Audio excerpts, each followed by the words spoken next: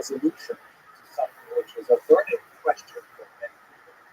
First of all, what is the Khazar hypothesis? Although it is shrouded in mystery, most historians coalesce around the idea that a population in the region of the Caspian Sea, not too far from the northern Black Sea, encompassing part of southeastern Europe, converted to Judaism sometime in the 8th century.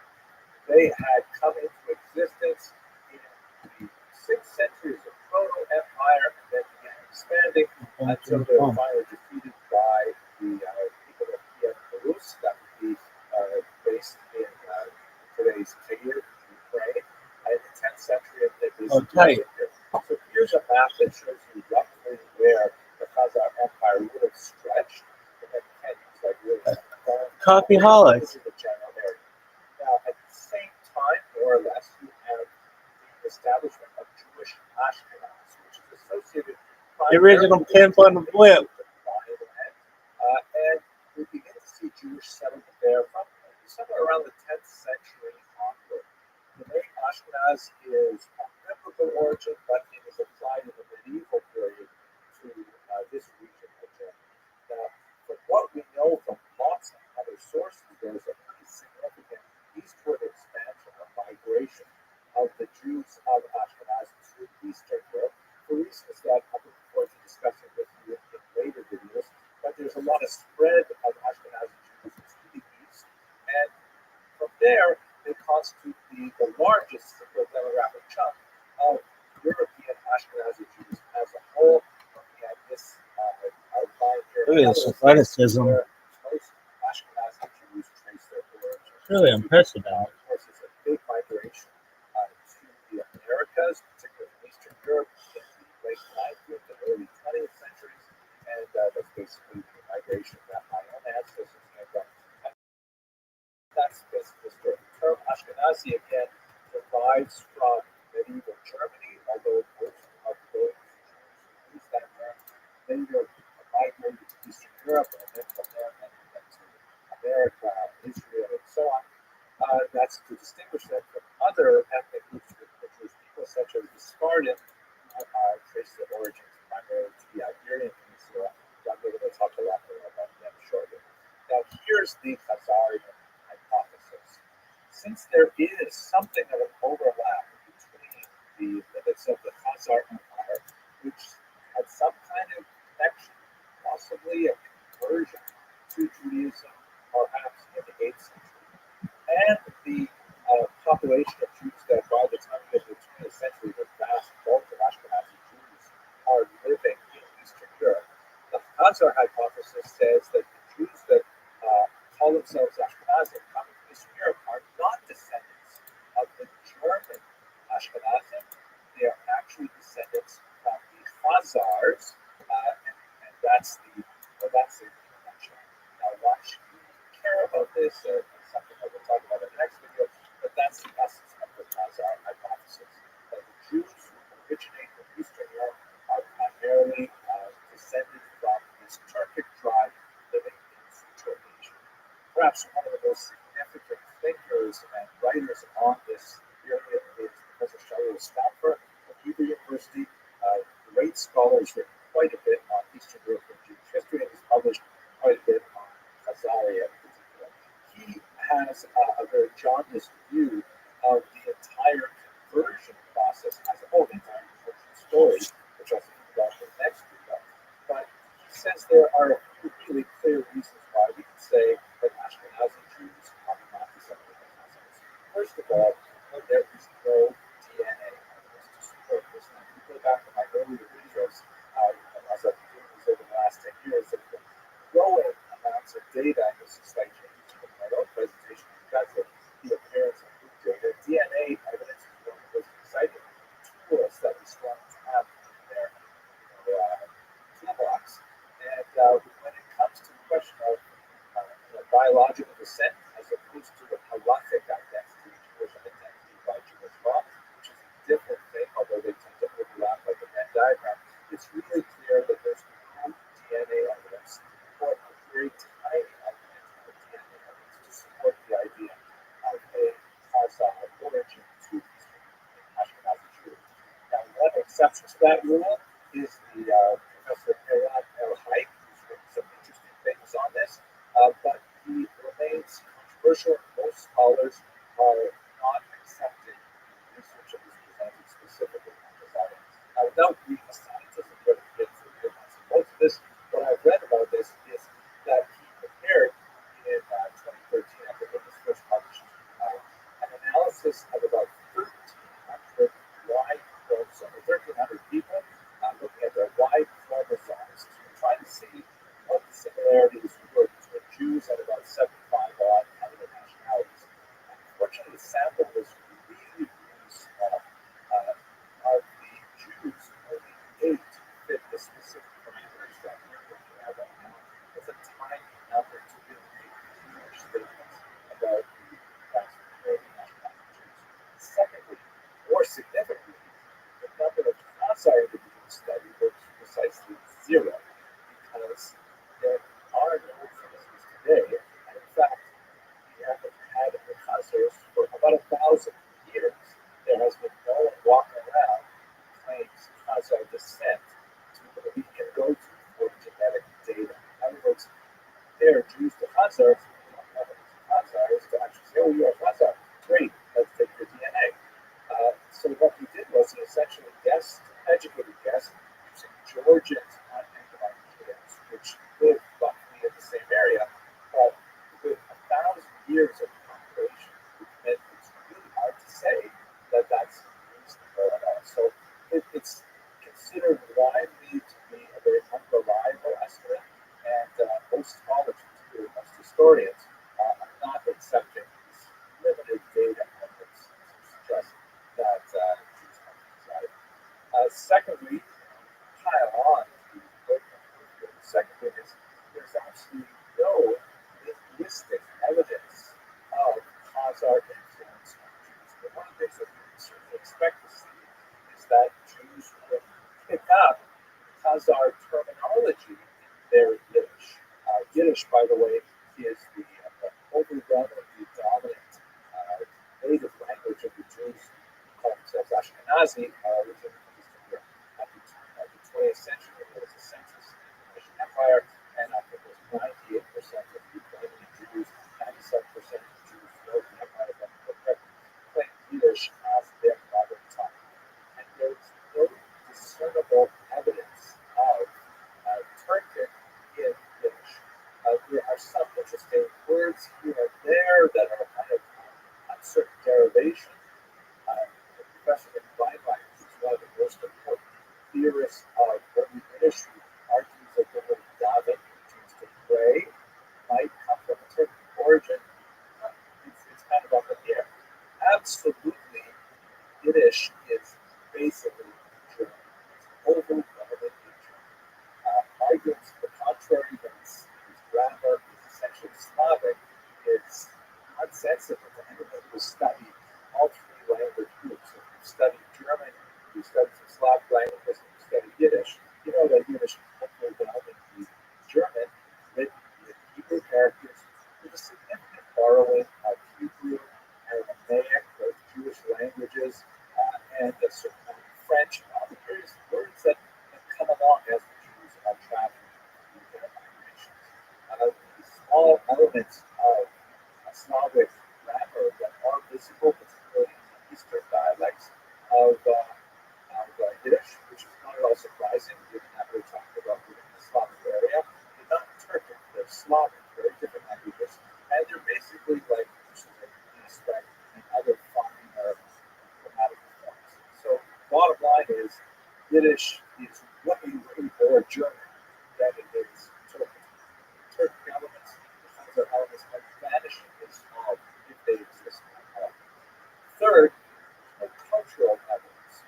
Where are the recipes? Where are the food customs? Where are the superstitions, the stories, the legends, the songs that one would expect to come from Turkic origins? We simply don't have them in Ashkenazi culture. We have lots of Western things, lots of Ukrainian, especially lots of Ukrainian, Polish, and so on, after 1,000 years of living in the region. We have evidence of German, of Latin, of French types of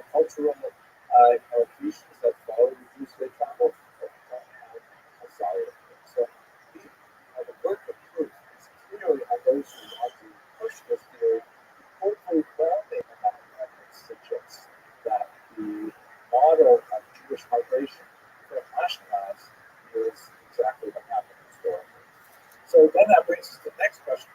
Where did Ashkenazi Jews come from? I get this question a lot, actually. So this is Doron Behar, who's a remarkable journalist who's really advanced the field quite a bit. He's done some great studies on DNA. I mean, Muslim just in the last few years. One of the most fascinating things that he discovered is that 40% of all Ashkenazi Jews are descended from precisely four women, apparently of European origin. And there's some indication that they lived about 1,000 years ago, or perhaps a little bit earlier. No indication they lived like they knew each other, but there are four specific women that seem to have had a tremendous impact on Ashkenazi Jews. Furthermore, statistically speaking, there are significant similarities between non-Ashkenazi Jews, like Sephardi Jews, Mizrahi Jews, and so on, with Ashkenazi Jews. So in other words, it still seems to be one big family, despite the superficial differences in skin tone and hair texture and so on. But Jews seem to be more or less one family, and there are significant distinctions between, especially in Eastern Europe, between Jews and the peoples among whom they live. So in other words, this all basically fits with the common sense idea of Jews from Western Europe into Eastern Europe. The kind of elements that Dr. Bihara was able to map out include something called genetic drift, which helps to account for some of the superficial presentation of Ashkenazi people. As a layperson, my understanding of genetic drift is basically when you have, and by the way, I'll show you in my course, I'll study in a second, it says a lot more about Jewish males and Jewish females. This happens when, as is very common, well documented, non-Jewish women adopt Judaism and marry into the Jewish people. This may be a much more pronounced conversion of women converting to Judaism than men converting to Judaism. This helps account for the physical distinctions between, let's say, Mediterranean Jew and Eastern European Jew. We also have a phenomenon which is consistent with the historical record of a genetic bottleneck, where you have a population of people that, for a variety of reasons, which could be social, economic, political, it could have to do with persecution, massacres, wars, things like that, but a larger group of people are suddenly shrunk over a period of time to be a much smaller population, a bottleneck forms, and that means that there are much fewer people from whom the later ancestry derived their origins. This helps explain the fairly large number of genetic disorders that unfortunately afflict Ashkenazi Jews, like breast cancer, Tay-Sachs, which may owe a lot to the fact that there is this bottleneck. Perhaps around the turn of the millennium, that meant that the population of Jews living in Northern Europe that were later moved to the East represent the basis of a much larger population. So the bottom line of all of this is that it's pretty much what we always were thinking, although Italy may be more important than most historians have thought.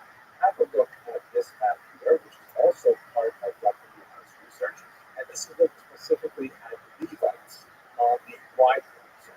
Levites, like Kohanim, are members of the priestly family, and they are, and it's only the males who pass down father to son. Others do not pass down the Levite connection. So looking at the Y chromosomes of Ashkenazi Jews, he was able to determine that it appears that they do have origins consistent with Middle Eastern distant origin, and then a strong migration through the Italian peninsula to the Ashkenazi heartland in Germany. That would be numbers 1 through 2 in this particular map. And then number 3 is, as we expected, a large migration towards the east, where most Ashkenazi Levites find their origins going back to that original vector.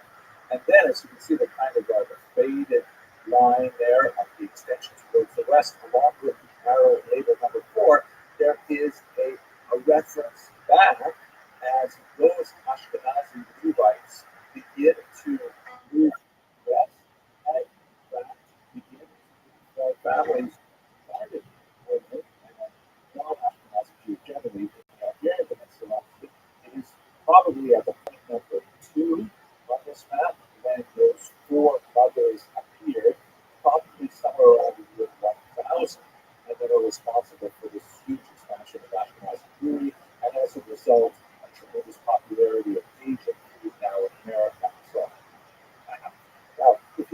these green lines here, this is the traditional view of the migration of Jews historically, which there's a lot to say for this, and this does not contradict the historical model that we have well documented Jews making their way across the coast of Africa. But that particular route would not necessarily explain the origins of those Ashkenazi Levites. In other words, while Jews may have been moving along that route number 5, they do not account for the large number of Levites that Ashkenazi days. It's not demonstrated by the research that we work on. Nevertheless, we do have Jews moving along the coast of North Africa, not necessarily Levites that end up producing lives or Ashkenazi. So complicated disease is from the coast. But you get the basic idea, right? Okay, so that's our short answer. Ashkenazi Jews are not descended from the Khazars. They are descended from the Middle East and possibly through an Italian vector. And there are 4 women, ironically, the Sarah, Rebecca, Rachel, and Leah are Ashkenazi Jews and account for almost half of all Ashkenazi Jews today. In the next video, let us actually look at Khazaria and try to figure out what did happen in the 8th century. What can we say about the intelligence? Okay, thank you very much for watching.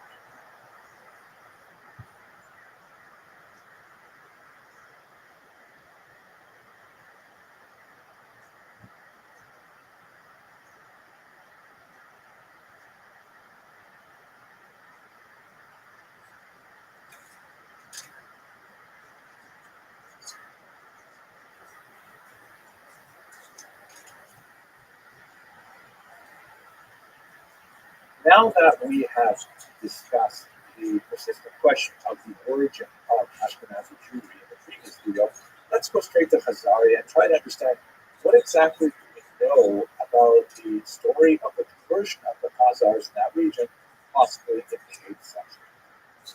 The story of Khazaria is especially fascinating when you think about the way it has been received by Jewish history. This is what the German historians call the Rezeptionsgeschichte, or the history of the reception, how an idea is formed and developed and spread around. Perhaps the most important element of the Rezeptionsgeschichte, how it's hard to say, of the Khazar conversion is this book, the Kuzari, written by Rabbi Yehuda Levi, very, very important Spanish Jewish thinker in the 12th century. The story described in the Kuzari is essentially the story of the Khazar conversion as this great poet and philosopher developed into a massive book. The story goes like this. Basically, there is this king of Iran who, somewhere around the year 740, is a very spiritual individual, concerned with the practice of paganism among his people, and looking at the growth of monotheistic movements, so particularly Christianity and Islam. And both Christianity and Islam are making geographic headway in Central Asia and approaching those borders. And he thinks to himself, well, so what should I do? Should I be remaining a pagan? Should I join one of the other faiths of God? And so he has a debate where he brings together a Jew, a Muslim, and a Christian. So it sounds like such a joke, but it's not. And he has them have a trilateral debate over which religion is superior. In the end, as you might have expected, given the fact that this is Rabbi Yehuda Halevi writing it, King Bulan decides to accept Judaism, and all of his court and the Khazarian people ultimately follow him to Judaism. That's essentially the story. Now, I hope you noticed that there's 500 years difference between the setting of this story and the authorship of the Kuzari. That's half a millennium. That's a lot of time. And we have to understand that the Kuzari was chosen as a subject for Rabbi Yehuda Levi because of circumstances in the Iberian Peninsula in his day, specifically the trilateral relationship between Jews, Muslims, and Christians, which was very unique to Spain and Portugal. Rabbi Yehuda Halevi essentially used the story of the conversion of the Khazars as a kind of a literary foil of a larger philosophical discussion about the relative merits of Judaism, Christianity, and Islam.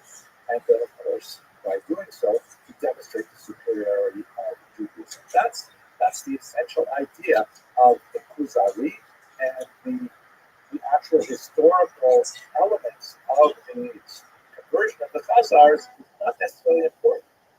What the Yehuda wanted to achieve in his literary work. So let us set aside the Kuzari as a historical source. It's definitely not intended to serve as an historical source. It's intended to serve as a literary philosophical source. But try to go back and understand what. So let's move back a couple hundred years to the correspondence of Chastai ibn Shabru. Again, we're still about 300 years distant from the actual events described, but this is a fascinating, very important source, which was exceptionally important for Yehuda Halevi's work as well. Chastai ibn Shabru, who I hope we will discuss in a few lectures when we look at Spain in the 10th century, very important diplomat who communicated with Jewish communities throughout the Mediterranean basin. And he was fascinated with the story of the Khazar conversion, which was known to him. And so he sent out some emissaries to try and reach Khazaria and find out, what's going on there? Are you guys actually Jewish? Is this actually a Jewish kingdom? Now, for reasons which will take us beyond the scope of our discussion, his emissaries did not succeed in reaching Khazaria or speaking with any actual Khazarians, but they did receive correspondence from someone who purported to have brought letters from a King Joseph at Khazaria. These letters are absolutely fascinating. They relate the story of the conversion of King Bulan. They talk about the nature of Khazarians, their Judaism, and all kinds of fascinating things. But it's widely believed that these letters were forgeries. In other words, the people who provided the letters to the messengers of Chastai ibn Shabru were essentially engaged in some kind of con. And they have no bearing on the actuality of Khazaria, and they don't have historical value for that purpose. So they're fascinating and they're really engaging, but are they real? Are they authentic? Are they actually letters from King Joseph? Probably not. We do know, however, as we get closer and closer to the original dates, that there were medieval Jewish travelers who either had direct contact with Khazaria or direct contact with Khazarians in different places and report, however briefly, on their Jewish status, sometimes with a degree of surprise, sometimes with a degree of skepticism, but nevertheless, there's like more and more little tiny bits of evidence piling up in a lot of places. As we shall see, many skeptics would say that the plural of anecdote is not data, but it's hard to toss away these little bits of information. For example, here's a fascinating document which was found in the Cairo Geniza. We will have opportunity to speak about what that Geniza is in a few lectures from now, but basically it's a medieval trove of documents which were literally thrown away, but were amazingly preserved until they were unearthed in the late 19th century. And in this trove of documents is the so-called Kievan letter, which is basically a letter that is familiar to anyone who lives in the Jewish community today. When tzedakah collectors, when charity collectors come by Jewish homes, they typically present a document which is called a petek, and it's essentially a statement of the bona fides of the bearer of the document, saying that this person represents a legitimate cause, he's fallen on hard times, he's supporting orphans and widows or a charitable cause, one or the other. And it's expected that when someone presents you with this text, which may be issued by the local community in which the donor lives, or it may come from the originating community, like from Jerusalem or wherever, then you give them charity and they build up a So this is exactly one of those documents.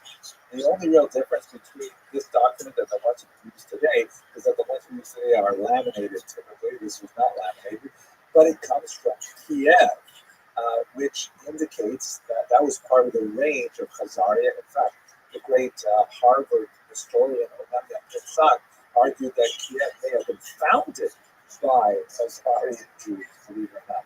At any rate, the letter, which comes from Kiev, specifically describes how the person has fallen out of time, the person is worthy, and you should specifically support his cause. And then, amazingly, at the bottom, you can see it's highlighted here in this particular image.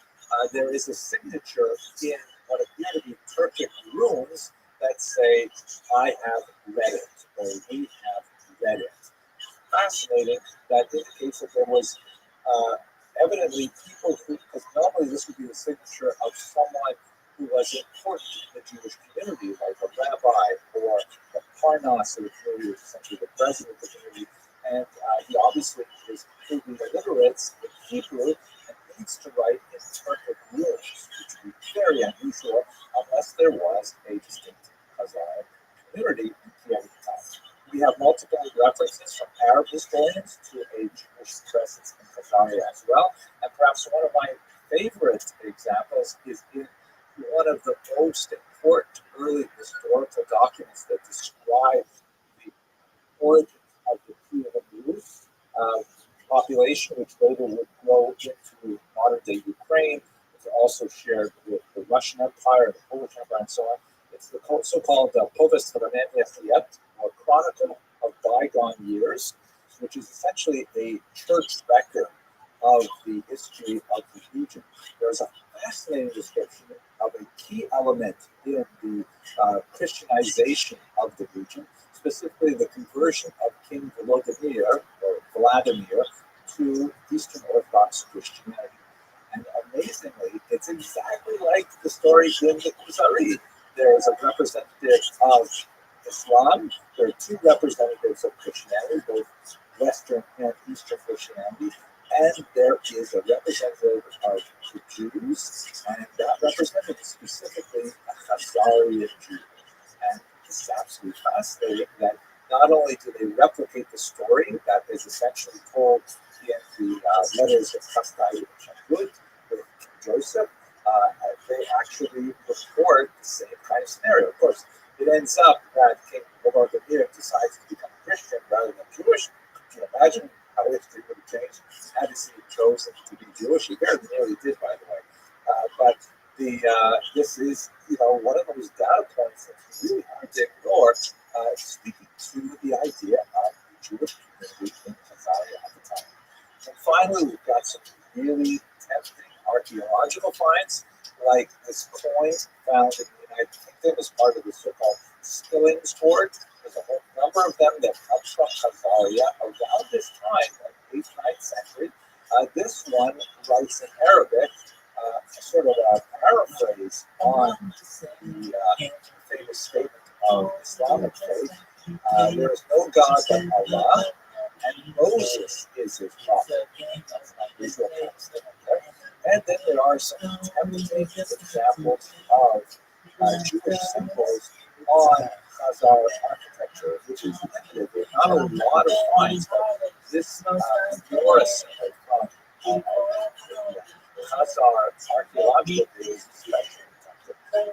So all of these things come together to suggest that something really important happened in this region in the 8th century that involved Judaism. Well, what exactly happened? Let's have a look at that. If you ask Mr. Shaul Stanford, who we met in the last lecture, we were talking about DNA evidence, Dr. Stanford is definitely one of the skeptics of the whole story. He says it is, quote, a splendid story. Right? You can finish the rest of that sentence. In other words, there's not much to it. So, but we still have all these bits of data. We have a letter, the Skillings hoard coin. So now, what does all that mean? So, trying to put together, one of the biggest questions we have is if they did convert to Judaism, and I tend to believe something happened there with regard to conversion. Why did they convert to Judaism? There's not going to be a really good source to provide an answer for us. Besides, of course, the letter of Joseph to Chastai Shabu, widely regarded as a forgery. In that letter, the primary motivation is essentially spiritual, and that's very nice, but maybe I've been a historian too long, I can be skeptical of such things. It's also possible that maybe it has to do with the geopolitics of the era. The Khazars did fight brutal wars with the Muslims. They did see the rapid expanse of Christianity, which would overtake Ukraine and then Kiev and Rus in short order. So maybe they chose to adopt Judaism as some kind of potential neutral position. Perhaps they hoped to say that, hey, Jews are tolerated in Muslim lands under the Pact of Mar, which we discussed earlier, and in Christian lands through the doctrine of witness. Maybe they thought they could carve out some independence there. But we also have to remember that there is remarkable silence regarding their association with the massive Jewish population in Mesopotamia, which is really not so far away. This was really the real center of Jewish intellect and rabbinics and writing and so on. Why is there silence from Mesopotamia on the Khazar conversion? Who converted them? If not the rabbis active in Babylonia and Mesopotamia, was it the Karaites, who we haven't had the opportunity to discuss yet? Why do we have no Karaite sources either? So a lot of questions about why they would convert. Secondly, how Jewish was this conversion, both in terms of quality and in terms of quantity. I mentioned already that we don't have a clear sense as to whether these converts were rabbinic in orientation or Karaite in orientation. The documents like the Kievan letter just indicate a particular individual who had gone to Egypt with the purpose of raising funds had fallen on hard times. But it doesn't really say much about his personal religious orientation. We don't really have clear evidence as to what kind of Judaism they performed. We also, very importantly, don't know how many of them became Jewish. Is it possible that this was kind of like a royal conversion, like we see, for example, with Queen Helena of Adia Bene, who converted to Judaism with her sons, but her husband remained non-Jewish? Is it possibly similar to the conversion in Simeon in the Arabian Peninsula? We simply don't know how many of Khazarian Jews converted to Judaism. And it could be that this was simply a token conversion that took place in the upper strata. It did not extend to the lower population as a whole, who remained essentially pagan. We don't know. And thirdly, perhaps contributing to the ongoing mystery of the Khazars, what happened to them? Where did they go? We know that the empire lost its political independence in the 10th century when Sviatoslav of Kiev was destroyed for the last time. But they seem to pop up every now and then in the chronicle of bygone years. That was a couple hundred years later. We still have reference to the Khazars as Jews, but they don't seem to have that impact on the demographics of the region. We already discussed in the previous video the lack of DNA evidence of their continuing relationship with Ashkenazi Jews. Did they perhaps, make an impact on some of the smaller Jewish populations, like in the Caucasus, like the mountain Jews, perhaps? We simply don't know. Now, as I mentioned in the beginning of the last video, I get a lot of questions and a lot of attention by the Khazars. Sometimes I have to actually shut off the comments because they just get way out of hand. And you might wonder, if this is your first time encountering this question, why would people care? Right? What is the big deal? Some obscure 8th century event?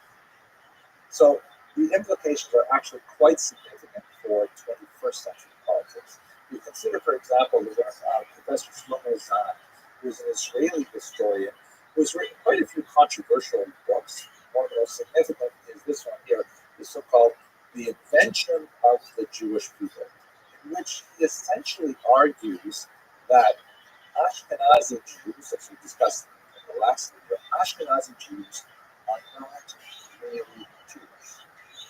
this entire sub-ethnic group of the Jewish people, which had such a profound impact on modern politics in particular, since the 19th century in particular, they're not actually descended from the biblical Jews of ancient Israel.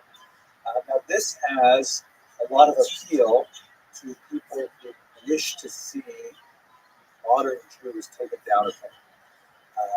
Maybe for religious reasons, that they want to feel that modern Ashkenazi Jews don't have a real share in the ancient patrimony that they claim. Again, not that it really makes a difference in terms of Jewish law, and although I'm not a theologian, I'm not even sure what kind of difference it would make theologically.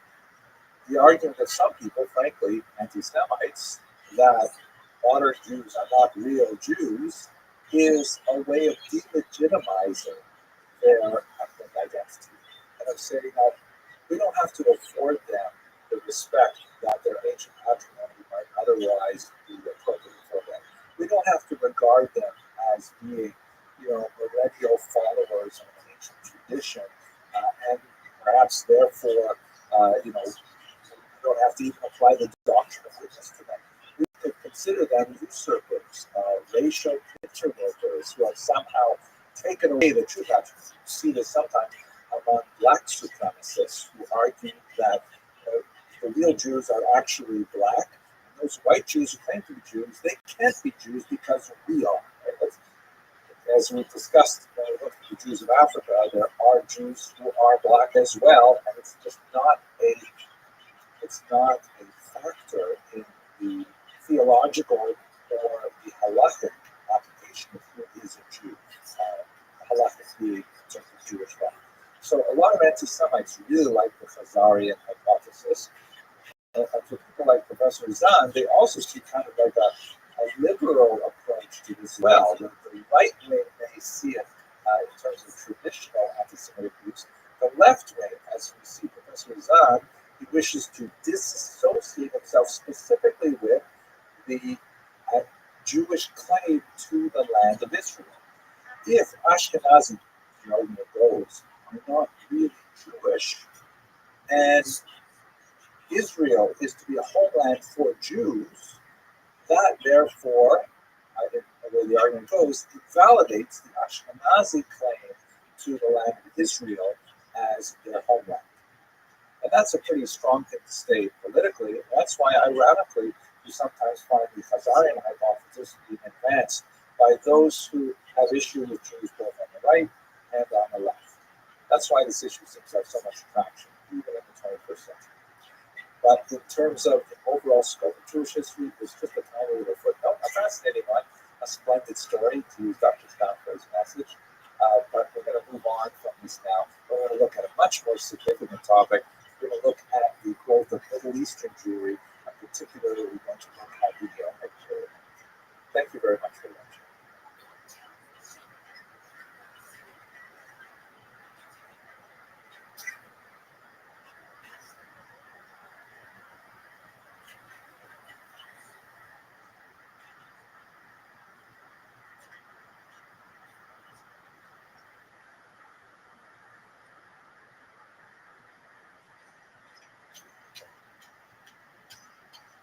In this brief video, I'd just like to take a few minutes to walk you through major migration patterns of Jewish history, right up until the end of the first half of the 20th century. And of course, it's very significant things that happened with the Holocaust and after the Holocaust, but I'm going to stop at that for a minute just to give you a sense of how Jews got to live there. So if we start from the very beginning, let's go back to the biblical period. The Bible does record a few really significant migrations. Of course, there's the early migration of the patriarch Abraham from the city of Ur in what would be today Iraq, actually, into the land of Israel. And of course, the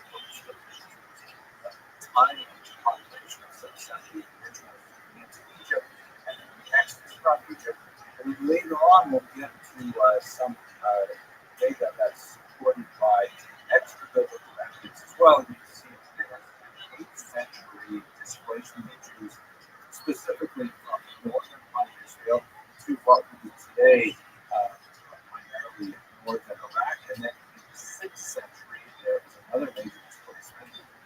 destruction of the first temple to a little bit further south, the Mesopotamian region, the Tigris and Euphrates River. So you have some sense of those migrations. There are, during this time as well, some Jews living in Egypt, particularly in the southern part of the Nile River, the Upper Nile, another huge population that I've sent out. So if we move to late antiquity, let's start in the first century onwards, we've got a couple of really important populations in Israel. Before the Bar Kokhba revolt of the year 132, you still have a fairly significant population in Yehuda, that is the central southern part of the land of Israel. And after that failed revolt against the Empire, pretty massive devastation of Jews in Yehuda, and both of them moved to the north to the region of Galilee, or Galilee. That's why I put two circles there on this map of the land of Israel. You still have the nucleus of the Jews who had emigrated to Iraq, I should say, or forcibly moved to Iraq under the regime of Assyria and Babylonian kings. But then there is a fairly significant growth of that population that actually becomes a major tunnel center. So that's happening in the Mesopotamian region. You can see it there in the circle on the right. And then you have as well a significant population of Jews that continue to reside in Alexandria is perhaps the most significant of those locations. These circles here are not to scale. In fact, I'm not even sure if we have a good sense of what the relative scale would be, but I would guess that the Alexandrian population is much, much smaller than that of Iraq. Also in this context is a major development of the Jewish population in the Italian Peninsula in particular, especially after the destruction of the temple in the first century. There's a significant population that had pre-existed the destruction of the temple really into the first century before the Common Era. You have Jews living in Rome, and a lot more was sent over there as prisoners before it saw. This map is not indicated on Jewish settlements that are from the Peninsula, the Asia Minor, and across the North Africa, particularly from Tunisia and Gaza today, towards the west. So you've got Jews spreading out by Seabrams world at this time, but these are kind of like the major sections of where Jews lived and what would become very important for them. So that gives us kind of like a very quick overview of how you see that there is a gradual increase in the movement towards the west. And you still have the major population of Jews in Mesopotamia, and in fact, it becomes a source of out-migration as well. There are Jews moving across the coast of North Africa. You know they're moving as far west as the Iberian Peninsula as the 3rd century, and that population increases, especially after the Muslim conquest in the 8th century, and it becomes much more hospitable to Jewish settlements. You have Jews moving across the coast of North Africa into Spain, and that includes especially the so-called golden era of, let's say, the 9th century onwards. You also have an increase in Jewish population in Italy, and their movement north of the heartland of Ashkenaz. Some of them move into France, and you see a significant increase in the population of the Rhone River cities that had already been settled with Jews in the 1st century, increased partially through time immigration, also through Iberian immigration. You have Jews moving to England, and you have, of course, into Germany, which is Ashkenaz proper at this time. This movement, however, will endure some significant changes in the next 500 years, primarily through anti-Semitic persecution on the one hand that drives Jews gradually eastward, and then there's kind of like a vacuum effect where economic opportunity also draws them into the Eastern European heartland, places like Poland, Romania, Belarus, Ukraine, and so on. What you can see in this map here, look at the they basically a major expulsion that's never been on in 90 basically across the channel to France.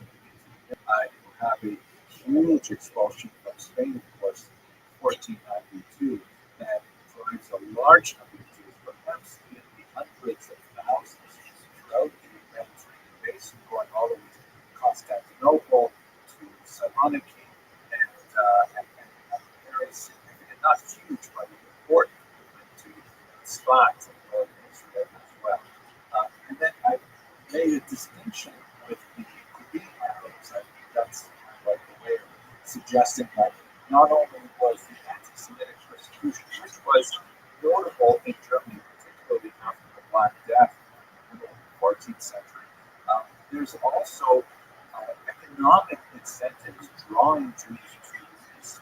There's an increased demand for Jews acting in all areas of commerce as leaseholders, as arrendators, as minters in the Eastern European part of Europe. So the green arrows indicate not only the anti-Semitic persecution from the West driving them towards these, but also the economic draw bringing them into Eastern regions. And if we switch back again to the Western part of Europe, you see in the Iberian Peninsula, of course, there are some Jews who elect to explore the New World, which is being discovered as we speak about this particular period of expulsions. And they're leaving not only from Spain, but also from Portugal, sometimes as new Christians, meaning they had already been converted to Christianity against their will in 1497. And then they take them as Christians to go to places like Brazil, and they might actually revert back to their Jewish identities. They're also migration to Portugal to places like Amsterdam. I can't include all of the detail on this map, but you get a general sense of what's happening. Now, if we go to the modern period, the early modern period, you get a sense of the general dispersion of population. It's something like 1 million Jews living in the world around the year 1700.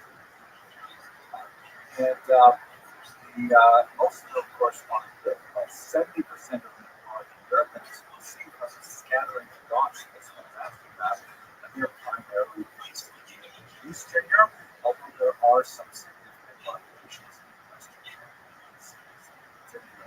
A very small number of Jews, about 70% of North Africa, a smaller amount are living in the Middle East, the Ottoman Empire, which Mesopotamia, that was such a major population center, but clearly by the time we get to the year 1700, the balance of population is shifting to Europe proper.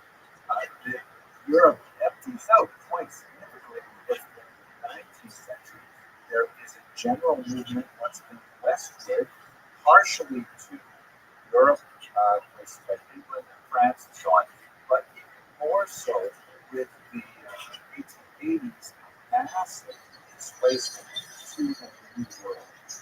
This map shows you the pivotal settlement, which is a region in the Russian Empire where Jews were allowed to live, and it basically overlaps much of Poland, the western Ukraine, Lithuania, Latvia, part of Latvia. But it was subject to a tremendous amount of economic discrimination, a kind of like administrative overcrowding that made it desirable for Jews to stay. So this mirrors what's happening outside the Russian Empire as well. Massive amount of Jews moving to what you call the Golden Medina, the Golden Country in the United States of America, and then to the north, 70,000 Jews moving to my homeland, my birthplace, because they have there. And of course, a significant number as well to South America, and roughly equal amounts. This map is very late to 1924, 1928. About 45,000 to both the developing community, what would become Israel after 1948, and also to South Africa, and a very small number also to Australia. To get a sense of Jews expanding now from Europe to the New World. So if we look at the population distribution of Jews on the this map is to scale, so you get a sense of the relative size of the populations. Eastern Europe still is the heartland. 60 overall, but the US and Canada have almost caught up, almost 5 million as well. Significant populations in other parts of the world. Now, I happen to in this brief video look at some of the massive smaller migrations like to India and to China, but I hope to address those in future videos. That's about it for a very quick look at migration patterns. Hope you enjoyed it.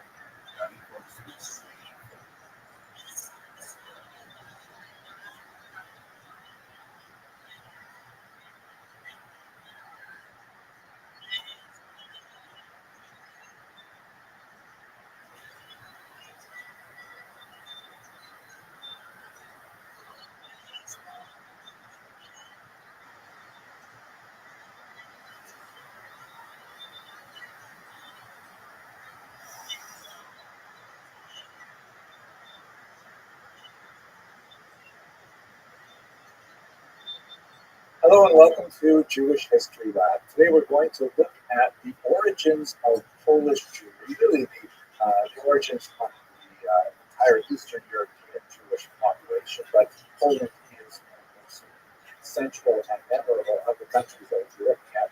And for those of you who took the time off to celebrate the holidays recently, I hope that you would come to us refreshed and relaxed. And for all of us, I wish you all a wonderful year of blessings. By the way, if you're not aware, this is the year 5,782 according to the traditional count, now that we're past Rosh Hashanah, the Jewish New Year. And someone told me that he's been very careful to go on a new diet this year where he will never eat more eat more calories than the calendar year number. And then he says, thank God I'm Jewish, right? Sorry to do that. I know a lot of people are like, let's talk about the origins of Polish. So when I say Poland, I'm really using the term somewhat anachronistically because the region as a whole was dominated by something called the Polish-Lithuanian Commonwealth. You can see in this map, which has the borders of the Commonwealth as of the year 1618, but superimposed on contemporary political boundaries so you get a sense of what it was. It was this massive territory. Poland was at sort of like the southwestern core of it, but after this dynastic union with Lithuania, it spread really to a massive area, almost stretching from the Baltic Sea to the Black Sea, well into European Russia, down into the East Central European countries as well. And so the material that I'm discussing today does not really apply, strictly speaking, to Poland as we understand it by 21st century boundaries, but to this larger entity, which includes, of course, Ukraine, Belarus, and Lithuania, where very, very large numbers of Jews reside. The southern part of Latvia is also very important because it was part of the Russian Pale of Settlement, which we'll get to in a few lectures. At any rate, where did the Jews come from in this region, which became the dominant center of the world Jewish population in the early modern period? So there is a small migration that extends back really to the first centuries of the Common Era, perhaps even a little bit before the Common Era. And these are Jews that come from Byzantine lands and make their way through the Khazarian Empire. The extent of Khazarian influence is very, very difficult to quantify. It appears to have been minuscule. There are occasional references to Khazarian Jews, for example, in one of the early Russian chronicles, the Published Kiev, which not strictly speaking Russian, but refers to Kiev Rus, the region as it was known at that time. And there's references to Jews from Khazaria being involved in Kiev in particular. And they left behind, as we discussed in previous lectures about Khazaria, they left behind very, very little trace of their presence, either in cultural aspects, literary aspects, and so on. We don't really know a lot about how extensive this penetration was and how much it affected the later dominant Polish Jewish population.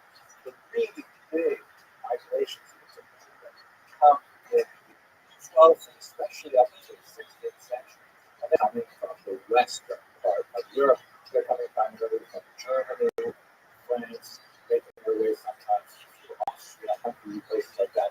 But that's really where you have the dominant Polish population of Jews. There you see lots of traces of Europe. There's lots of very significant connections between cultures that started, for example, in the Rhineland and then made their way to the east. Yiddish, of course, is the overwhelming language of Jews, and that is basically a medieval German dialect with Hebrew letters. They're not bringing with them too much of the languages of the Kazakhs, for example. So you begin to see some legendary elements of their appearance in the region as early as the 8th and 9th century, but it really begins to coalesce around the 10th and 11th centuries. And one of the things that we see them doing, for example, during this period, is that Jews are serving as royal minters and making money. Here, have a look at these coins. I mean, literally making money, producing money, things to be used money, not necessarily making money for themselves, which I'm sure goes hand in hand with it, but some of the earliest coins in the Polish Lithuanian Commonwealth are actually written with Hebrew characters. Here you see a few stencils of several of them. Here's a better view of one that has the term Moshka Karol or Mashka Karol, which is clearly the Hebrew phrase for King Neshko, a 12th century Polish ruler. Of course, this is highlighted red to make it a little bit easier to read. Now, it's fascinating. Why would the early Polish nobles and kings make coins with Hebrew letters? It speaks most likely to the widespread illiteracy which was common to the region, and the fact that the Jews would use the Hebrew alphabet because Jews are the ones who were working with the money primarily in small commerce that became relevant. We'll have a lot more to say about this in the future lecture. We'll talk a little bit about the economic basis of Polish Jewry, but for the time being, this is just some of the archaeological evidence of their early settlement from about the 10th century onward. Now, when we look at why Jews migrated to Poland, the Polish Lithuanian Commonwealth property, there are both push and pull factors. There are factors which drove Jews out of Western Europe, and there are factors which drew Jews into Eastern Europe. Eastern Europe was definitely a place of refuge for Jews. You can see here a beautiful representation by a man named Gerson, representing King Casimir, who is accepting the Jews and giving them protection and refuge. So much so that you see some of the great scholars like Moshe Israelis from Galicia refer to Poland with kind of like a fanciful etymology of Hebrew, O Nin, meaning here, O Nin, we will rest, or here we will find refuge. So, in terms of the push factors, what was driving Jews out of Western Europe? The first marked thrust that drove Jews to pursue homes in the eastern part of Europe were the first two big massacres of 1096 that we discussed a while ago. Horrific massacres primarily in northern Germany that seemed to be outside of the control of the legitimate state authorities to manage. And Jews were very frustrated by this because as a minority, Jews are always vulnerable to mob violence, and they rely on the legitimate authorities to maintain a Rechtsstaat, as a society governed by law. As we've discussed in many previous lectures, Jews are typically very happy to live in environments where there is some minor discrimination against them, a certain degree of endemic anti-Semitism, but only if the rule of law is protected. Meaning, perhaps there will be a meaningless clauses that Jews will not be allowed to enter university, or perhaps there will be certain tax breaks that are not allowed to take advantage of, or whatever it is, as long as they know that if someone throws a rock through their storefront window, they'll be able to go to police will investigate and catch the culprit, then they will have a proper criminal trial and so on. So Jews fear mob violence like any minority. And when you had these series of massacres that accompanied these traveling bands of crusaders. How are you, As Lincoln? we discussed electronic crusades, Lincoln. more of their ragtime followers. What's good, son?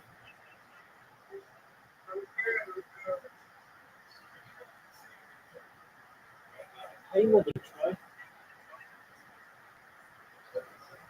We're going to watch Jewish history lectures. What do you think, Dan? You sling your dick like it's going out of style? So, that's what I like to hear. What's good in your neck of the woods?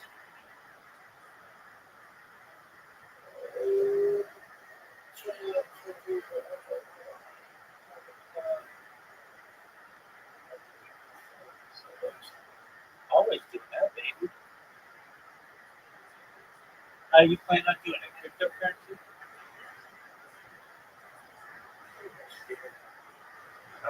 What's the scam? What are you going to do?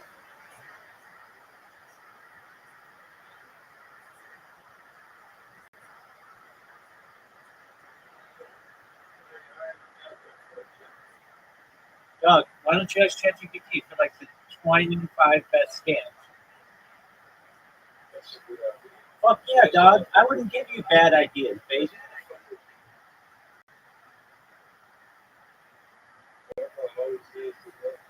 Poor dog. You ready to review them?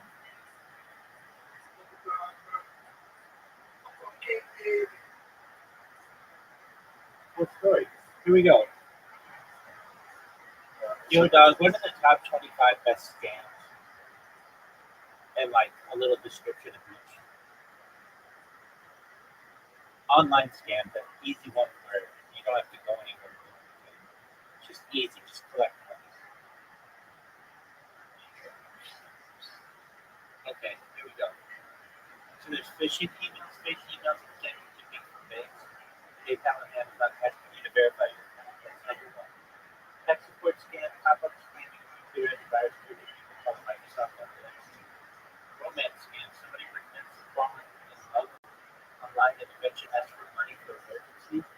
It's a investment Ponzi scheme, guaranteed high return of crypto based, but they pay really investors with money from them. Online job scam, make remote job, are you to pay training fee or buy equipment? Prize lottery scams. These are you told you want a big prize, but you must pay tax for online. Next is charity fraud. Scammers send fake donations. Scammers send fake donations that have disaster tragedies.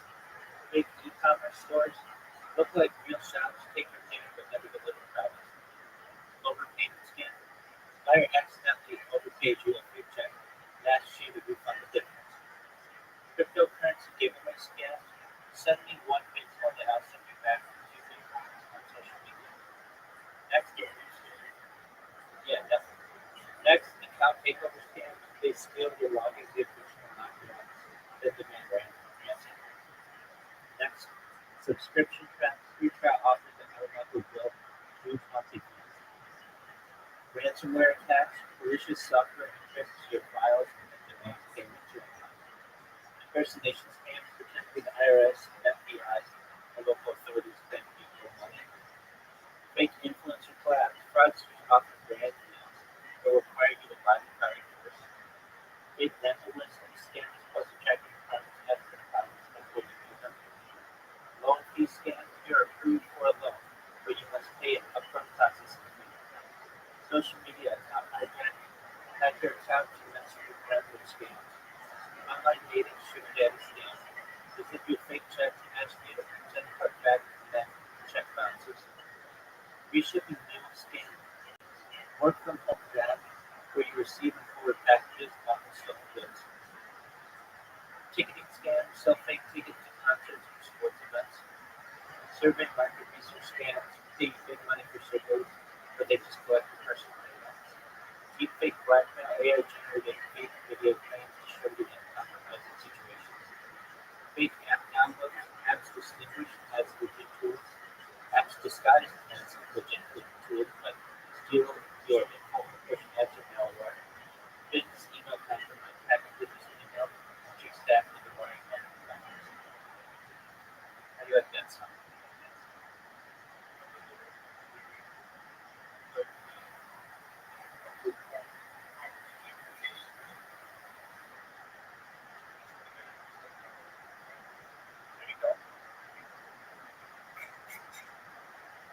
Well, those don't take work and everything. Why don't you do something that is easy and easy?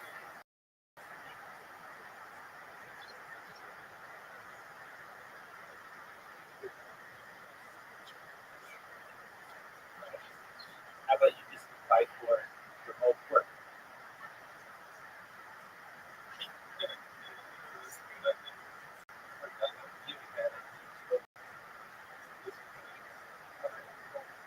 it out.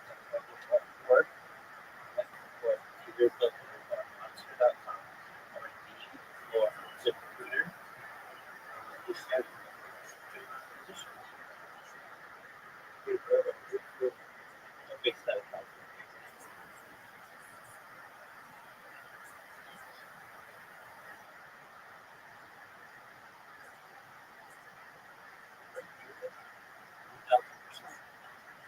So Jewish. I'm screaming. Poor dog and watch a Jewish history lecture that we speak.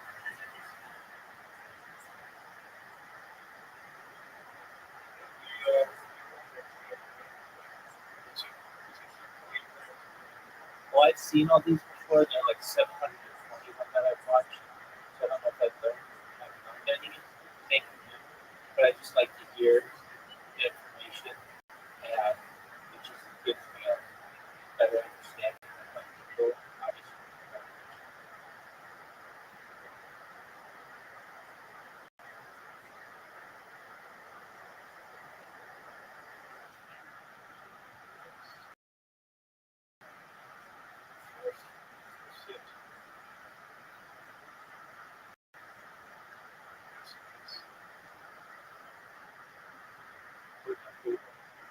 Of the Crusaders, and that the local authorities, including the church, could not put a stop to it.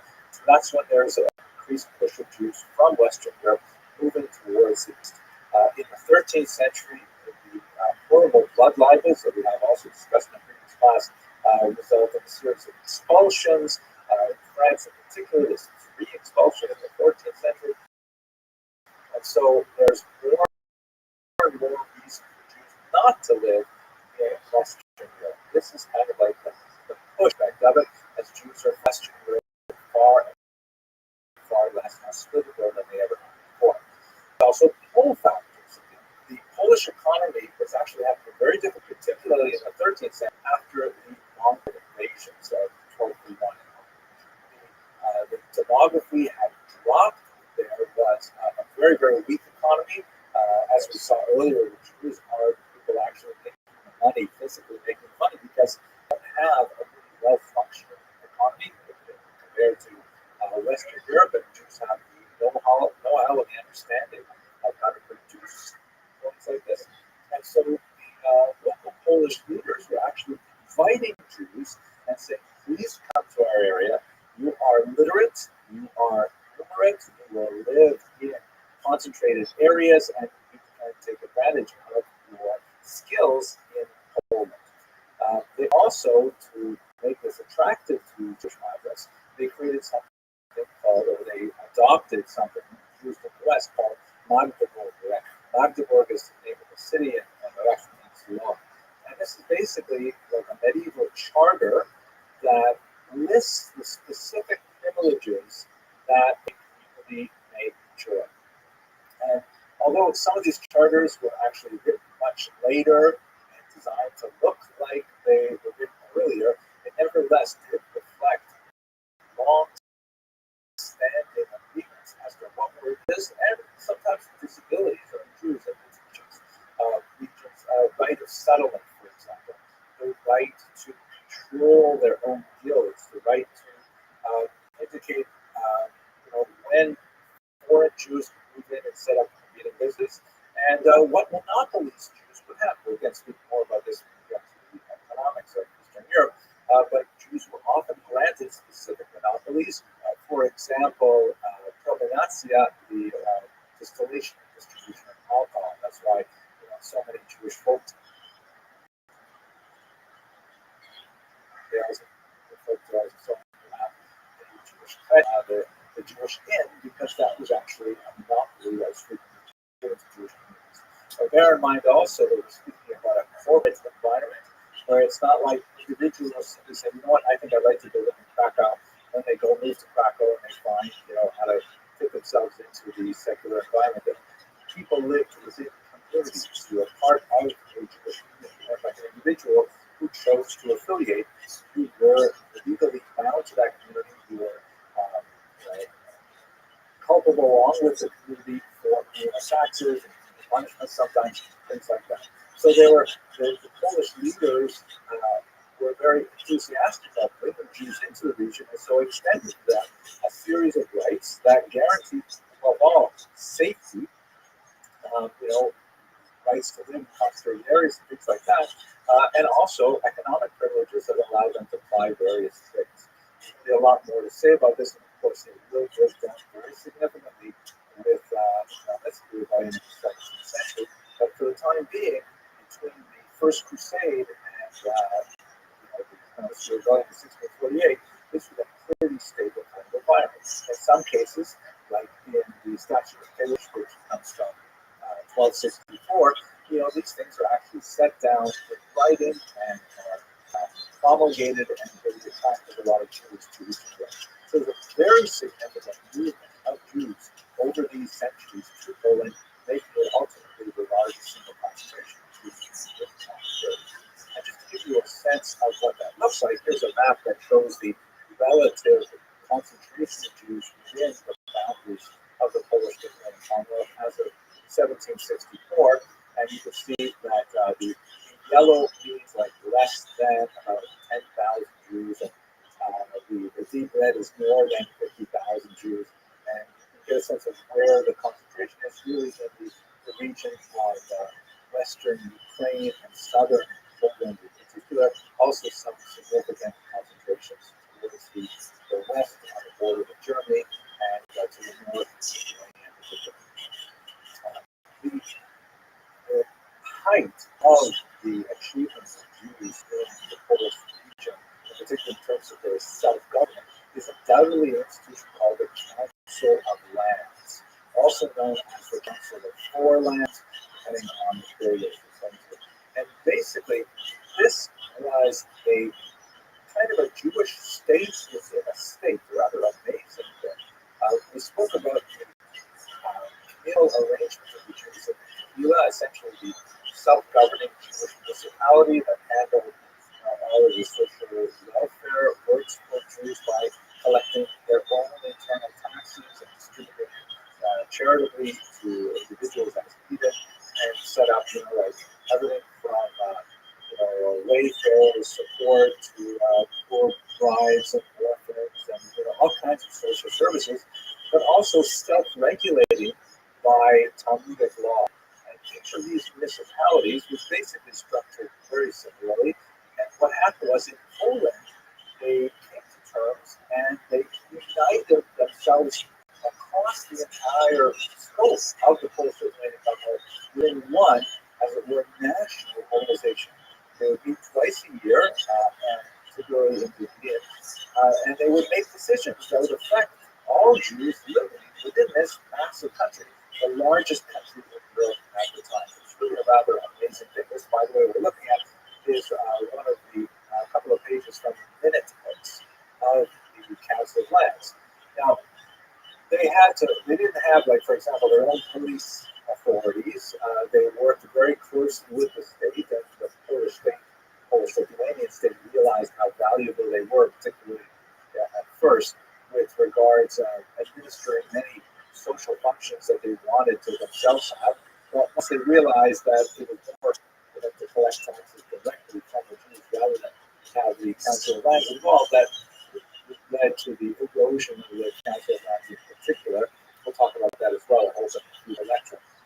But the kinds of things that they dealt with was really quite significant and made a huge impact on the way in which Jews lived and considered themselves in the Polish state.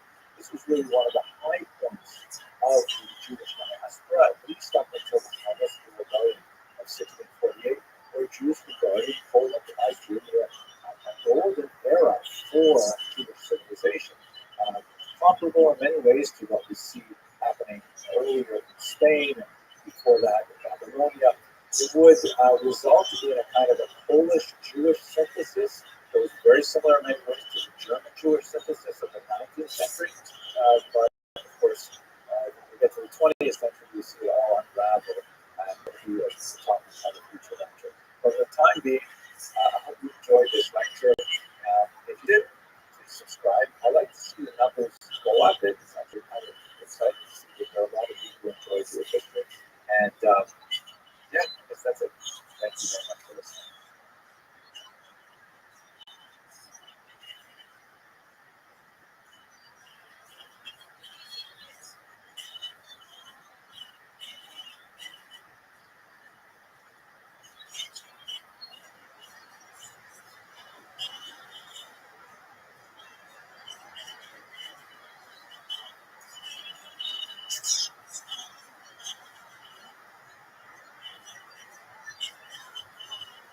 Hello and welcome to another episode of Jewish History Lab. Today I'd like to begin with a discussion of the 17th century. In particular, we're going to look at the Khmelnytsky uprising. This is referring to Bogdan Khmelnytsky, a Ukrainian leader, who I'll show you a picture of him shortly. And it's sometimes spelled with Roman characters with the Polish spelling, making it look something like Khmelnytsky. It's actually pronounced Khmelnytsky with a guttural at the beginning. This was an extremely consequential uprising in the middle of the 17th century that had a hugely negative impact on Jews in Eastern Europe, very large loss of life and significant disruption through forced migration of Jews from the region. There was a fairly rapid recovery thereafter, but let's take some time to talk about the nature of the uprising and what specifically was the cause for the attacks on the Jewish population. This picture that we're looking at is a remarkable image by Ilya Rabbi, a very important 19th century artist from Eastern Europe. And it shows a number of Zaporizhia Cossacks.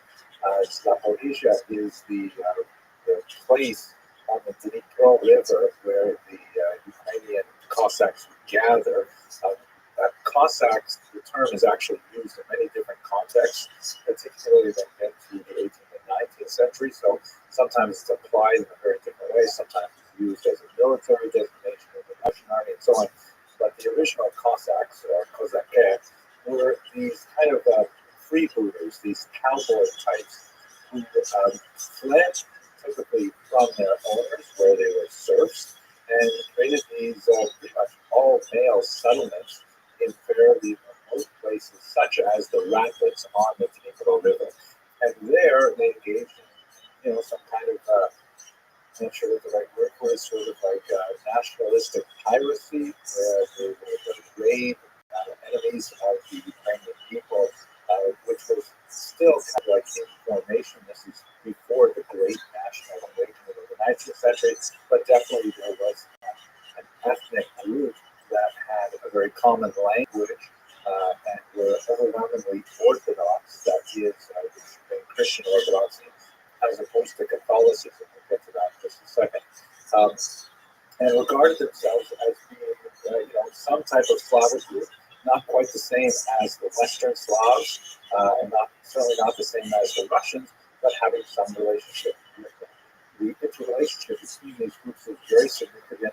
And the Russians in particular tried to cultivate a particular image for the Ukrainians in which they were Malorossian, or little Russians, meaning they're the younger brothers, so to speak, of the older Russian nation. Although that may not be historically accurate at all. In fact, it may be the other way around, but that's outside the scope of our discussion here. At any rate, these Cossacks were essentially people who had run away from the hierarchical society of feudalism that was pertaining within the region of Ukraine at that time, and they set up their own societies, and it is from this base that the uprising would emerge. Let us go directly to the roots of the uprising, specifically how it affects the Jews. So this map, which I think we've seen before, shows the migration of Jews to Eastern Europe from the Ashkenazic heartland in Germany in particular. And beginning really around the 10th century, and especially accelerating in the 15th, 16th, 17th centuries, you have a large number of Jews Jews were making their way to the east. We spoke about this when we looked at Jewish migration patterns. And in particular, they're concentrating in this region, which we should call the right bank Ukraine. Ukraine was not designated a country at the time. As I mentioned, there was a kind of common ethno-linguistic group living there that would ultimately define themselves separate from Poles and Russians and others. But for the time being, they were still under the control of the Polish-Lithuanian Commonwealth, which we have also discussed at length. The right bank refers to the right bank or the west bank of the Dnipro River, which flows, you can see, from Kiev and then sort of a kind of a curving line towards Ukraine or Crimea. And it is along this river that we have the Zaporizhzhia Sea, where the Cossacks are housed, and a large number of Jews are settling in this region. What are they doing there? Well, economically, the most important thing that they are doing is they are acting as middlemen between the Polish nobility and the Ukrainian peasants. The Poles have massive land holdings in this region, very fertile region because of its journalism, its black soil. This is the region called the breadbasket of Europe for good reason. And the Polish landlords were, very keen on hiring the Jews to manage these massive estates while they lived in the Polish heartland to the north and to the west. And so the Jews, in accordance with more of the medieval pattern, would undertake the arrendators. The arrenda is essentially a type of tax farming. We've seen that before in the medieval period, where the nobility, which would actually own not only the land, but own the town, own the bread mill, own the bridges, own the orchards and the forests and all kinds of things, they would lease the entire territory to the Jews and demand a certain amount of payment on a yearly basis. And they authorized the Jews to act as a community to essentially tax the local peasants in whatever way they would be effective at raising the amount of money that was contracted. This type of tax farming is, a perfectly acceptable way of running a kind of rental relationship, but it can become exploitative very easily. Particularly if the Polish noblemen say, well, we're doing well, we're collecting 1,000 zloty from our territory this year, let's up it to 1,100 or 1,200 the next year. And the Jews who are entrusted with collecting those taxes, of course, let us now recall that the Jews have to collect more than that tax, and the difference between what they have to pay the Polish noblemen and what they charge the Ukrainian peasants is what they get to keep. So it is an inherently exploitative system, particularly if the noblemen get greedy and demand more and more. The Jews have to go back and try and find new ways to get that tax out of the peasants. So that tax could have been developed in a whole variety of ways. So it could be taxes on produce, it could be a work tax, type of corvée, which was called Rothschild at that time, or it could be a tax on using services like bridges or hunting in the forest, or even, as was alleged by many folktales, use of the church. For example, if a Ukrainian peasant had a child and wanted to baptize the child, according to widely perceived beliefs, Jews would charge to use the keys to get into the church. This has been widely disputed because it is kind of an inherently offensive thing, but there have been some researchers that have argued that in fact this did happen from time to time.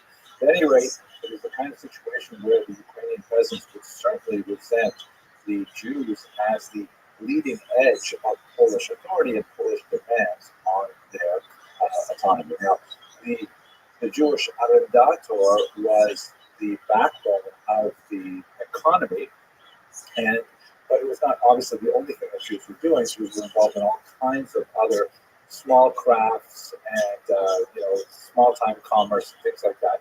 But perhaps the most significant related to the latifundia was the fact that Jews were frequently involved in innkeeping. As you can see in this remarkable 1928 image by Gustav Dorati, the so-called krechma, or the inn, which was typically manned by a Jewish family, was not because the Jews were specifically interested in the hotel hospitality business, but because the noblemen often gave the Jews a monopoly on the production, distillation, and sale of alcohol. This was something called propinatia.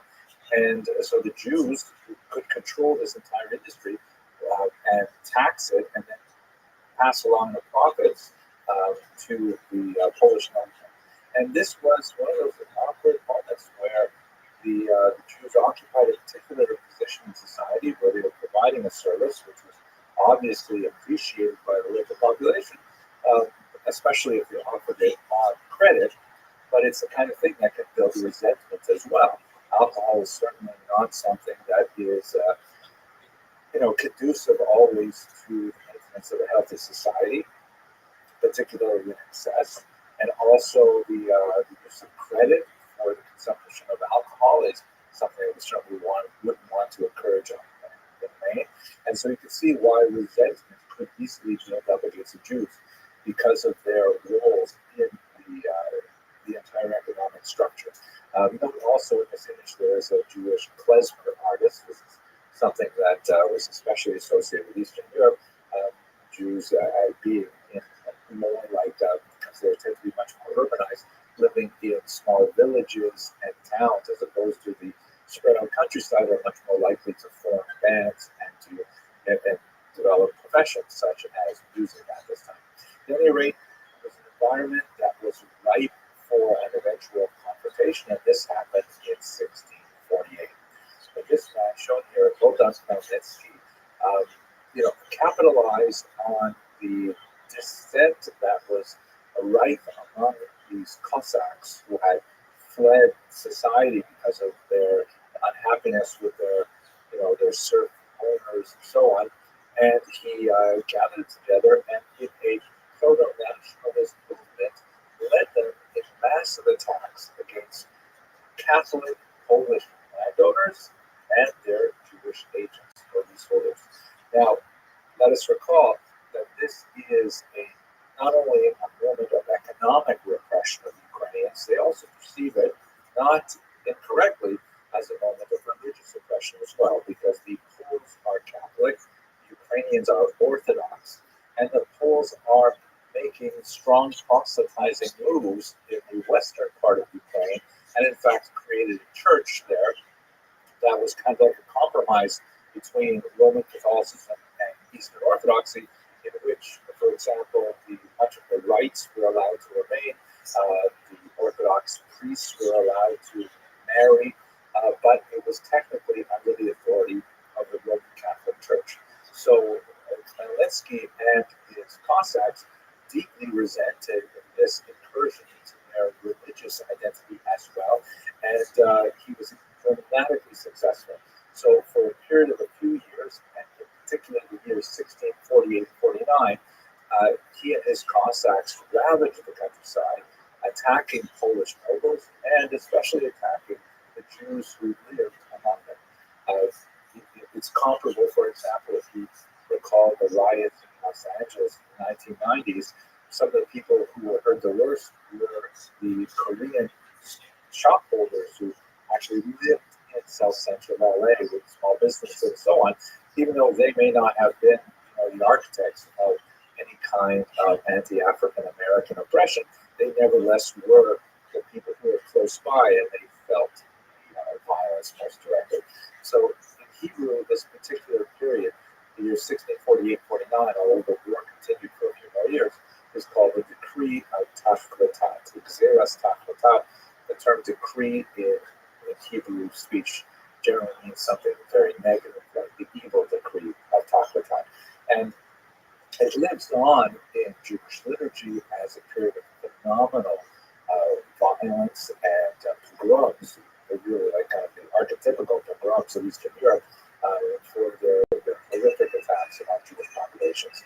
These are recorded in several chronicles. Perhaps the most powerful is one by Nathan of Hanover, which is in Hebrew, Yeder Sula, a quote from the book of Psalms, translated as the abyss of despair. This is available in English translation, and it's actually quite a powerful piece of historiography as well. The demography of the attacks is probably grossly inflated in Hanover's account. He had really no good way of calculating the size of the impact. And in fact, many of the studies of 1648-49 tend to adopt, without question, really large numbers, like 250,000 Jews killed in these pogroms. Research by modern scholars like Charles Stampfer in particular have proved that it really can't be quite that large, primarily because there weren't that many Jews living there at the time, and also because the recovery after the violence had all subsided was actually fairly rapid. There's no question that it was a huge, devastating attack on the Jewish population. There were brutal, horrific attacks, and there was a lot of Jews who fled the region.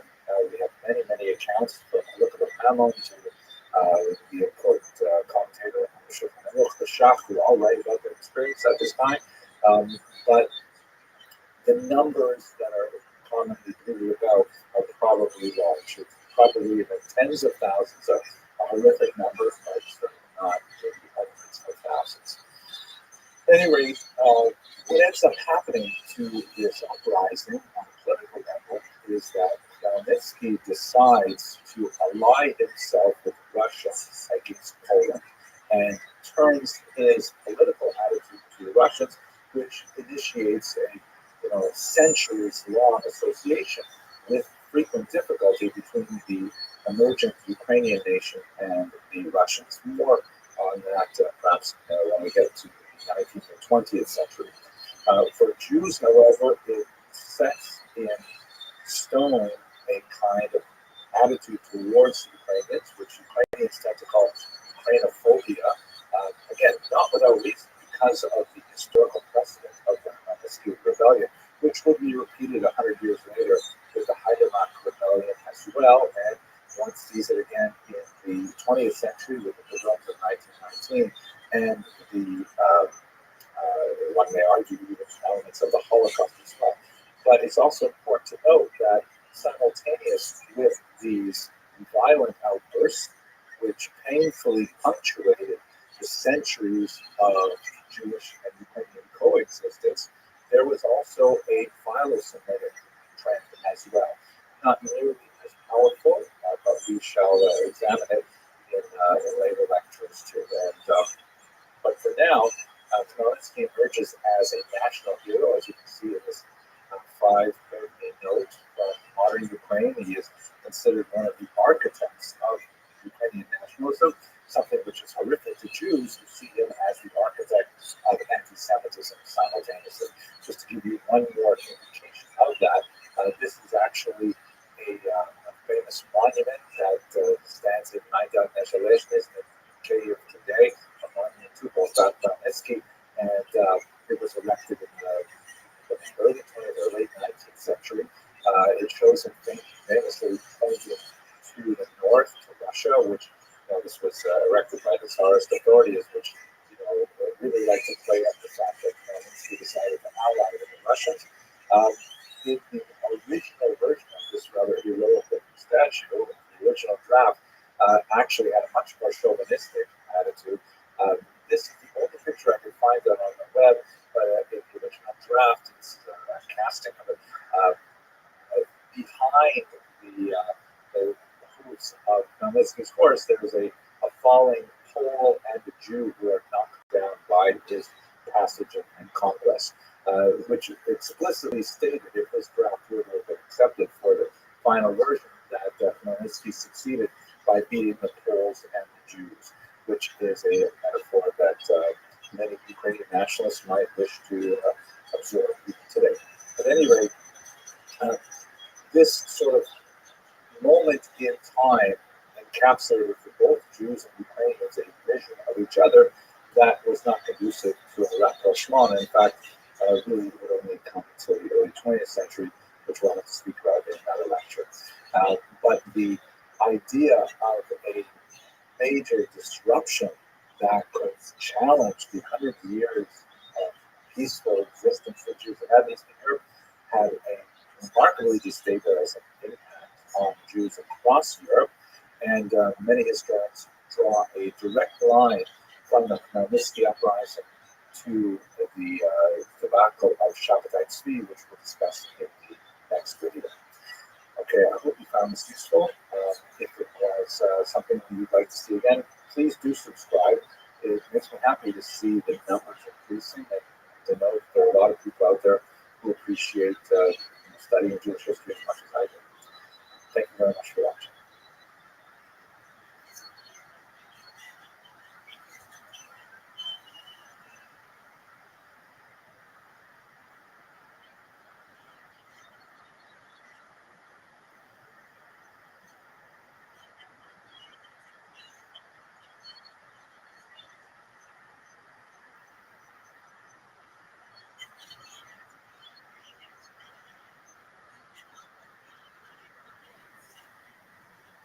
Hello and welcome to another episode of Jewish History. Today I'd like to begin speaking about the birth of Hasidism, which is an extremely important movement, had tremendous impact on religious history and social history over the next couple of centuries.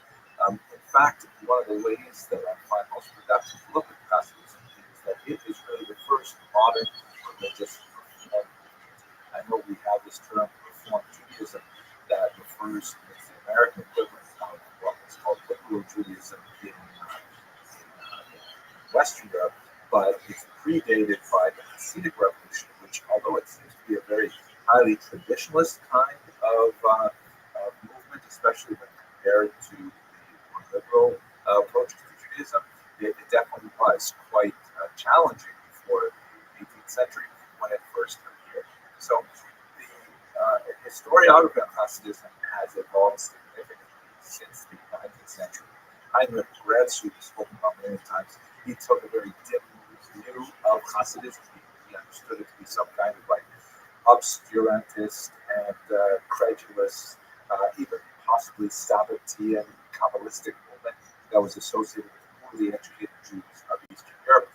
Shimon Dubno, the great encyclopedic historian of the late 19th, early 20th century, argued, in fact, that no, it's not the outgrowth of ignoramuses. It represents the natural flourishing of the dominant spirit of Eastern European Jewry. And I think Martin Buber, in many ways, although not a historian in this regard, really did a lot to transform the popular Western European view of Hasidism to observe the brilliant religious insights that are associated with the Hasidic masters. And there are many other approaches. Benzion, for example, took a much more economic approach to the development of Hasidism. But I just want to give you a sense that, the views of what is Hasidism, what is its significance, what is its theology, have changed over time historically. To look at the history itself, it's very important to understand it within the context of its evolution. Its earliest development takes place within the Homo-Lithuanian Commonwealth and chaotic political context of that time, which we recall the region was devastated by the Khmelnytsky uprising, and then there is an attempt to reconstruct the political status quo, but ultimately it's doomed to failure, as in 1772 the Polish-Lithuanian Commonwealth is dismantled by its neighbors, and in fact a large chunk of Jews living in this area will be swallowed up by Tsarina Catherine II, also known as Catherine the Great, who suddenly finds herself the owner of the largest Jewish population in the world. Russia, prior to her acquisitions in the West, was actually unified. It was free of Jews because they had been banned since 1479. And all of a sudden, Catherine II said, "Oh my gosh, I have all these tens of, perhaps hundreds of thousands of Jews living within Russia." One of the ways she dealt with this was by establishing something called the Pale of Settlement, which is kind of a strange English term, but basically means the region of settlement where Jews were allowed to live. It had some changes to the borderlands. Certain areas like Kiev were actually off limits for some time, even though they were in the interior of the Pale of Settlement. And exceptional Jews, like really talented medical doctors or very, very successful businessmen, could get permission to live in St. Petersburg or in Moscow, but this Pale of Settlement is where the vast majority of Jews live. A lot more to say about this in future lectures. At any rate, this is the region, particularly the southern area of Mongolia,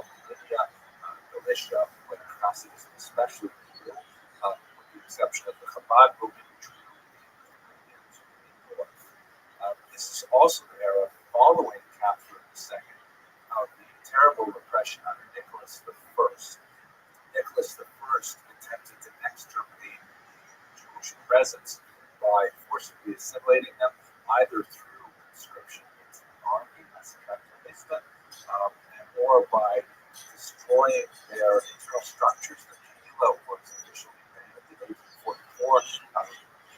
These small functions, especially to serve the Russian state by collecting taxes and so on. We'll return to that in a couple of lectures. Anyway, it's a period where there is increasing pressure on the Jewish population in the region. And one of the ways in which they react is by developing this Hasidic ideology. So what exactly is the innovation of Hasidism? The term Hasid is actually ancient. You can find it in Hebrew scriptures. It basically means someone who does kindness, or chesed, or kindness. And a Hasid is understood to mean someone who goes beyond what is naturally required, someone who does extra. And we see that in all kinds of Hasidic activities, not only in the externalities like fashion and the ears and the yoke and things like that, but those are kind of like, pollution or clothing. That's things that are on the outside. What's on the inside of Hasidism? Our emphasis on the Veikut, which is a kind of mystical cleaving to God through not just traditional study, which is something that was more associated with the Hasidic roots.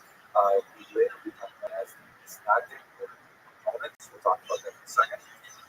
But attachment to God through maybe less intuitive means, such as prayer or song or connection with others, fellowship. They also believe in a much wider dissemination of Kabbalistic doctrine and Kabbalistic teachings, which had previously been the refuge only of great scholars.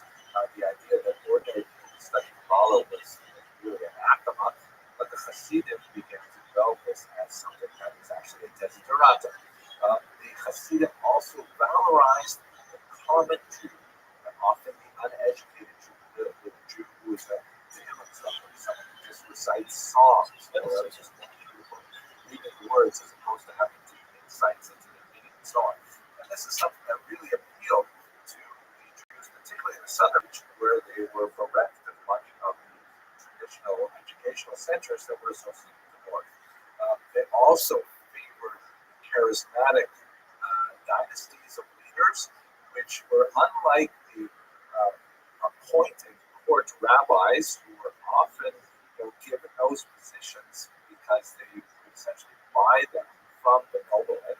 This was part of the last decaying elements of the Jewish community under the course of the Chachma that thoroughly corrupted the rabbinate in certain areas. Local Hasidic leaders did not necessarily have any official claim to authority, but nevertheless, garnered the confidence of the population as being truly interested in their spiritual welfare and gathered around themselves kind of like disciple circles of followers who are not necessarily, heavily learned and so on, but nevertheless were deeply sincere, and they infused the idea of Judaism with much more passion and much more simple enthusiasm than it had seen with the somewhat desiccated version that focused on the arcane study of the Talmud, more associated with the northern regions. One of the most important leaders of that time was Israel ben Eliezer, who was known as the Baal Shem Tov. So a couple of words about him. We only know about him from works that were written considerably after his lifetime, but we know something of the context in which he was active. Specifically, there were people who were wandering around the southern part, particularly known as Baal Shem, which is literally masters of the name. The name, of course, was the name of God, and this was kind of like a popular term that was associated with people who literally made amulets. One of the great scholars of this period, incidentally, is my friend and colleague, Professor Yohanan Petrovsky Stern of Northwestern, shown here in his youth when we first met in Kiev, looking at some of the remarkable finds in the that's the library there of 18th century Picasso or record books from the time. He's done research on people like Hillel Baal Shem, who were these early proto-Hasidic serving local populations and creating amulets for them. That's where they got that specific name. Now, not all of these amulet makers were especially reputable. Some of them were charlatans. And Israel Ben Eliezer soon gathered a reputation for being exceptional, for being a miracle worker, but also a very insightful teacher of Judaism, one who connected with regular people and so on. And so he was associated with the name Baal Shem Tov, the good Baal Shem, to distinguish him from some of the other Baal Shem who were not necessarily so good. The fact that we only have sources about him that were written quite a bit later does not diminish the fact that he was an actual person and has been researched and identified exhaustively by my colleague, my senior colleague, Professor Rothschild of Bar Ilan University, who wrote an amazing book on early biography of Baal Shem based on secular sources, Polish sources. We found in the tax records that specifically referred to the Baal Shem Tov living in ancient Polish, which gives a lot more concrete notion to this teacher, who, among other things, is reputed to have done this well, and still provides clear, clean water to this day. So we get this idea from the writings of his followers and from the biographic picture we get from the tax records elsewhere that he was a person who lived in southern Poland, western Ukraine, catered to the spiritual requests of his followers, and actually began this really important movement that we'll discuss a little further in the next lecture. Thank you very much for watching. If you are so moved, please subscribe, as I love seeing the numbers of students of Jewish history increase, and it's nice to know that we'll have at least some kind of an internet resource. Have an excellent day. Thanks for listening.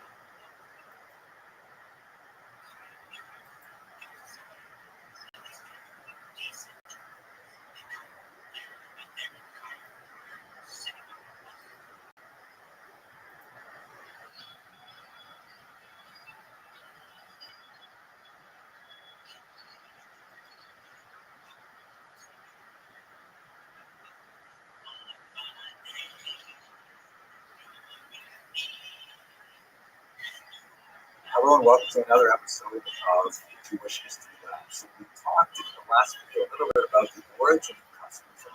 One of the most interesting ways, I think, to try and understand what Hasidism is by looking at the counter-reaction. This is a movement which coalesced around a group of rabbis, particularly in the northern part of Lithuania. These people are ultimately known as the Misnagdim or Misnagdim. And the name literally means opponents, because they opposed Hasidism. Right? Now, they were actually the traditionalists. They were really the inheritors of the mode of Talmudic study and Jewish culture that had predated the Hasidic revolution. And in their reaction to Hasidism, they would further define themselves. But what's fascinating is they were also defined by the Hasidism as well. So let's just try to understand what are the main differences between Hasidim and Misnagdim. And there's a lot to say about the fashion, or what some people would call the Yarbo culture. I get it, yarmulke, Yarbo culture. But 95% of the issues, Hasidim and Misnagdim are exactly the same.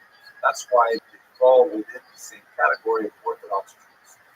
Let's try to understand. Look at some of the most important elements of Jewish practice and theology. And practice is placed first because in many ways practice is far more significant for Jewish culture and theology.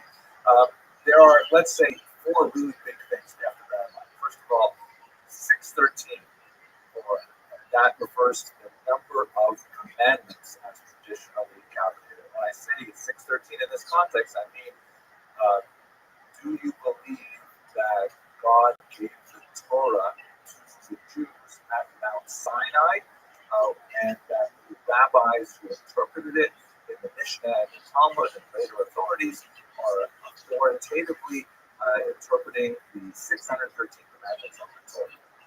So that's a really bright line between Orthodox Jews who call themselves Orthodox and Jews who don't call themselves Orthodox.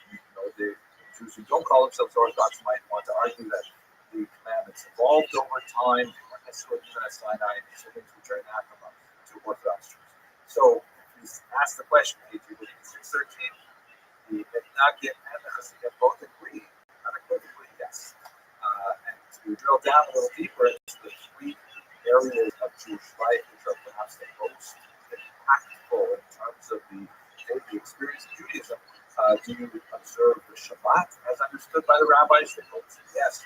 Do you keep kosher? They say absolutely. Are you kidding?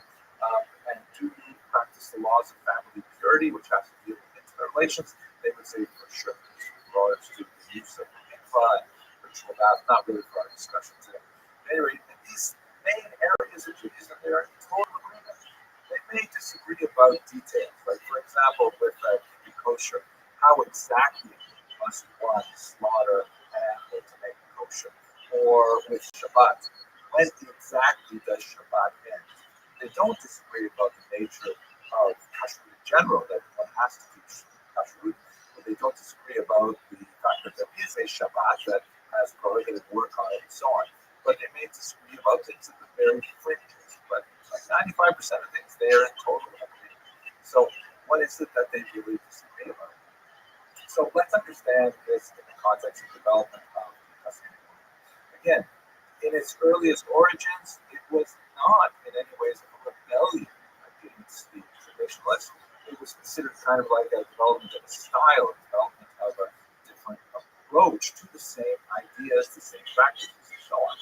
In terms of actual people, one of the most important students of the Baal Shem Tov is both there as the Maggid of Nazareth, and he lived until 1772. He trained 5 major disciples, including Rabbi Shneur Zalman of Gadi, also known as the Alter Rebbe, the older rabbi. He's the founder of Chabad. He wrote a very important book called Tanya, which is associated with Chabad in a very deep way. But for other disciples that in turn gave rise to many, many other disciples, many other dynasties. You can see in this particular map, which is from the remarkable historical atlas of Hasidism by Marcin Kuczynski, that Hasidism spread very far and wide through these various dynasties. And it is interesting that it only became defined as a distinct movement that had a name, Hasidut, after the Maggid of Mezrich passed away and the opposition began to define it. So it's fascinating that in many ways the actives called themselves opponents. They had nothing to oppose prior to the Hasidic movement, so it doesn't mean they didn't exist prior to it, but they began to define themselves in opposition. And the Hasidim themselves also define themselves as a way of kind of stating, well, what is it that we believe that is possibly different from Islam? The most significant, the king of the Islam, although he did not necessarily lead the charge, he was sort of like the prime expositor of the Talmudic worldview that would be adopted by the Islam, was none other than Vilna Gaon, a great scholar of Lithuania, who lived until 1797. Now, what were the charges against the Hasidim? What were the Misnagdim so upset about? There's basically 8 major charges. Let's go through them very quickly. First of all, the argument was the Hasidim were separatists. And in fact, if you think about the corruption of the local rabbinate, particularly in Mongolia, who would want to go to a corrupted deranged rabbi? Rather go to a genuine rabbi, rather hang out with someone who cares about you and cares about you as a parishioner. So they did organize separate prayer groups. Secondly, they ignored mandated prayer times. One of the aspects of Hasidism, which is fascinating, I think, is the notion that Judaism has boundaries. In fact, one of the first questions the Talmud asks about any subject is, what is the measurement? What's the shear? How long is this? How deep is it? How big is it? How long does Yom Kippur last? When exactly is it? It's always like measuring things. Hasidim says, oh man, we have to spend so much more time on our intention. Now, it's not to say that Hasidim don't pay attention to measurements or that the Hasidim don't pay attention to intention, but nevertheless, it's like a question of how much emphasis. So the Hasidim would say, why are you locking yourself into really restricted prayer times? You have to start by a particular time and by a particular time in order for it to be counted as the morning prayer. It's more important that you go to prayer with a proper intention. And maybe that means you need a little more sleep in the morning, things like this. There's much more to say about it, but I'm just kind of lost the topic. Three sites of prayer of the Rabbi follow the holistic prayer schedule of the great Isaacuria that we discussed in the book that is fun. They maintain a separate kosher slaughter. There was over whether the knives should be sharper or duller. Because sharper knives are more easily nicked, but duller knives require more pressure. And both of these things could have an impact on whether or not an animal is slaughtered properly. All of these things, by the way, clearly indicate the sociological separation of the community, which had economic implications. This is Ben Zion Dino's primary contribution to the historiography, saying, hey, the debate between Misnagdim and Hasidim really had an economic aspect to it as well, especially when it comes to the collection of taxes associated with Jewish life, like taxes on kosher meat, taxes on candles, things like that. That, if you create a different revenue stream, you really upset the status quo. The Lithuanians, the Misnagdim argue that the Hasidim disregard the study of the Talmud, that they spend so much time singing and perhaps drinking and dancing and things like that. They're not sitting down and learning Talmud properly. Talmud is really what we should be doing. And more than, oh my gosh, they're spending time studying the Kabbalah. Kabbalah should only be for people who have learned for, decades, already completed the entire Talmud. They've already done Daf Yomi and things like that. What are you talking about? And then some Hasidic groups were associated with really unruly behavior. There was a kind of experimentation with intention of like, maybe I'll have more intention if I turn somersaults. Literally, maybe I'll have more intention if I drink more alcohol before I pray. Things like that the Lithuanians really looked down upon. And finally, the accusation that some of these things really cross the line.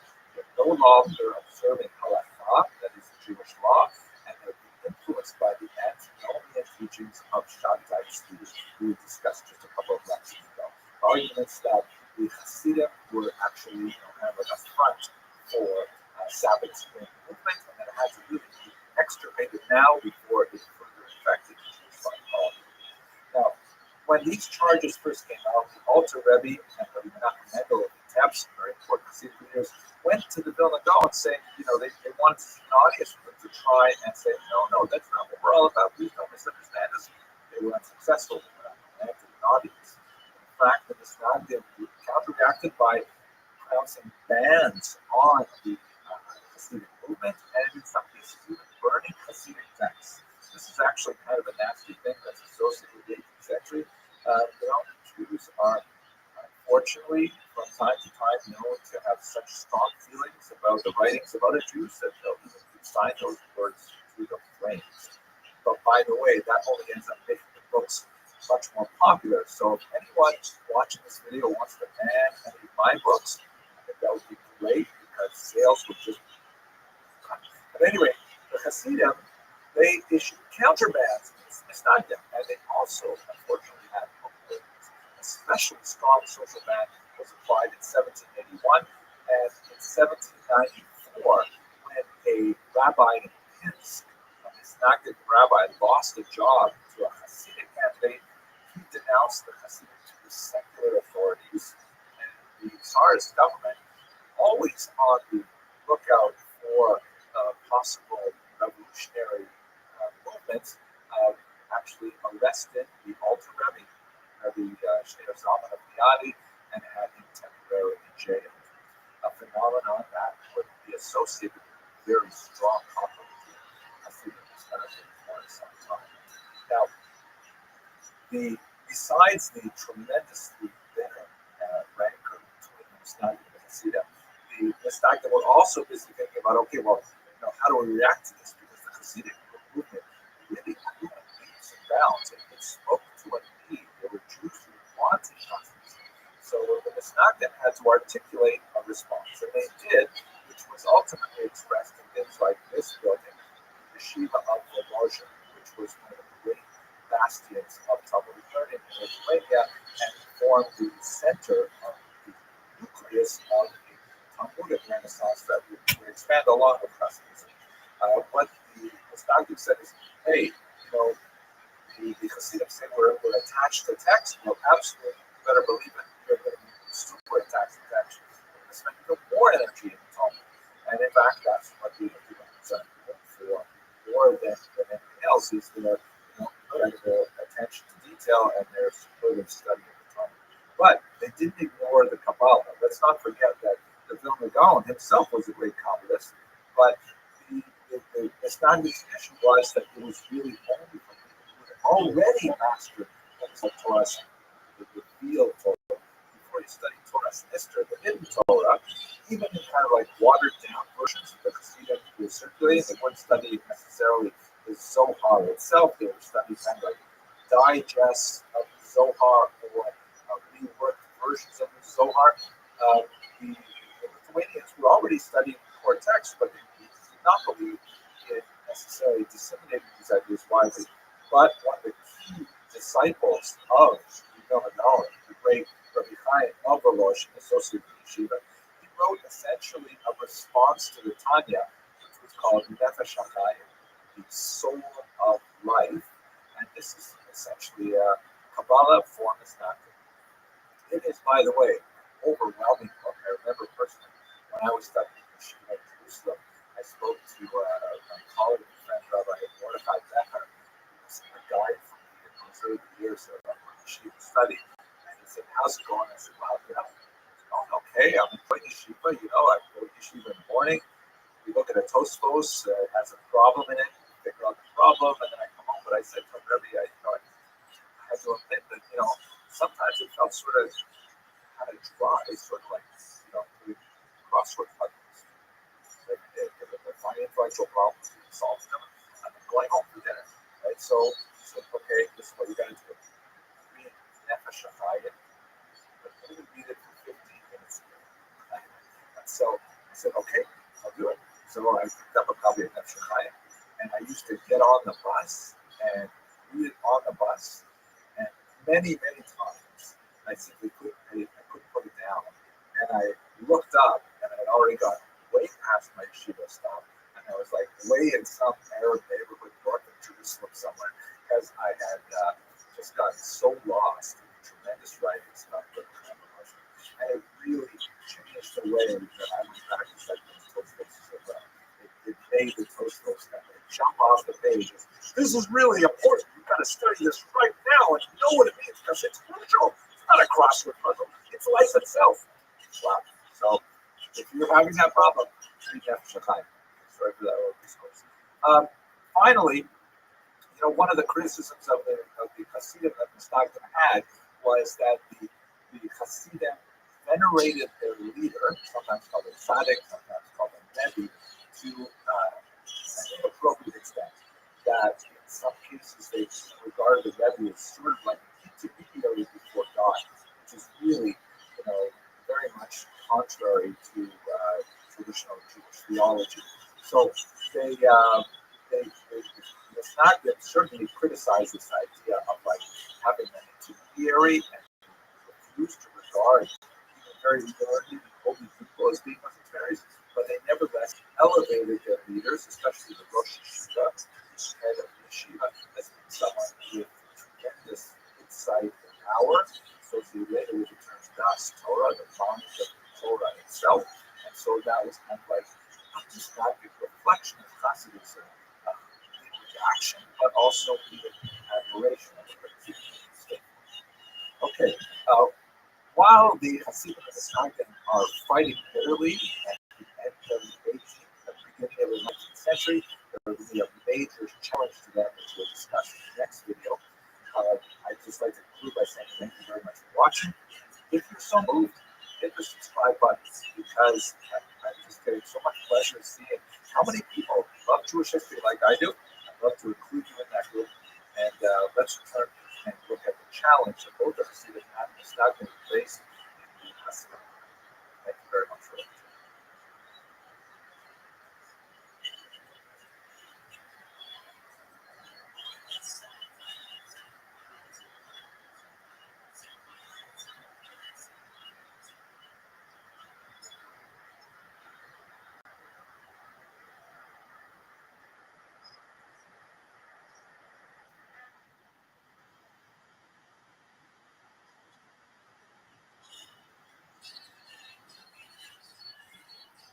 Hello and welcome to another episode of Jewish History Lab. So in the last two videos, we talked a little bit about the beginnings of the Hasidic movement in the 18th and early 19th century, and then we talked about the counter-reaction of the traditionalists known as the Misnagdim, or the opponents of Hasidism.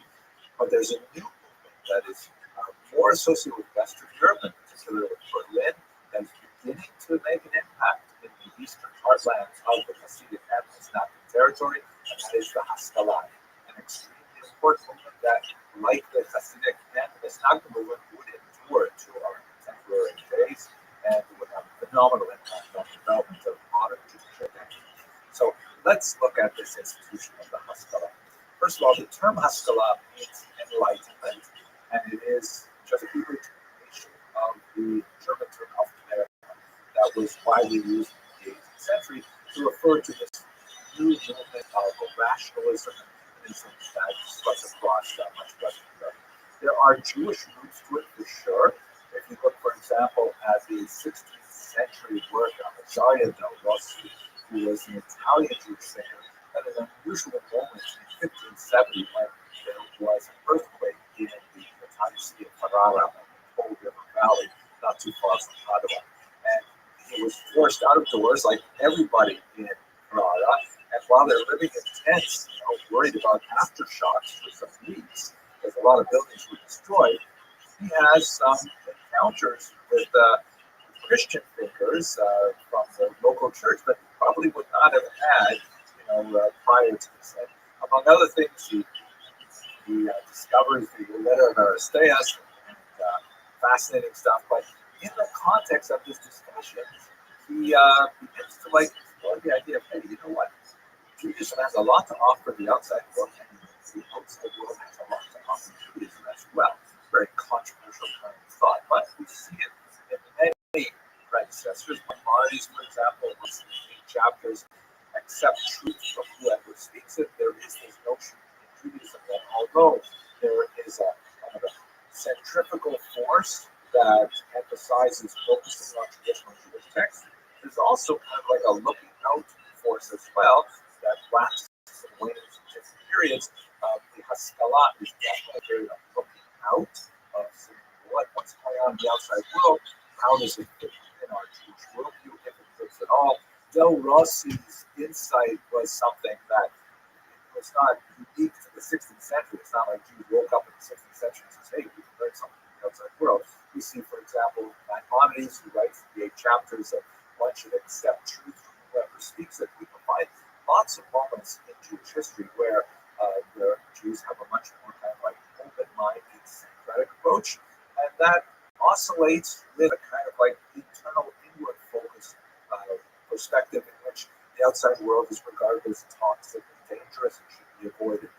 Jewish history kind of like vacillates or oscillates between these two poles.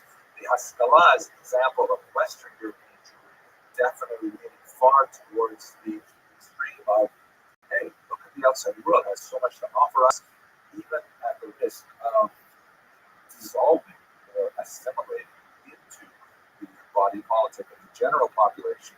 That's one of the dangers of Haskalah.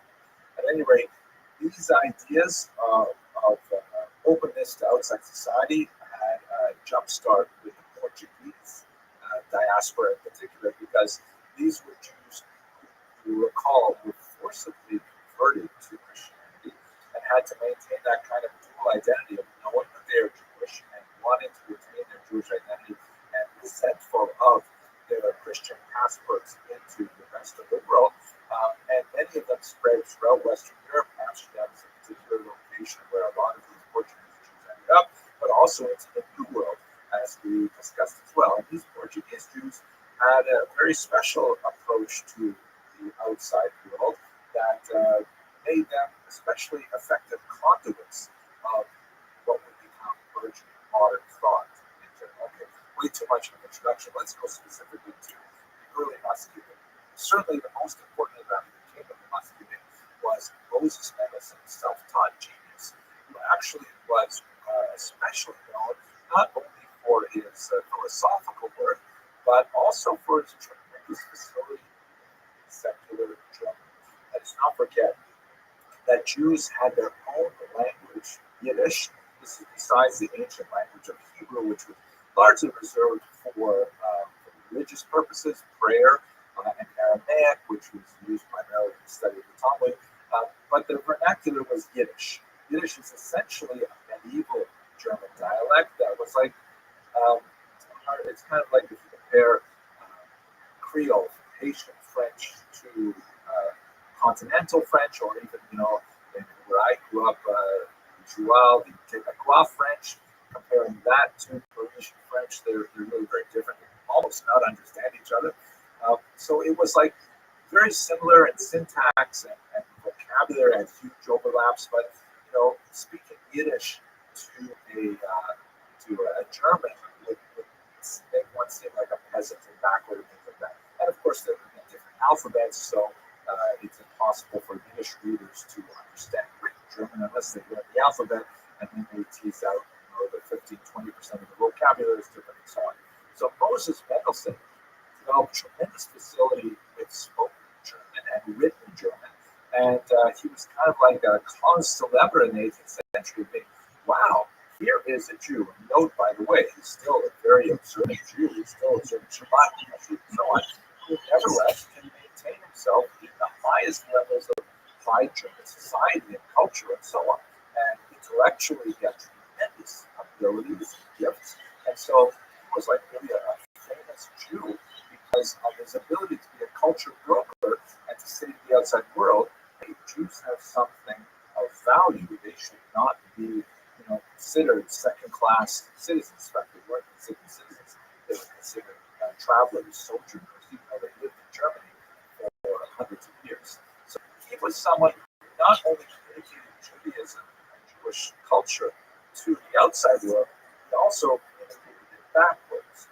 He also, promoted the study of German language and German culture and things like that to traditional observant Jews, which got him into a lot of trouble.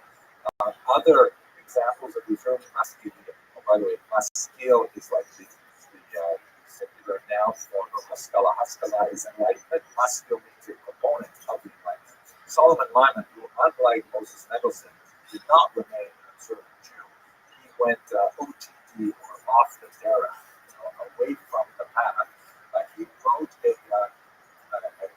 biting, acerbic, and sometimes hilarious memoir, an autobiography, which is widely studied today, which describes his upbringing as a young, talented Jewish man who kind of like has this intellectual journey. In fact, he even visited the Hasidic court of the Maggid of Nazareth and describes his experience there. But when he comes to Western Europe, to Berlin in particular, and he encounters German culture, he eventually jettisons his Jewish identity and seems to become much more involved in German philosophy, German thought, and things like that.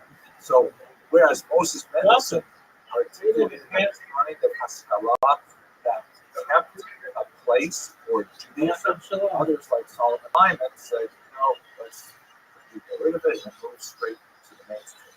You can imagine how this was absorbed by the Hasidim and the Stagdim, that while they are at each other's throats over tiny things like how sharp the knife should be in kosher slaughter, or what time do you show up for minyan, when they are facing the Haskalah that is saying, why keep kosher or go to minyan? Why don't we just move the Sabbath to Sunday, which is, by the way, proposals that Hasidim actually made.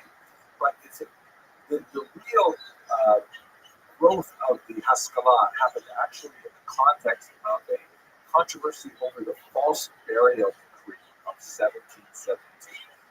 It seems that in the 18th century, there was a rash of people being declared dead and actually buried, only to be discovered that actually they were alive for some time afterwards.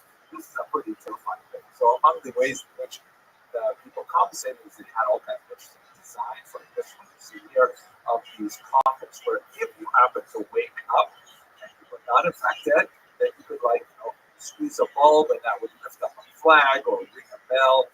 If you walk by the cemetery, you hear a bell ringing, that means something is very, very wrong. And so the Duke of Mecklenburg-Schwerin made a rule that nobody could bury until they had waited 3 days after the declaration of death. And this was contrary to Jewish practice, which emphasizes the importance of early burial and, in fact, accelerated decomposition of the flesh as a way of achieving atonement. So, this was created a whole hullabaloo because it, really, this particular secular decree stepped on Jewish values. And on the one hand, there were traditionalists who said, hey, we can't stand for this. This is not okay. We have to protest. We have to bury our dead right away. It's considered a great sacrilege to leave a dead body around. And on the other hand, there were Jews who said, well, oh my gosh, this is horrible if there is such a thing as people being buried prematurely. Maybe we should adopt this movement. And so many Jews turned to Moses Mendelssohn to try and, articulate a statement that will be acceptable to everybody. This is just the opening wedge of many, many issues where issues of science, and Torah, and tradition, and also the relationship of Jews to civic society had to be negotiated. By the way, don't forget that this is happening in a political environment in which the question of Jewish emancipation, that is, the conferring of equal rights upon Jews, would also find this expression. We'll discuss that a little bit later in this course. But the idea that Jews might actually gain citizenship, that had a lot to do with how Jews behaved in general society and how they were perceived to behave in general society. So some Maskilim, like David Friedlander, who was a student of Moses Mendelssohn, and he said the only way we can really deal with this is by simply converting to Christianity.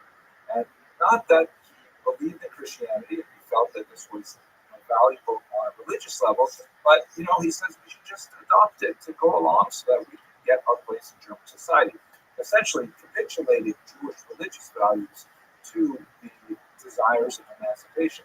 Proposed this as a dry baptism, that no water is involved. It's not a real baptism, it's just a pro forma thing, And in fact, many Jews, although it was not accepted communally at all, and although Friedlander's suggestion was considered a shanda or just like outrageous, and Jews did not accept it on a communal level, many Jews did accept it on an individual level. And you see people choosing to baptize themselves, like Heinrich Heine, for example, the great poet, or parents of Karl Marx, who have children baptized. This was actually very common in the 19th century, and it really dates back to Friedlander's suggestion.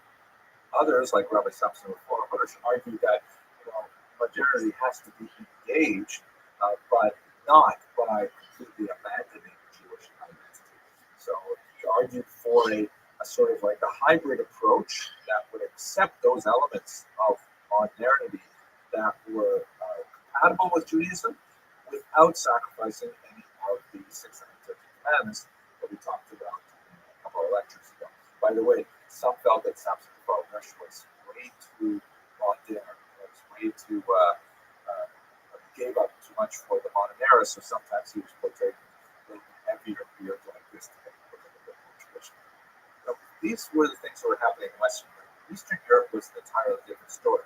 Western Europe had a much smaller Jewish population. The population was much more inclined to be open to the ideas of modernity and so on. In Eastern Europe, Jews lived in greater numbers and greater concentration, and really with much greater, endemic Jewish culture.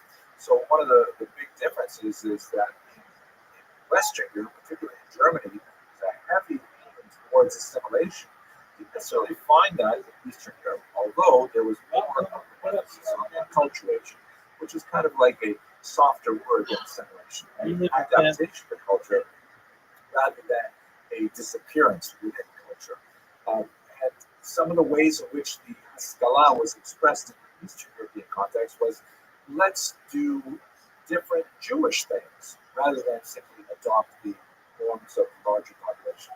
So rather than, let's say, abandoning the Jewish languages to Russian or to Ukrainian or Polish, let us instead develop Yiddish, which was at this time not a very advanced language, very, very limited literature, for example, taught, but let us promote Yiddish as a genuine language capable of expression of the wide spectrum of Jewish experience, human experience. Or let us adopt a political orientation, such as Zionism or Jewish socialism. We'll discuss this as well later on in this course. So the Haskalah in Western Europe may have been much more of a movement that emphasized, really abandonment of Jewish ideals, assimilation. In Eastern Europe, it was much more an adaptation of Jewish ideals to different movements, but that's not necessarily religious in nature. Some of the most interesting examples are people like Joseph Pearl, big opponent, by the way, of the Hasidic movement, who also argued that, what we should do is we should advance our educational system, and we should include much more secular studies within the educational environment, something which provoked ability from many other groups and as well. Finally, let us remember that all of this is happening within a dire political context. We mentioned a couple lectures ago, Tsar Nicholas I, who had this horrific strategy of assimilating forcibly the Jews of the Russian Empire by demanding that they join the army, which was a horrific sentence of about 25 years. Noting that by the time Jews joined the army at age 18, they had already been well indoctrinated into the values of Judaism. Maybe they were already married and things like that. He actually lowered the age of conscription to 12. This was the notorious that sent Jewish boys, sometimes much younger than 12, illegally, but nevertheless it happened, to these reform schools called canton schools, where they would be trained in military values and also trained in Russian Orthodox Christianity. And many times they would simply never return to their families. They would end up assimilating into Russian society. Very, very terrible thing. The alternative that Nicholas I offered was Jews could attend the so-called crown schools, which were Russian-approved schools that had some participation of Jewish leaders like Max Lilienthal, who believed that perhaps this is a way that the Haskalah could offer enlightenment to Russian Jewish populations. But in reality, they ended up being fronts for conversionist efforts, and even Lilienthal left in disgust with them. So it's in this context that the fight of the Hasidim and the Mestagdim have to be viewed. But I think one of the most fascinating figures reflecting on this in the 19th century is Eliezer Seinfeld, who wrote an interesting book called Shalom al Yisrael, Peace Upon Israel, in which he wrote the following. God saw three shepherds, Rabbi Eliyahu in Lithuania, that of course would be the Gaon, leaders of the Mestagdim, to safeguard the Torah, to purify its Talmud, and to oversee its logic and its diligent study. That's like shepherd number one. Shepherd number two, the Hasidim in Volhynia, to martial devotion and to fan the embers of freedom. Right? The Hasidim with their ideals of Dveikut, closeness to God, and so on. And finally, the great sage of our people, Moses ben Menachem, in Germany, that's Moses Mendelssohn, the leader of the Mestagdim, who of course was himself observant, as we mentioned earlier, and called him to place the cradle of enlightenment in the lap of religion. Now, of course, not everyone would agree with the views of Rabbi Tzviko that, all three of these shepherds, the leader of the Mestagdim, the leader of the Hasidim, and the leader of the masculine, that they all somehow are like appointed by God to lead the Jews into the future. So I'm going to leave that to you to debate. But it is worthy of note that today, a couple of centuries later, all three of these movements, the Hasidim, Snokhim, and Maskilim, continue to exert tremendous influence on the development of the Jewish identity and continue to exist with each other in kind of a dynamic tension to tease out what it means to be a Jew.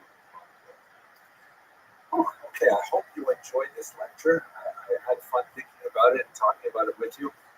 If you are so inclined, please do subscribe. Please share this video with other people who you think would like it, because one of my, increasing pleasures with putting these lectures out there is seeing other people hit that subscribe button and increase the universe of people who are interested in studying Jewish history with me. Thank you very much for watching.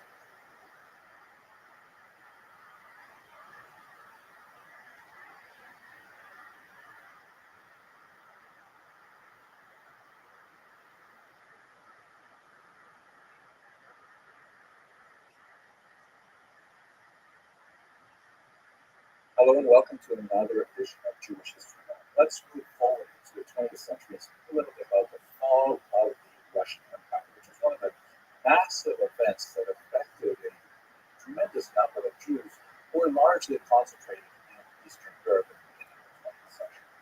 So this map is crucial. We really got to understand this map if it not make any sense out of the first half of the 20th century. On the left side, you see what Europe looked like before World War I. And I'd like to point out in particular that East Central Europe was dominated by three large empires. Moving from east to west, the Russian Empire, which was made up of many different nationalities, but all under the Tsar Nicholas II. And then Germany, which dominated the Baltic Sea coast. And below it, Austria-Hungary, also a very multi-ethnic state that was actually a dual monarchy. These three large empires dominated the region. But after World War I, there were a number of peace treaties that divided these three great empires up into much smaller countries and actually resulted in a tremendous amount of dissatisfaction, primarily located in those peoples who lived in these three regions, the titular nationalities, meaning the Germans in Germany, the Austrians and Hungarians in Austria-Hungary, and so on. There were a lot of winners, on the other hand, in the post-World War I treaties, and you can see they actually got their own countries. Like, for example, most significantly, Poland, which, of course, was a country prior to the late 18th century, but then it was cynically divided up by its three neighbors and disappeared from the map of Europe. It suddenly reappeared 200 years later, and this is a tremendous exaltation for the Poles, although there are lots of non-Poles living in Poland, including Ukrainians, Lithuanians, Jews, and a number of other peoples. Then you have Austria and Hungary, which once was a massive country. Now they're reduced to tiny little lump states. It's still ironic, for example, Hungary, later on in the 20th century, it would be ruled by Admiral Horthy. And as you can see, Hungary is landlocked. So what you do with an admiral in a country that has no natural outlet to the sea. Yugoslavia is created from the remnants of much of Austria-Hungary and so on.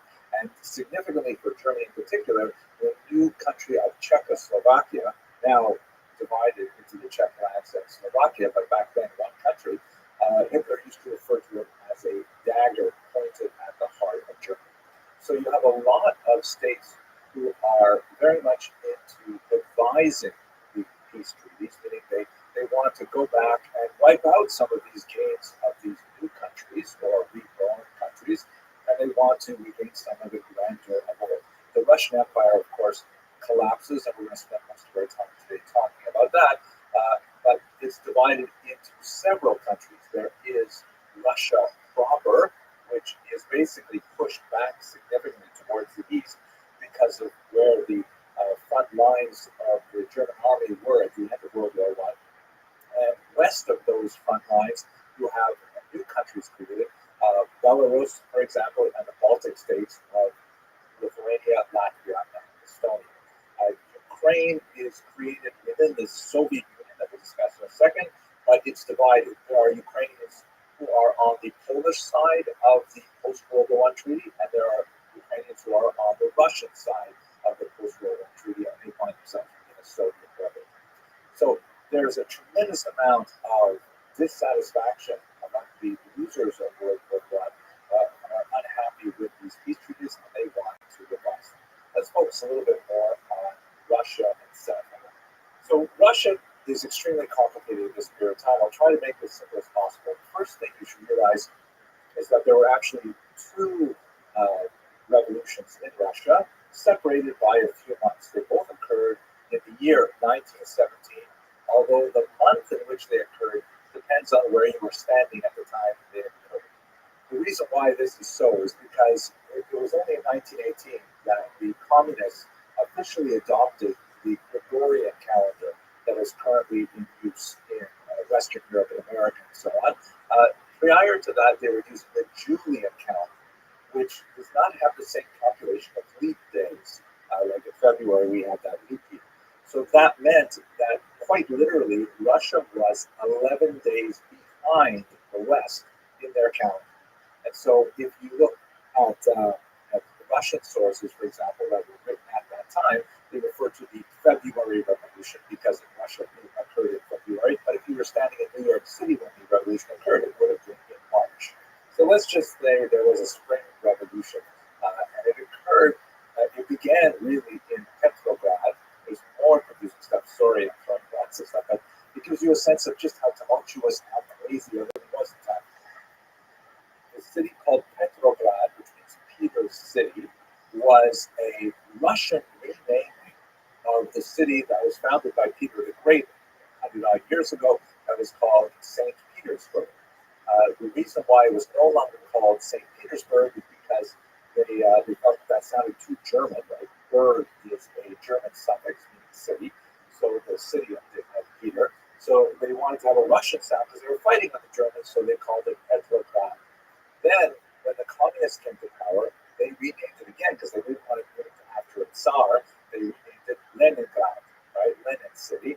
And then, of course, after the collapse of the Soviet Union at the end of the 20th century, it was renamed back to its original name of St. Petersburg. Okay, this is all very simple, I know. It happened in Petrograd where there was a significant march. It happened to occur on International Women's Day, which is March 8th in the Western calendar. It's actually a very important day that they commemorate even to this day in the former Soviet Union, the regions of Eastern Europe. It's different from, let's say, Mother's Day or things like that. It's not really that important. What's important for us right now is that there was a huge march and a protest that was specifically clamoring for the government to do something about the tremendous food shortages that were occurring as a result of the war. Don't forget, 1917, we're 3 years into World War I, no sign of slowing down. Russia is really hurting badly. They're not able to equip their troops properly. They're telling their soldiers to go into war, and because they don't have enough bullets, they say, use your bayonets first, right? Like, can you imagine you're going up against an enemy and you can't fire? You have to actually use your bayonet, which means get really close to them when they have machine guns and things like that. So it was just a disaster. So there's this protest in Petrograd, and according to some news accounts, a woman took a brick and threw it through a bakery window. Everyone rushed in to get the stolen bread, and this food riot sort of expanded and expanded. It took on more political overtones, and ultimately, within a very short period of time, the Tsar's palace was overrun. The Tsar and his family were arrested. They would be assassinated later, and the Romanov dynasty that had stood for hundreds of years fell in early 1917. What happens immediately after that is it doesn't become communist right away. The Russian Empire becomes a sort of provisional democracy, and it's run by this individual, Alexander Kerensky. And they call themselves the Provisional Government. And the whole idea that was that they wanted to establish a modern form of democracy, and they wanted to do it right. They wanted to have massive elections all over the Russian Empire, and they were going to elect a constituent assembly, and this constituent assembly would then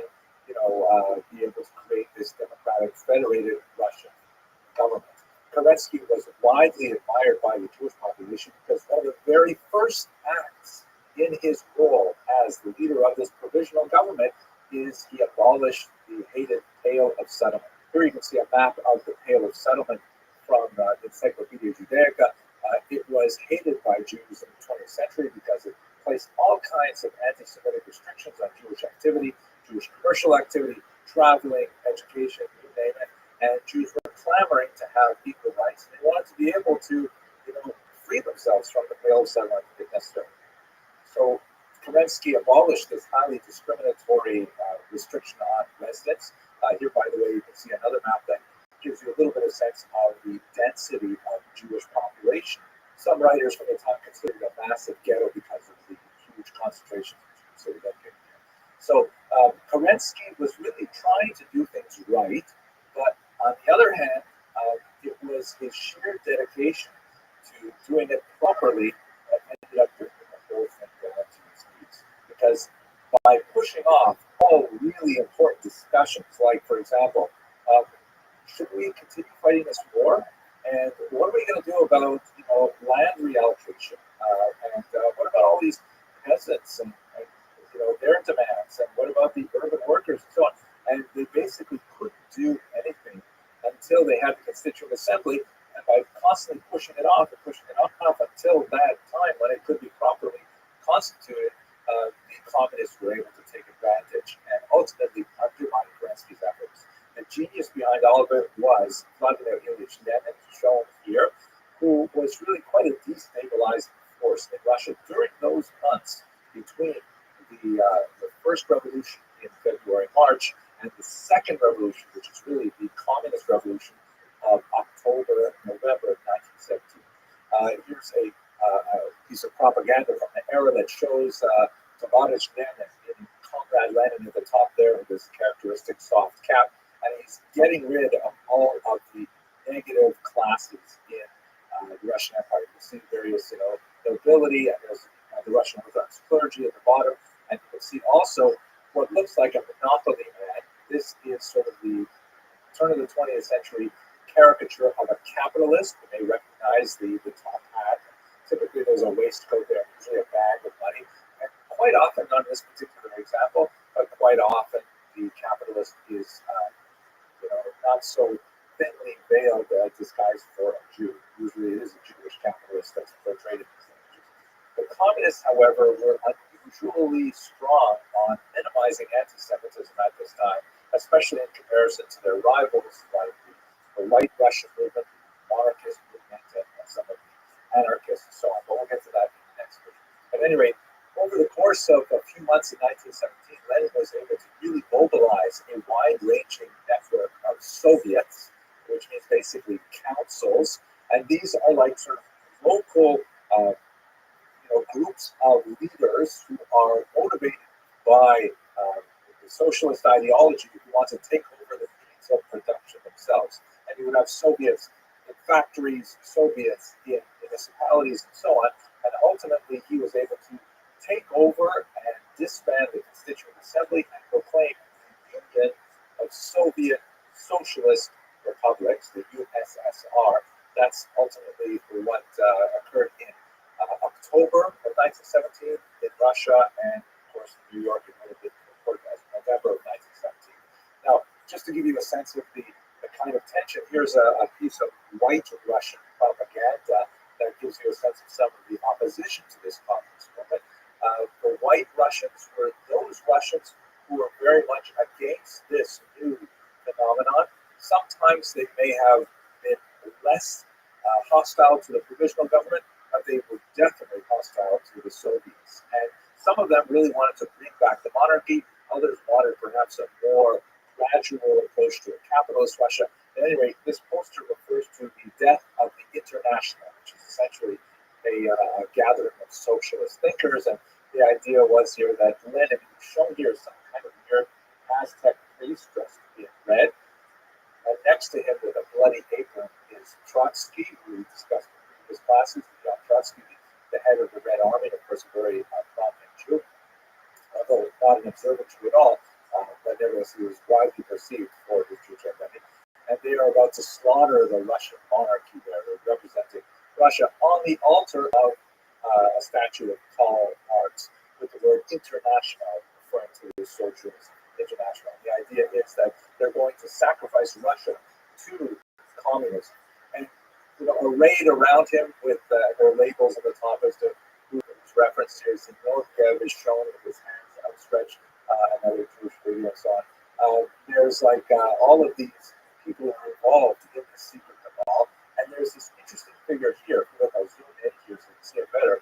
This is clearly secularized Jew with the stereotypical ugly physiognomy that's often applied in these kinds of anti-Semitic pictures.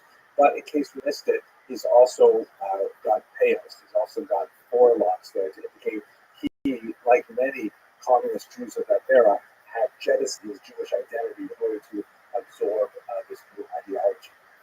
And he was holding onto a bag, which, as you can see, has the number 30 on it. Now, I'm not positive, but I think what this is referring to is the 30 pieces of gold that Judas accepted to betray Jesus. So there's kind of like an overlay in here of the betrayal theme that goes back to really, really old anti-Semitic tropes. Not exactly sure, but I think that's what that strange number 30 is. At any rate, in the fall of 1917, the Russian Empire, at least those regions that are dominated by Russian cities like Moscow and Petrograd, become officially communist, and this will tip the entire region into a massive civil war. That's what we're talking about next. Thank you very much for watching.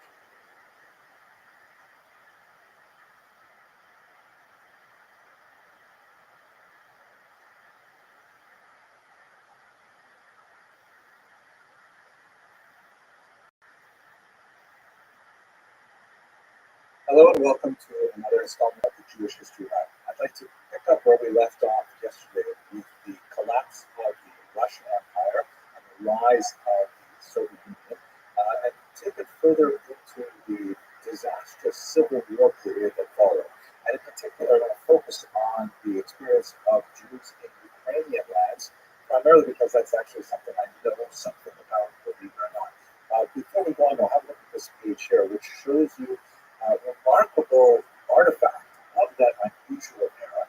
This is a 100 Kalgovanets bill from the brief-lived independent Ukrainian state. And as you can see, on the upper left, it has the word "Sto Kalgovanets" in Ukrainian, right? Of course, the official language of the country. And on the right, you see it says the same thing in Polish, because Polish was an official language. And then at the bottom, underneath the number 100, you see in Yiddish, which is an amazing thing. Yiddish was actually an official language of this brief-lived Ukrainian state. We'll have to see what exactly happened there. The reason why I mentioned I actually know something about this is because this was the topic of my PhD dissertation.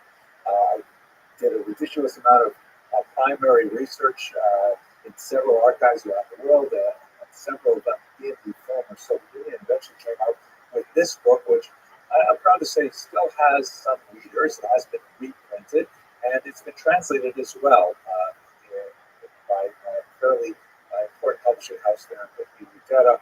And so if you're curious, you can get it in English or at any rate, what I focused on was this unusual period of time in which there was a remarkable rapprochement, that is a coming together, a meeting of minds of populations that had lived in a kind of, difficult symbiosis for a very long time, for centuries. And that, of course, is the Jewish and Ukrainian populations. They're very, very different populations. Ukrainians were overwhelmingly agricultural, the Jews overwhelmingly living in villages, towns, and cities. The Ukrainians were the dominant population, the large part of the population that had very little power in the urban centers. And the Jews, on the other hand, highly literate, highly ignorant, long oppressed and restricted by Russian authorities, but now looking for an opportunity to express themselves nationally. And because of the collapse of the Russian Empire, that suddenly became possible. So under the period of the provisional government, there were more and more linkages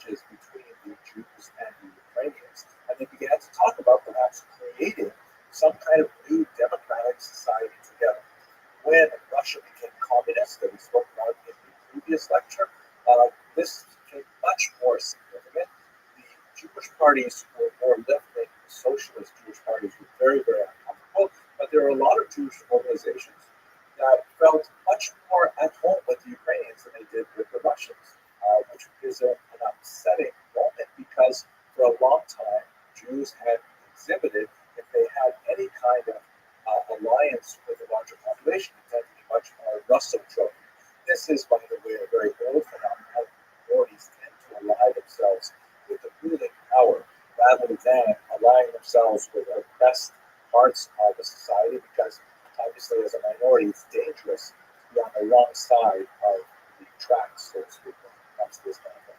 So they ended up aligning themselves with the Ukrainians as they moved more and more towards independence, even from the Russians, because originally they had viewed themselves as part of a larger Russian federated society, that perhaps the Russians were the most significant of the nationalities, but the Ukrainians would have significant power to themselves. And they began to move towards total independence, which was definitely a big break for the Ukrainians as well. And so during this period of time, there was actually a remarkable, effervescence of a new spirit of cooperation between Ukrainians and Jews.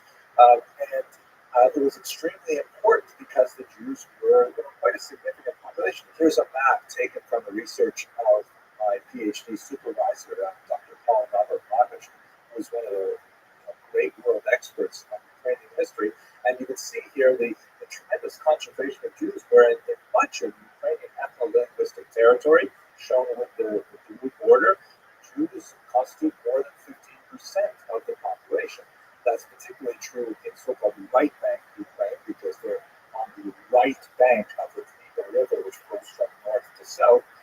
Very, very heavy Jewish populations there. And so this idea of a connection between Ukrainians and Jews was very much appreciated by at least the urban literate Jews, perhaps less so by the wider population, but nevertheless, there was a certain amount of general enthusiasm. But, this is a chaotic time. Remember, this is all happening at the very end of World War I. There are German troops that are demobilizing, frequently without support from Germany. They're selling their arms and trying to make their way home on their own.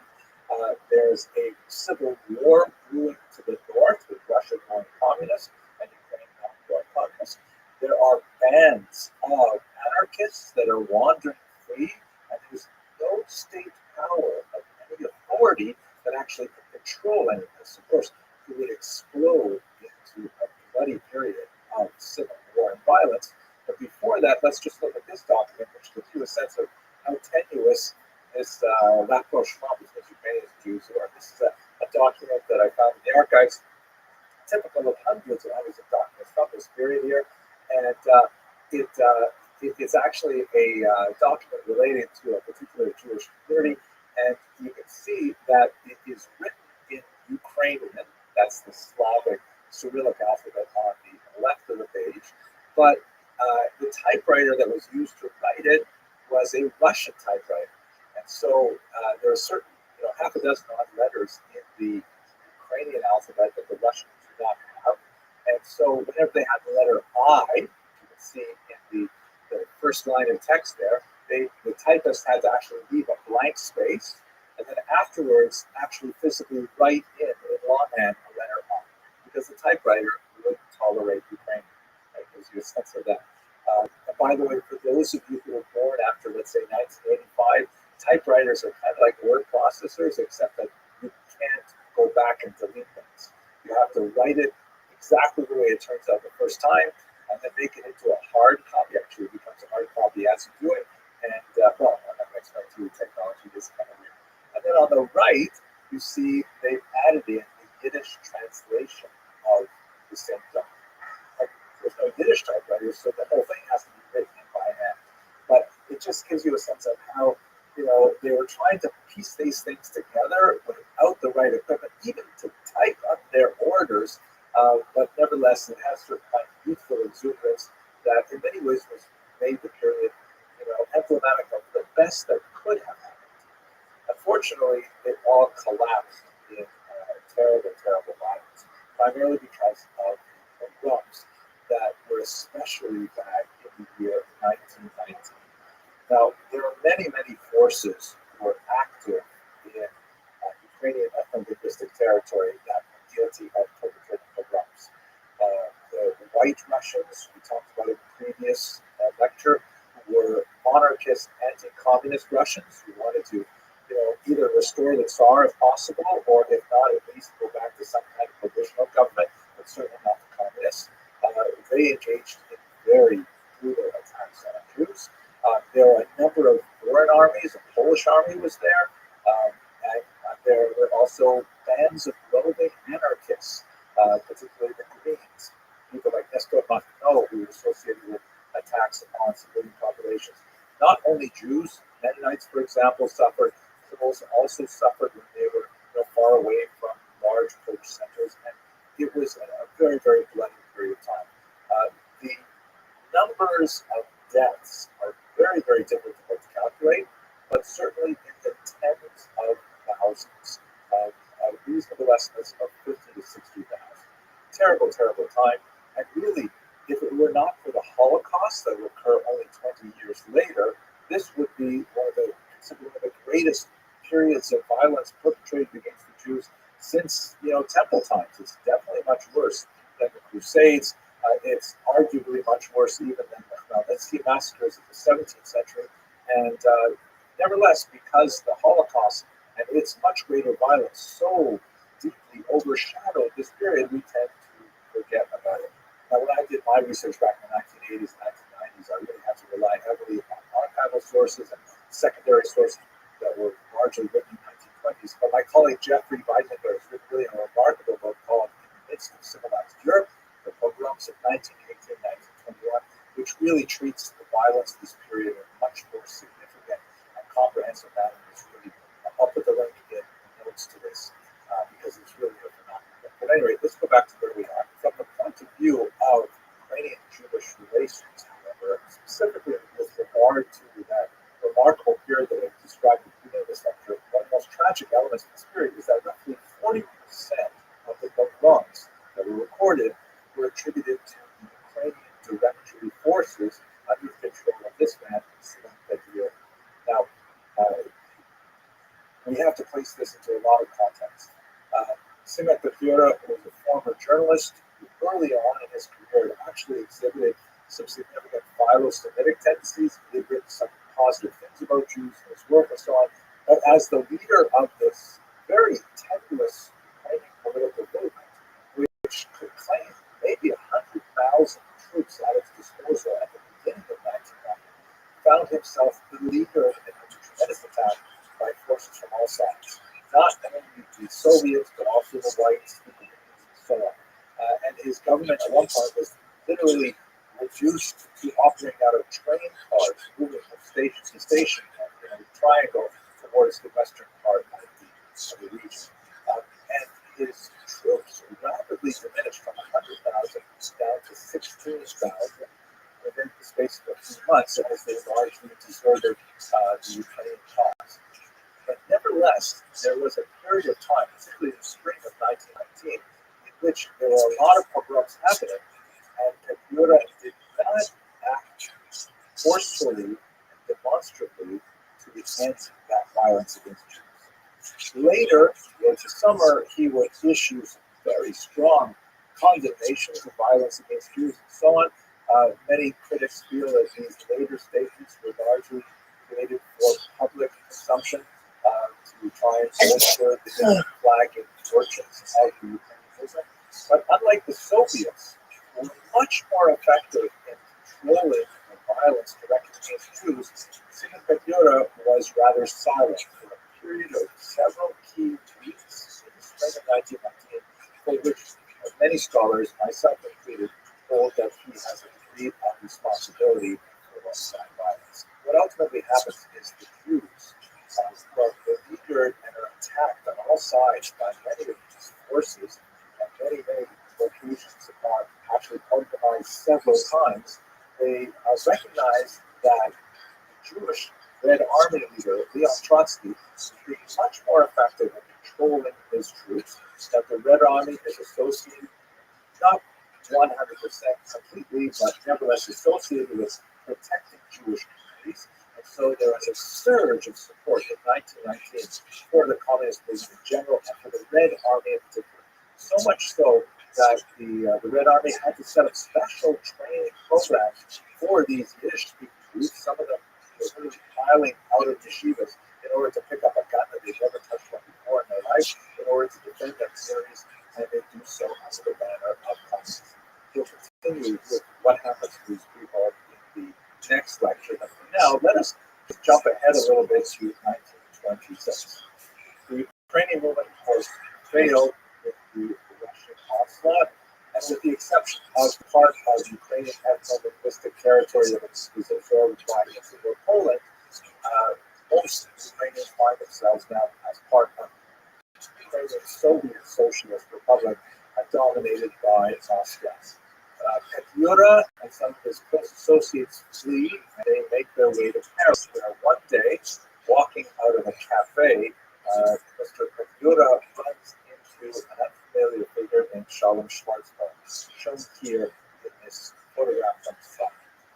Schwarzbard, Mr. Paris, says to him, "Vous êtes Monsieur Petliura," and Petliura says, "Oui," and Schwarzbard pulls out a revolver and shoots him dead on his spot. He is immediately arrested and he's taken to trial for assassinating someone right there on the streets of Paris. But his defense attorneys are mobilized by a fascinating and ultimately successful defense. They claim that Schwarzbard was acting out of revenge for the pogroms that occurred under Petliura's watch in Ukraine. And the trial, ostensibly of a man who shot another man in cold blood on the street of Paris, ultimately became a trial about Petliura's guilt or innocence in the early period of this fledgling Ukrainian state.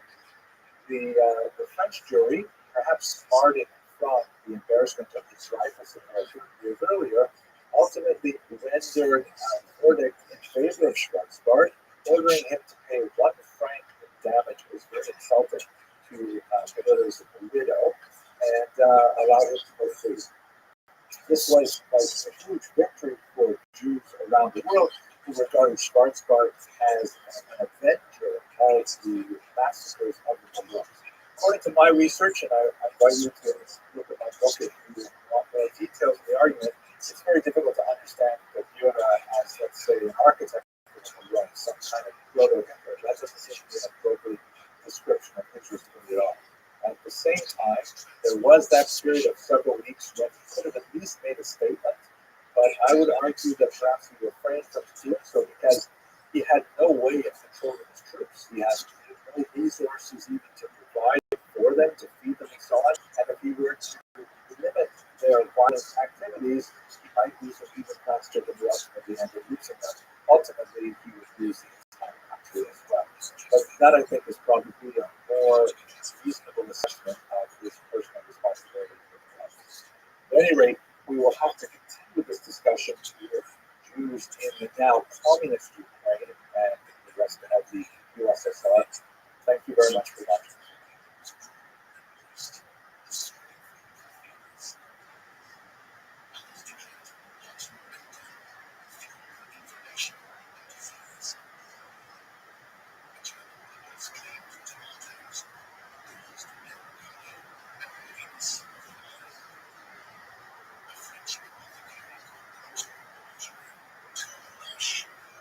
Hello, fellow students of Jewish history. In the last installment of the Jewish History Lab, we looked at the terrible pogroms of the civil. Can you hear me? Yo, Ken. What's going on, Yellow Molo? Yellow Molo. We Shabbat Shalom. How you doing, Ken? Good to see you. Everything's a holiday, everyone's a feast. What's good in your neck of the woods? What is good in your neck of the woods? Excellent. How'd you find out about me? Andy. Oh, Asian Andy's amazing. Let me say, I watch his streams. He's so nice to me, and I spam him so much. He's so kind. If you ever have a chance to talk to him, please on my behalf, say I appreciate everything he does. I take clips of his, like not with my bot, but just like manually. I really like. Do you mind if I tell you about myself, Yolo? Yeah, good. I'm Rabbi Rothschild. First and foremost, apologies for my bots. I stream my life 24 hours a day, 7 days a week, 365 days a year for work. I've been doing so for more than 3.5 years, going back to the pandemic. We've seen the death of a team, the birth of AI, the coronation of a king, and everything in between.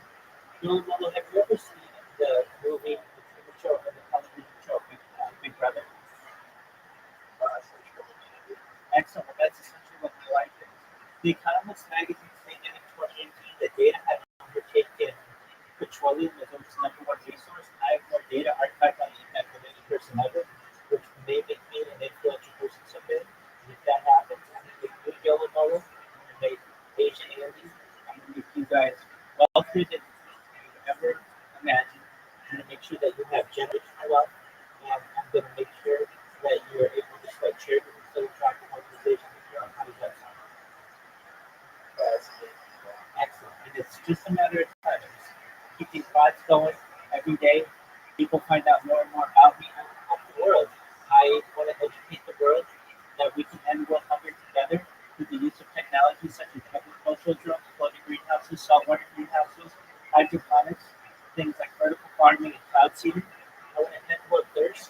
I'm sponsored by a cryptocurrency that's worth about $100 million. And one of the things we do is build jobs in developing nations like Nigeria, help the less fortunate. I'm an advocate for the Lifeshare program, and I'm an advocate for desalination technology, where we pump the seawater under there to make it drinking. How do those things sound good? Excellent. I talk about some other things that aren't generally discussed in the mainstream, but I'm really an advocate for future technology and futurology. Things like anti-gravity, anti-matter, faster than light travel, faster than light communication. I talk about Santa Claus machines. People don't know what that is, but it's essentially like a 3D printer that is to all of the elements of the periodic table that allows you to make whatever you want. It's essentially a replicator. I talk about things like space tourism and terraforming of other planets, de-extinction technology. People don't know this, but the first successful de-extinction took place in the year 2003 with the Pyrenean Ibex, which was a goat located in northern Spain, southern France. Fast forward to the year 2021, a company out of Dallas, Texas has founded Colossus Scientific. They've made it their goal that within the next 3 years to reintroduce the woolly mammoth into the Arctic Circle, utilizing collision elevated circuits, which I just think is a really exciting goal. They recently made headlines with their direwolf project. They created 3 direwolves. Joe Rogan has met them. They want to reintroduce the Tasmanian tiger, followed by the dodo bird, once they reintroduce the woolly mammoth, which I just think is really exciting, and I'm excited to be able to witness along with the world. And be able to record it. My recordings are essentially a time capture for human society. They film everything going back to the pandemic. I'm live right now on more than 20 different YouTube streams, more simultaneous YouTube streams than any person ever. And I do this not only to archive the world, but it's going to allow me to be able to experience technology that we've been able to experience previously. Things like life extension technology. When you were born, Yellow Mellow, the average life expectancy for you was probably about age 80. And I'm going to increase that if you want, with your consent, to age 100, 120 through the use of technology such as oxygen therapy, human growth hormone, stem cells, cryogenics, things like perhaps book shop therapy, and growth therapy. And essentially, one day you may get to be 120 years old and say, you know what, Rabbi, everything that you said came true. You were able to not only complete all of the goals that you had said for not just me, but for Asian Andy. What's the next plan? I don't have life to end. And I don't, again, this is 100%. Maybe you would have the type of technology known as microphone technology, where you scan your brain into a computer like a CAT scan and an MRI, knowing where every atom is in your central nervous system and your peripheral nervous system for later download. As an android, or a cyborg that's never been any comment yourself, a robot can feel your brain, for the sexual activity of the remote, and that will make you able to experience digital What are your thoughts? That sounds like a lot. I think it would be like That's okay. And the key is that, as I say, is with your consent. So if you want to just live to be 8 years old or whatever, you just die like a normal person, that's totally cool. But if anything, I want to make your life while you're doing this as good as possible. And you should know that I think that just with enough time and enough influence, enough people find out how to do it, become quite famous, and then what's going to happen when you be able to monetize all this and give away the money. Because once you get a certain level, you don't need money anymore. You just want to help the rest of today. And help you and all your friends and family and age and happy and all your viewers too. So if you can ever um, communicate to him how much I appreciate his streets and his love, I really appreciate that. More than anything, more than all of the data that I have, and more than all of the and all the types of we discuss. Really, I'm just here to be a positive person. I'm not here to have confidence in you in the world, and I'm just here to give people hope. So if there's anything that you want to do for me, or you want to talk to anybody in here, or you're okay to hold it up, thank you so much. And just most like I want you to know I really apologize for my last apologies. I really don't mean to hurt anyone with that. I just want to get the word out about acknowledgement about this project because frankly I think it's the most important thing that we have in society. If we have one individual who doesn't have the fear to always be on camera and they've been doing it for years, we can show the world that we're not all that different. I speak about peace, I speak about I talk about positive on a daily basis when people from anywhere in the world, whether it's Russia and Ukraine, whether it's Middle East, whether it's Africa, whether it's Asia, whether it's North and South America, we can all get on board with some of the things that I do. And my goals start to move into the 21st century together as opposed to divided like we have been. So that's what I do. And have you seen my gods before? that's fine. Oh, that's wonderful. Did you see the spam, or did you see one of the clips that? Oh no, wait, that's one. Wow. So that's what makes my guys a little bit. You want to see them in action? You want to see what one looks like? Excellent. Okay. All right. So I've got three of them here. Additionally, I've got another one, two, three, four. I've got like five of them here, basically on phones, but on computers. The computers are the more powerful ones. Uh, the handheld devices, um, they just do clicks. The computer ones, they do, or the computer ones, they follow, click, and spam. So here we go. This is for you. Fill in just for a moment. Zoom it up.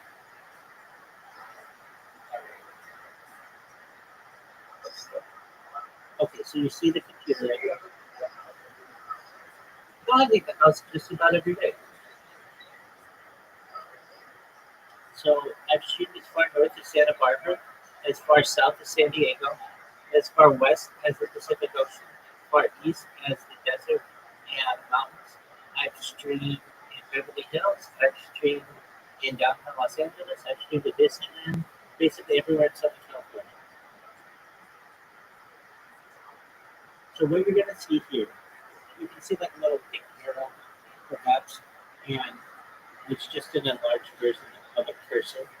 Now, a lot of people are used to my bots, and so they have certain time limits. And I recommend anybody who doesn't want to get spammed by me to just have like a 1 minute after following the requirement, and then generally you won't get spammed. But if you allow people to just put anything they want in your text, I'm going to utilize that. So here we go. It does this all automated. It presses a live button. It will open up a new tab. And so here we have zombie barricades. It's going to go over here and it's going to grab a YouTube link, it just says YouTube Rabbi Rothschild Discord.gg, and then the rest of the link. And then what it's going to do is it is going to create a clip of the person, which is perhaps the way that we find me with each and Andy. And what it's going to do is put the link in the clip description, and then it publishes it. And then what it's going to do is it gets the large amount of spam that I have it spam people that are follow people. So a lot of times people have something that shows up on their screen, thanks for following, whatever. So that's extra influence that I get. And then what it's going to do is grab this large amount of text, and like the names of my bots are usually like Google Rabbi Discord or Google Rothschild Discord, or just like it gives people, it sends a message with that. So even if you don't allow me to spam you, like this person, they have wait 1 minute after following, and that's absolutely fine. Even if I don't have a chance to spam you, I'm still going to make an impact on you one way or another. And so you're going to see the name of my account usually. If you're a user, if you're a streamer, you're going to see that. And a lot of times people have it so that it's in their chat as well that they got a new follower. And that's what it does. So then what it will do is it closes, then it will go to the next person. And I have it programmed well enough that if the account gets banned, it just automatically creates a new one. And yeah, so I don't have to do anything. Like literally, this bot has been going all day. It doesn't. I don't have to touch it. And so I've got 3 of them here. This one right here is creating an account. You can see it going through the terms and conditions, and it's going to press the I accept button.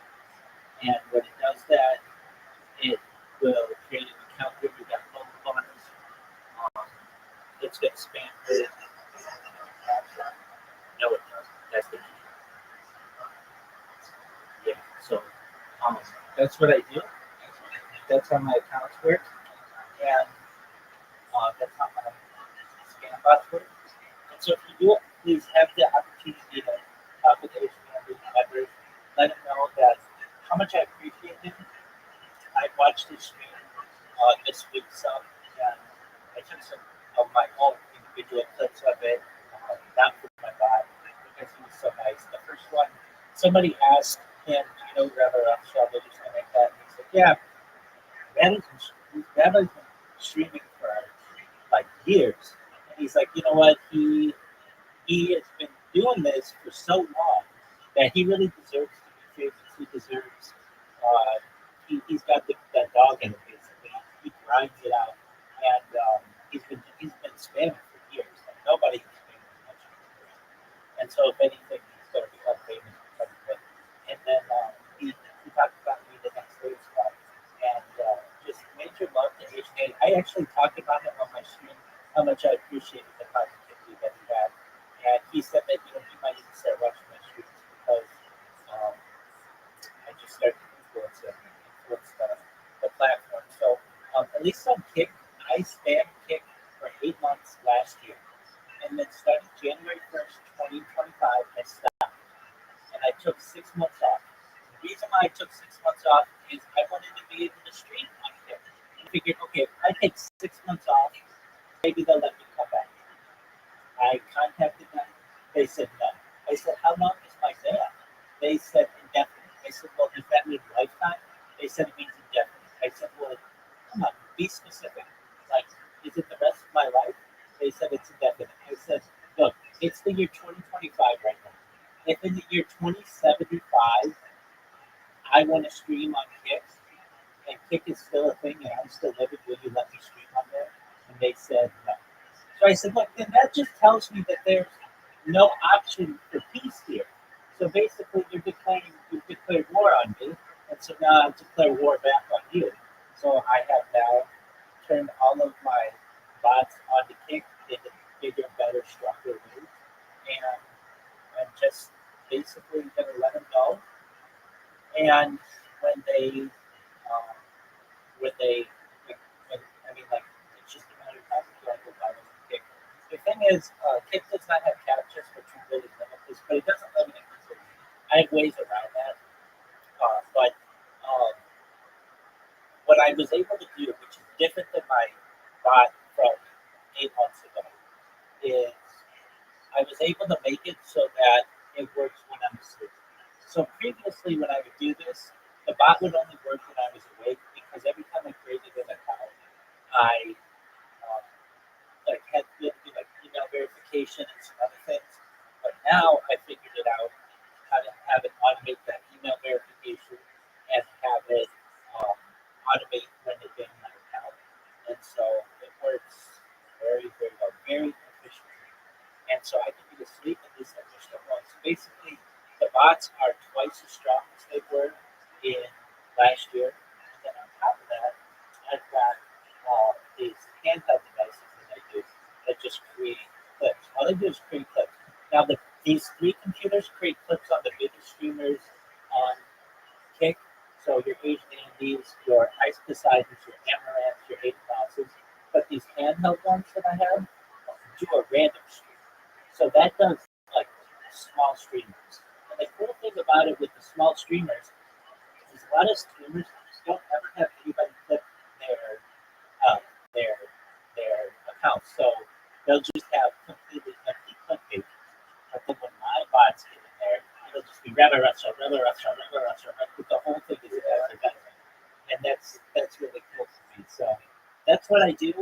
I do it with the most kindness that I can.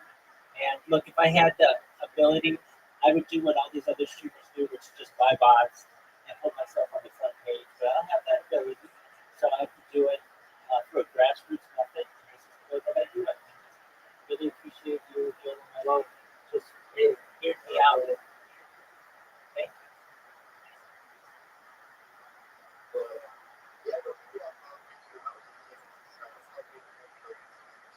You're always welcome. Absolutely, you're always welcome. We do a lot of games in here. So if you like games, we'll be playing a lot of games. They're like simple games. They're like like mini golf and bowling and chess and checkers and we play like darts and archery. It's all through this app that we do. So every night I get some people in here. I have one lady. She and I have been bowling now every night for like 6 months straight. She's a really nice person. And then I got some other friends. Yeah, I got some other friends in like Australia. I got one person in Australia who keeps me up all night, and we'll play until like 5 or 6 in the morning. We'll just play all kinds of different um, games. So that's kind of a fun thing that we do. And yeah, you're always welcome. And just if you can, I don't want any money from you. I don't want anything from you. All I ask is that you spend a lot. Tell people about it. Okay. Peace, man. Take care, buddy. Shout out to Yolamolo, everybody. What a nice person.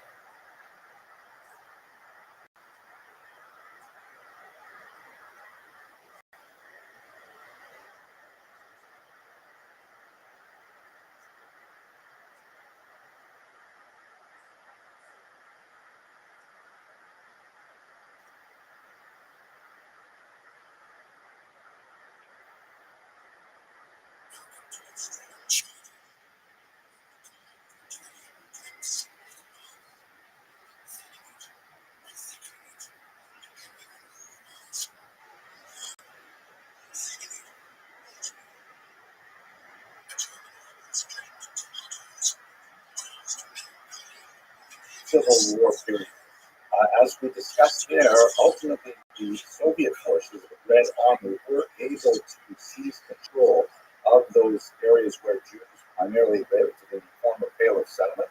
And once they were able to establish Soviet rule over the entire region, they began to impose the very different philosophy and political system that was associated with early communism.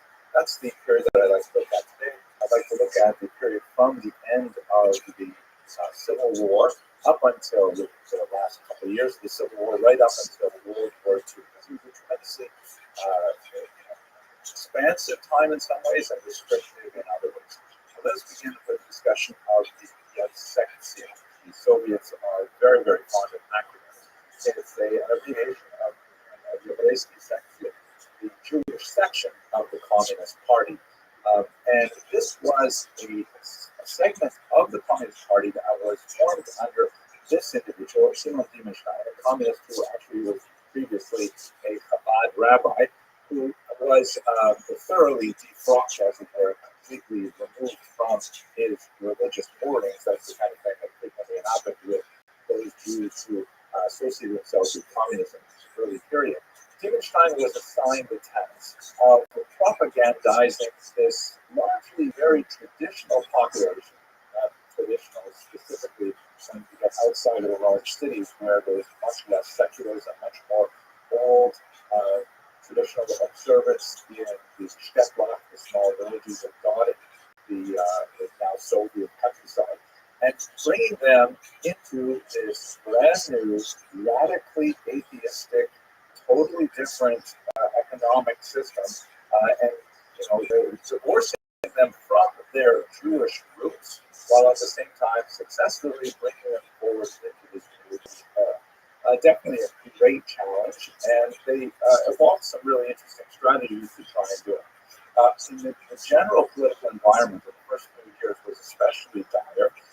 The period 1918 to 1920 is generally called the era of war communism. And during this period of war communism, when the Civil War was still being prosecuted, and there were still, numerous forces, including particularly the Ukrainian Directory and and the anarchists and the White Russian forces, that is, the Russians wanted to bring back some form of a monarchy, or at least get rid of the communists and establish some kind of a capitalist society in its place. So the communists were still fighting this war in real time, and war communism as a kind of like a temporary period characterized their attempts to rapidly bring the entire population into the very doctrinaire policies of communism as a whole, including things like, confiscation of land and collectivization of farming, bringing individual farmers together into a larger collective. This would ultimately slow down and then speed up dramatically later, about a decade later, under communism. The outlawing of all kinds of forms of commerce and, shutting down capitalist enterprises, very, very aggressively attacking any kind of religious behavior and so on. This went on for about 2 years. Confiscations of Torah scrolls, synagogues, real persecution, but it was across the board, not just Jews, obviously. Any religious individual in this newly atheistic society felt definitely very out of place. This was followed as the war began to calm down and as the anti-Soviet forces were slowly quelled, and was replaced by something called NEP, which was another acronym, this time in English, for the New Economic Program. This was what was generally conceded as kind of like a one step backward in order to later take 2 steps forward. And, the new regime could not maintain this phenomenal energy of demanding, confiscating, ordering people around for such a long period of time, especially exhausted after these years of war, which you'll recall immediately followed after World War I, right? World War I just ended in November 1918. The new economic policy was kind of like just relaxing some of these controls a little bit and allowing the economy to kind of develop again slightly. Ultimately, NEP would be shut down, but for a brief period of time, till about 1924, that began to sort of take the knee off the neck of the larger population, and the new Soviet Union began to recover. In terms of the leadership, let's just recall that there is a triumvirate that are especially important at this time. There are other figures that are also very important, like the foreign, but if you focus on the triumvirate, there is, of course, Lenin, who is the first leader of the Soviet Union. He has a stroke in 1922, if I remember correctly, that renders him incapacitated. And he lives for a couple more years, but during that time, which was during a period of NEP, there was a big question as to who was going to be his successor. There are some who favored Trotsky, the Jewish leader of the Red Army, who had shown tremendous skill at expanding the control of the Soviet Union. But others favored Stalin, who was a much more brutal individual coming from Georgia. He was an expert on the nationalities question, which was sort of communist speak for the non-Russians who lived within the Soviet Union. Of course, there's a lot of non-Russians living in the Soviet Union. And he ultimately would end up very cleverly maneuvering himself around Trotsky, around Bukharin after Lenin's death, and ultimately he would become the leader. And the 30s were dominated by Stalin right up until his death in the early 1950s. So back to where we are. Diemstein was placed in charge of the Jewish section of the Communist Party, and this was initially during the period of war communism, but during the period of NEP, he saw that he had quite a bit more freedom to explore the methodology of bringing the Jewish population into communism. Let us recall that although there was a disproportionate number of Jews in the Communist Party for their population, and this is especially true as you move up towards the leadership of the Soviet Union, where there was like sometimes a third of governing bodies were dominated by Jews. There used to be a joke in Yiddish that there was an acronym for SIC, which referred to the All Russian Central Committee, and in Yiddish they would say that it wasn't a Russian acronym; it was a Yiddish acronym for Vutsen Eden Kommandier, where 10 Jews are in charge. That was not a truism. We never had a majority of Jews anywhere in any institution of the Soviet Union, but there were very important, influential Jews, and they were out of proportion to their size of the population. That said, the proportion of Jews who became communists was tiny. There was the vast majority of Jews who were hostile to communism, seeing it as a threat to their traditional way of life, especially those who are religiously oriented, who recognize the threat of the anti-clerical nature of the Soviet Union. So there's a great complex of issues involved here. The thing that made the Soviet Union very popular in the Civil War period, as we discussed in the previous lecture, was the fact that Trotsky's Red Army forces were far less likely to commit pogroms than the other forces that were ravaging the countryside. That engendered an enthusiastic support for the Red Army that was translated initially in the early 1920s to support for the Soviet Union. But as we shall see, it rapidly declined. The policy that Diemstein seized upon, which was generally issued during the more liberal period of the 1920s for all of the non-Russian nationalities, was a policy that went by the name Korenizatsiya. This is kind of a strange word. It's difficult to translate into English. The word koren can mean like a root. And so it can be translated as rootification, roots as in a tree.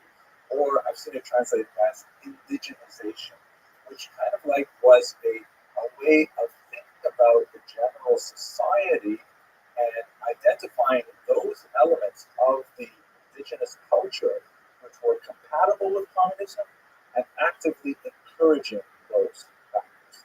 The slogan of the era was nationalist in form, but socialist in content, meaning they could wear their national costumes, they could eat their national foods, they could speak their national language, as long as none of the things that they did or said challenged the economic and political ideology of communism. Right? Nationalism form okay, but socialist in content. As soon as they got into things like, a level of ethnocentrism, that would be definitely not socialist in content. If they wanted to defend their national religion, definitely not socialist in content. So this idea of Korenizatsiya was kind of reaching into the roots with this kind of like, theory operating that communism was the true form of human organization. And if you dug below the accreted layers of corruption that came in from bourgeois democracy, you would find that people are naturally communist and they just spoke different language, kind of like, happily wearing embroidered dresses or dancing the hora or they eat kreplach or whether they ate, I don't know, hey, and whatever it would be, they would still be naturally communist, but you get past all those other things. So that's the policy of Korenizatsiya. And what Diemstein Rothschild did was he took that material and he said, let us go to the Jewish people with the authentic element of their cultures and talk to them about communism. Now, there were a few challenges, one of which really huge was this idea of atheism, because Jews are overwhelmingly united by their religion. Even when they're rebelling against their religion, they still regard themselves as some kind of, loose tribal familial affiliation that is rooted in a long religious tradition. This was anathema to the Soviet cause. So one of the things that the Soviet Union stood up in the 1920s was an institution called the League of Militant Atheists. Sounds almost funny, sure. And this was targeting all religions, of course, not just Judaism. They published this magazine here. This is called Bezbozhnik, which means literally godless. And in this particular anti-Christian image, they're showing obviously Jesus, who is getting all of the various followers drunk to the point of vomiting, and really trying to illustrate Marx's idea of religion being opiate of the masses, that religion keeps you drunk, religion keeps you high, and unable to appreciate your true class enemies, things like that. So there was a Yiddish version of Bezbozhnik, and there were tremendous amounts of effort placed in trying to do things, crazy things like rewrite the Haggadah, rewrite the Passover liturgy. They wrote a red Haggadah that celebrated Stalin and Marx instead of Moses, that Pharaoh was portrayed as the Tsar, and all kinds of things like this. And they used the Yiddish language in particular to try and get this material across. Yiddish was considered the true folk language of Soviet Jewish people, even though it's essentially medieval German written in Hebrew characters. But that was the native tongue of 97, 98% of the Jewish people at the end of the 19th century living in the region of the Russian Empire. And so they said, we'll speak to them and we'll write to them in their Yiddish language. And so there was just a flourishing of attention, lavish on anything in Yiddish which would be considered compatible with Soviet culture. A lot of money was spent on Yiddish writers. There was a renaissance of literature. You actually have Yiddish writers leaving America to go back to Russia because they saw this as a tremendous, culture effervescence. And in fact, the 1920s are very encouraging that Yiddish would have a tremendous heyday. Now, it was not a normal Yiddish, I have to say, because the more they poked around with it, the more they messed it up. Yiddish is, as I mentioned, written in Hebrew characters, and it is heavily populated by Hebraic terms, Aramaic terms as well. And Hebrew was considered outside of the pale because that was too closely associated with religion. And also modern Hebrew is too closely associated with Zionism, also not compatible with Soviet thought. So, what do you do when you have common Hebrew words in the Yiddish language? Like, for example, chaver. It is translated to Russian as tovarich, and as in English, comrade. How do you speak Yiddish without the word comrade in the Soviet Union? So what they would do is say, okay, you keep the word chaver, but you have to write it out phonetically, spell it phonetically, rather than spelling it with the traditional Hebrew spelling. So for those of you who are familiar with the letters, the word for chaver in Hebrew and in Yiddish is Chet Veit Resh, 3 letters. But in Yiddish, in the Soviet period, we read Chaf Aleph Vav Vav Ayin Resh, which is 6 letters. And if you didn't know what you were looking at, you'd be totally confused when you saw it. So many words were written like this. And by the way, once again, the Soviets attacked all other nationalities in this film. The Ukrainians, for example, had a letter G, which is distinct from the Russian letter G. And so they actually made the Ukrainian letter G illegal. If you use the Ukrainian letter G rather than the letter that looked like the letter H and pronounced it like a Russian letter H, you could be sent to Siberia. Here's something I find really ironic and amusing. This is the Russian translation of the Hebrew prayer book, the Sidur, which of course would have been totally off limits to these very atheistic Russians.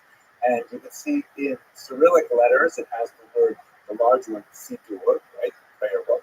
And then underneath, you see it has the words Tehillat Hashem, which means the Psalms of God or the Songs of God. And the word Hashem, of course, is pronounced with the letter H, but there is no letter H in the Russian alphabet. So in order to indicate that it should be pronounced as an H, they took the letter G, using the second word there, and they added a small accent on the top. So that you know you should pronounce this as an H.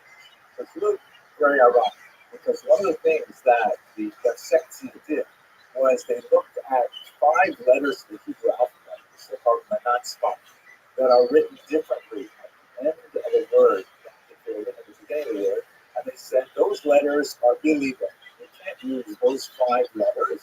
They're essentially like capital letters, because it's too hard for people to learn. It's not proletarian. We should have a simple language, a simple alphabet. So they tried to take away these 5 letters from the Yiddish alphabet, like they tried to take away the G from the Ukrainian alphabet.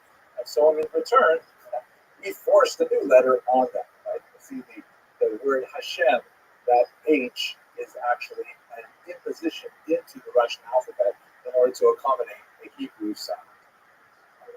Okay, so back to where we are.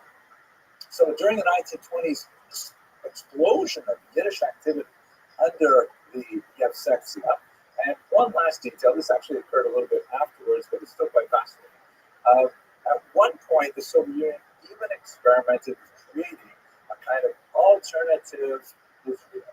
They created a homeland, a Jewish autonomous oblast called Biro Vishal, which is way out in the border with China, 4,000 miles away from where Jews were actually living. And the idea was, we're going to make a homeland for Jews. You don't have to think about Israel. You don't have to be constantly pressuring us to go to Israel. You have your own homeland in Azerbaijan. Well, it's kind of an interesting thing. Yiddish was made an official language in Azerbaijan and stuff like that, but they had very few Jews actually lived there, primarily because Stalin blocked a lot of the migration there, exactly when the Jews were during World War II. At any rate, to sum up, the 1920s, period of incredible creativity, although very atheistic, but a huge surge of popularity of Yiddish language culture in particular. This came crashing to a halt in the 1930s under this man, Joseph Stalin. Stalin was able, by the end of the 1920s, to firmly consolidate his control over the entire region. And he had very little patience for all of these kind of national form and socialistic content experiments. He shut down the Yevsektia. Incidentally, another organization that he also shut down was the women's section of the Communist Party that had exactly the same lifespan as the Jewish section. And Stalin said, we have to focus ourselves on industrialization. He instituted a number of 5-year plans which were designed to rapidly propel the Soviet Union into modernity by building massive things like huge hydroelectric dams at Petrovsk and other places like that. But he created this kind of environment in which people were desperately pressured to report results, and what ended up happening was that people were faking the results rather than, tell the truth to power and say, hey, we can't possibly produce this much pig iron over this amount of time, or we can't possibly harvest that much grain in this much time. One of the most terrifying and awful results of the 5-year plans was the Holodomor, this massive terror famine that particularly affected Ukrainian regions. In 1932-33, a huge number of people, it's very difficult to get a good sense of exactly how many. Reasonable estimates are around 5 or 6 million, a huge number of people, and there are larger estimates of this colossal, awful, artificial famine, which killed millions of people, was largely a result of the disastrous economic planning of Stalin and his henchmen. It was actually terrifically horrible event. And in context with the Holodomor and several other related factors, the purges began with the Soviet Union, especially towards the end of the 1930s.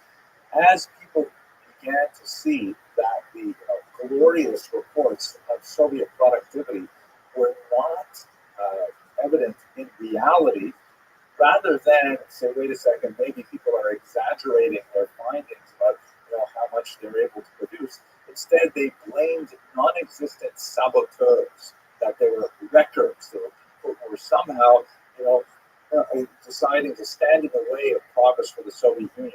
And these people were identified, tortured, forced to divulge the names of other saboteurs.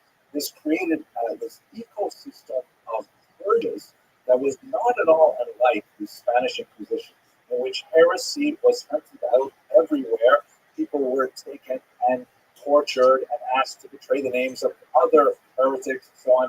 And even a person who wasn't a heretic or didn't even know any heretics, they were nevertheless under the pain of torture, give up all kinds of names. This initiated a horrific cycle of arrest, torture, confession, arrest, torture, confession, that resulted in millions of people.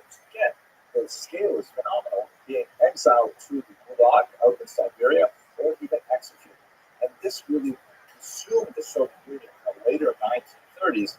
And at this point, the Jewish enthusiasm for the Soviet Union collapsed dramatically. Prominent Jews were purged early on in this period of Stalinist cleansing of the party and then later of society. And Jews, with a few significant exceptions, like Kaganovich, who was involved in Ukraine during the years of the Holodomor, the exception of a few characters, much of the Soviet leadership was perched on this Jewish membership. And the kind of popularity that the Red Army enjoyed in 1919 was nowhere to be seen, as people around the world began to realize what Stalin really stood for. So by the time you get to the late 1930s, what was once a more significant participation of some Jews in the Communist Party was reduced to a tiny, tiny remnant. And this is where we're going to pick up the story next when we look at the Holocaust, because the memory of Jewish participation in the Communist movement had tremendously disastrous results when we go to the. Thank you very much for watching.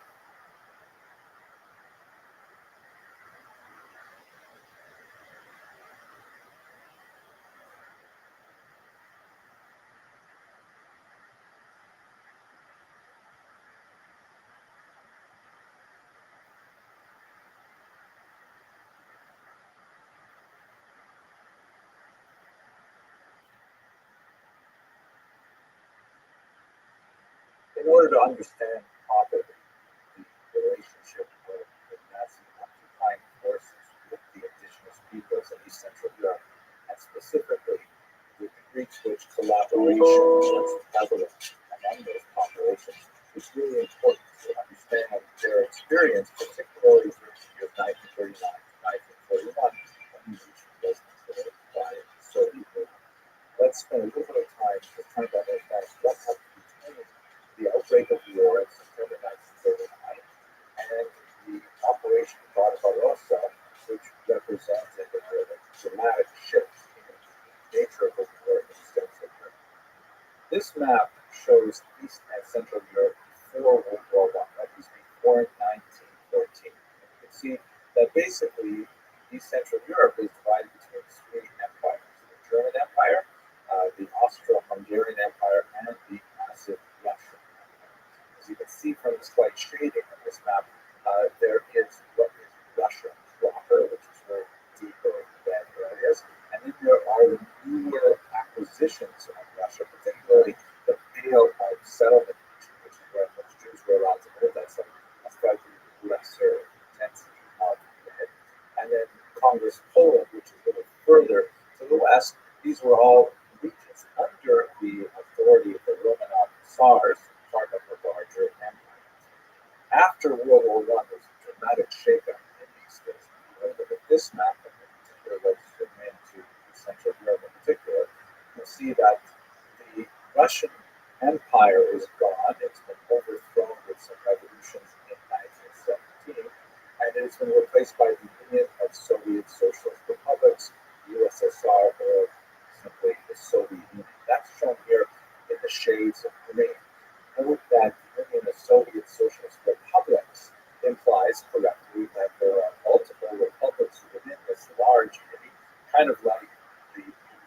United States of America, clearly one country, one federal government, but made up of individual republics. In the case of the United States, states, in the case of the Soviet Union, republics. The degree of autonomy of the republics in the USSR was far more attenuated than it is in the United States of America.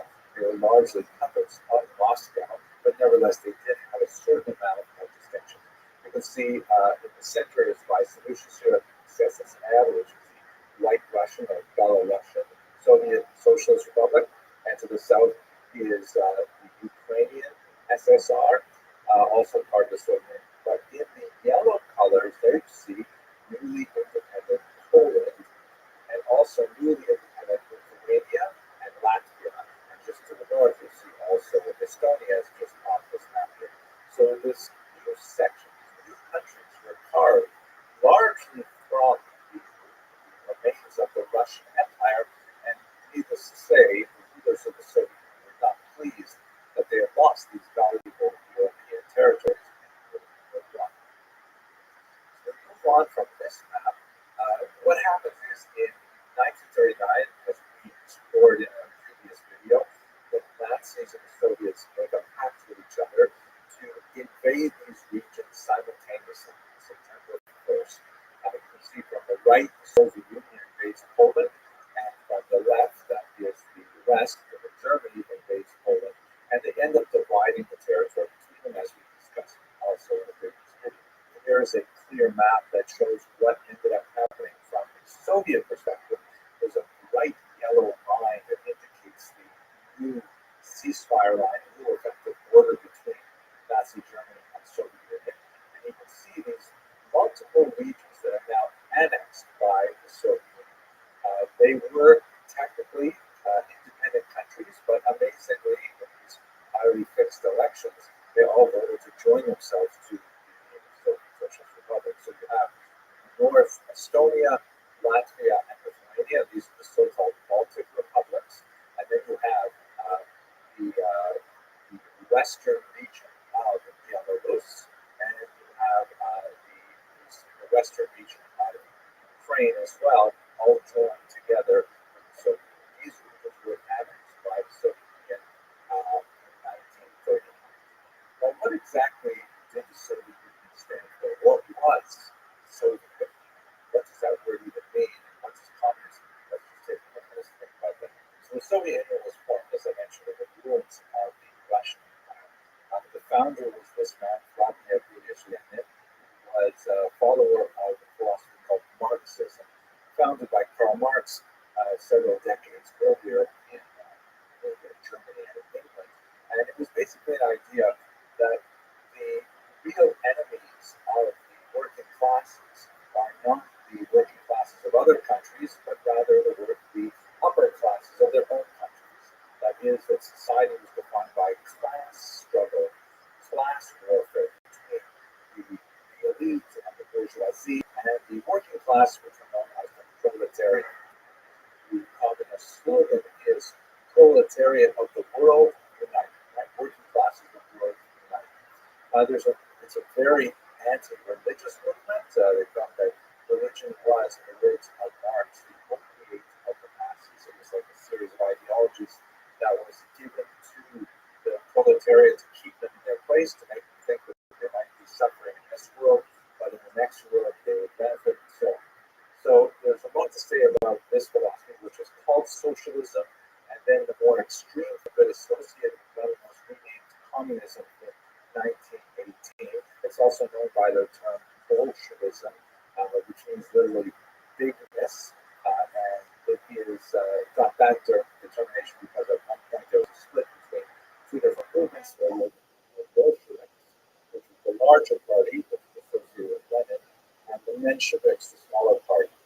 That's not really relevant for our purposes. So these terms, Bolsheviks and communists, are basically synonymous.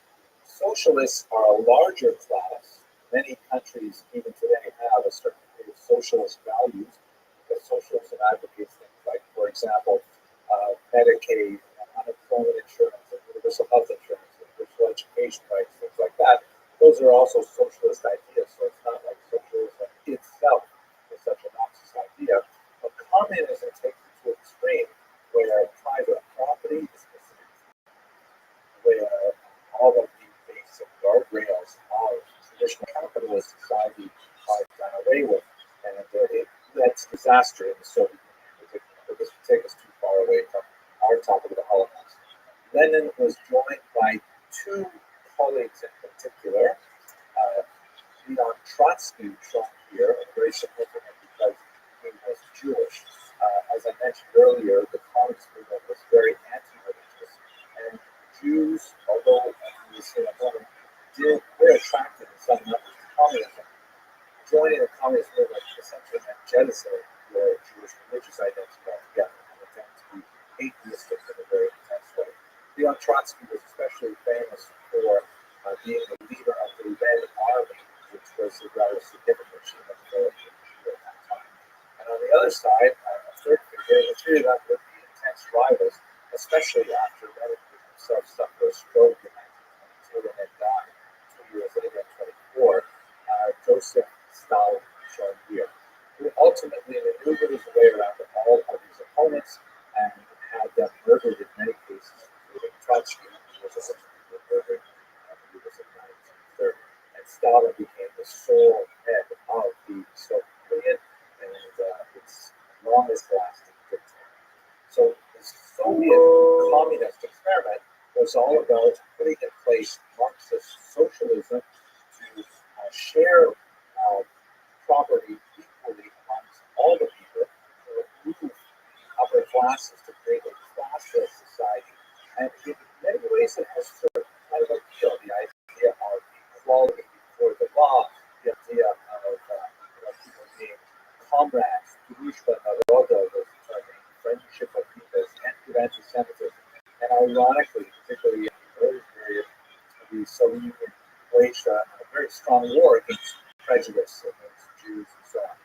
But well, there's much more to say about this book. We want to stick specifically to the Holocaust. Let us look specifically how Jews related to communism. So one of the major reasons why there was any surge in popularity of communism was because of the horrific pogroms that followed the revolutions in 1917.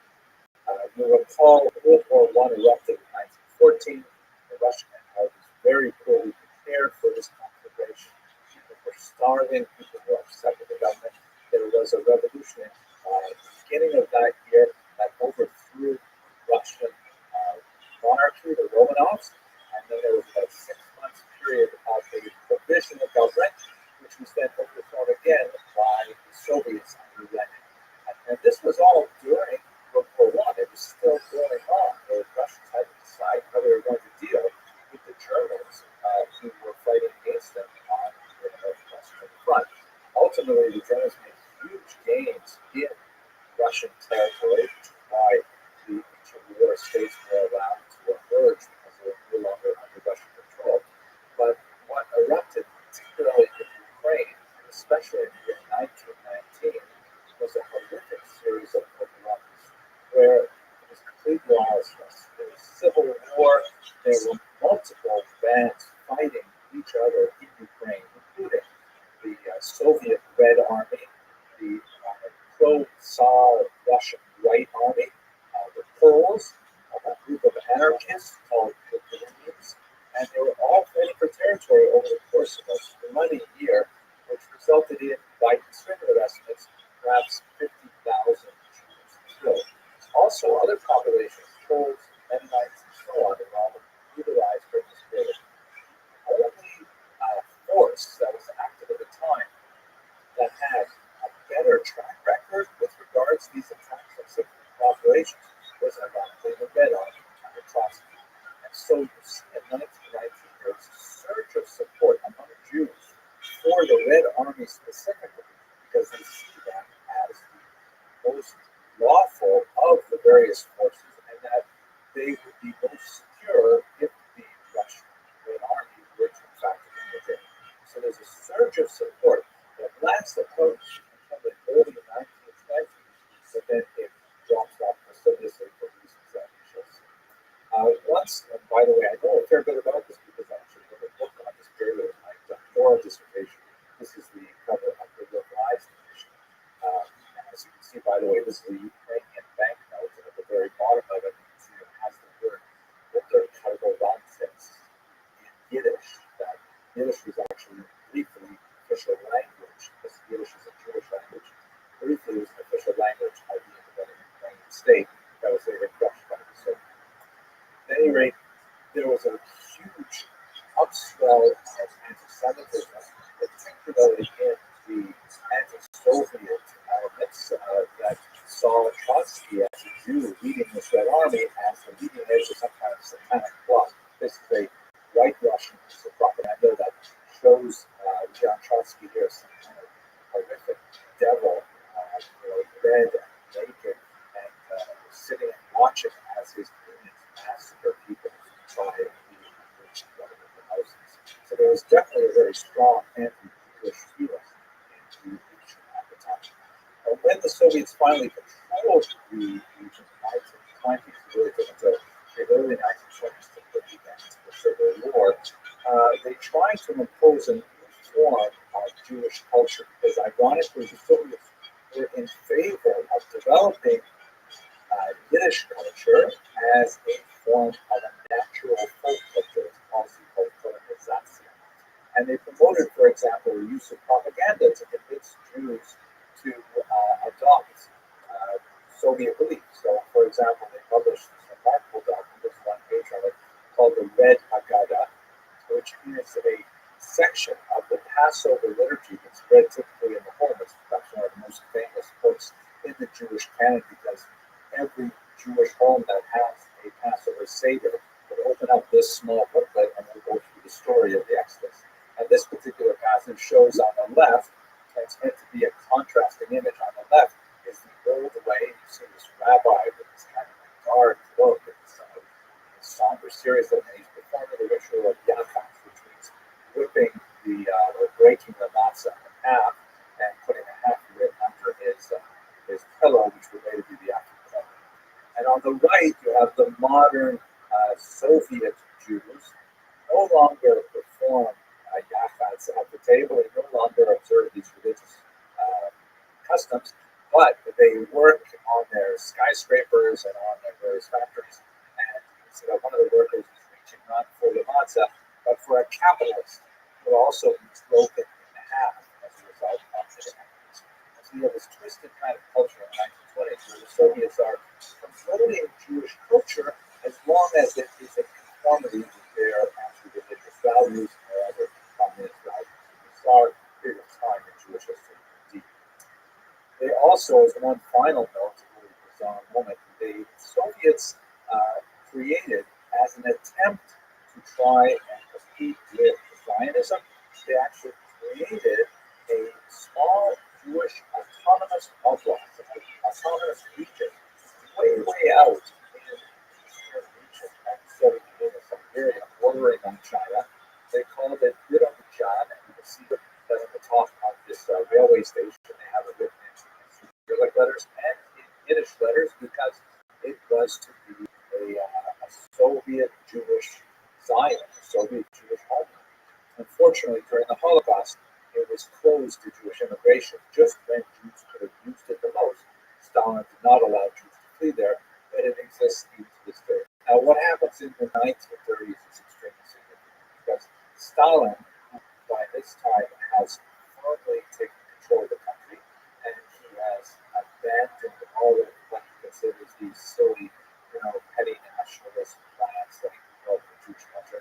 He wants to build Russia as an industrial powerhouse. He launches several 5-year plans in which he wants to, kickstart the entire economy and get the entire population working very hard on creating this new Soviet reality. Even though Stalin will pass away in the early 50s, his idea of what the Soviet Union should be all about is to inform much of it right through the 1970s and the early 1980s. The leitmotif of this is this man, Alexei Stepanov, who was a coal miner who, using a pneumatic drill, was somehow able to drill a lot more coal than everybody else using picks and shovels. And this is like the model of the hero of the Soviet Union. Someone could go and do tremendous things to advance So the economic might by industrializing, making applications, building plants, and all kinds of things, at the sacrifice of basic consumer values. And this is most horrifically evident in the awful Holodomor.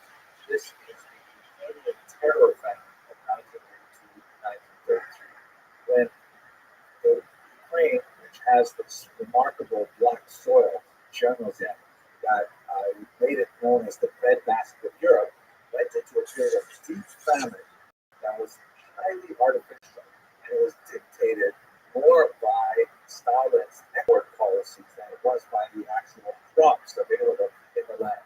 And there was literally starvation in the streets, as you can see from this horrific photograph taken in eastern Ukraine. It's very difficult to determine the exact number of people who were killed in this artificial famine. Very reasonable estimates put it at no less than 3 million, and more expansive estimates put it as high as 14 million. But one of the reasons why it's so difficult to get a good handle on the numbers is because when Stalin had a census taken and the results were revealed, which presumably showed a huge demographic loss in Ukraine, he ordered the census destroyed and the census takers killed. This was part of the notice of surrender. There's certain pieces of the census were found in local archives that allows us to reconstruct to some degree the number of people who were killed, but there's still quite a bit of guesswork about this actually. Nevertheless, it is certainly an act of genocide that is comparable at rates with what we're studying in the Holocaust. Note also that the term Holodomor is actually a coinage.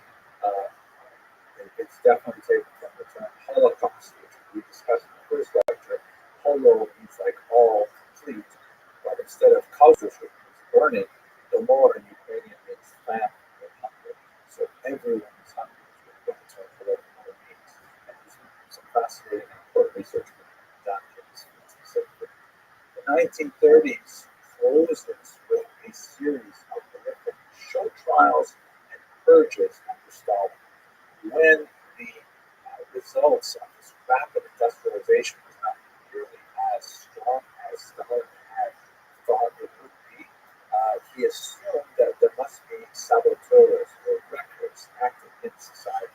And so this bizarre society-wide desire to identify people who were somehow anti-Soviet, who were sabotaging their plans to develop this water dam or this coal mine, things like that. People were denouncing their neighbors and putting them on trial. And then these people would, because these prisoners you see are put on trial, they would be sent to the gulag where they would live under horrific conditions. These prisoner of war camps that were essentially, in many ways, comparable to the Nazi concentration camps. We'll maybe have a lot more to say about that later on in this course. But we seem to be approaching a period in history where there are some very dark harmonies developing in Nazi Germany and Soviet Union at the same time. To be certain, the most notorious impact of the Soviet Union on the newly conquered territories between 1939 and 1941 was the activity of the secret police, which was originally known as the Cheka, later known as the KGB, but at this time it was known as the NKVD. The secret police were deeply involved in keeping out any opposition to the Soviet regime, and they were involved in many massacres, including this horrific massacre in the Katyn forest, which thousands of Polish soldiers were massacred and laid to rest in huge graves without any indication of their disappearance.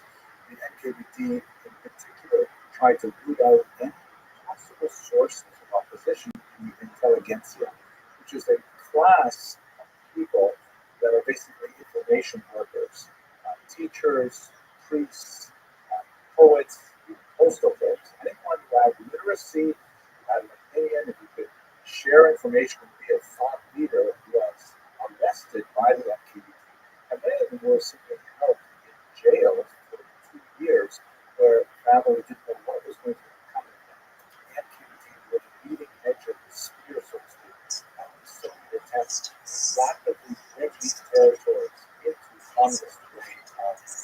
thinking, communist economics, rapid collectivization of farms, and the shutting down of religious institutions, and all kinds of things that the local population resented tremendously. And what's very for our purposes as well is this notion of very widespread in the population, not at all borne out by the statistical incidence of Jews in the Soviet apparatus, but nevertheless the perception of Jews as being very much aligned with the Soviet war and with the NKVD in particular. And once again, this is one of those elements where it is, in terms of studying history, it's often more important what people believe than what people actually know. People believe that the Jews were very much the motivational elements in the Soviet occupation of these territories, and as a result, there would be a tremendous amount of resentment built up against the Jews, even the Jews who had obviously nothing to do with the Soviets, who were living in these territories before the Soviets came in, but they would ultimately become the brunt of their wrath. The turning point, and this is where we're going to have to leave this particular chapter of the Holocaust, is Operation Barbarossa, which occurred on June 22nd, 1941. It was without doubt the single most important date in the history of the Holocaust. This represents the date when the Nazis broke their treaty with the Soviets and invaded them. These were caught politically off guard. They lost ground militarily almost immediately, and it took them quite a while to begin to claw their way back and to eventually force the Nazis westward and out of their territory. You can see the map on the right here shows the dramatic and rapid blitzkrieg attack of the Nazis, which drove well into these occupied territories, ultimately right to the gates of Moscow and Leningrad, only to eventually be turned back with a very important turning point battle in the city of Stalingrad. And how this relates specifically to the regions that were conquered between 1930 and 1941 is that when the Soviets got word of this sudden attack, they rapidly demobilized and fled the conquered territories. Along with them, by the way, were about 600,000 Jews who fled from the Soviet people. They realized that the Nazis would certainly not treat them well. So that more to say about that. We will come back to it later in the lecture. But what happened was that when the NKVD fled, they typically massacred all of the prisoners that they were holding in their underground basement jails in the Western walls and things like that. And these were called intelligentsia. These are what we thought leaders of the community. Local priests, the beloved teachers, the local poets, the local literati, the journalists, and who were well known in the community and were feared by the NKVD because we didn't want them to express that social attitude. They were the ones who had been out there. And when the NKVD did, they massacred, typically by simply setting them on fire. And so what happened is as soon as the Soviets left, the Barbarossa started, local populations went in and brought out the often charred remains of their loved ones, and then had the people have to identify. Here you can see, for example, a scene in the city of Lviv, where locals had to try to identify some of the intelligentsia who were just underground and underground. And as one might expect, there was a groundswell of anger that found its expression in attacks on the Jews. In particular, the so-called Kippur days, which were like spontaneous riots that were perpetrated against the Jews. A lot of abuse of women in public, a lot of kind of like symbolic abuse where people were invited to clean the streets and beat in the streets, and sometimes but this is the beginning of the Holocaust, particularly in Europe, along with the organized massacres behind us. This is what we see something that's related. Thank you very much.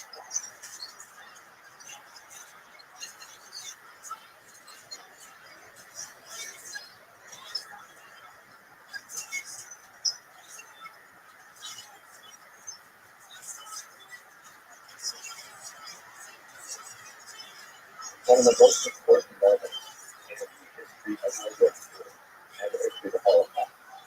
Two related and overlapping histories that we are recently considered. June 22nd, 1941. This is the day of Hitler's betrayal of the agreement with Stalin and his invasion of Turkey.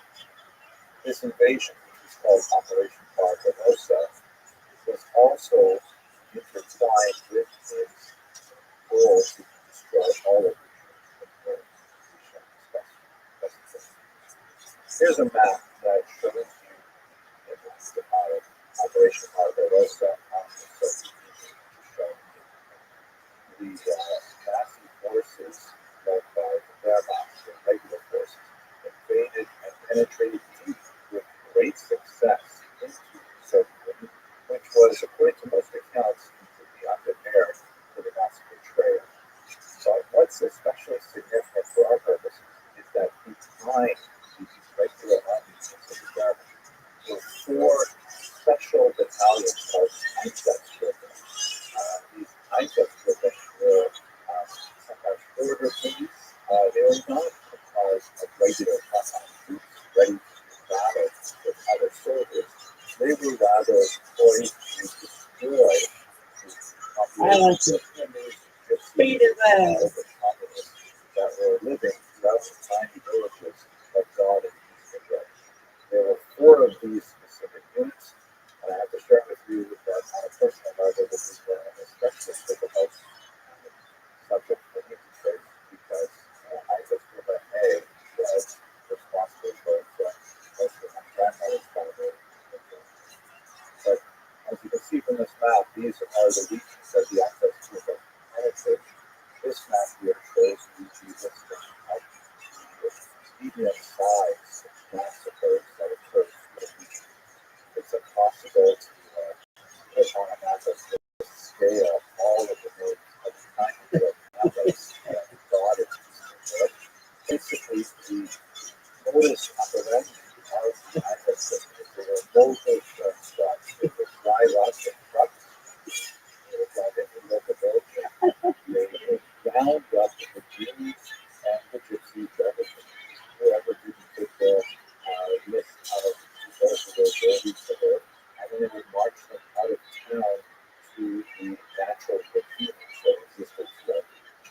If those agreements did not exist, then they would take the prisoners to the hard labor to dig what would ultimately become their own graves.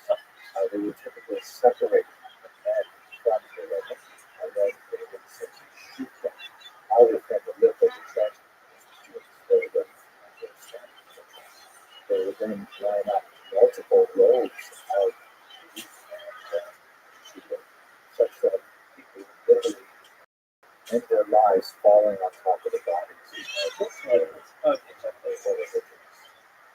important to note here, though, that the Einsatzgruppen massacres were not especially efficient, especially by natives connected to Nazi brutality, because it was relatively easy to escape the Einsatzgruppen.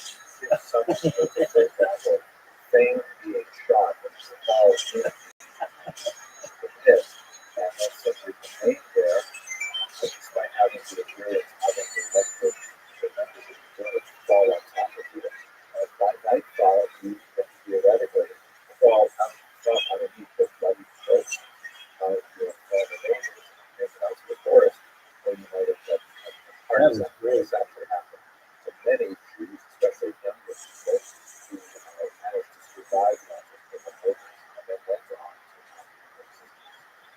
it's important to note as well that the Einsatzgruppen themselves were the soldiers. We actually know quite a bit about them because the archives were unsealed in the 1990s. There's some tremendous studies done of the Einsatzgruppen themselves.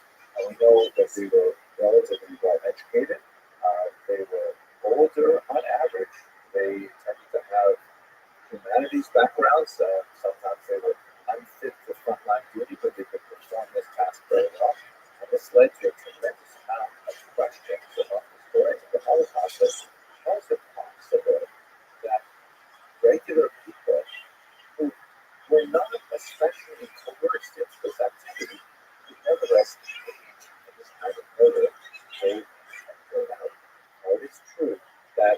found many local populations who were willing to help out, so-called ex-Williger, or willing to help volunteers from the local Ukrainian, Lithuanian, Latvian, and Polish population. But they often found that they had to ply them with a tremendous amount of alcohol, with rides, and all kinds of things to keep this machinery going. It did proceed, however, throughout the entire summer of 1941 and into 1942, with an estimated 2 million people murdered by the access system. But nevertheless, it proved to be psychologically quite consequential for the access system and the massive on to another method of extermination. So a lot to think about in terms of the structure of Operation Barbarossa and the Allied access system.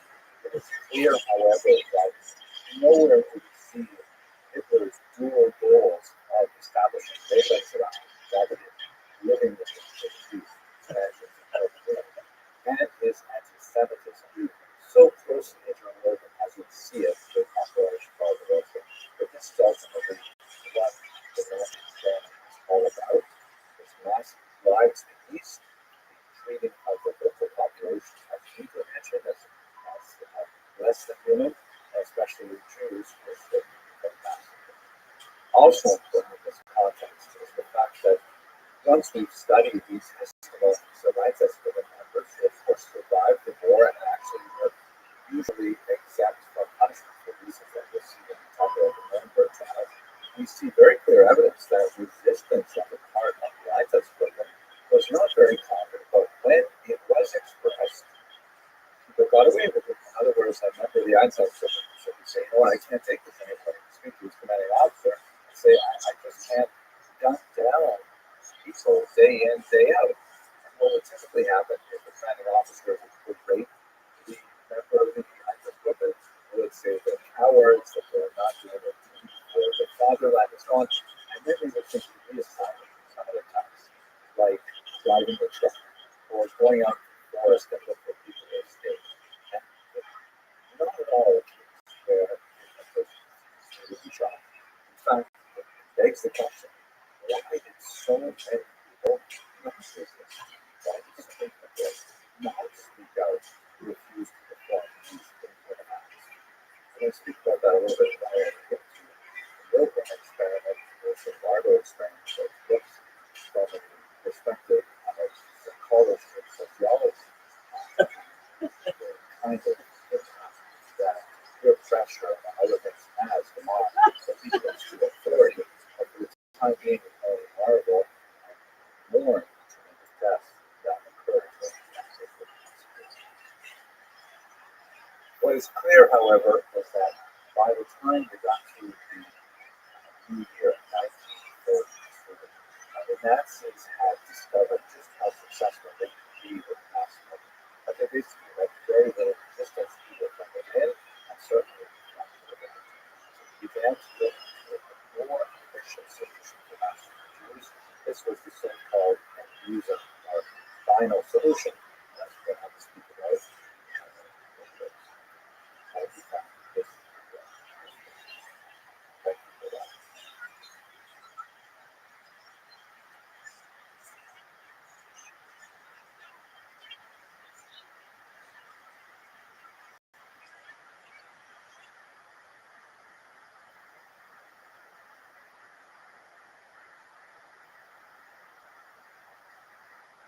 Hello and welcome to another brief lecture on the Holocaust. These lectures are intended for educational content and purposes only.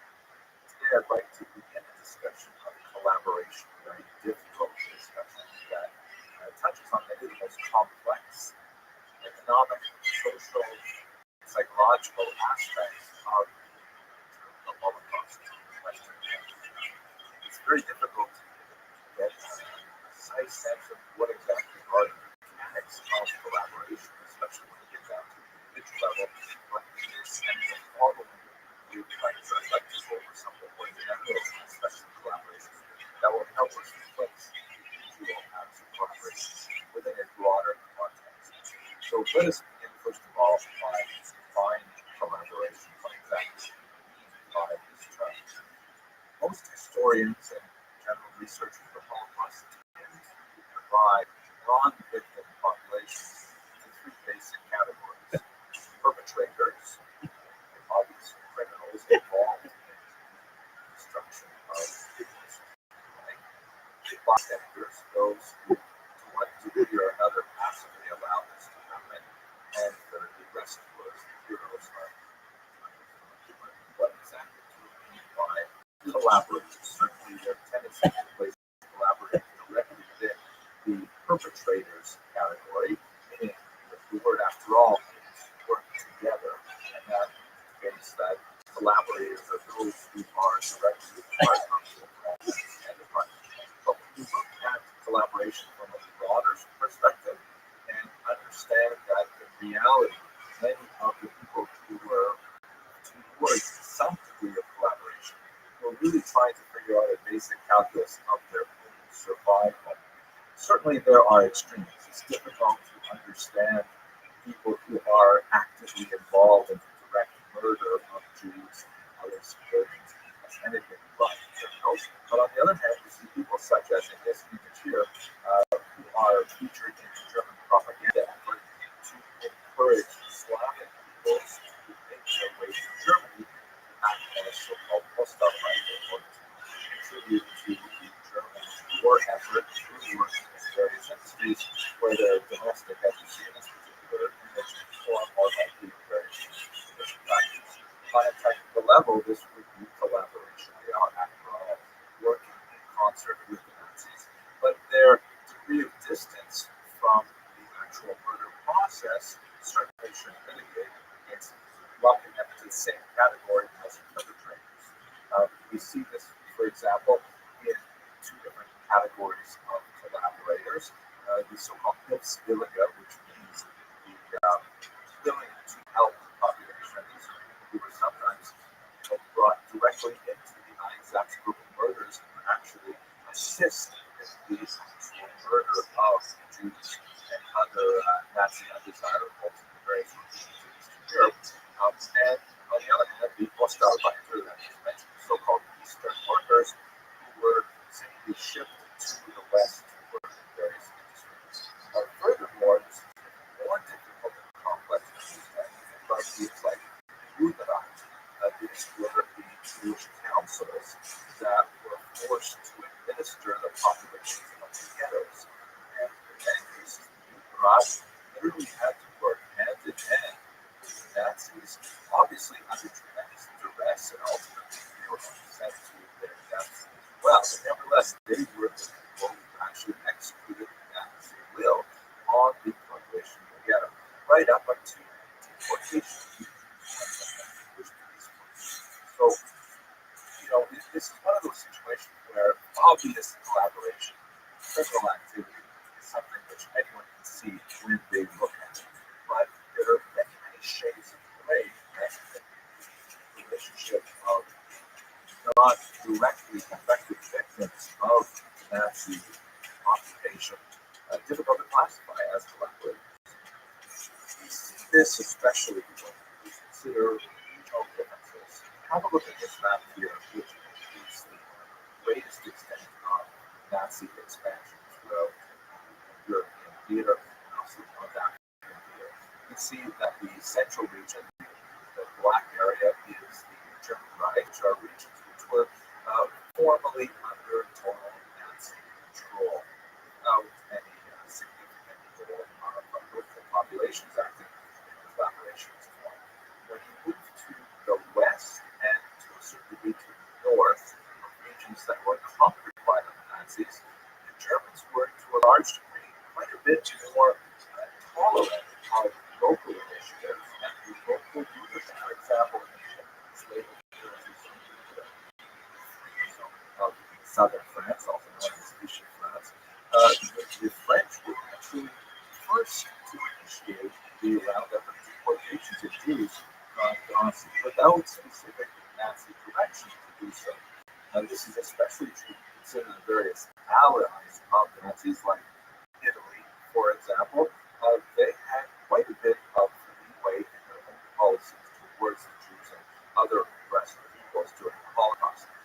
This is because the Nazis were largely slaves to their own racial ideology, that the Western European nations, and in particular the Aryan nations, the so-called Northern European nations, were given much more credibility in their self-determination, in some cases allowed to manage their own government when they were under Nazi conquest, certainly true for forces or countries that had chosen to ally themselves with the Nazis.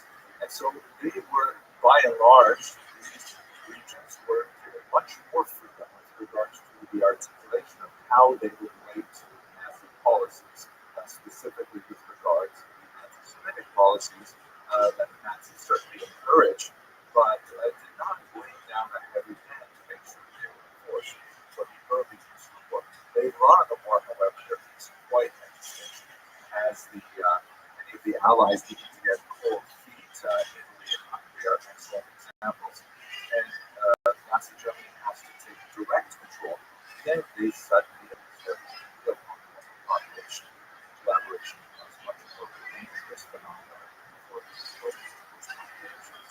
But let us contrast what happens in the western and northern regions of Europe to that of Eastern Europe, in particular the conquered nations, Poland and the Baltic states, and those regions of the Soviet Union that were placed after Operation Barbarossa directly under military Reichskommissariat für Ostland and Crimea, and further into Russia itself.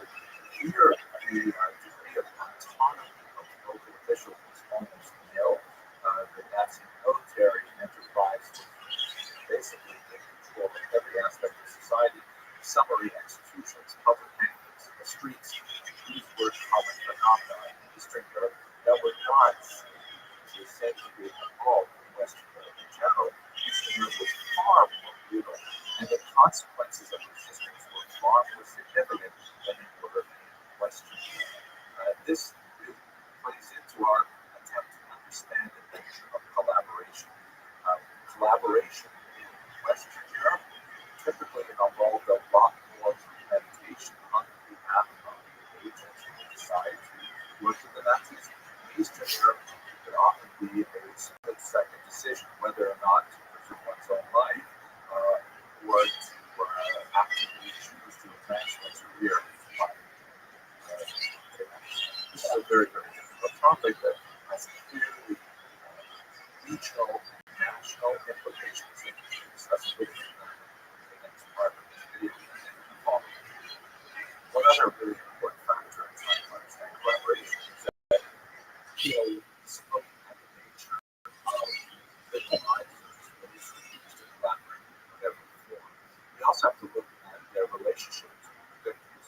We think about the Jews in particular, there seems to be a strong correlation in many regions between faith and the cultivation of the Jewish community and the likelihood of local populations engaged in collaborative activities. The Nazis ultimately resulted in the mass murder of Jews. In regions like North Africa, where the Jews tend to speak the local language with fluency, tend to dress the normal dress of the local populations, tend to be largely working in a high degree of acculturation of the local populations. Collaboration was far less of a phenomenon. There are many other factors, including the nature of the Nazi occupation, the dates of the Nazi occupation, and so on. And that's kind of like a superficial, generalized statement that may have been true if you look at the entire region of Europe. We see this also very much so in regions where Jews are especially versed in local vernacular and tend to have an attenuated, specifically Jewish religious orientation that is obvious on the outside. When that is much more prominent, then Jews tend to stand out and tend to stand aside as the other. Where that is less prominent, then collaboration is somewhat muted, generally speaking, because the Jews that there are seen as cowards. In this context, it's really important to remember that this is all happening in the context of massive population displacement. There are Jews and the other populations who are fleeing violence on the West and the East, and often have two different major chunks of the Jewish populations in countries. In Hungary, for example, you will have a large number of Magyar Jews, that is, Jews who are very well assimilated, very well acculturated, particularly in the big cities like Budapest, less so in mountainous regions, other places like that. And then you have a significant number of refugees from further east, from Romania, Bulgaria, who fled into Hungary seeking refuge, and they are quite different. They're not Hungarian speakers. They tend to be far more religious, stand out much more. They tend to be on local population economically. And so there's a degree of collaboration, which is not so much a function of collaborators themselves, but of their relationship to students from discussion. Putting it bluntly, there seems to be a much greater hesitancy to hand over our Jews, that is, let's say, Magyar Jews, Hungarian speaking Jews in Budapest, then there would be a willingness to hand over the various immigrant populations of Jews, the refugee Jews, which obviously did not have Hungarian state nationality and so on. So this is a very important phenomenon to consider when looking at the general issue of collaboration as well. Let us stop here, and in the next video I'd like to look at a little bit more detail at this particular some more complex issues like collaboration.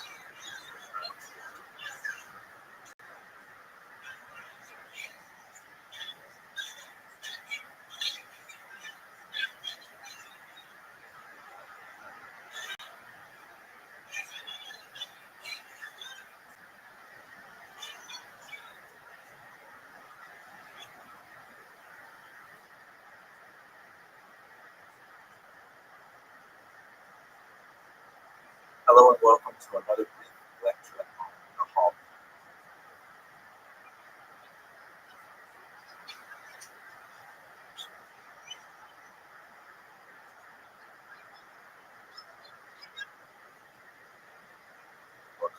These lectures are produced solely for educational content purposes.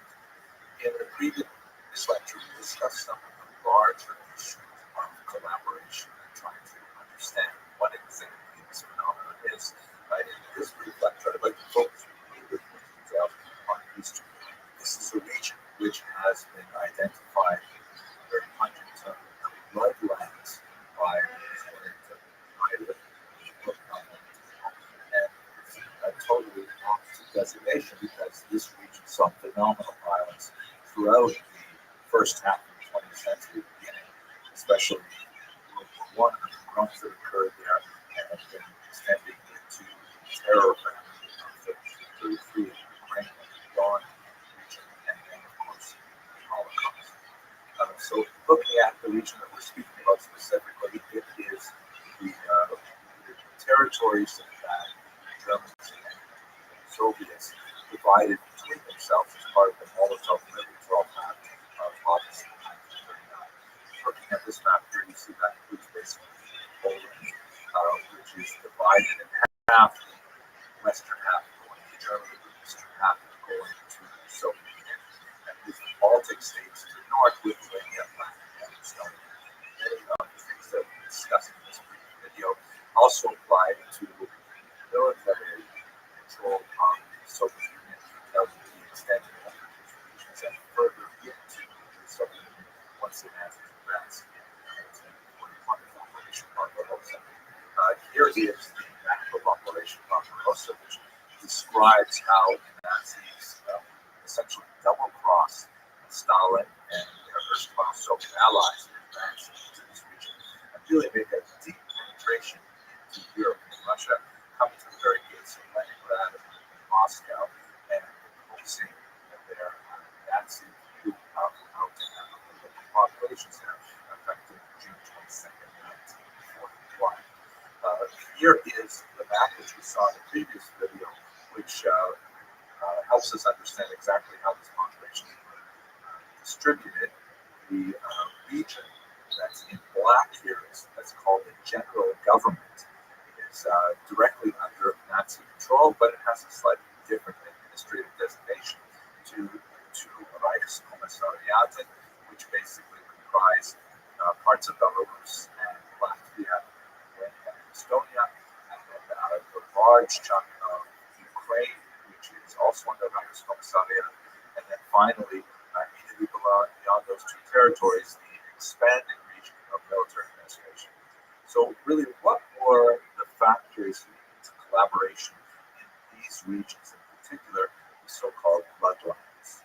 One factor that is especially complex and requires quite a bit of analysis is the openness that the Nazis showed, especially from 1943 onward, is the willingness to adopt Slavs into Waffen-SS units.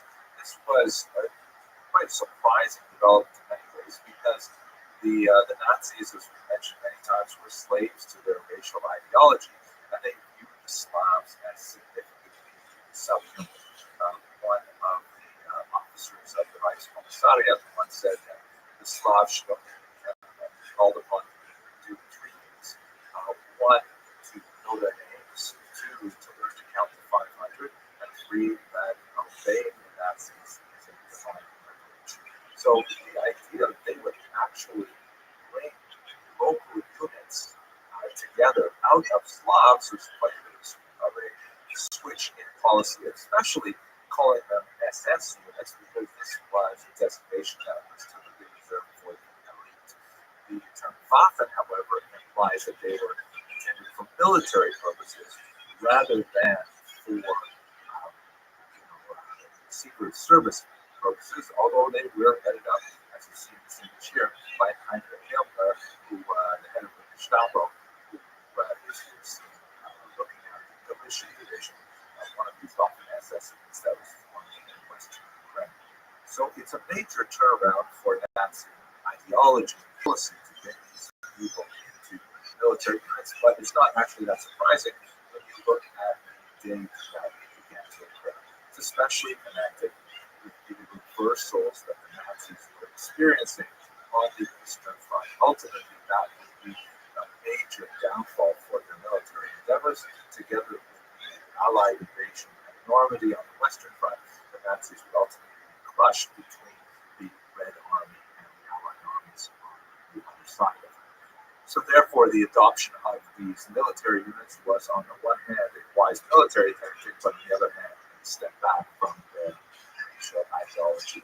Now, when we think about these units, normally the term SS immediately implies, as it did in the Nuremberg trials, collaborators of the highest order. In fact, in the centralist circle of those who were architects of the Holocaust. But can we say this about these very hastily put together units and their motivation? We don't know a tremendous amount, actually, about their motivation vis-a-vis the Jews. We could assume that they harbored many of the same attitudes that we've seen of hostility to Jews, largely because of the perception that they were allied with the communists. But that's really the key point to understanding these groups. Were they considering themselves fighting for Germany, i.e., an actively collaboration model, or was their principal motivation the opportunity to fight against the USSR? Recall that with Operation Barbarossa, the Nazis liberated these local populations from the Soviet dominance that they had experienced since 1939.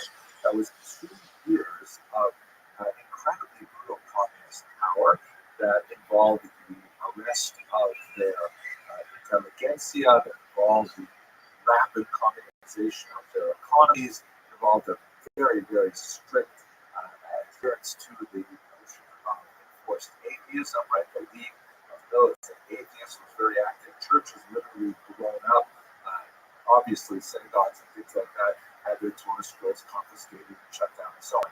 So a lot of these populations of local Slavs actually saw these Waffen-SS units as opportunities for them to attack their most recent and immediate enemy, the Soviet Union.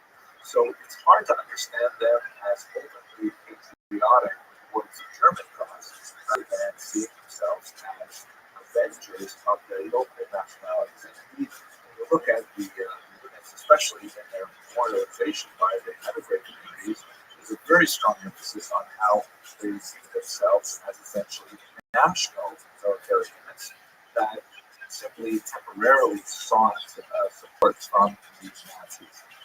The militia division, for example, considered itself the first Ukrainian army because they viewed themselves as one day perhaps establishing some kind of national statehood. This is not to exculpate them from any particular possibility of Nazi war crimes. In Canada, for example, the government formed a commission called the Duchesne Commission, which actually issued a massive multi-hundred-page report assessing the activity of the militia division and found no reason to qualify them in a blanket order as war criminals.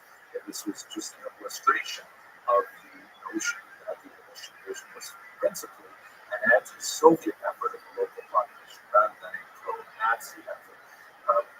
Needless to say, this is an extremely complicated and sensitive subject for all concerned. It's also very significant to note the awkward and complicated role of the church in many of these endeavors. Let us not forget how intensely atheistic the USSR was, openly persecuting, arresting, exiling, and murdering priests. And the idea that a local military unit would be formed to fight against the USSR was largely welcomed by the church. One of the most important priests of the region, speaking once again about the militia division, is Metropolitan Andrei Sheptitsky, who himself was a great Judeophile. He learned Hebrew as a young man and had very warm relations with Jewish communities. He was responsible for the rescue of some 200 Jewish children and returning them after the war to their families. A remarkable individual, and nevertheless his record is somewhat tainted by the fact that he openly blessed this Talking Ancest division. It's made it very hard for many to see him for the humanist and pro-Jewish figure he truly was. So this is a complicated kind of situation. Is it true that we can say that the enemy of my enemy is my friend? This complicates the whole idea of understanding what is collaboration. And maybe if we strike at the root of the difficulty of understanding collaboration, besides the obvious overlapping concerns of self-preservation, economic advancement that may have very little to do with open anti-Semitism or as to engage in bitterness activities. Perhaps one of the most important things to understand is that the many peoples from the bloodlands all consider themselves victims. The Ukrainians and the Poles and Lithuanians and Latvians also consider themselves victims, not precisely in the same way that the Jews and the Roma, for example, consider themselves victims, but nevertheless, they do see themselves as set upon by both the Nazis and the Soviets. Not necessarily to the same degree of genocidal intent, but nevertheless, they have a legitimate argument to make that they also share in this horrific image from the United States Holocaust Memorial. Polish babies, the same thing happened to Ukrainian babies as well, were regularly selected for their racial characteristic and shipped off to Germany to be raised by foster families. Young Aryan-looking Ukrainian or Polish girls were often taken and eventually sent into prostitution with the attempt to try and improve the racial characteristics of the local population.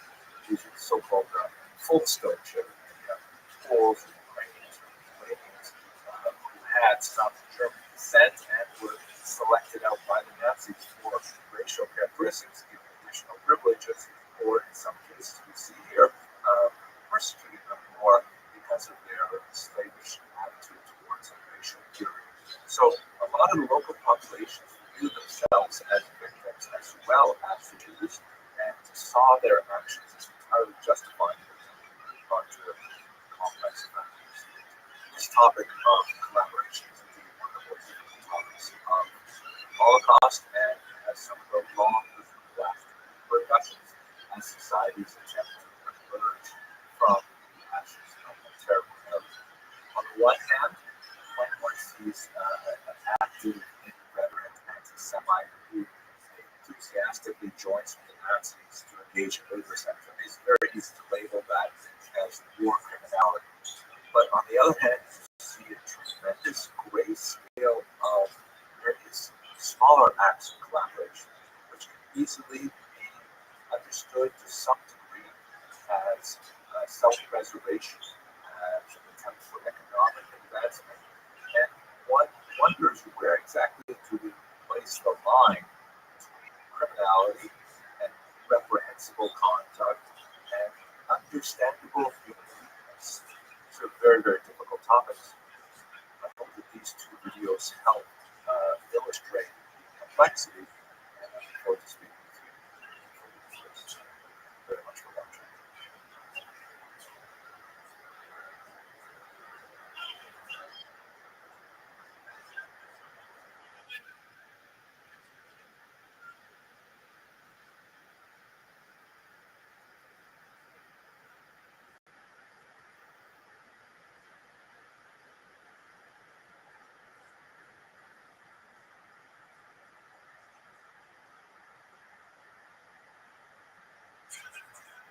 Thank you very much, Mr. Christie. I appreciate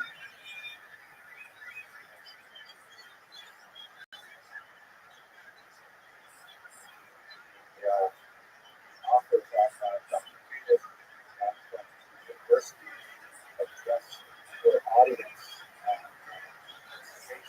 prior to the holiday Passover.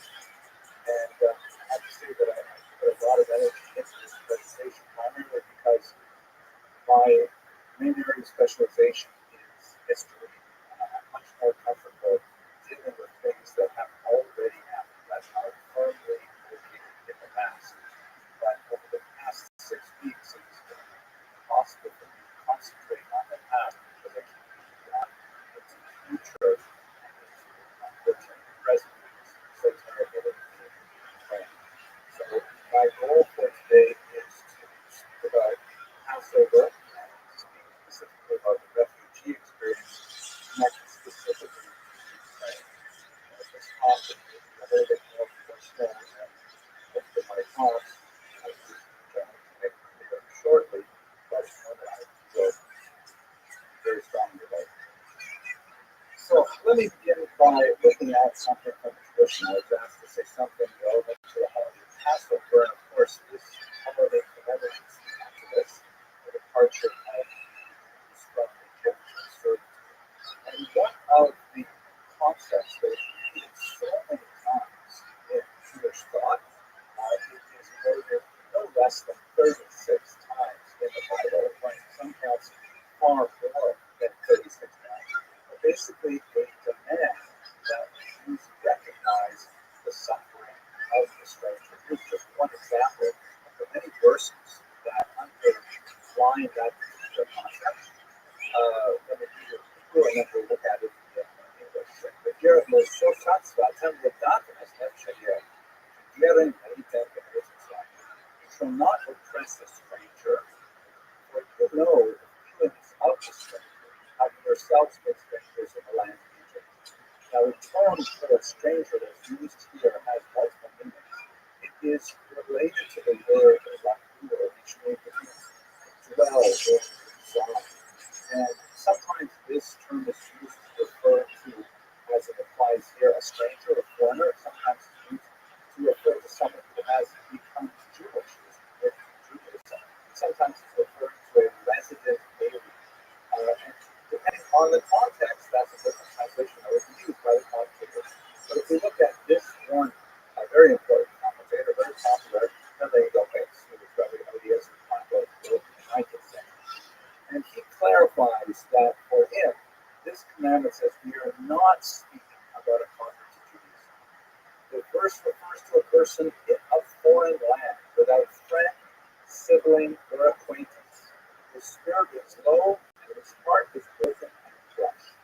One must have mercy and draw this person close, be a friend and a neighbor, and provide as much support as you can. In this way, one fulfills the commandment. So obviously, in the context of the Passover Seder, as Jews around the world will gather with their families, contemplate the meaning of freedom and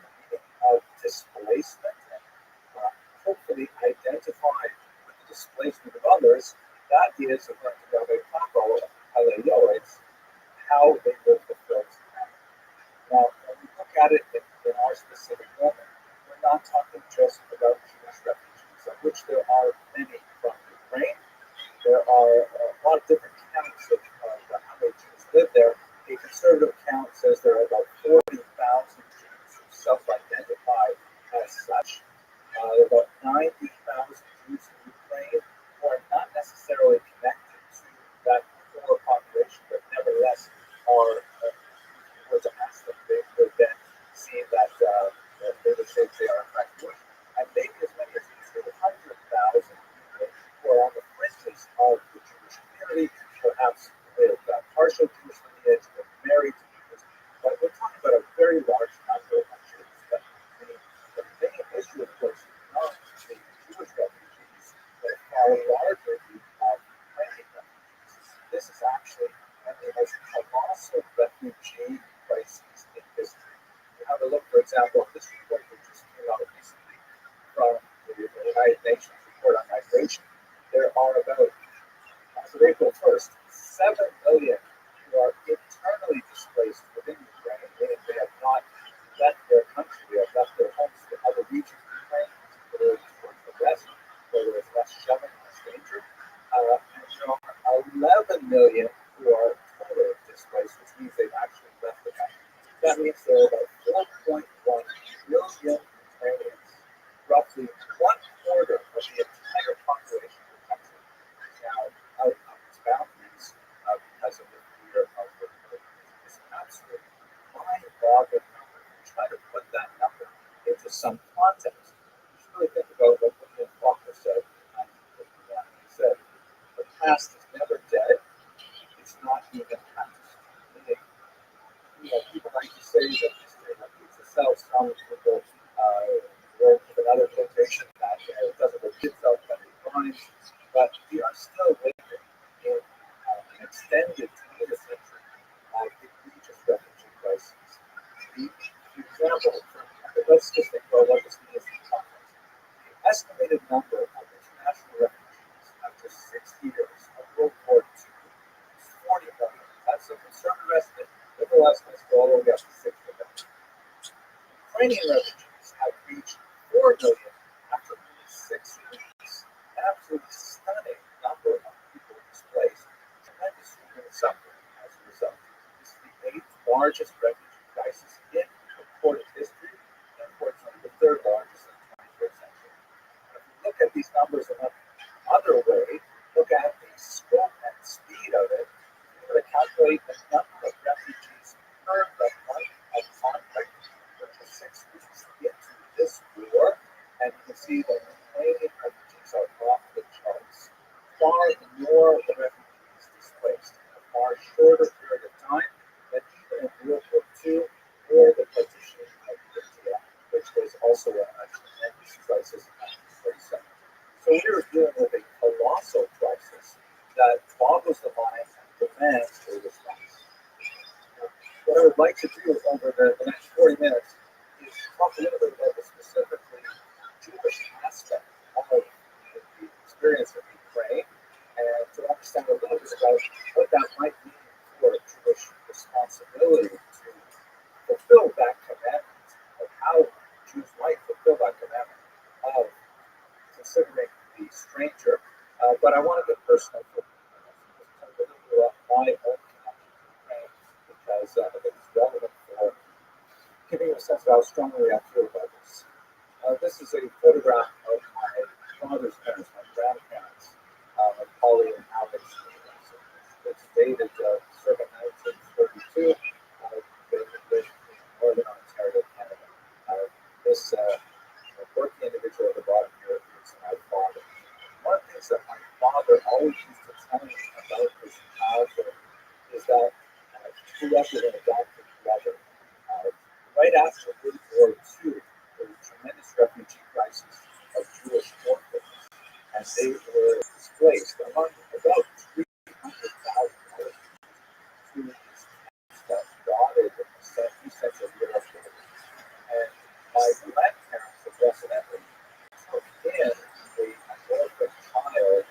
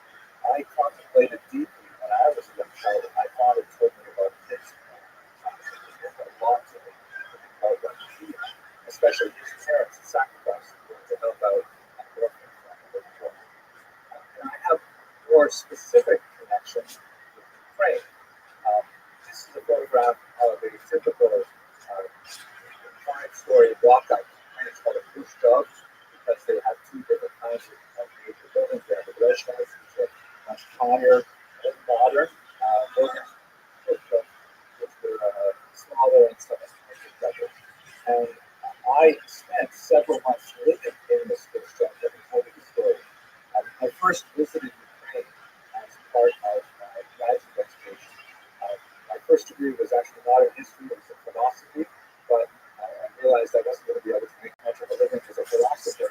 So when I was thinking about what else to study, I knew that my father-in-law was very enamored of the family history, in particular my wife's family is from Ukraine. And so I thought I would try and knock two birds with one stone. I would impress my father-in-law, and I would find a way to make a living after the story. And I said, it turns out that I really liked it, so I studied more and more. When I first went to Ukraine in 1989, I was still after the Soviet Union, but it was beginning to liberalize significantly.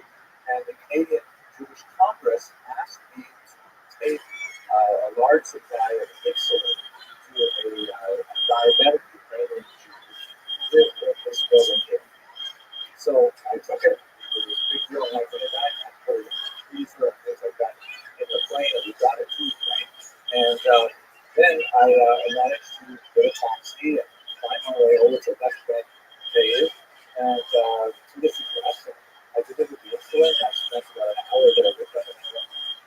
And then this was still under the Soviet Empire, so I could not get into the archives that I would like to, but I did do some useful research there. However, I was denied access to the more serious secret archives like the Communist Party of Ukraine. Then, when the Soviet Union fell and Ukraine declared independence, I was invited back, this time by a much more open and Western-oriented government, from Moscow's influence, or free from much of Moscow's influence, to come back and look at those archives. So I said, absolutely fantastic. They said, we'll give you an apartment and you'll be all taken care of. It seemed like it was going to be fantastic. When I landed at the Rothschild airport outside Kyiv, everything had fallen through. Nobody knew who I was. The people who were in charge had fled for various reasons, and I was completely alone in a strange city with a pocket full of Canadian cash and no idea where I was going to spend the night. I didn't have a hotel reservation. I was supposed to be a guest at the Academy, and I really didn't know what to do. The sun was setting, and there was a lot of low reality going on. Hockey was very strong in the early months after the collapse of the Soviet Union. So I got in a taxi. I knew that this building, this is the only person I really knew in Kyiv at the time. I knew this building was somewhere on the left bank of the Peninsula River. I could take it to that region, drove around for about half an hour, thought I recognized this, and sure enough, I went in. I went up to the right car, I thought it was. I went up to the right door, I thought it was. In fact, I knocked on it, said, get me out to the house. I answered the door, he was home. It was, thank God, the same place that I visited originally. And I ended up staying there for several months. Even after we were able to work out where I was supposed to be and what my mission was supposed to be, I simply asked that all the funds that the government had allocated for my trip be directed to the Ashkenazis, so they were able to get a windfall. But I lived in their tiny two-room apartment for several months as I did my research. Here's a picture of me with the candy. We bring up the guy in the back there, with dark hair and dark beard. And you'll see that we're some beautiful 19th century tombs. Jenny's grandfather was the shamus of a shul in Kiev. He was sort of like the sexton of the synagogue. And when the communists came in 1917, 1918, he hid all of the holy books, and he preserved them until his father took them in to take over. So their house is filled with remarkable collection of 19th century books. Absolutely good. So we would spend time studying them. So I got to see from the perspective of a regular Soviet Jews what it was like to live under those conditions. There's another photograph in Vienna is white, and also on the right, those of you who are students of Ukrainian Jewish history, or those of you who are fans of art, you might recognize, or if you're fans of human literature, you might recognize the young man on the right, who was my good friend that I met in Kiev at that time. Professor Rothschild staring at Northwestern. Here's a picture of what he looks like now. He's kind of since I knew him then. associations with the Renaissance Bible. So I had an experience. What up, what it's Pam? like Yo, how you living, baby? to be in Kicking that steak and eggs. What's good in your hood? No pots?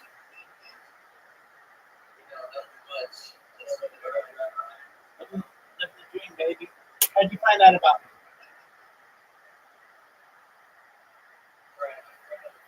Dude, that friend of a friend. Yeah, I heard you do some nice live streams, so I just joined up. 100%. Did your friend of a friend find out about me from Blue Sky, from YouTube, from Twitch, somewhere? There's my kid. Oh, that's tight. Okay. Excellent. Do you mind if I tell you about myself? Thank you so much. I'm Rabbi Rothschild. I stream live 24 hours a day, 7 days a week, 365 days a year. I've been doing so since the pandemic. I have more data archived on the internet than any person in global history.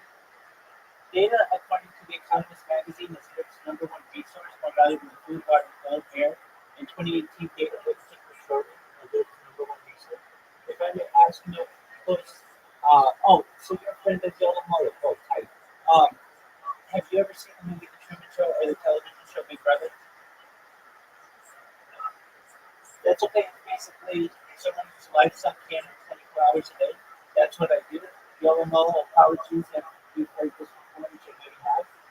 But I stream the life all the time. I have our world's largest archive going back to the pandemic, which is definitely the birthday out of the coordination with him. As they said, data is its #1 resource, and I have more data archived online than any person ever, which may make me an influential individual. And if that happens, we're going to make you know first, Yola Molo, Agent Andy, all of our other friends on the camp, very wealthy, and they give you all the money that you need to become financially independent as a matter of money, and create generational wealth, and to start charities and philanthropic organizations of your own. How does that sound, Marcos? Excellent. I talk about things that I feel are going to help the world in addition to ending world war and promoting world peace. I'm an advocate for ending world hunger through the use of technology such as agricultural drones, floating greenhouses, saltwater greenhouses, things like vertical farming, things like hydroponics and cloud seeding. I'm an advocate for ending world waste. Go ahead, John. What's a floating? That's a wonderful question. Excellent. So it's basically a greenhouse that you put on water where land is scarce that floats and is able to produce food for the neighboring environment. So you can take a place like New York City or perhaps like Hong Kong where we have generally real estate is very expensive, but the water is pretty open. So we can literally take like floating platoons or barges and make greenhouses out of it so that people have fresh food and it doesn't have to be shipped, which is better for sustainability and the environment. Does that make sense? Excellent. Let me explain the other one. So the saltwater greenhouse is basically a greenhouse that can use salt water to for hydration purposes. So you can pump seawater onto land and basically desalinize it and make it so that it is the thing that hydrates the crops. We have hydroponics, so this is popular in the cannabis industry, but it's also popular within agriculture where you don't use soil as a medium, but you use water as a medium, and you pump some nutrients into the water, and it's much more effective for the root systems. We have vertical farming. So imagine a farm. Farms take up a lot of two-dimensional space, but with a vertical farm, what you do is you basically take a pole and you have your crops growing vertically. You can use in warehouses, but it just allows for the use of cubic footage as opposed to square footage, which is much more efficient. We have cloud seeding. So cloud seeding is currently done regularly around the world. In fact, in Dubai, once a week, It is like clockwork. They use cloud seed to hydrate all of the plants that are located in Dubai. Additionally, it cleans up all the buildings, cleans up all the cars. You just generally, where dust storms with road and car damage, the cloud seeding allows for the hydration of the whole area. So those are really important aspects. We talk about anywhere nurse using technology, things like, well, I'm sponsored by cryptocurrency that's $100 million, and one of the things we did, we get involved in developing nations, particularly Nigeria. And that is a project that's near and dear to my heart, and I want to continue doing that. So basically, all we do is just dig a hole in the ground until you get an aquifer, and then just allow people to have clean water. I'm additionally an advocate for the lifestyle program. People don't know, but it's basically a type of straw that you can use in contaminated water and be able to suck through it, and it allows you to get water in the world where there's liquid water, even if it's contaminated. It just has a filter system. And then most importantly, desalination technology, where we pump good seawater onto the land to make it drinkable. So what does that mean? Essentially, it's two-thirds water, so we shouldn't really have an issue with the lack of water. It's more about the location of where the water is. So we take several big pumps of seawater through them into a desalination plant. The desalination plant removes all the salt and makes it drinkable water. This is currently done in many countries in the world. I feel it's an important aspect to solving the global thirst issue. I talk about some other things that are important in the world. I'm really big into strategy. Things like anti-gravity, antimatter, fast and light travel, fast and light communication. I mean, the alien disclosures and things like space tourism, terraforming of other planets, de-extinction technology. People don't know this, but the first successful de-extinction took place in the year 2000 using the Pioneer Ibex, which was a gold located in northern Spain, southern France. Fast forward to the year 2021, a company out of Dallas, Texas, is probably known as Colossal Scientific. They've made it their goal that within the next 3 years to reintroduce the woolly mammoth into the Arctic Circle, utilizing Asian elephant hybrids, Asian elephant surveys. They have already introduced just up to Dynamo, 3 of them. Joe Rogan has met them. They're located in Texas. Following the reintroduction of the woolly mammoth, the company wants to reintroduce the Tasmanian tiger, followed by the dodo bird, which I just think would be really exciting to see and to be able to document. I talk about other things that may be of benefit to you, family, and friends. Everything that I talk about is 100%, but I talk about things in life extension. So you will cause the average life expectancy for you is probably about 80. I mean, if you set the age of 120, if you want to use some technology such as oxygen therapy, or stem cells, cryogenics, things like perhaps immersion therapy, home shot therapy, you may eventually get to be 120 years old, and you may say, Rabbi, everything that you said came true, everything that you said, Yomoto, Yomoto, came true, everything that you want to do for vision and came true. What's the plan? And again, this is with your consent. If you want, you may be able to utilize the technology known as life known as mitochondrial technology. Again, with your consent, you can scan your brain with your computer like you can scan it. Knowing where every atom is in your central nervous system and your peripheral nervous system. For later downloading an Android and Avatar cyborg to cybernetic being, a clone of yourself, an ethereal being, a robot, whatever you want to do. But essentially what I'm saying to you is that you may be able to experience digital immortality. Share your thoughts, my voice notes. Sorry. We can make money. I've never thought about that. I've never knew that existed. I'd be reincorporated. So you said this technology can let it goes as like information. Yeah. After that, that's the sort of Exactly. okay. So then I can try to have the which is talking about droids. They might be destroyed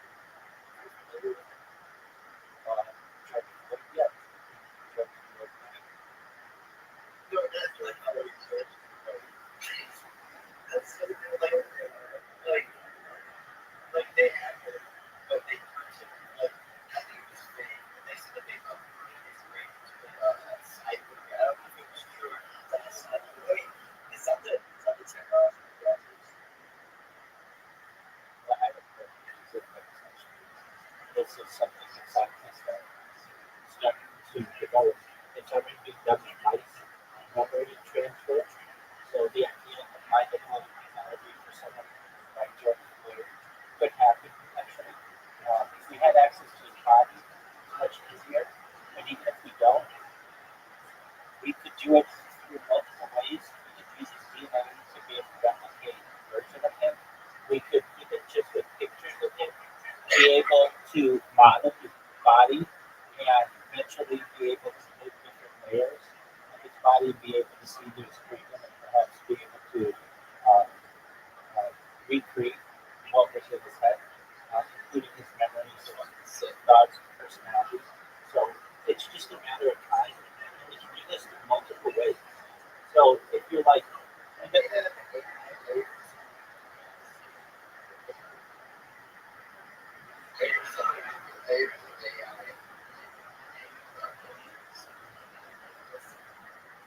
So essentially, this you said they're doing it on this, but yeah, so they're taking mind's memories and they're able to transfer them from one mouse to another.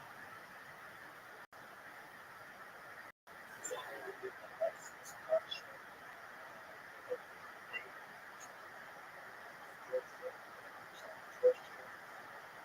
Or you take a mouse and assign them to something, clone of itself, robot,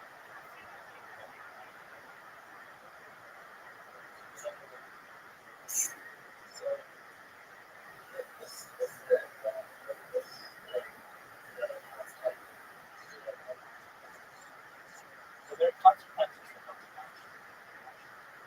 Which is why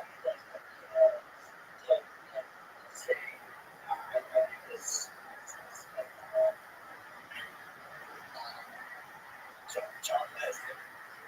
okay, But what happened to John? What happened? no, you'd have to be on the same time. You'd have to be outside the Dakota and get shot. I was reading something through.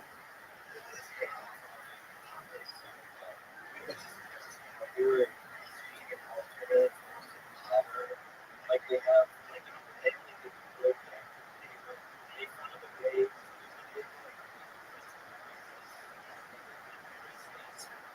They found a way. I don't know if it's true. I don't know. Like they have fed reactors where they run off of fentanyl. So it's been like, you know, that's what they were powering the George Floyd, like they got it. So I don't know how it's but that's why I read that. It's like funny how it's not amazing something about the technology. So that's what that is. That's too low. I can tell you that fentanyl is about a five-fold comparison to carfentanil. Carfentanil is what they use as a painkiller in medicines.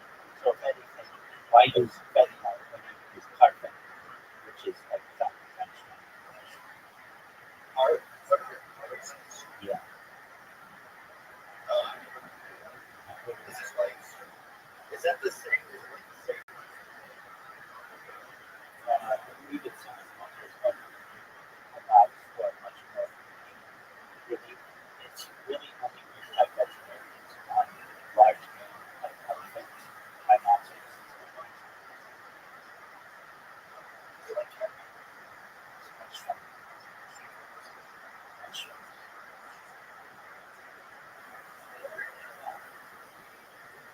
yeah, this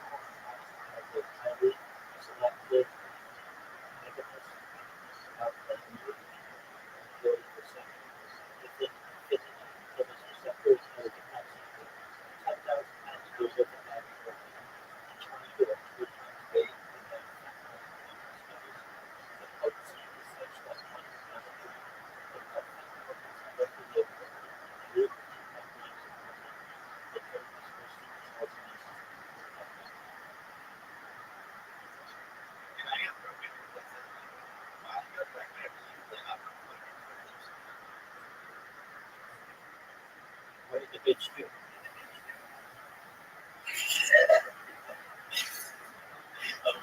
Yeah. Are you serious? What a dirty hoe. She had a baby.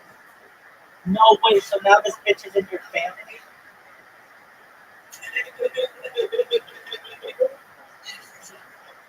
So you have to go to a family reunion and your fucking ex is there and her fucking ugly ass love child?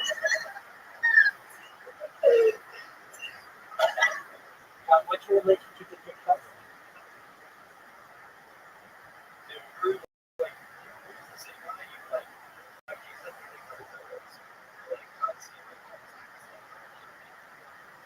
Devastating.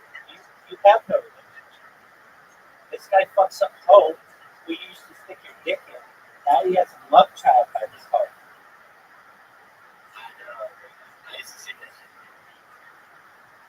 Obviously not as deep as he did.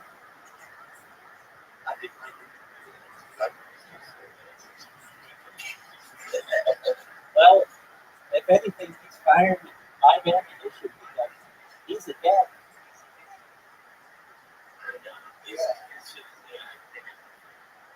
All right, all right. Yeah, and he's kind of like stuck with it for 18 years.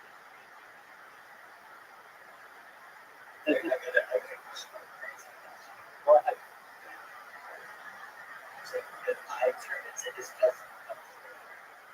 Well, no longer his girlfriend. Did you just hear the story? Oh, so it's his ex-girlfriend. Okay, so you want to know if you could turn into his cousin. So his cousin's currently exists in his house. But what you could do in the future with mining technology is be able to basically shapeshift or morph to his cousin. We might have to artificially clone his cousin. But yeah, you'd have your consciousness in his cousin's body. Now the nasty ass hoe who fucked the cousin, that bitch would get older and older and older. So she probably isn't going to be desirable to you. But let's say she just cloned herself and just continued in the same kind of body at whatever age she was when she got impregnated. Yeah, you could fuck that chick and perhaps even bruise her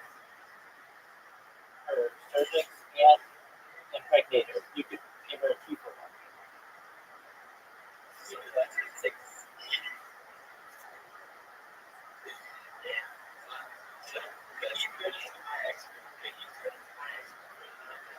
That's absolutely true too. 1,000%. So basically, he's share will be like her. Generally, he would just have his memories. However, if she gave her permission, we have her consent, then we could melt those memories. That's true.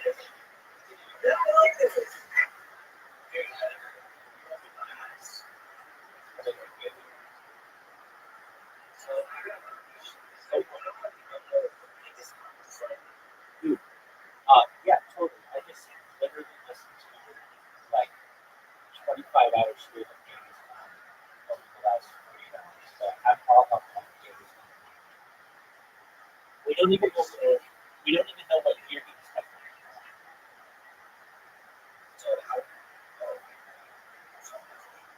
No, it's a good question. But we do know that he has 16 million, perhaps, descendants that are currently alive on Earth. So we might be able to listen to their DNA and create a picture that will be like.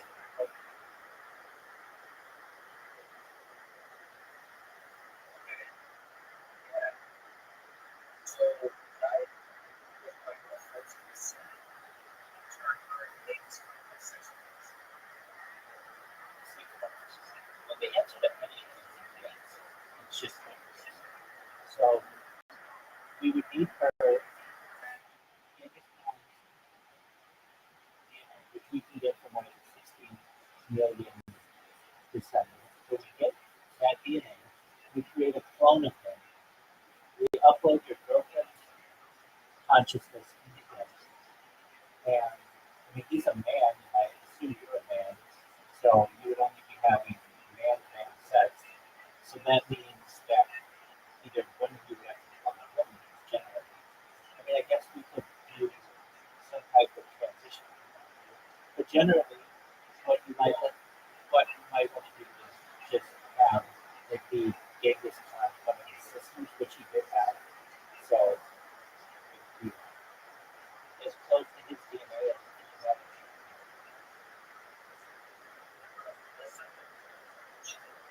Okay, well then, that's the easy way. The other way would be just one of you transition. Okay. Yeah, no, I think So we have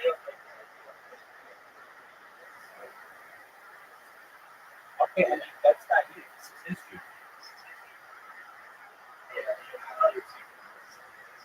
No, that might be your desire, but you made it quite clear that this is what you're going to make it.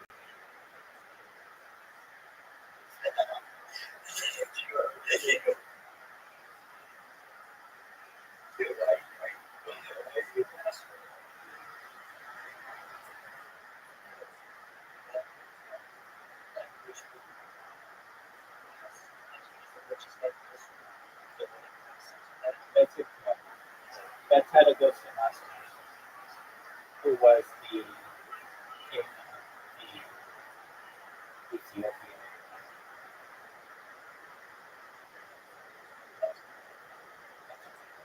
No, but what Genghis Khan did do have the largest contiguous land empire.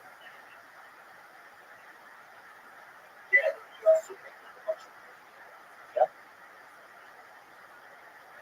He had, I believe, 28 tribes and a large harem of concubines as well.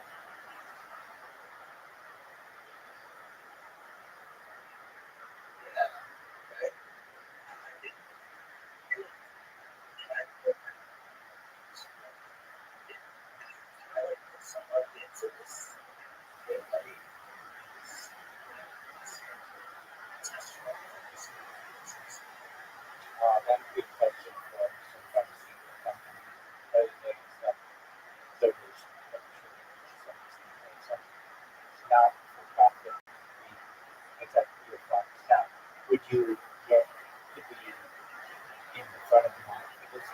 Perhaps, depending on the amount of money that you get in, you would just get some type of response. Thank you for the donation. We appreciate it.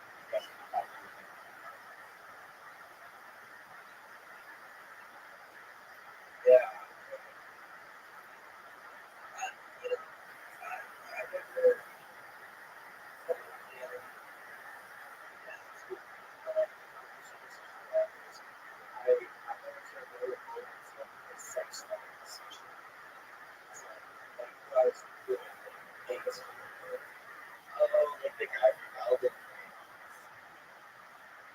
Yeah.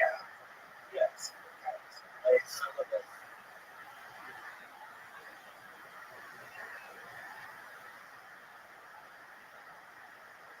Yeah.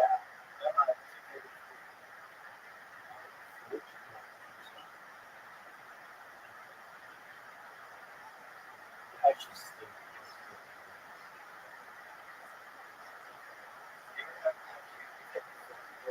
love it. A lot of people don't. I love the filter fish and marshmallow. It's like one of my favorite combinations.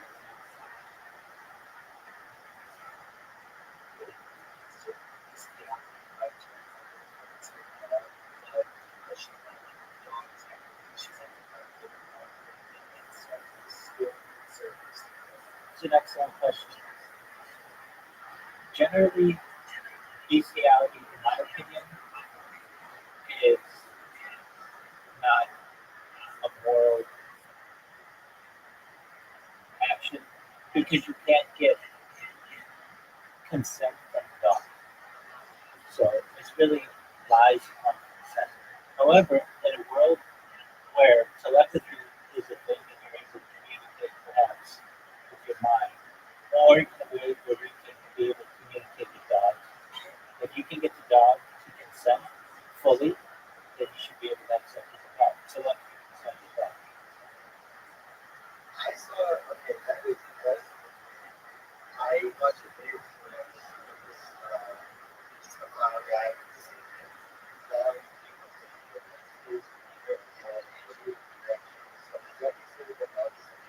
No, no. It would have to be some type of conscious. Yeah, but the dog can't necessarily speak. It would have to be some type of conscious, active stimulation that tells the user that the animal is consenting, and then we would consider it consent. So it's not a juvenile dog. Um, you know, you would consider it fully in its of its own accord consenting, then you should be able to have sex with an animal. And so long as it's not going to hurt the animal, don't cause pain to the animal, all of those things. so how about you study yes, we're going to take a lot of Yeah, I mean, I have a religious background. I have a technical background. I'm a certified project management professional. I launch apps on the App Store with Play. Have good contracts with Fortune 100 companies. So I'm a fairly well-rounded individual.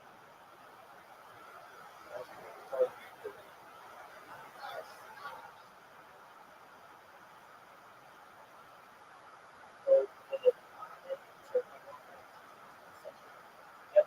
So long as she accepts, but I think it's consent. But you can find data like that.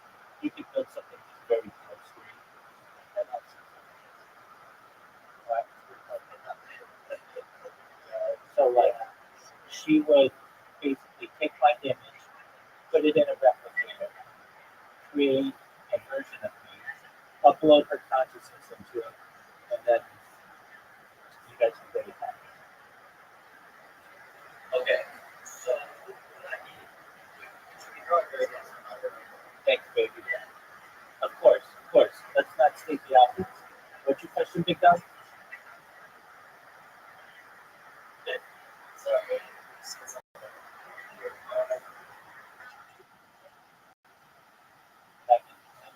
Uh, so I want to continue to live forever through microphone technology, microception technology.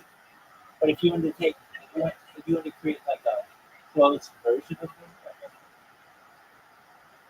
no, but I mean like the exact well, I want to continue living, so I don't want to have sex with you. Now, let's say you wait 10 billion years and your girlfriend wants to take over your body and she wants to have sex with you, then I might consider it.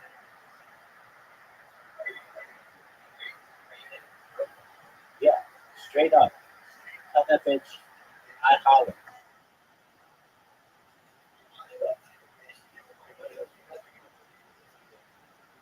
His girlfriend fucked your cousin too?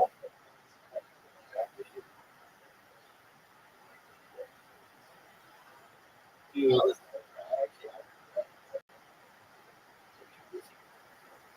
dude, that was all a ruse.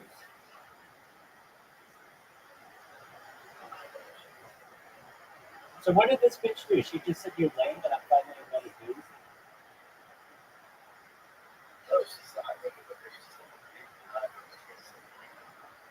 Oh, so she really did it. Oh no shit. Okay, so she really did it. But now you're grandpa.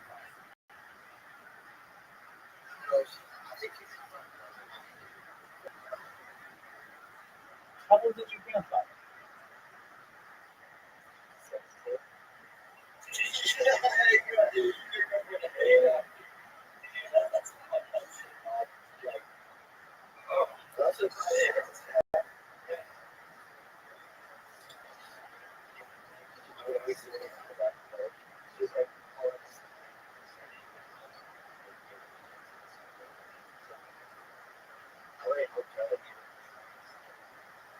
Do you fuck a homeless guy?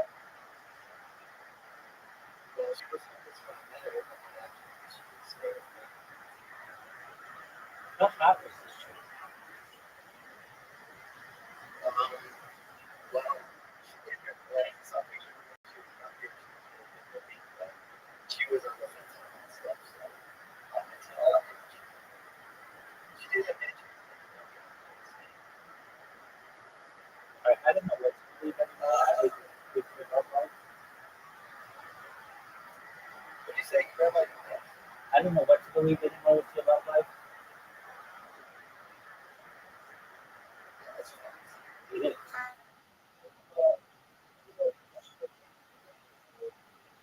You mean photographer? Because I don't know what a photo op. You should probably, if you're a professional, you should probably know what your career is and how to pronounce it. No, you didn't cut out. I heard it. So did my 20 up the street. You said photographer.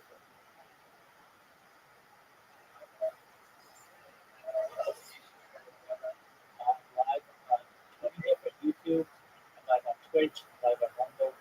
I'm live on email. I'm live on everything but me. Okay, so what's going on, professional photographer? Oh, yeah, you got banned. We're done because I spam everybody. Yo, we have a professional photographer. Go ahead.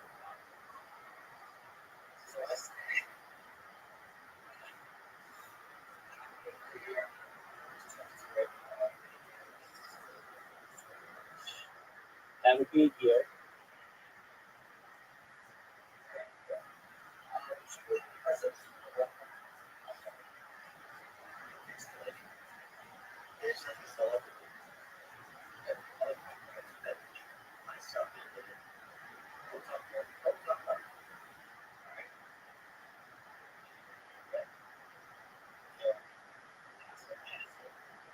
That looks like a phone bank.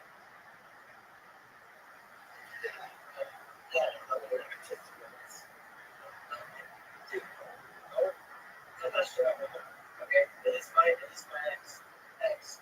And I'm sex with my grandmother. Right? Okay.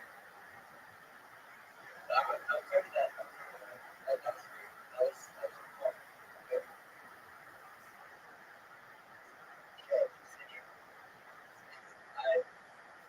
So this is the girl that you said like sex with. That bitch, she consented. If she was a chick, she was down the top. Yeah, actually. This is a biological. She biological. So I was like,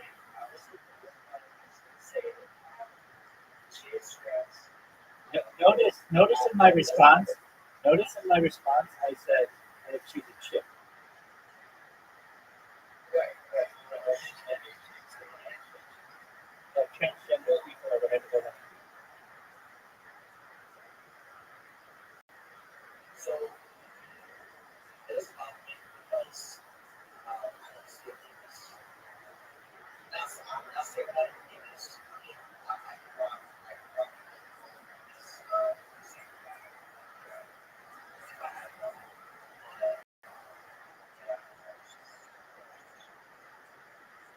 All right, good for you, dog. I'm glad you found love.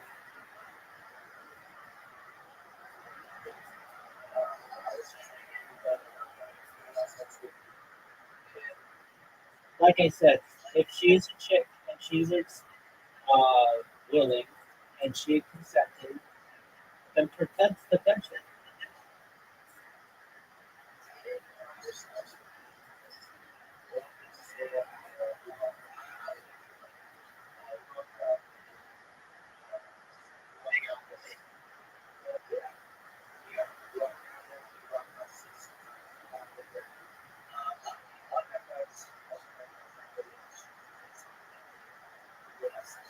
Now, let's just be honest here. Even if that person is a Jew, they're too hot for you.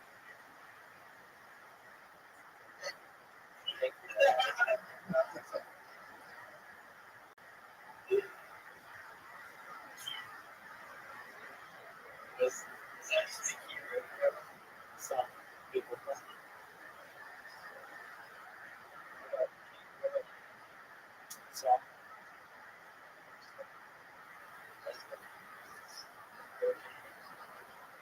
there you go. How did you guys meet? Was it on Craigslist? Was it on Tinder? How did you guys hook up? So I was like, Okay, that makes sense. yes. It doesn't surprise me. It doesn't surprise me at all. So essentially, I used to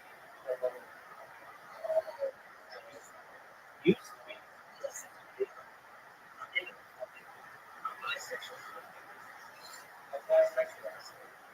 Okay, whatever makes you happy, dog.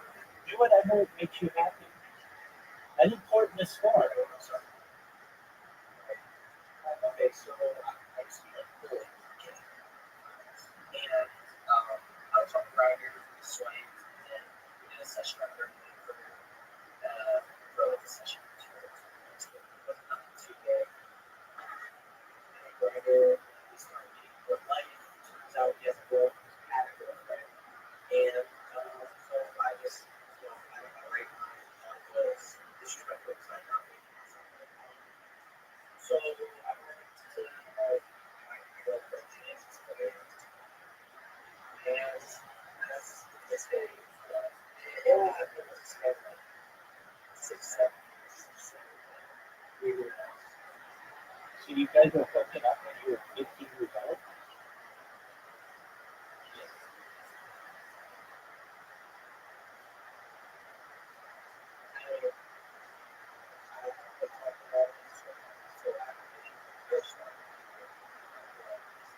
I mean, I can do simple math, and I can also figure out that that transgender person is too hot for you.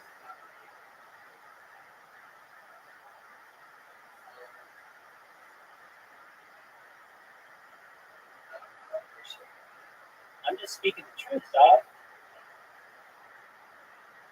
It's only a matter of time until that person sees through whatever facade you have and moves on to a better person.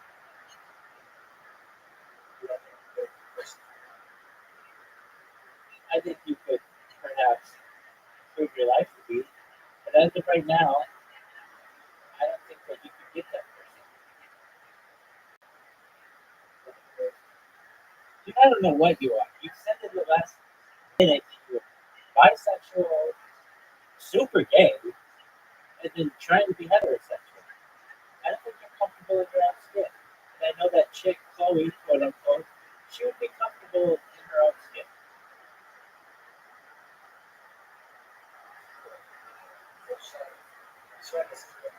No, here's what you should do. You should message Yolomoto's cousin because he knows a chick who's fertile and gives a good gum job and also is in the 72-year-old grandpa's. And I'm sure you'll be able to hit it. And she, you're right there. I see that. You choke on water like you choke on pot. One of my thoughts on the topic. It's a 2,711 work, 2,711 folio work that is generally known as the oral Torah. So it gives explanations to the five houses. We utilize it as Orthodox Jews in our daily life.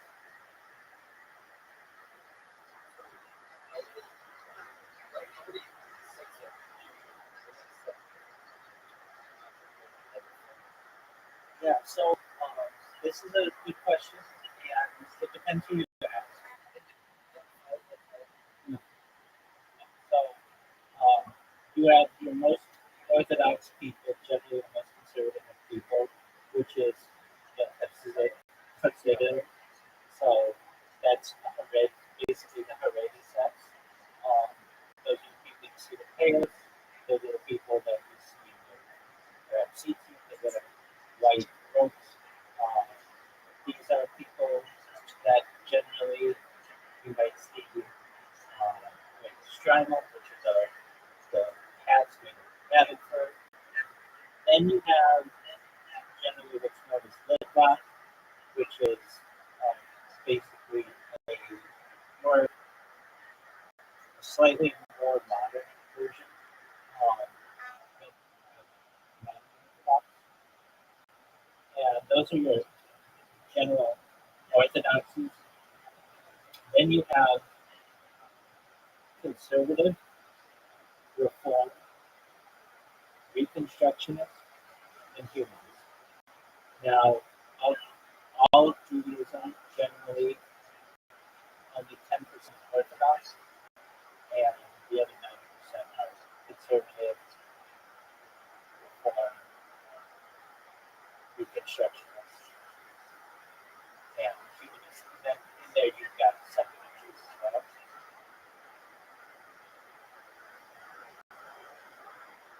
Those are the basic. We don't necessarily call them sects, but maybe denominations that you use.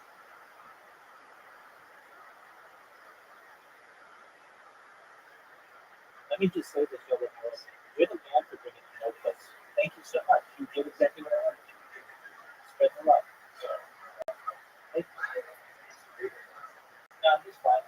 I mean, you can tell I get people in here of all shapes and sizes. People who want to troll me, people who want to be serious. So I just roll with the punches, go with the flow.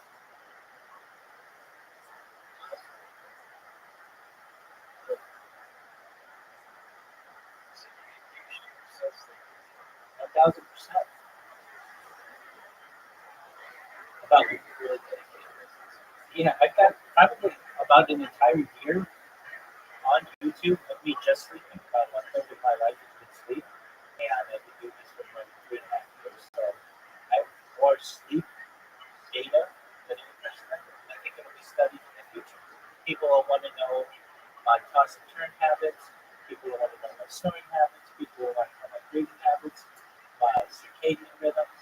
People will want to know my dream habits, when I'm REM sleep. All of these things that we basically study, people just sleep study, will be able to study in the future what I do with my life.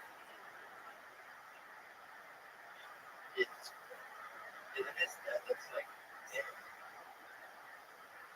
is there like a compilation of these things? Just basically think that you're what they're like up there. Uh, so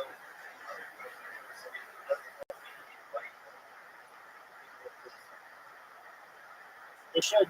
Okay, so do you see the 24/7 live stream? There's a little text to it next to Pinterest. Click that.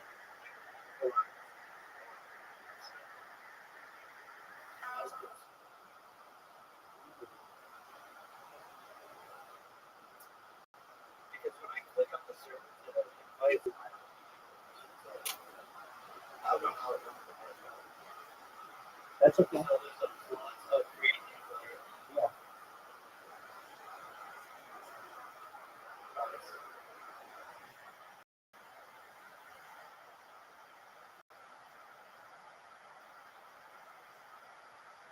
I tried a wedding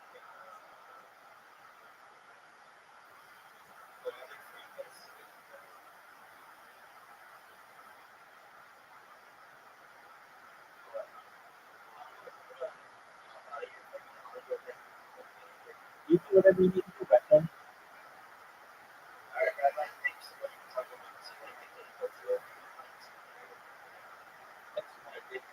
Peace, buddy.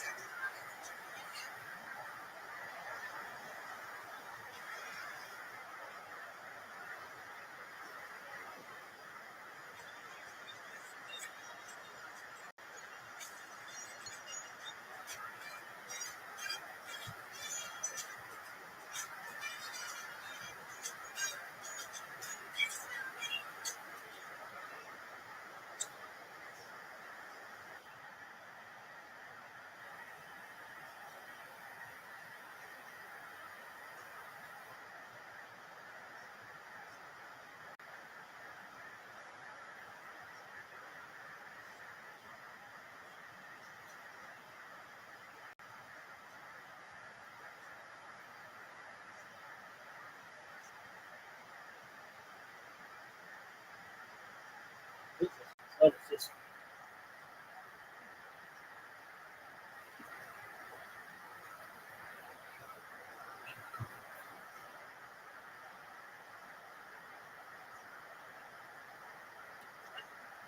It's one of the most athletic things I've ever seen.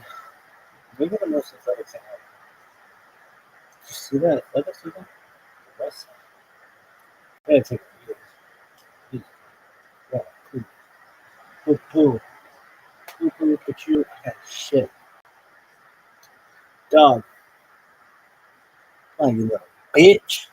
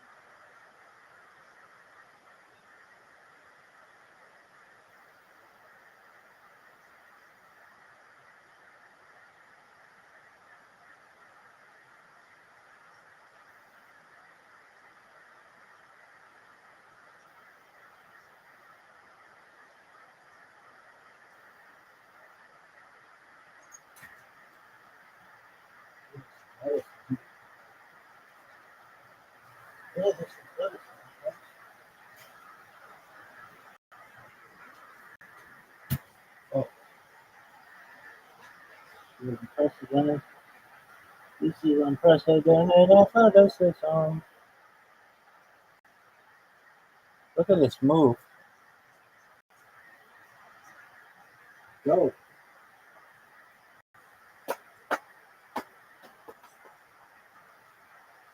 Look at this athleticism, folks.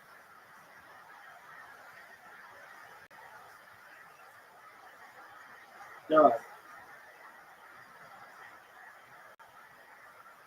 I would take that too. I gotta take it. I gotta take it. Whiskey.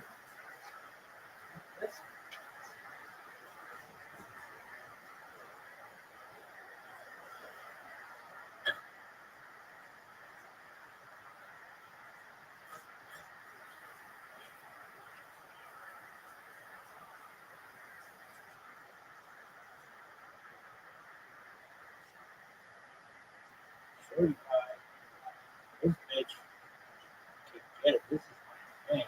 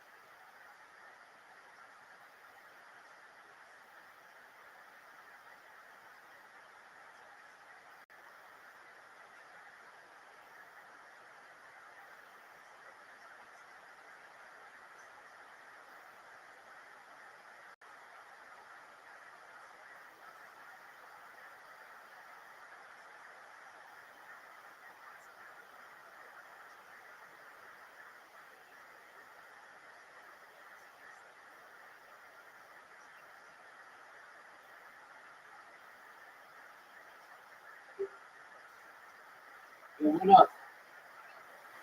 How you living, Xanax? Yo, Tim, can you hear me? Oh, I'm gonna say hello. How you doing, Tim?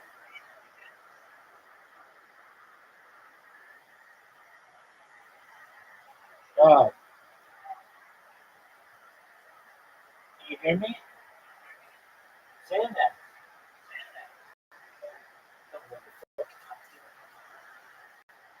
Being a stranger in a strange land, did not know where I was going to sleep that night. Nothing compared to the actual suffering of the current Ukrainian refugees, but nevertheless, I had a little taste of it.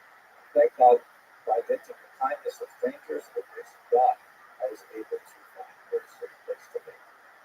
So, by the way, my research resulted. This is a book that I wrote about that. Topic that I was studying, which is the short period. It's no longer available in print, but the Ukrainian translation is now available, and there's a second edition out too. That will go into some of the things that we'll talk about a bit in more detail. So, what I'd like to do now is give you some kind of personal background, personal introduction to the story. Let me talk to you a little bit about Jews and Ukrainians specifically and how that relates to the refugee crisis. So, we should certainly bear in mind that Jewish history goes back a very long way in Ukraine.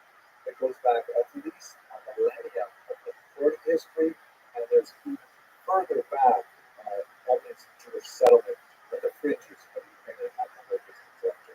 You have a look at this map, which is part of an atlas with my teacher, Professor Rothschild. See the blue line outlines the contemporary boundaries of Ukraine. Obviously, not referring to contested areas and Crimea being annexed by Russia in the first century. And you can see the extent of the Jewish population by the heavy Iranian shade, in which Jews were more than 15% of the region to the west. That is the right bank of the Dnieper River, the Dnieper River.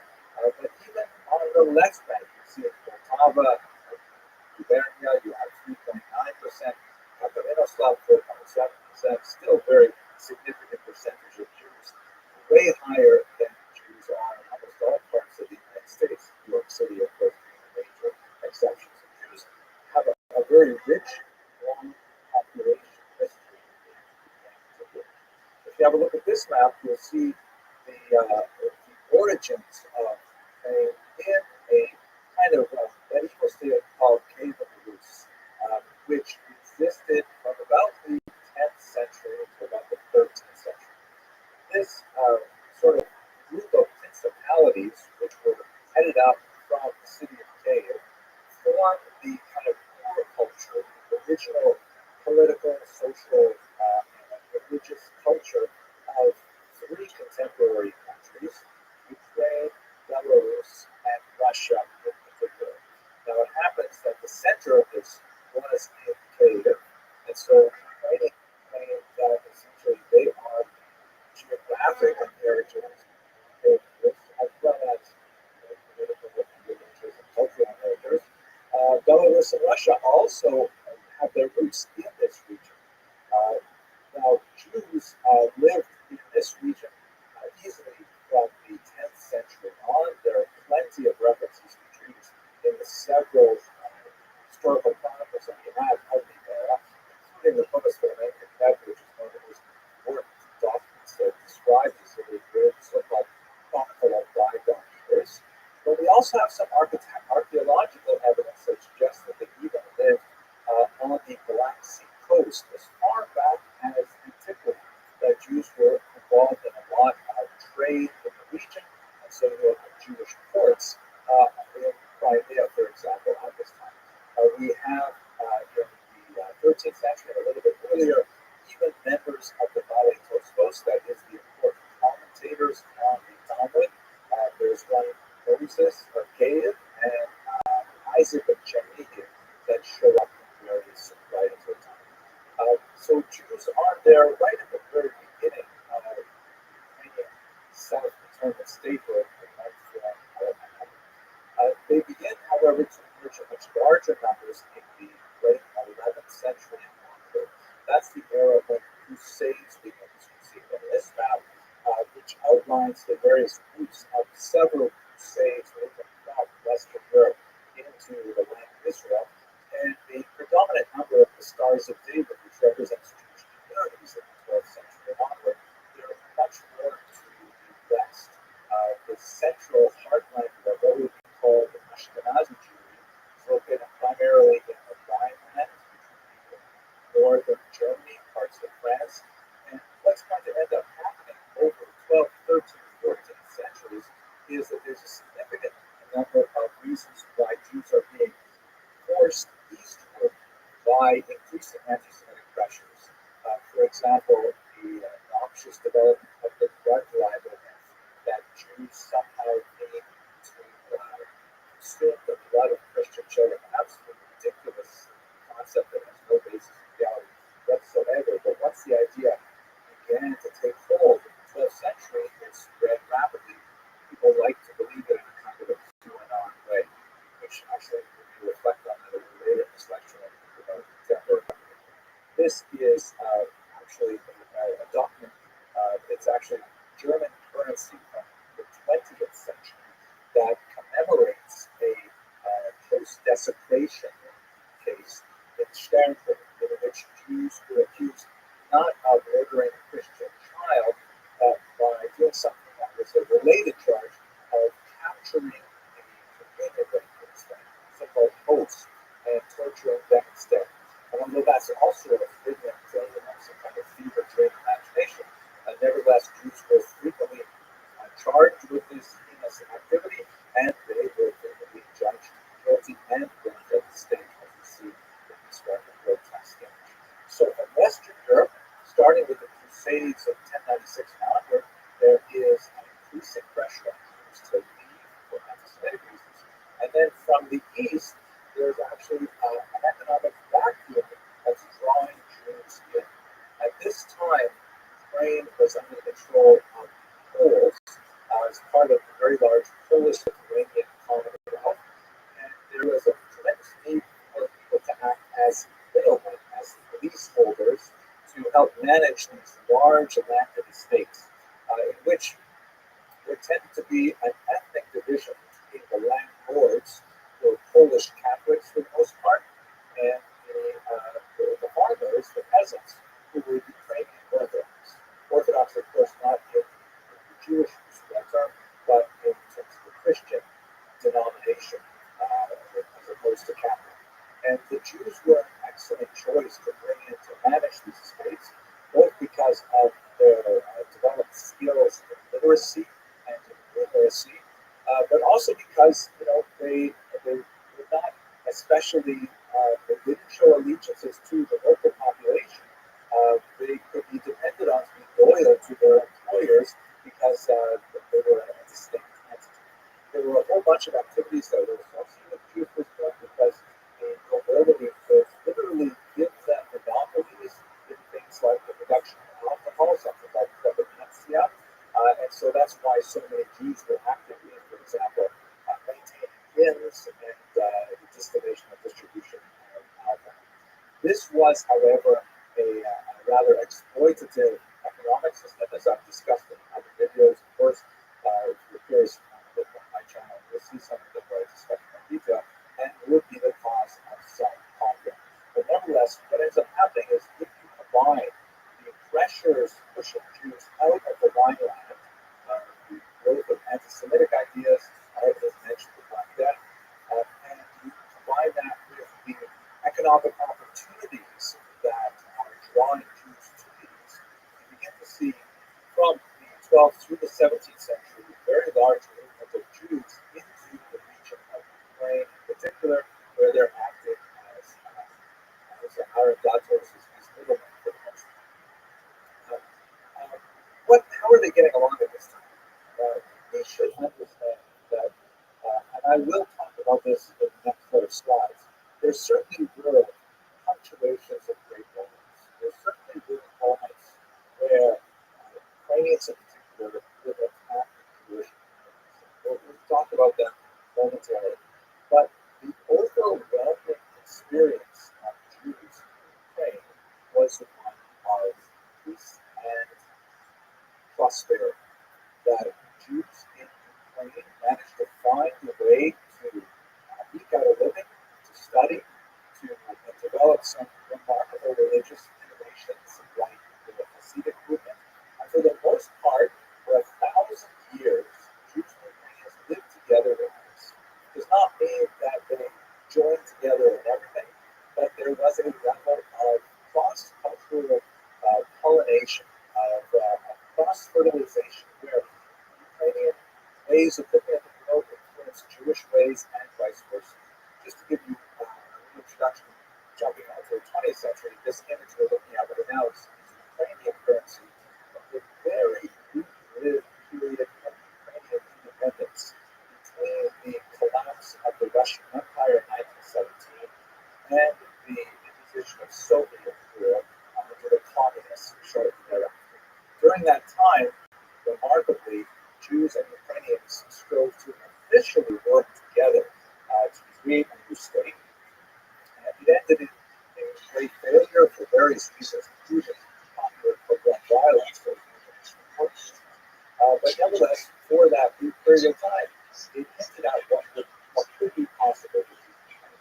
As you can see, it's got it's a hundred-cover running bill. It has at the top the denomination listed in several languages, but at the bottom, right under the number 100, you see in Yiddish the words very called Rothschild, because Yiddish was actually an official language of this very brief-lived ephemeral republic. So we're basically talking about 1,000 years of tremendous cultural process of civilization. You see it in terms of linguistics, some of the most intimate terms that enter the Yiddish language, essentially Ukrainian or Proto-Slavic language terms.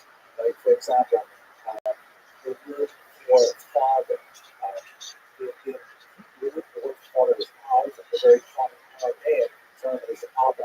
This is like an ancient term that Jews have used for a very long time. Then, when they were in Germany, they picked up Yiddish, which is essentially a continental German, and they used Fata. But when they came to Ukraine, they switched over to Tati. Tati is clearly derived from the Ukrainian taco, and you can say this about hundreds of words in the Yiddish language. There are culinary things where Jews and Ukrainians are almost identical in their choice of diet. In fact, in some regions, like the western region of Ukraine, the filter fish is considered a delicacy, and it's called Jewish, as there is so much over that. Probably, right? Some people would say the German or the Russian pronunciation, Golovki, which is cabbage rolls, right? These are all Ukrainian foods that make their way to the Jewish tradition as well. And in folklore, we see so many areas in which they are similar. Let me just show you one example. In the Chabad Hasidic movement, there's a very popular song that is which is literally in Ukrainian, and it was much easier, of course, when Hasidim lived in Eastern Europe, but even in America today, they're memorizing these lyrics in Ukrainian. It's rather an amusing song that the text of the lyrics is basically, don't worry, boys, we're going to get to our destination, and there will be vodka there. Here is a very short piece, a recording of that in the interest of copyright protection, I'm not going to include this clip as well as another clip that in the recording, but I will include the links in the information box, so please have a look down there and you get a sense of what that might mean in terms of the cultural overlap that would happen over the 1,000 years of history. Many other more elements that happen, like the photograph, the kind of start to provide a couple of times visiting, but again, these great red sort of Jewish welcoming gift for guests. Not so much here in America, but throughout Eastern Europe, very common kind of cultural appropriation of it when it comes to Ukrainians to the Jews and other areas. Now, I'm going to show you one last bit of audio visual, and it's idealized.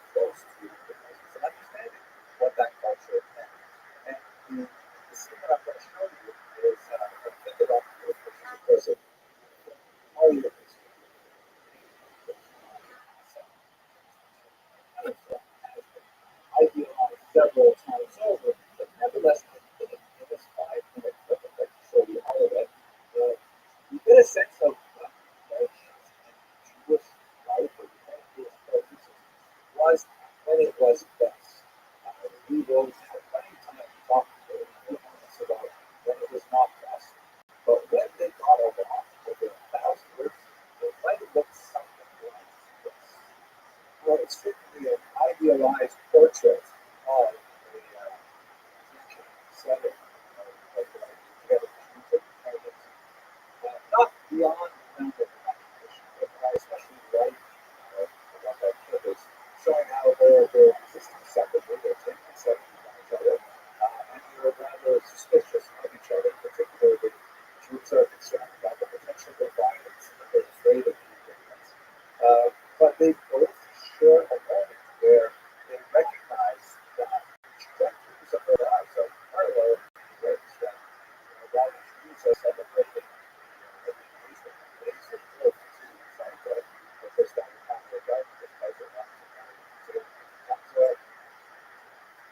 nevertheless, at that moment, the Jews are saying,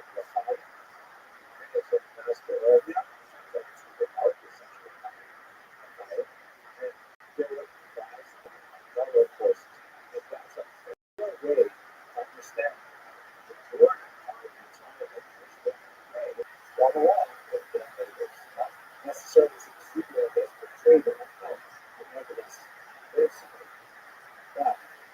We have ourselves there's some weird conflict with the place. This which I feel is awesome. See the background of something out. It was the bottom right, it's that angle. But the captions, there was the back to the so that there are several levels of history that represent periods of the conflict to suffrage medicine.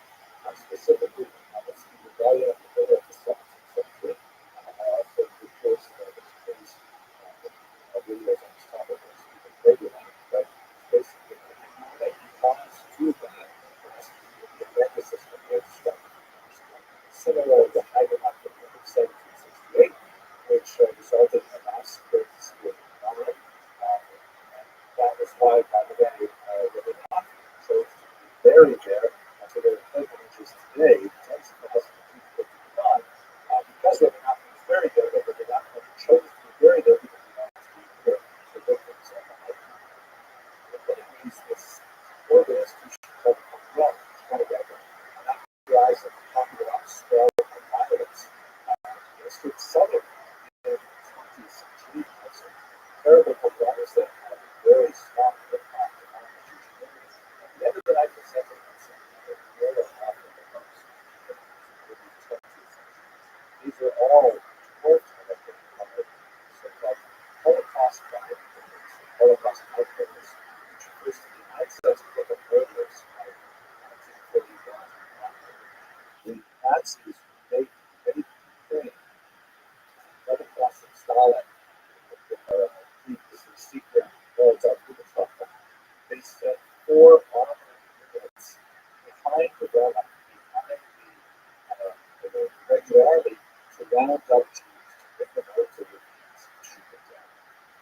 These were staffed by German military police, but they made frequent use of local populations, including Canadians and also from the back in the so-called bloodline system. Snipers bombing with Poland and Lithuania and Latvia, really accomplices to the system. There's a very large backstory to this that deserves more attention, but about 1.5 to an estimated 2.5 million Jews were killed by the system in all countries such as Europe, Australia, and China.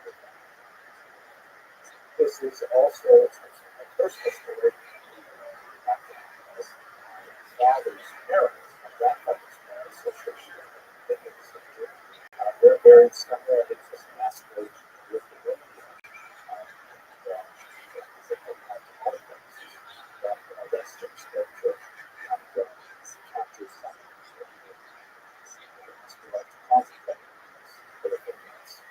So, all told, we have 1,000 years of relatively peaceful coexistence, lots of cultural interaction, which, by the way, probably involved a lot of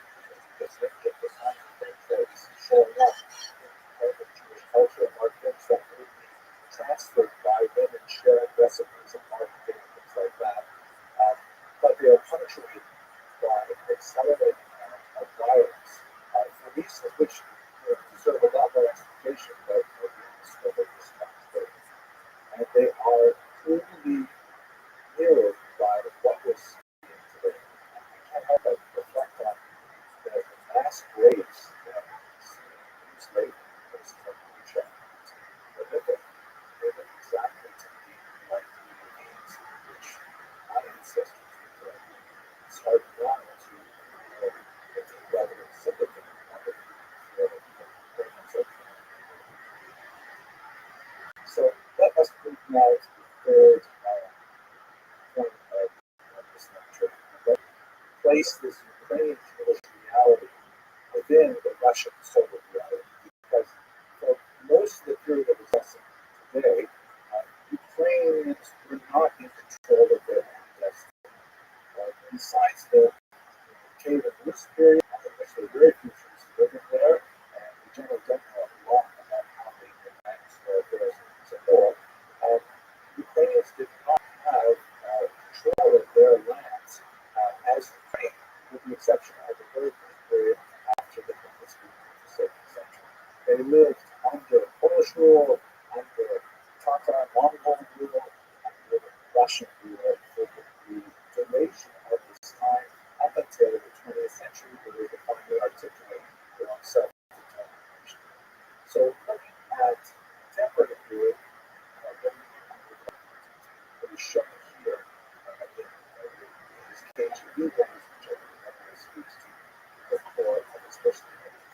And I believe that in his thinking on Ukrainians, he's channeling the really Russian leaders and two other leaders. And they are really guiding his thoughts on how he's punishing this population. First is Catherine II, also known as Catherine the Great, who was actually the first Tsarina to conquer right-bank Ukraine and give it into the Russian state, the Russian Empire at the time.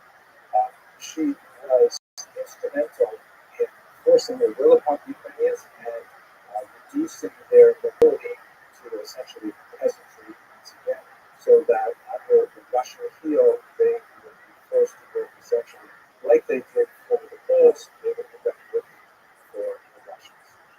He's also channeling Nicholas I, who was, I saw in the first half of the 19th century.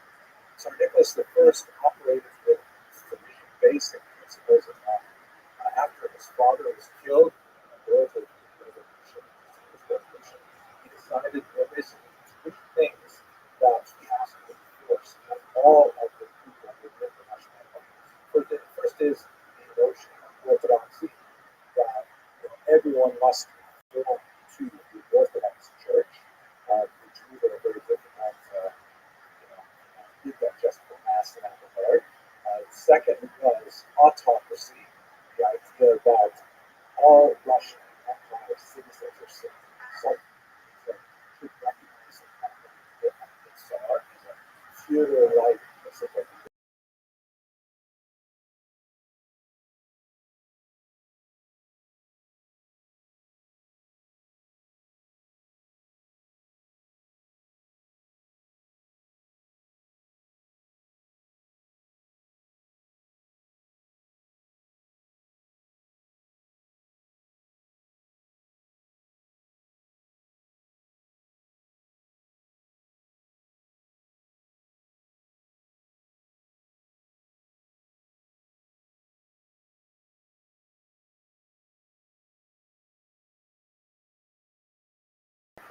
That required Jewish children, legally as young as 12 and often much younger, to be taken from their homes and spend 36 years in military service.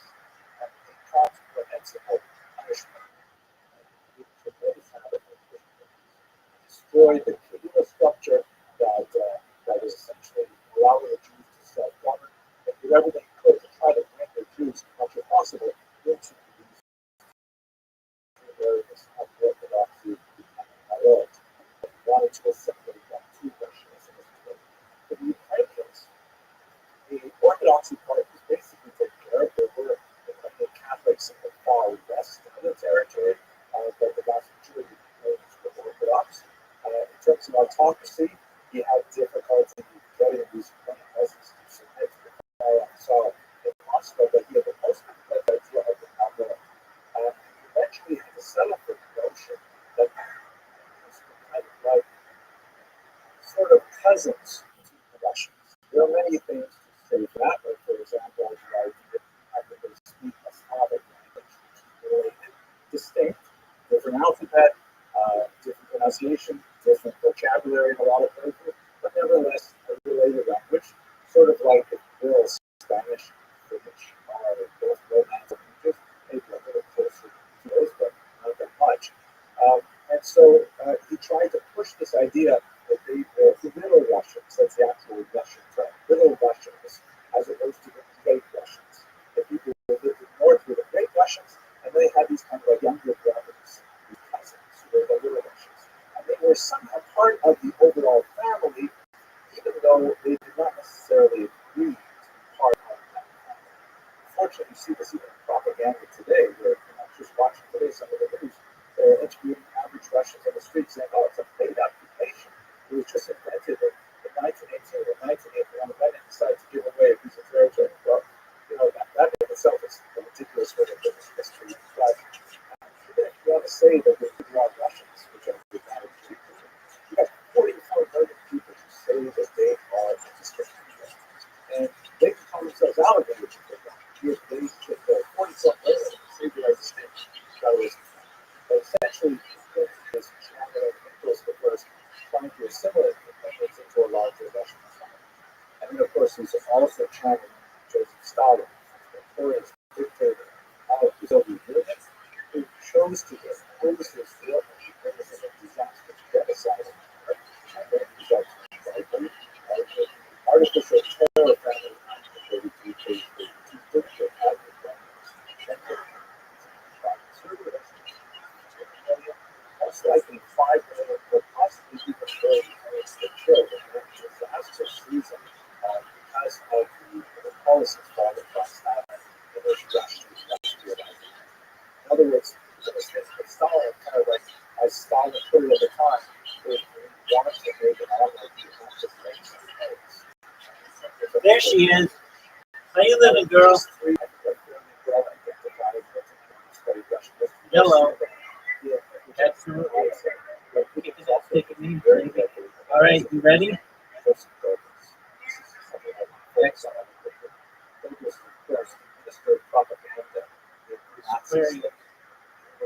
Huge, my friend. Oh. LFG. Basic theory was Looking good. Should have done better.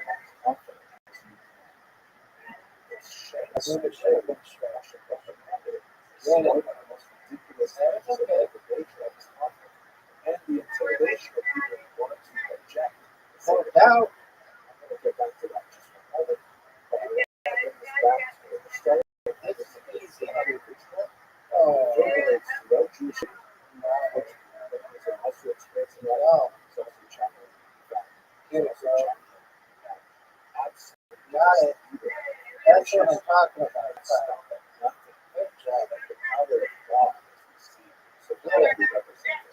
It's not China's representation of something else. Come on. This is nothing is stopping. The divine heavens of Jesus. This perfect time, as I see it, we have two basic challenges as we go into the house of the city.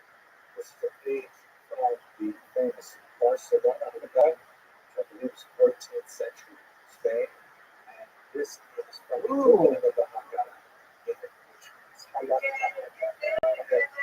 This hotel very fiction, which the person was leading the Passover rituals, Seder, or with great yes, exactly. Jesus, bread. Anyone who was this built right into the circle ritual. All nice. So that's what strangers. Well, no, you're going to get it. No doubt, no doubt. Got it.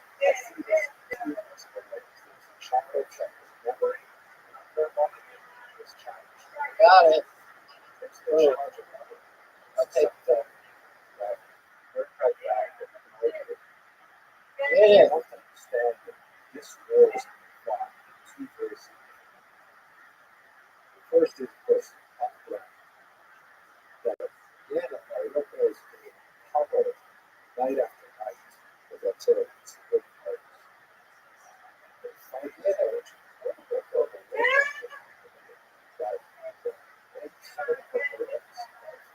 No doubt.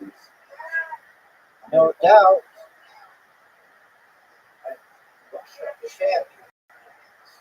That's what I'm talking about. famous Advocate. protest by Yeah. India managed to get a sign onto line TV specifically tell Russians we are loyal to you. This is not a nevertheless, current opinion of Russia is know that the vast majority, 80% of Russians support the war and believe that somehow, probably by themselves, that they have to extricate them. We see that people try to tell the truth, horribly intimidated by this Jewish journalist in Russia who had this big tent left of Israel. This is a specific statement. He tries to challenge this intellectual status quo, tries to, it is actually a true share. It's a crime currently to use the word war to refer to what they prefer to call the special military operation. And the crime is punishable by 15 years in prison. So, besides the refugees that I wanted to mention, some of the other beautiful this place, there was an estimated 250,000 of so-called Russian refugees of conscience. Russians who feel that it's too dangerous for them to speak their minds in Russia, and they're fleeing to wherever they can get their visa. That's what I'm talking about. Georgia, Turkey, and but I firmly believe that truth will out. In fact, the whole information about memory, how do you remember this? It's coming out most of those of this data just yesterday that Saturday, things that happen in the future is that when the Russians left the city, they were scattered all over the streets. But the forces, when they entered the suburb of Kyiv, they found these bodies. Yeah, they protesting. 4 months of that, the Russian foreign minister pronounced that these are plants, the Ukrainians planted them there in Russia looked at. Just such a bald-faced, incredible thing. But satellite data, surprisingly, come out and actually prove that no, in fact, those bodies were killed by the Russians, left there in 2 weeks of the big time. So truth will out. What our challenge ever is to pass the truth of this but not a discussion. Insist on what we are all about. That is knowledge about it. Good. Ooh, good job. All of us are connected to others. Get this. Reflect on how we can best use our intelligence. Get this now. It's true. Well, that's some other times too. All the You got it. Oh, for sure. Next No doubt. Easy peasy. Got the easy. Oh man, this is a tough shot. But that's it. You ain't out yet. Yes, ma'am.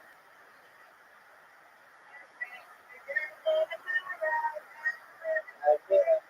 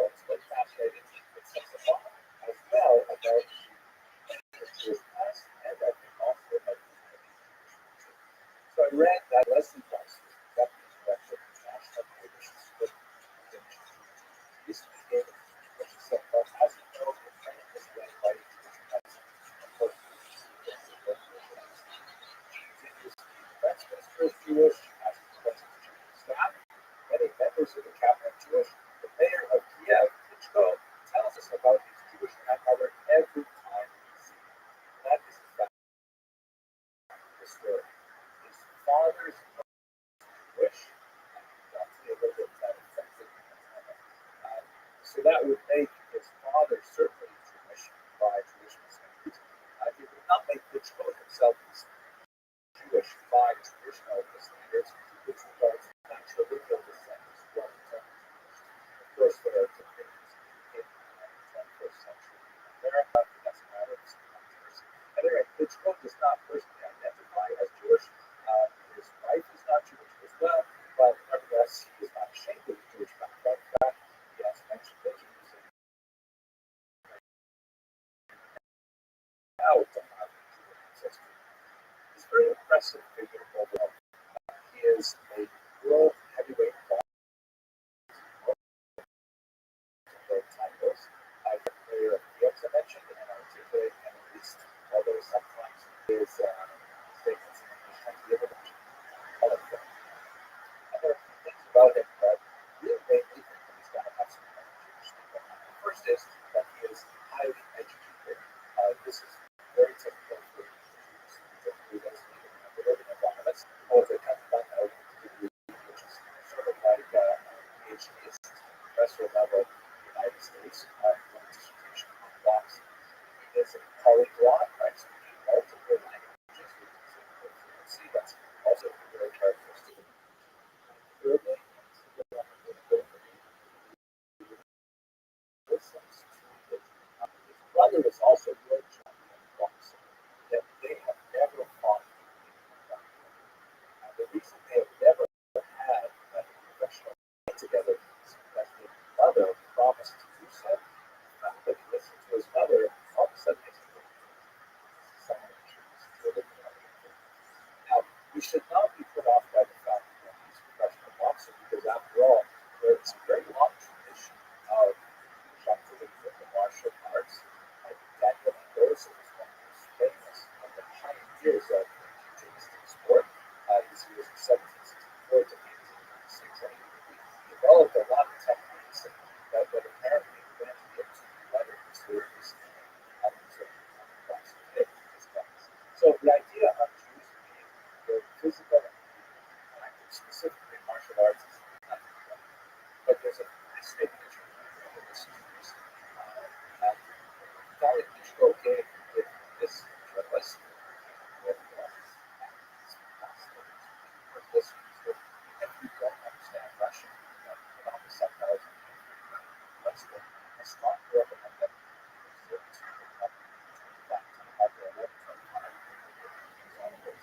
and what he describes there is how his father was a career soldier. He was in the Soviet military and constantly around to many different places.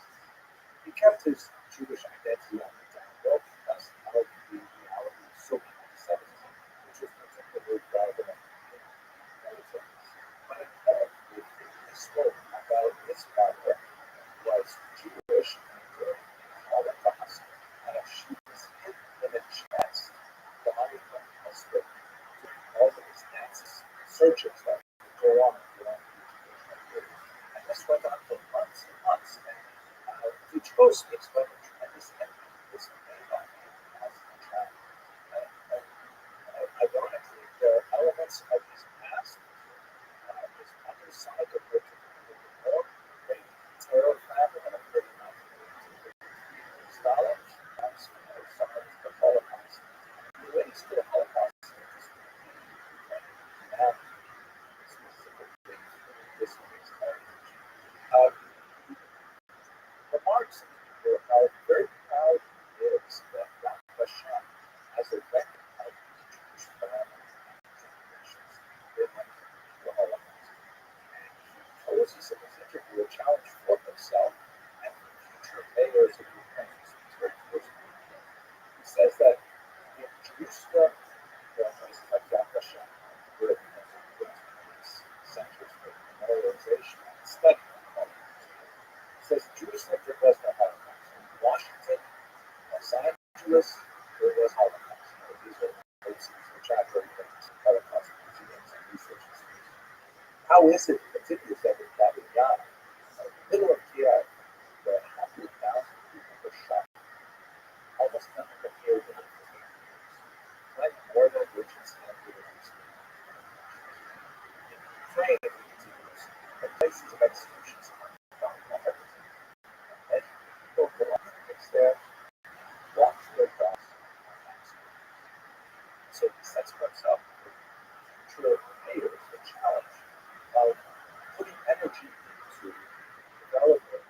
understanding of the Holocaust. That's extremely important. It's ironic that we do this interview in November of 2021, and a few months later, of course, the world of the war, which anyways speaks of the tragedies and cruelties that we see with concepts of the massacre, so-called Holocaust by bullets in places like Rothschild. Let's get this on about Holocaust now. He also notes that in Rabbi, many people who pulled the triggers also had family victims, also had their children, yet they issued a chain of defenses. That's a trigger. So it's important for us to answer this question because we feel it's fascinating to hear. In many ways, it's true. Every tradition matters, which is far more complex than most people really realize. And also, hopefully, an optimistic and fighting Jewish future where we're looking towards ways of understanding things. Very difficult. So, we tell the Klitschko, the saying is definitely not alike. It's actually a bit. Thank you very much for watching this video.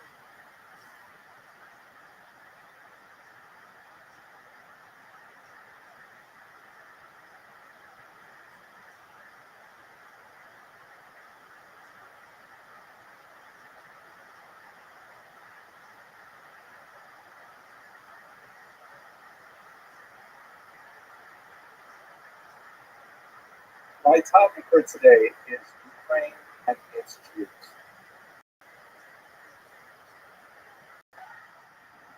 Rabbi, you want to first talking about various topics and how we would actually phrase this. We had some challenge because the situation on the ground is changing so dramatically that we need to choose a fairly generic topic that would cover all possibilities. So what I am planning to do is develop a single thesis, which I hope to demonstrate with a concrete drafted piece of art immediately, and then work through a historical narrative and bring it to the present day. And at that point, we'll wrap it up and we'll open it up for discussion and questions to see if my thesis works at all. Can you all see my screen? Just slide it. Okay, so that's the plan. Now, the thesis is basically that historically, Jews of Ukraine have oriented themselves culturally like they have in most countries as a minority. They've oriented themselves towards the most powerful national unit in multinational states. So, for example, in Austria-Hungary, more Austria-style, Hungary became one back in 1967. They developed a Hungarian Jewish identity. In Ukraine, they were first Polonified, meaning I developed an identity that began to connect them to the root of Poles and then later to the root of the Russians. But in the last 3 decades, since independence from the Soviet Union, I would like to tender for our discussion. Many Jews have developed, really for the first time in their history, a Ukrainian Jewish identity, which has very significant implications for the current moment and for the future. As a kind of point of departure, have a look at this unusual Holocaust memorial, which is located on the wall of the Great Synagogue of Brooks. Let me just show you where that is located in Ukraine itself. Here's a map that shows a tropical Finland. It is in north and western Ukraine. Here's Kyiv, and then to the right is Poltava, which I know is a place very close to because it's a sister city to the organization, to the temple, and also Odessa here in the center. So this is the western part of Ukraine, not too far from the this is the actual site of the monument on the side of the 17th century Lutz Great Synagogue, which was built in the classic fortress style, possibly because of the many Cossack rebellions that we're going to discuss in a moment that occurred in that place. But let's have a closer look at the image itself. First of all, a couple of superficial things. The first is you see between 2010, when the photograph on the right was taken, and 2011, just a year later, when this photograph was taken, there's been some decay to the building, and no one has maintained it. I don't know what it looks like today. I don't have any looks to take a more contemporary picture, but that says something about how it exists in the public sphere. Secondly, it seems like there's been some minor vandalism. Some people may have put some stickers on here, which could have been for any of the political thing. And it's been hastily removed to mean something, but not completely removed. So that's just superficial observations, which may be relevant later. But then if we look at the text in the triangles below, you can see that here there is a text that describes the history of the Jews of Britain right up into the Holocaust. But the language that's used there is Ukrainian, not Russian, which is rather unusual. Particularly during the Soviet years, Ukrainian would certainly have been the third language, certainly not the first language. But Ukrainian is there prominently, and there is no Russian text at all. Jews probably spoke Russian first in the 20th century, not Ukrainian. Nevertheless, this Jewish memorial on a synagogue is written in Ukrainian. Secondly, on the left-hand side, you see it's written in Hebrew, not Yiddish. Yiddish, of course, was well in the of the Jews in the 19th century. Prior to that, the fact that they would choose Hebrew indicates it's very strongly oriented towards Israel, the modern state of Israel. So here we have a monument to the side of the synagogue that is texted in Ukrainian and in Hebrew. But the dramatic and striking element of this image, which I'm sure many of you have picked up on, but it would have been instinctive to anyone in Ukraine, is the shape. You can see that the figure in the center, which looks like a Jew with hands raised in prayer looking upward, is clearly evocative of the trident of Volodymyr. This is the symbol of Ukraine, which is named after Saint Volodymyr, the first figure in Ukrainian history to convert to Christianity in the year 988. It is a distinctly Christian and Ukrainian nationalist symbol, and here it is embedded directly into the very structure of this monument. So I'm using this as kind of like a thought piece in art to look at how Jews in Ukraine may be envisioning themselves in an independent Ukraine, which represents a break from much of their prior history. Speaking of the history, let's go to that. So here is a very well-known map, the Pale of Settlement. This is the region in the former Russian Empire prior to 1917, where Jews were allowed to live in Russia. Russia proper had banned all Jews from 1479, when in somewhat of a scandalous development, a member of the royal household, influenced by a local Jewish doctor, converted to Judaism. And at that point, the church was enraged and actually embarked on a centuries-long campaign to root out what they called Judaizers, and no Jew was allowed, except under very exceptional circumstances, to live in Russia proper. Catherine the Great, the 18th century ruler who was involved with the dismemberment of Poland, suddenly found herself, with the acquisition of those Polish territories, the owner of the largest single population of Jews in the world. And although the church urged her to expel them or do something with them, she nevertheless effected a compromise by creating this territory where Jews were allowed to live. And as you can see, it extends in the north from the Lithuanian and southern Latvian territories down through what would later be Belarus. On the western part, it has the Kingdom of Poland, and then the large part towards the south is Ukraine. This circle here just roughly describes the area of Jewish settlement, which was on the right bank of the Dnieper River, which bisects Ukraine. It goes through Kyiv and then down to the Black Sea. And those Jews lived on the western side of that river. The town was towards the newer area of Jewish settlement, and Odessa process of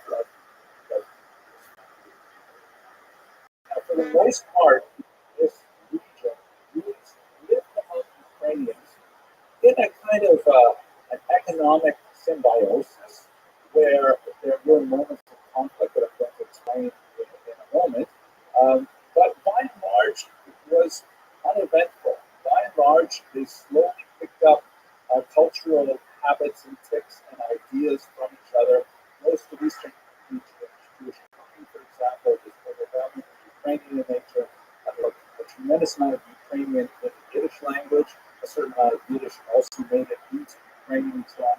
But if Jews had to sort of identify with a nationality after being Jewish, it tended to be Russian because the Russians were the dominant power, and it's dangerous for minorities to identify with a powerless population, even though they be the dominant population of the region. But nevertheless, it might not work out well for them as we should describe.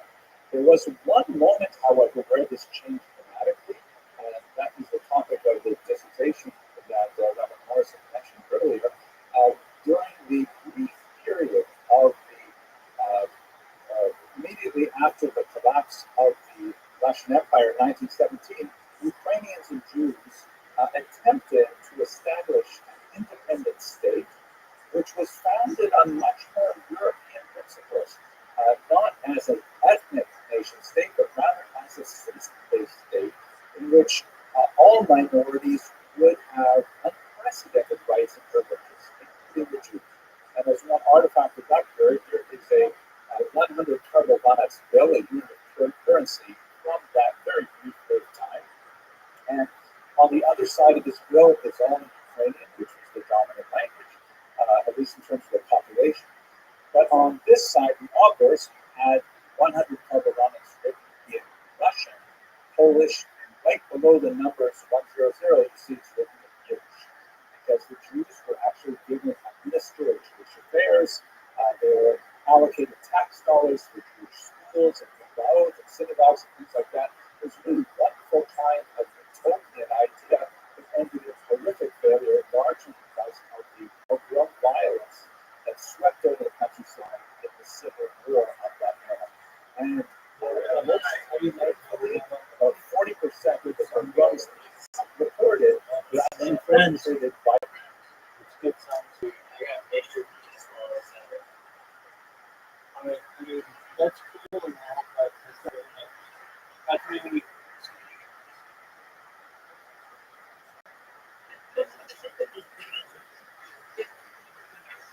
Yo, what's going on? Oh, yeah. London, what's going on, baby? Richer than I could ever be. Hey, are you named after the barbarian or the stand-up comic? Because, oh, tight. All right. Are you a fan of Conan O'Brien?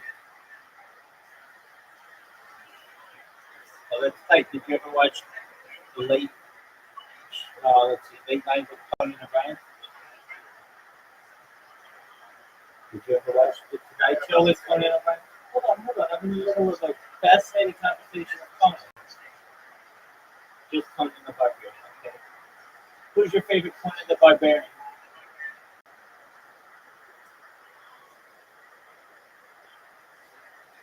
Okay, very cool. Well, I assume you are friends of Milko and Yolo Molo. Did you know that Yolo Molo's ex-girlfriend had sex with his cousin and his cousin impregnated? Dog, how crazy is this? Oh, that's right. Well, how do you like fatherhood? Dude, I heard that you're not as big as your cousin because your baby mama said that your cousin used to beat it up to the point where he would bruise her cervix, but you didn't do the same. Why not?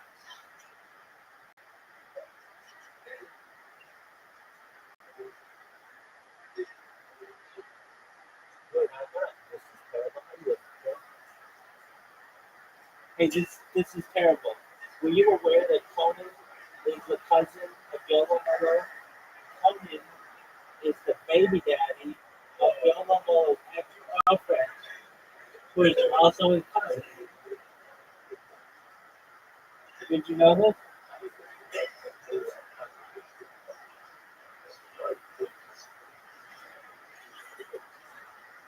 What's on my camera?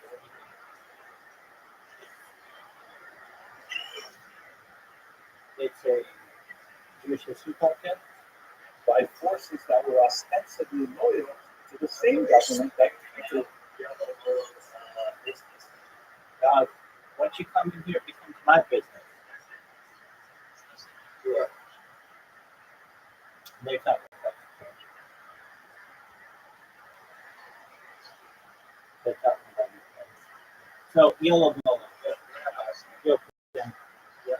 Go ahead.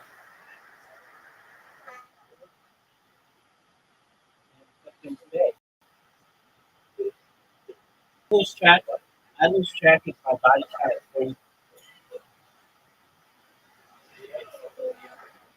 Yeah, I lose track. I haven't been at 22, but then I lose track. What up? How you looking, baby? I see you. That's right. Now you this is terrible. How did the people stick to you?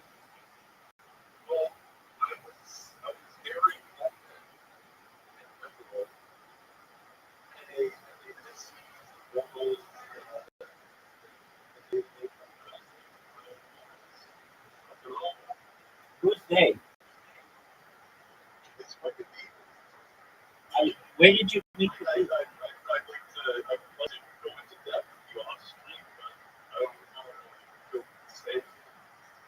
Well, this is a safe space, baby.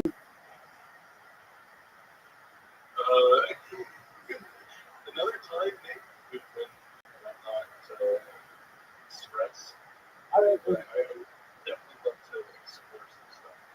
okay, well, whenever you're comfortable, you let me know you want to talk about all the demons in your life. Very well. No puss. Is it no puss or no puss?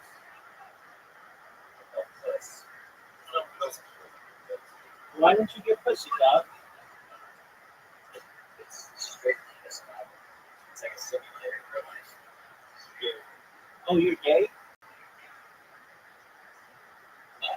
Are you gay? So, What up, man?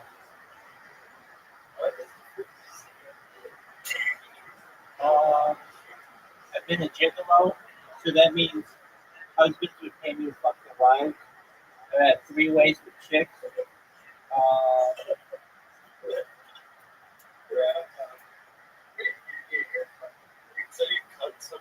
Oh, big time, dude, all the time. Like, yeah, I had random one-offs that I do. I would have regulars, at hotel rooms, at their house, all kinds of places. Weird dogs. I didn't even really want money for it, but people would give me $1,000 to fuck their wives, so I'd take it.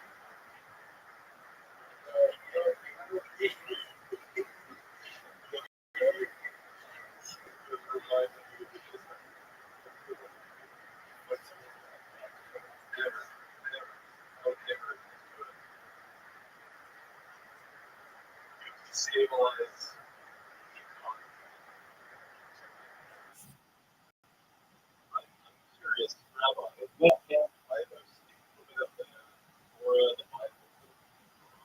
okay.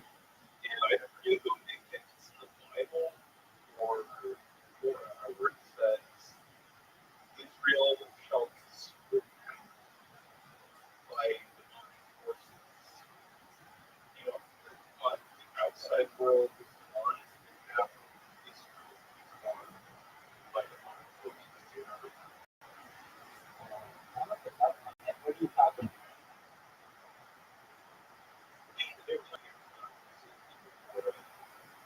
You don't really discuss the impact of the Are you sure you don't need to do testament or something?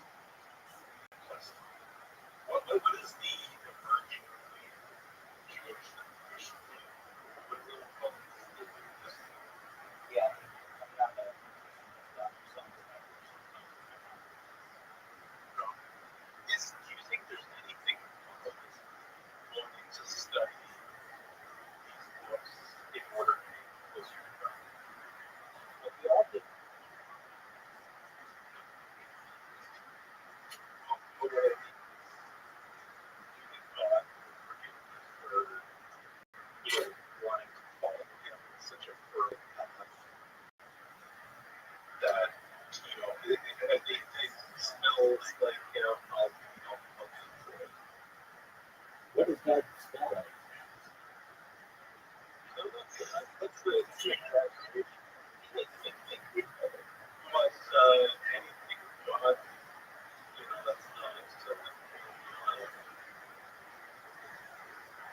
Okay, so like living the life, so like living the life, so like living a righteous life. Yeah. You ever heard of not associated with Nazism or which is you're you have your own path. This is Okay. trying to help. So I think it's so 2025. Knowing your values. It's important to be humble. To God, God be humble. I think that it's important to have integrity. Telling the truth is important. The idea of doing what is right and not what is kind of that definition of integrity. Consistency. In the absence of as Yeah, because it, if you believe in God, treating others well. no, but that is the big privilege. Not to kill God, but to say if God is not perfect, it isn't terrifying. Or or you say anything, you just have to that's my care. How do you kill God? So I think the first thing you would do is you would stop the movie everywhere you could. Okay. I think that's how. I don't think I'm not that, but he doesn't exist in the mind of people. It doesn't exist, right? It's a what do you call it? Fallacy. Perhaps, but let's use an example. Let's say there is an alien that exists. We just don't know their name. Are they dead because we don't know about them? No, they still exist. It's just we don't know about them. We choose not to talk about them. Well, yeah. Well, I think I'd be pretty embraced this the other planet with God like that because I think it's genetic advantage that we have. Right? It's also humanity close to us that somehow creates us, but genetically they're different from us. So it's it's a hard, strange subject to talk about. You lost me, right? So that you totally off that. You totally off. I'm trying to talk about that purpose. People in the podcast.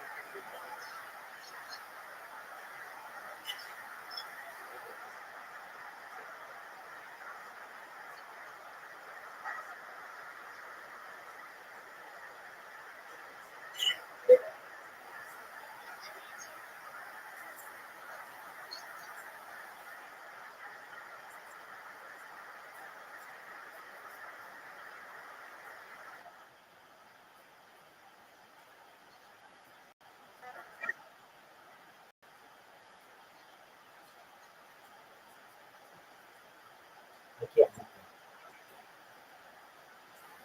No. Okay. It's just like little.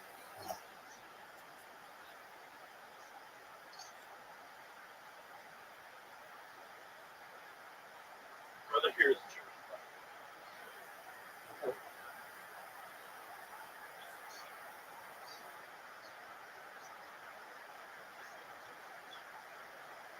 Okay.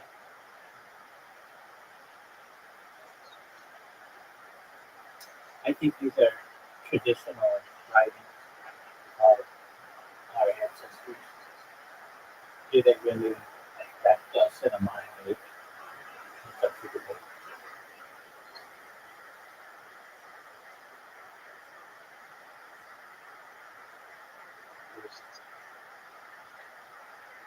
Yeah, I mean, that was written over the course of hundreds of years ago, and just some of it is irrelevant today.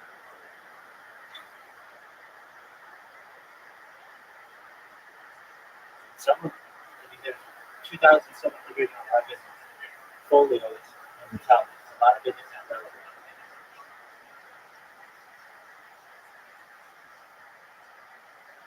Well, things have changed.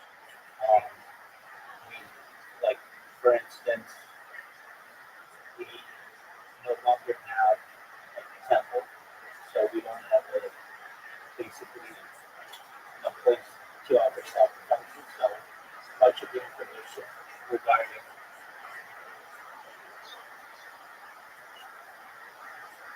at what temple. Okay, well, the temple hasn't been rebuilt. There's still the Al-Aqsa Mosque, the Dome of the Rock, on the Temple Mount. So that's the only place where sacrifices are being done. If anybody else is doing sacrifices outside of that, they are against mainstream.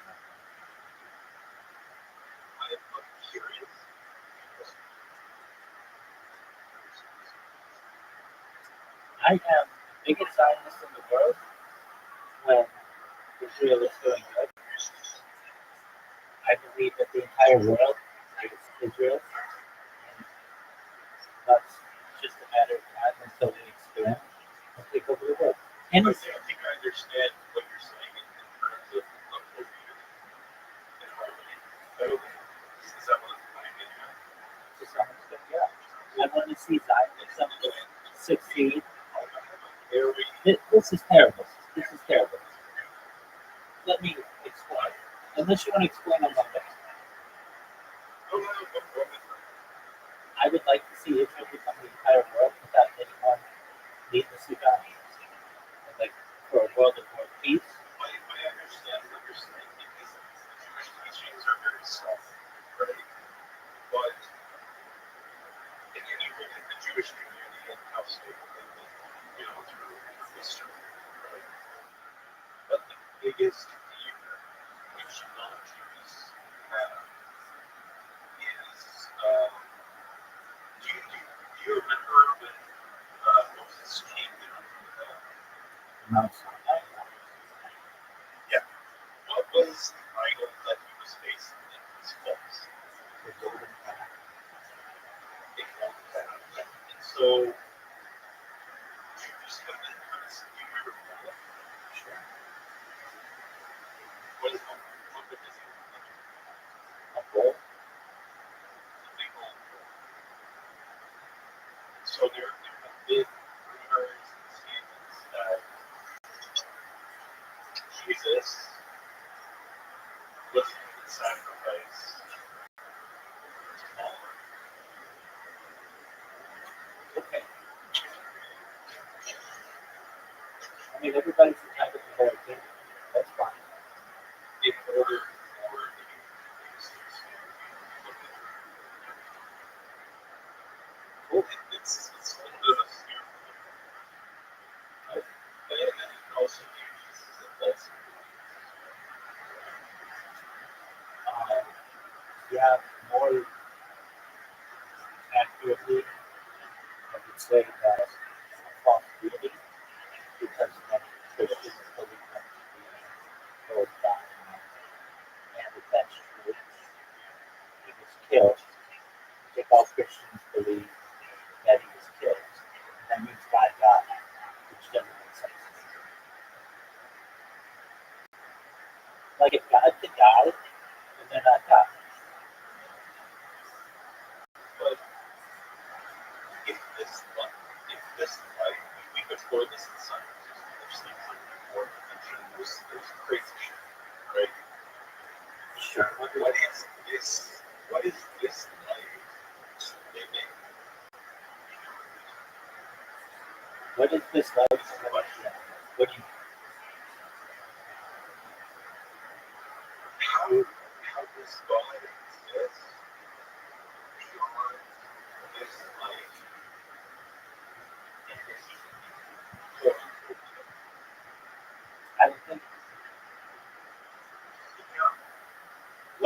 whatever God is, I don't even like using a pronoun with him. So whatever the name is, whatever God is, whatever it is, whatever. I don't think it can be killed. If it can, then it's not God, then it's something else. If he's come down as an avatar, as a flesh, to be like us, he's looking down from the he looks at us and he says, all right, I'm coming down, however I can come down to be like these people to, fucking suffer just like that. I cannot to be affected the way they're affected, right? I'm not saying that God killed in this sense that he's outright done what he talks about, right? But I'm just saying he's come down and killed, like a tax, right? What if I come down in this ink body alone? I don't know what it is. Yeah, I understand. That's not a traditional Jewish teaching. We believe that God is incorporeal, so basically doesn't take a human body.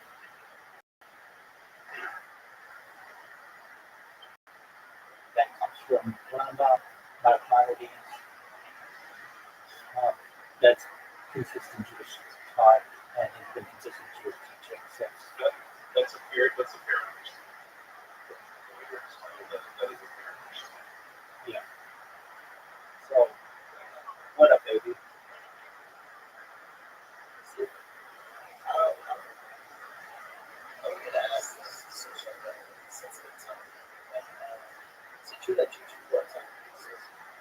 I know. I don't look at other Jewish penises, so you guys can see it.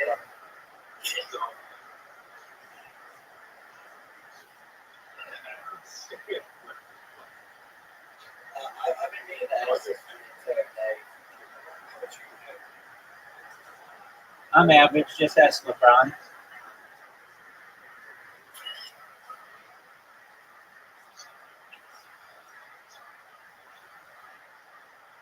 I have a very small screen, so I'll take a look. Let me see if I can see it. I'm looking. Yeah, it's still very small.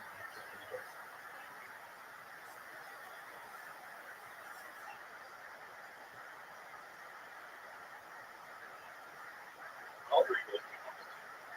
I'll tell you what, I've answered a lot of questions, and I appreciate the opportunity to answer. I'm watching the Jewish history lecture. You can feel free to watch these. I do have a section in this Discord that's Ask Rabbi Anything. Any questions that you have, feel free to put them in there, and I will send you a fast response.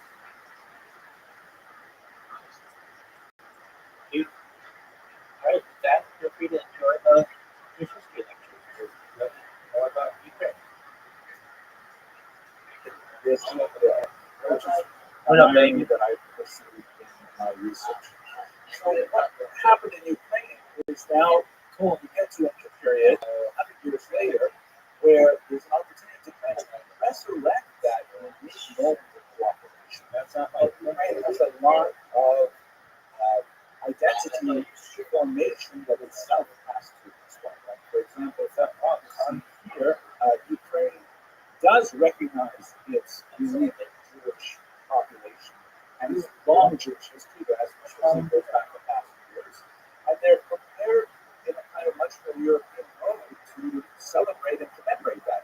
This is a stamp dated 2011 that commemorates the 70th anniversary of the tragedy of Babi Yar.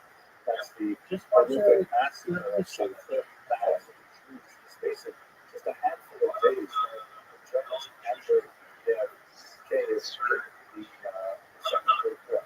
But at the same time, here in 2009, they have another stamp that's dated 2009 that commemorates the 100th anniversary of the birth of Stepan Bandera, who is one of the figures who was most in favor of collaborating with the Nazis when they invaded Germany. So how is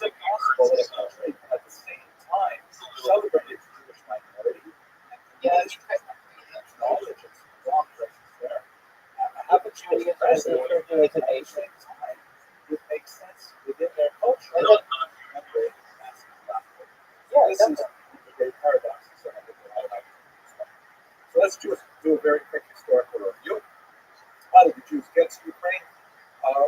The Jews actually have an incredibly long history there. There are some kind of hazy, legendary statements about Jews living in Ukraine, especially on the Black Sea coast of the first century Common Era. There's also a population of Ukraine associated with Khazaria in the 10th century. So right, really at the very beginning of Ukrainian culture. But the big masses of Like I said, put your questions in the section that says Ask Rabbi, and when I come, I'll answer all the time. primarily from the I always do. I always answer anybody's questions that I have. The reason for that is this are twofold. First, there was increasingly unwelcome anti-Semitic pressures that were forcing the Jews from the West to consider new homes.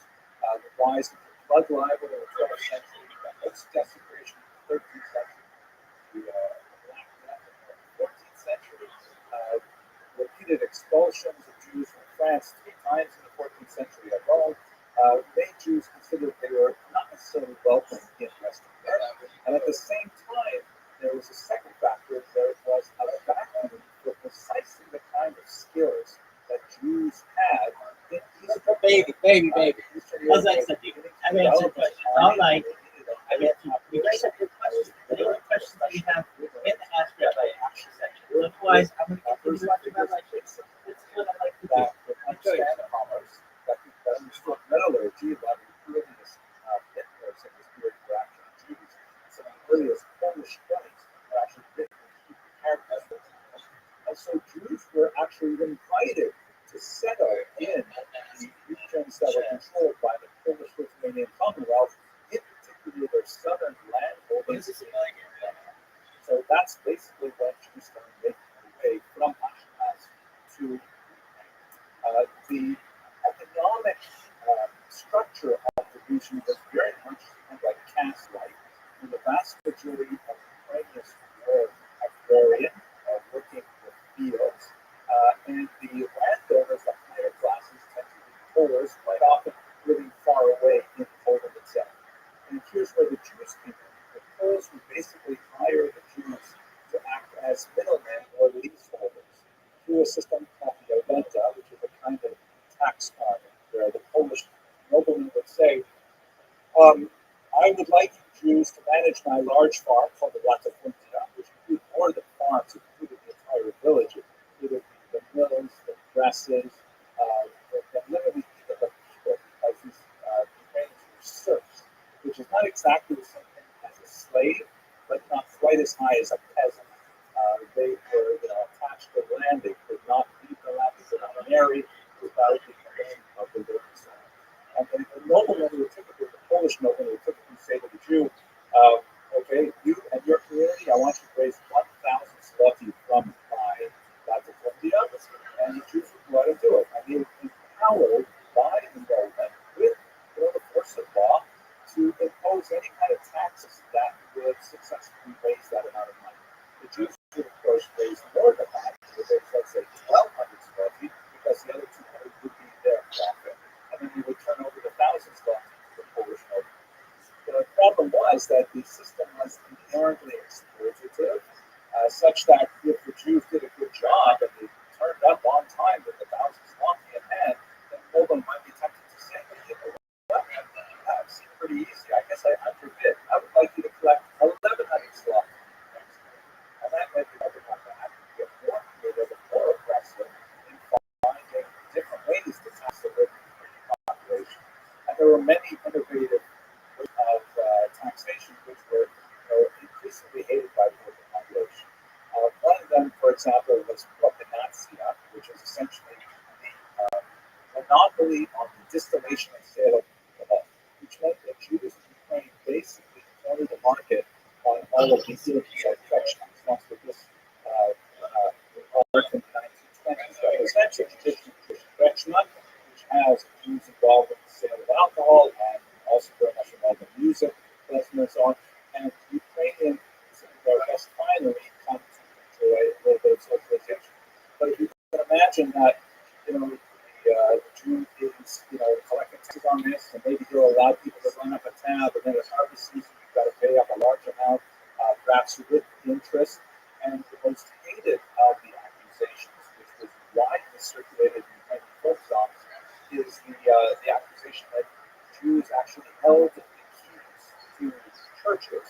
And when you wanted to baptize your child or get your child married, you had to pay the Jew to open up the church, which was heavily resented. What ended up happening, as you can imagine, is there was a rebellion in the 17th century led by Rothschild, and he was able to capitalize on the large number of people called Cossacks or Cossacks, who were essentially runaway serfs who had made their way to the borderlands, to the region of Zaporizhia, which is where they have the nuclear plant. And from there, they were engaged in raids on Tatar lands or Turkish lands, and sometimes on the Polish money. Here we can see in this remarkable piece of art by Rabbi, something that really speaks to Ukrainian national identity, the idea, and this is something I think really fits very well with the way Americans see themselves as Canadians. From the outside in, I see this about your wonderful culture. Thank God, I'm very happy to be here. There are some parts about your culture that you quite get. One of those things is like this incredible attachment to freedom, and don't tread on me, and you're not the boss of me. That's definitely a very Ukrainian approach. Which comes from the idea of these free-living Cossacks. The leader of these bands was Bogdan Khmelnytsky, shown here on the banknote from modern Ukraine. And he led this major attack against the Poles, against Ukrainians who had converted to Catholicism and viewed as traitors, and of course against their middlemen, the Jews. Some of the worst pogroms in Jewish history occurred in the middle of the 17th century, led by this man. So Ukrainians viewed him as a great national liberator, brought freedom and independence to Ukrainians, whereas Jews lived as political anti-Semites. Both of those images are true. They are not yet reconciled in modern Ukraine. That is in many ways akin to the American difficulty of working through a lot of issues of the Confederate South that continues to present day. But to give you another example of this Cossack spirit, this is a recent stamp that was inspired by the incident at Snake Island in the north. In the background, you can see the Moskva that is still floating, and the Ukrainian soldier on Snake Island literally giving a little finger to Ukraine. And it was not the so that's very much kind of the Cossack spirit that Americans can actually identify with. So during this time, what shifted after Khmelnytsky is that although he was a great rebel leader and was able to motivate the Cossacks to organize them and to bring them to bear as a tremendous weapon against the Poles and drive Poles out and much of Ukraine, he was a terrible governor. And once he had control, he didn't want to deal with it. So ultimately, he decided to make a union with Russia in 1654. The guy on the left was actually my younger self when I was doing my dissertation research over there in the 1990s.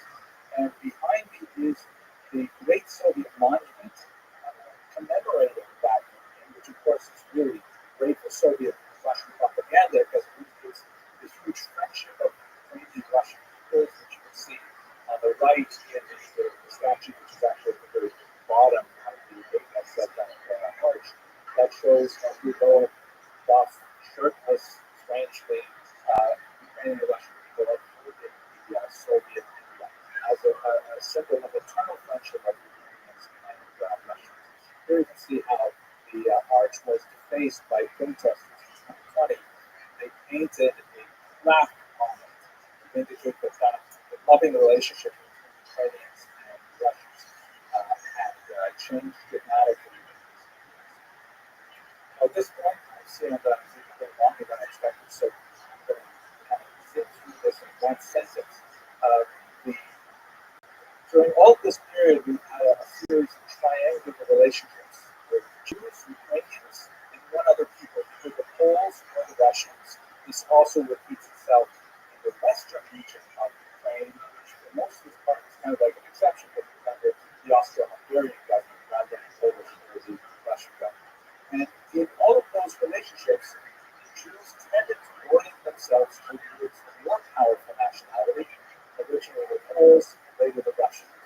But in the 19th century, that began to see some changes, which discuss very briefly now.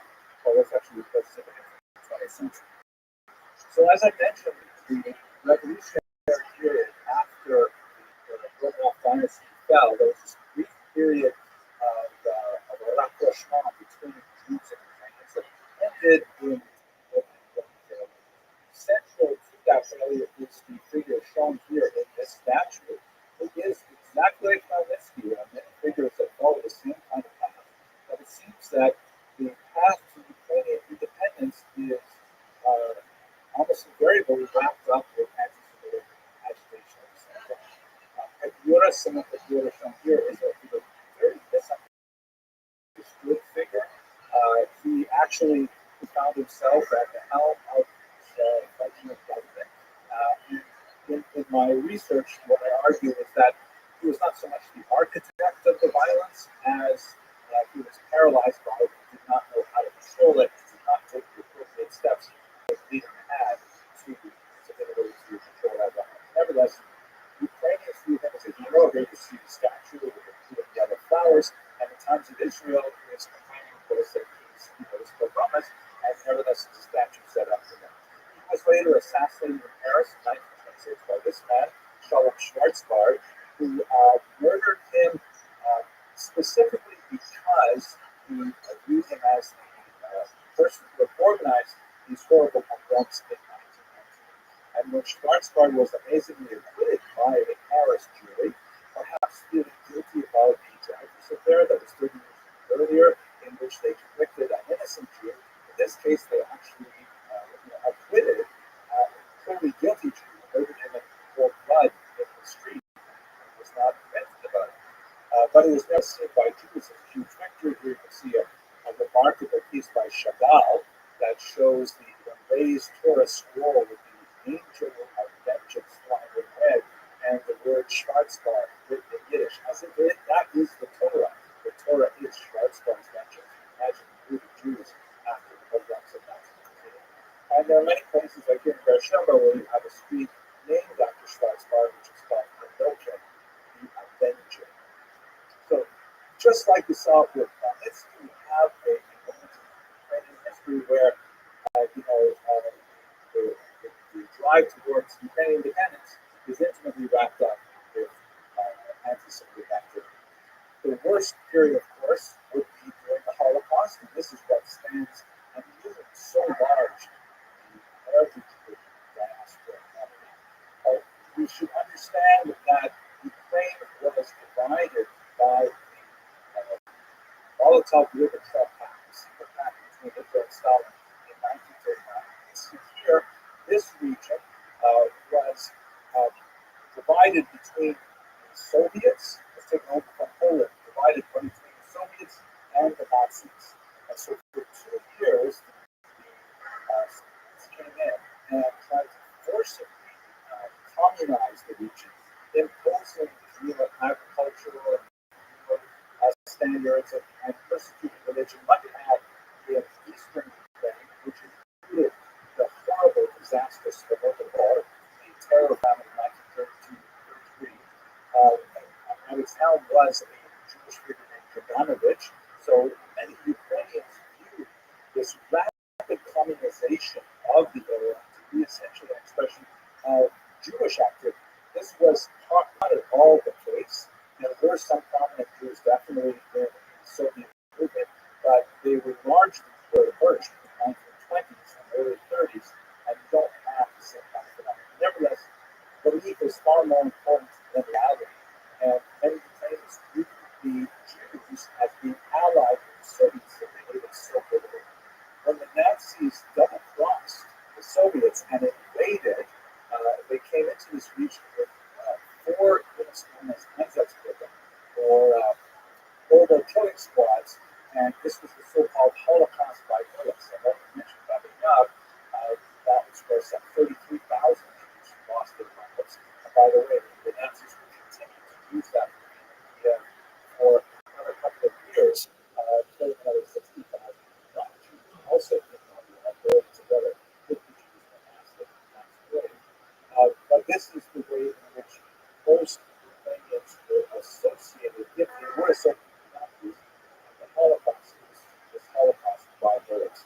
which the Nazis would employ so-called Hilfsbürger, or willing out from the local populations who would engage in assisting these mobile killing squads, killing somewhere between 1.5 to 2.5 million people in these countries. This is extended war in which grandparents lost their families. Rabbi was recently bound from Putin. But the conflict itself was not damaged. Other things were damaged. But even here you can see, despite the history that I've given you, there's still blue and yellow flowers at this uniquely Jewish Holocaust memorial. So we have to try and unpack these things and try and understand how they fit together. Now, Vladimir Putin is looking to channel his Tsarist predecessors to develop this idea of the Ruski Mir, the Russian world, in which he wants to try and recreate this larger Russia, which includes Ukraine, as an intrinsic kind of part of it.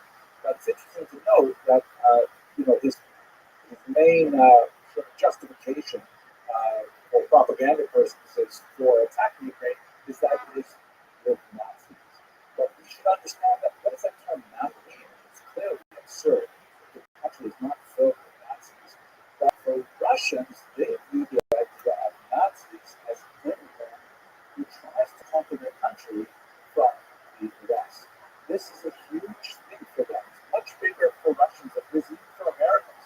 As much as we revere the greatest generation and D-Day and things like that, Russians, of course, had Nazis on their soil.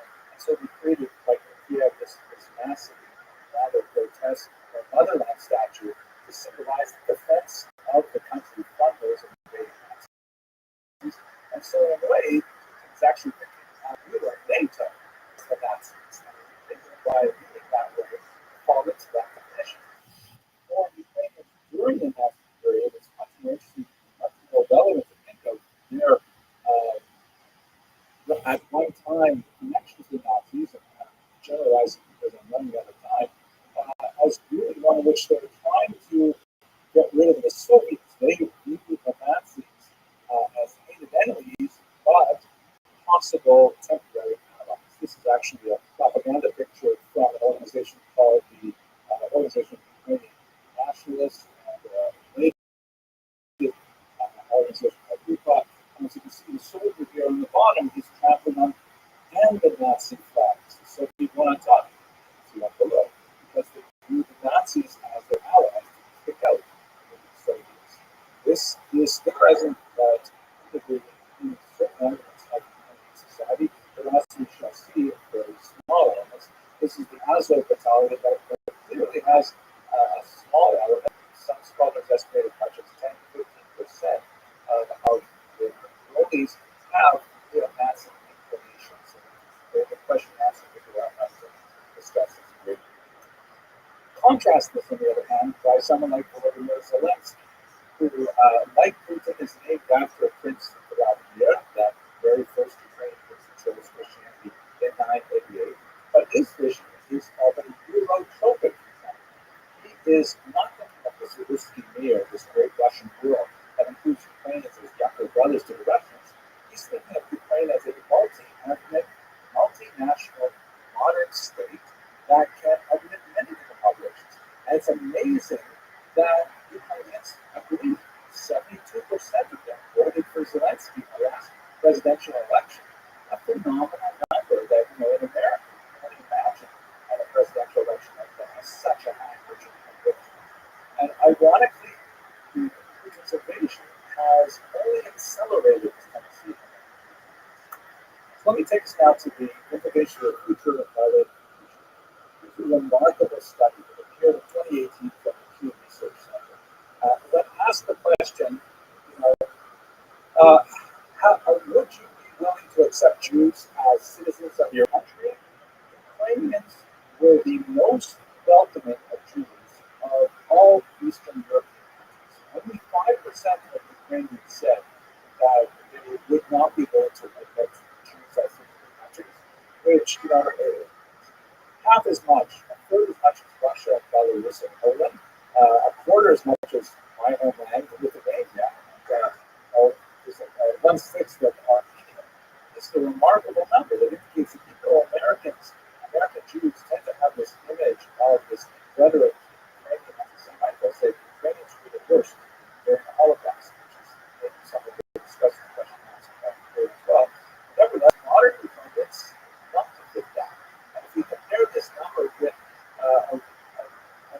study done by the same institution in 2019, exactly the same questions, but Jews are very well welcome in this country. And if you look at the figure on the right, among those who are clueless to Jews, the mean number was 8%. So America may not even be as welcoming to Jews as Ukraine is, which, boggles the imagination of some reason. Nevertheless, we are looking at an embattled Ukraine at this moment. This map was actually from last week, and I'm not sure what it looks like today.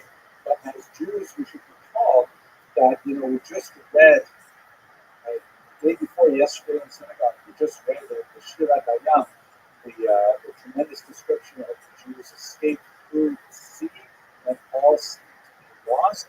It is arguably the biggest Jewish story in world history. And perhaps we should bear this in mind when we're thinking about the faith of Ukraine. And also, if we have backs to the sea and we're deeply in need of focus. I thank you very much for your attention and your endurance. And I just want to turn it back over to Rabbi for questions and answers.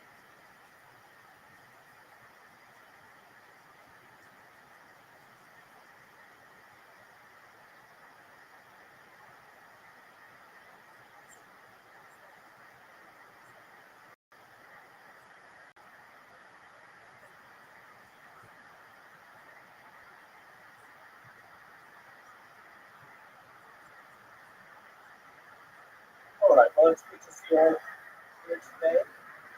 I would like to start again in a good way by acknowledging that the University of Alberta is built upon traditional lands of Cree, Blackfoot, Métis, Nakota Sioux, Iroquois, Diné, Ojibwe, Saulteaux, Anishinaabe, Inuit, and many other indigenous peoples. By acknowledging and teaching about past and contemporary injustices, we are making an effort to help ensure that history does not repeat itself. It is only when we are accountable for the past and understand the present we can move forward for the future.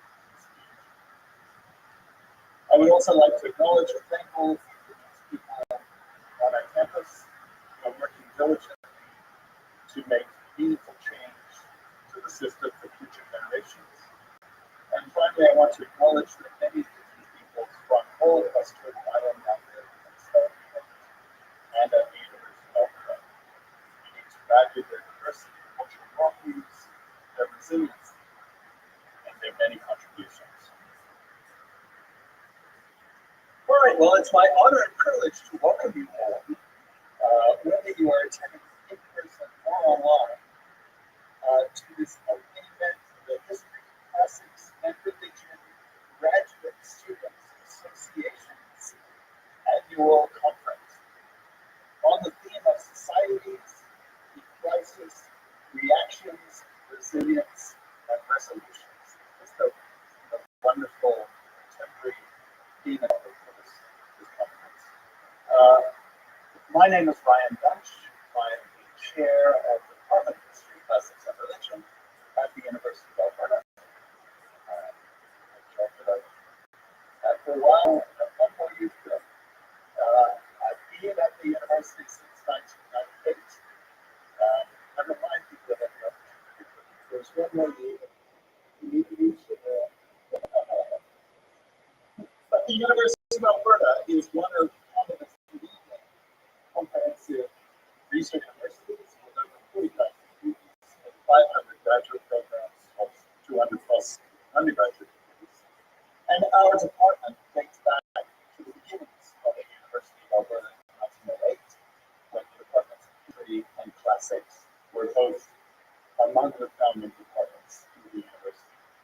Today, our department is home to 7 undergraduate degrees, 7 graduate degree programs in the separate disciplines of classics, history, and religious studies, as well as in interdisciplinary degree programs that link across those disciplines. We have many areas of research strength among our faculty members and our graduate students, including most relevant, I won't try to list them all, but most relevant today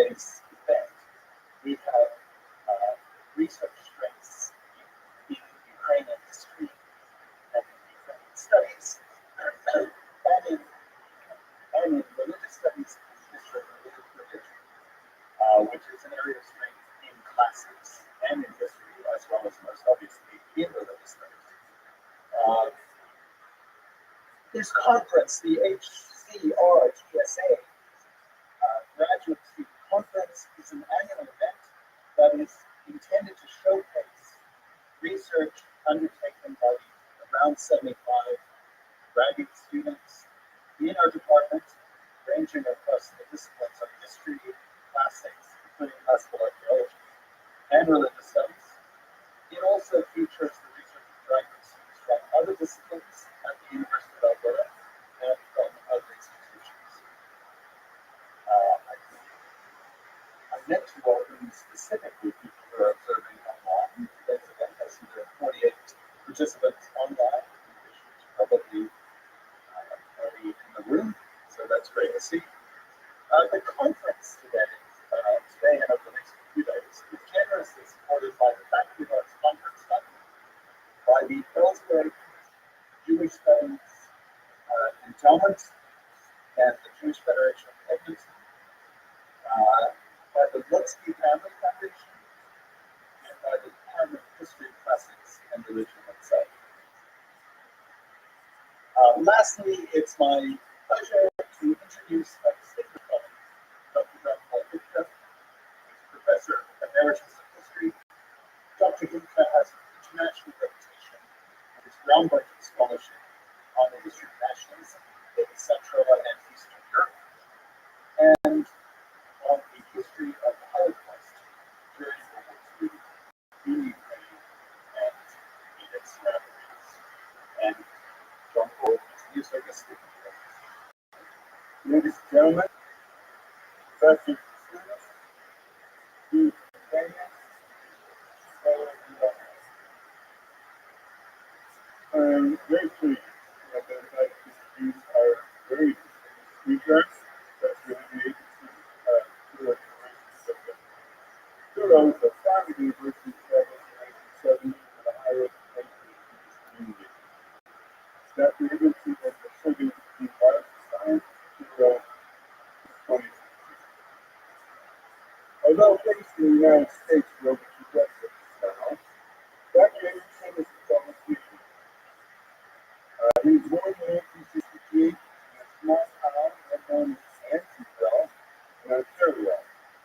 Later, the former National Corporation with Fall, where he studied some of the deep past. Ansonville is in the Toronto, Ontario, 459 north of Toronto. This is a locality that experienced the coldest temperature ever recorded in Ontario. In January 1935, the temperature dropped to -70 degrees. The young Henry grew up, and it's hard to believe that it's a young Henry, but let's let the young Henry. The young Henry grew up in this grassy land. He traveled by snowmobile and pickup, but himself across Texas and sweater. Henry was the sole Jewish child for a long time. He had to learn to fight to defend himself against manifest bullies. His parents took care of his Jewish education. His Ansonville was so poor in Jewish educational resources. His parents stayed in Toronto with his parents. His mother lived with him, and he sent him evenings a week to the extent of schools and university. He received his education at the University of Toronto in the BA, MA, and PhD work. He wrote a doctoral dissertation in the supervision of a leading historian of the time, Professor Paul Armani. He was not only the graduate student in the PhD, but I first have known the bright young scholar who was working on key topics in history and Ukrainian Jewish relations. As vice student, he has undertaken a major project that laid firm foundations for much of his later work. They brought him to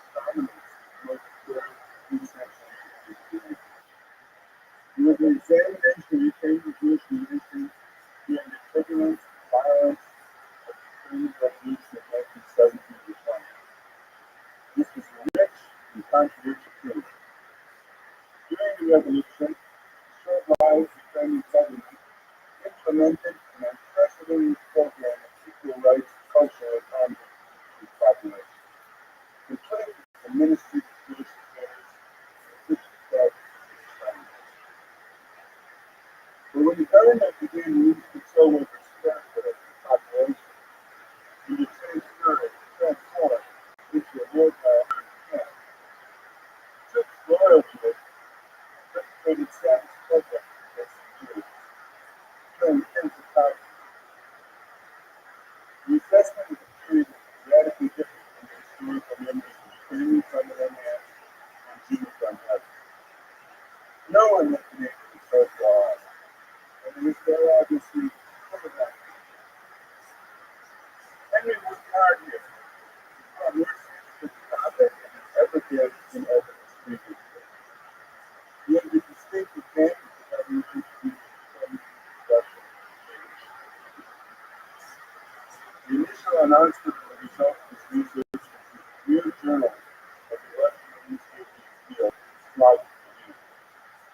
He was still a graduate, student, and published it. In 1995, he completed a doctoral dissertation on this subject.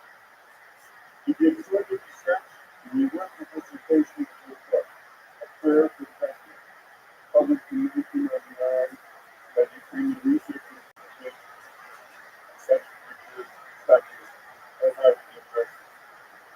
He received enthusiastic reviews and is still frequently cited and sometimes praised. I myself was cited a few times this year. Working on that project led him to reflect more generally on the interaction of Ukrainians and Jews. And he wrote an article of great sensitivity and intelligence on this subject, truly a seminal text, Gabriel Rabbi. It destroys the myth of Ukrainian ethnic subject and rhetoric for centuries, and roots it instead in socioeconomic considerations. He was still a graduate student in wrote that. When he learned from the revolution that the serfdom was dead, he worked more and more on the sexual event of 20th century Jewish history, the Holocaust. In fact, one can see the work on the performance of the revolutionary era as a preparation for studying what happened a few decades later. His article on the event there, for example, like his article in the site, shows the influence of his early work and took on the Ukrainian saturation of the Nazis and the murder of Jews and on the military participants. Quite a different kettle of fish is his later work on Rabbi culture, Anonymous Al-Shiras. Shiras was a distinct rabbi in the Western Village in the occupation Poland. He delivered a series of beautiful sermons to his congregation. After the war, the manuscript of his sermons was found in the rubble of Polish statement and was published in Israel as Ishtadesh. Henry's scholarly explorations of the Holocaust from the vantage point of a Jewish holy man struck early readers, such as myself, as fresh and fascinating. I do not think that many scholars have the patience to know what Rabbi was saying when he was there. Nor do I think that many others were able to explain the Rabbi's points so clearly. 2017, Dr. Agency wrote the whole topic, brought on from the U.S. Already in the 1990s, Henry exhibited an interest to drill over time in Jewish movements. I think his first take to the surface when he wrote this article, this is the way it was, an anti-Jewish cartoons, the Ukrainian newspaper published on the German application in the East. His book, A Prayer for the Government, smashed this. He later became involved in a documentary by Rothschild. This was The Lost Jews Sometimes in Eastern Europe, directed by Carl Hirsch in 1999. He also became deeply involved in studying images of Jews within religion. He produced an excellent little piece on the depiction of Jewish women in 1996. I read the history. Florida Atlantic University where they were taught. During the exhibition entitled The Artificial Images of the Colonists of the Country. That dog for this exhibition is published in a book with the same title in 2001. Dr. Emerson is at colleges using and rather common academic centers. Greenview University, Jerusalem, Cornell University, Harvard, and Oxford. He's been case number of 2 years. He was at Florida Atlantic University in 2002 to 2006. Then he joined the faculty of UNI South, which is based in Miami. In 2015, he moved to the executive faculty. He's produced a series of lectures online about Jesus. He's got over 5 million views. He's presently working on a 3-volume history of Jesus. This evening, Professor Edmondson is speaking on 1,000 years of Jewish life. Prepared to be spellbound. Well, I was spellbound during that. So I'm very grateful for that moment. But I'm really important to this.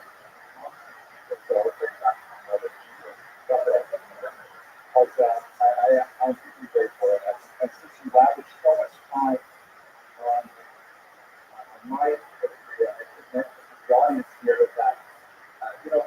Thank God when I was a graduate student, I did think about myself in a very nice way. They fell apart in a very useful way. And I think that was positive. The one reader that floored me, he took me down several pegs, to be honest, and it used to be under the agenda. I'm not sure whether you read some article, but historical opinion of the dissertation that he delivered just a few articles about my premises and going into this which benefited me from what he was looking about 10% of the problem, and then 90% of it, like an ice cream, was under the surface, and that I had to really rework things to try to get through this way. So I'm deeply grateful. We can talk about it later if you want to consider. But it was the most useful piece of criticism I think I've received in my scholarly career from someone who is not my wife. So I think I'd like to begin first of all acknowledge very gracious host of this evening, very grateful to the sponsor, especially to the graduate student organizer, to the criteria of this small and Rabbi, and I have to say that all of you write a letter, it's a beautiful letter. I was like, you have me incredible.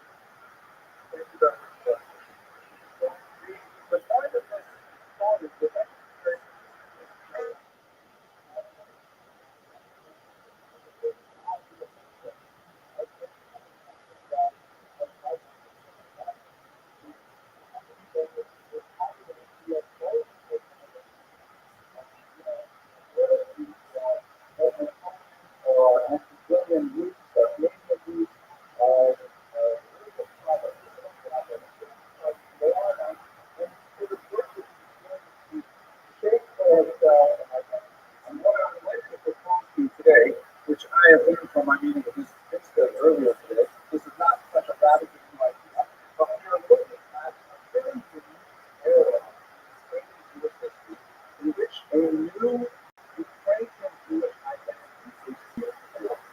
I'd like to demonstrate that as we bridge through a millennium I don't want to say necessarily coexistence, but Jews living side by side with Ukrainians in the about 60 minutes. I will speak very fast. Let's start with this image that you see behind me. This is a remarkable image. Let's place it in view. It is a Holocaust memorial that is found on the outside of the synagogue in Lutsk, Ukraine. If you assess where Lutsk is, well, I think we have to put the mouse on here. You know what they say PhD stands for?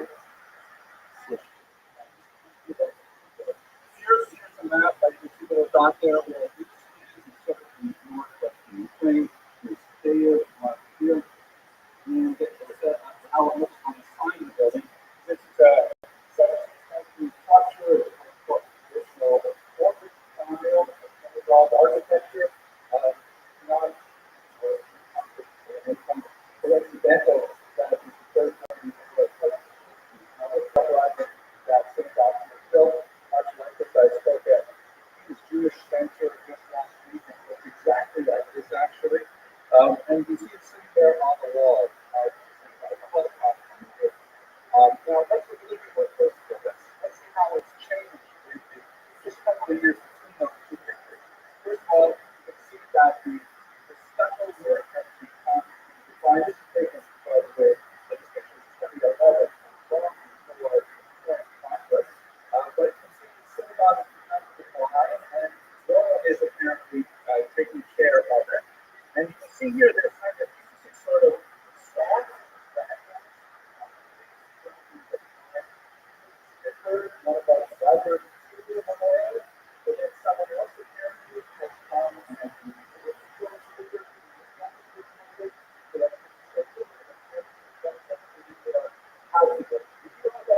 this memorial or what it might mean. There's text in two languages. If you're on the right, text is in not in Russian. The dramatic shift in language independence in 1991. And on the left, perhaps not quite as surprising, text in Hebrew, not Yiddish. For those of you who never know languages, Yiddish is basically medieval German, but Latin.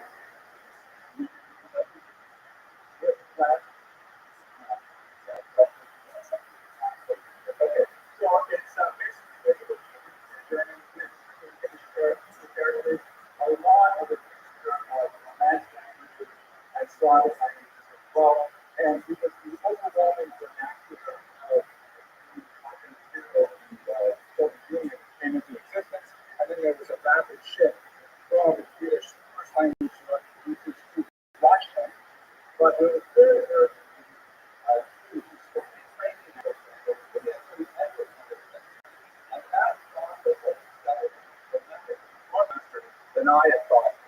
Now, those things are all interesting, but the most dramatic element of this, something that I'm sure will recognize immediately in this, but when I speak to people, they're oblivious. The shape of this figure there, I want to see God, the prayer, up to the box of the person in the context of the Holocaust. How would you frame these views? That you want to offer an opinion? It's a base of exactly 1950%. Normally, there's a lot of but, you know,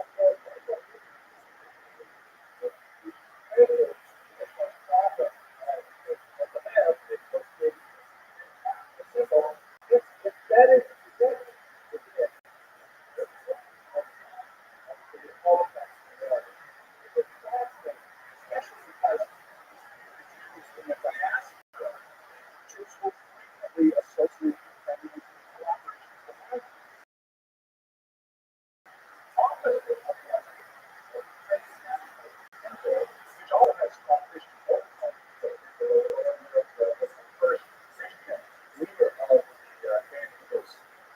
it's fascinating that we debated.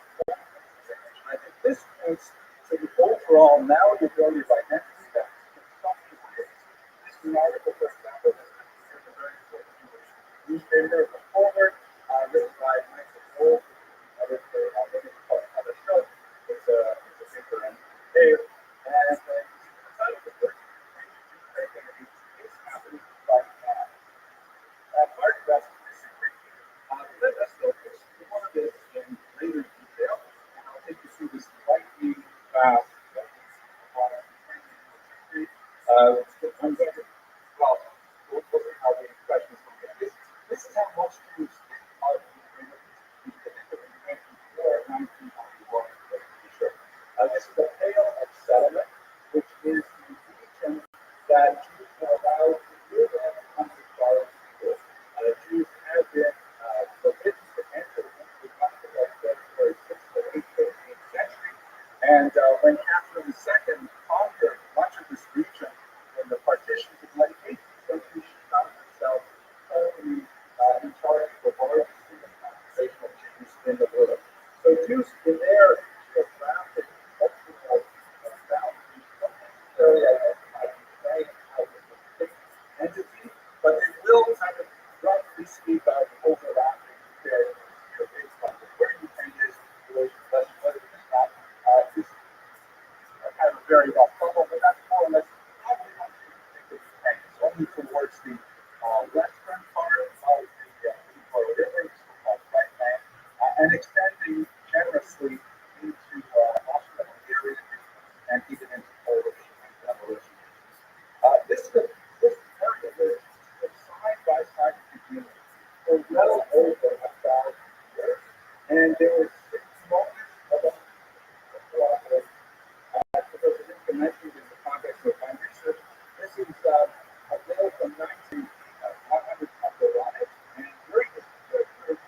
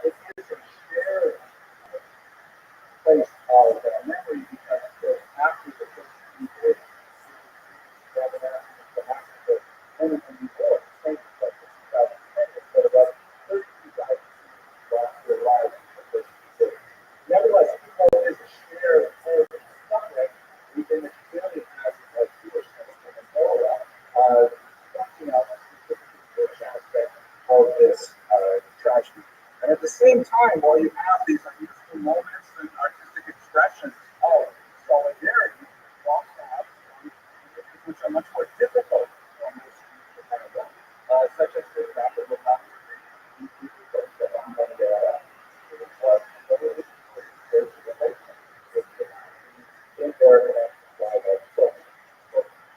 today about there is a kind of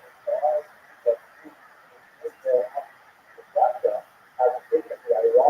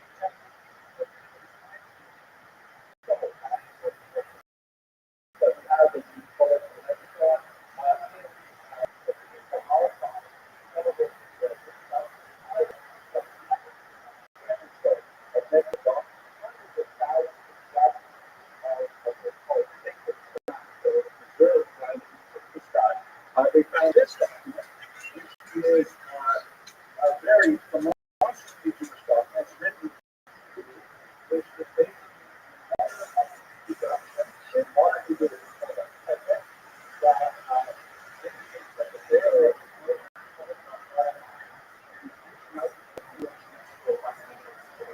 quite literally are used every day about art there, because that's very much like laminated.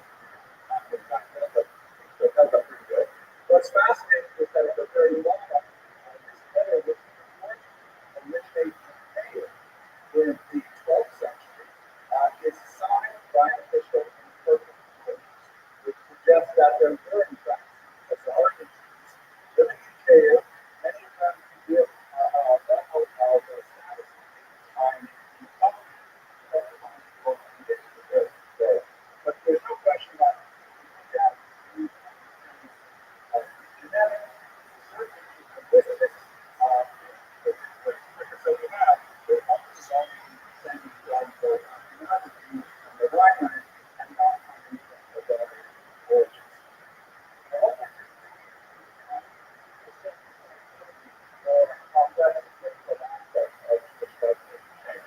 Well, they were brought in primarily to fill a niche in the economy, which is something that historically Jews have themselves outlawed. Is we put it on economic growth.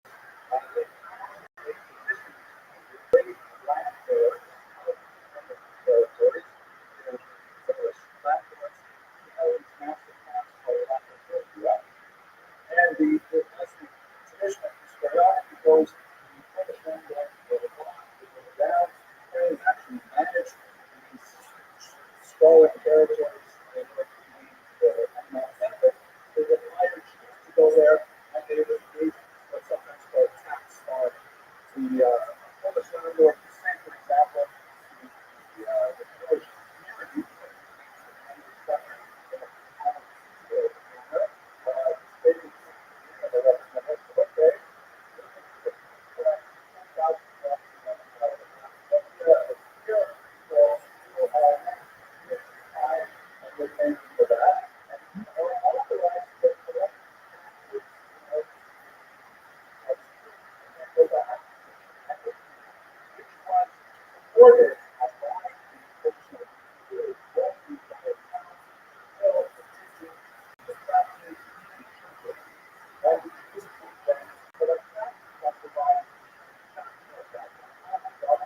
they could also charge expenses. They could charge for copying the cost. Whatever profits they were able to leverage what they had to give the Lord and what they expected themselves. So they had to come up with that.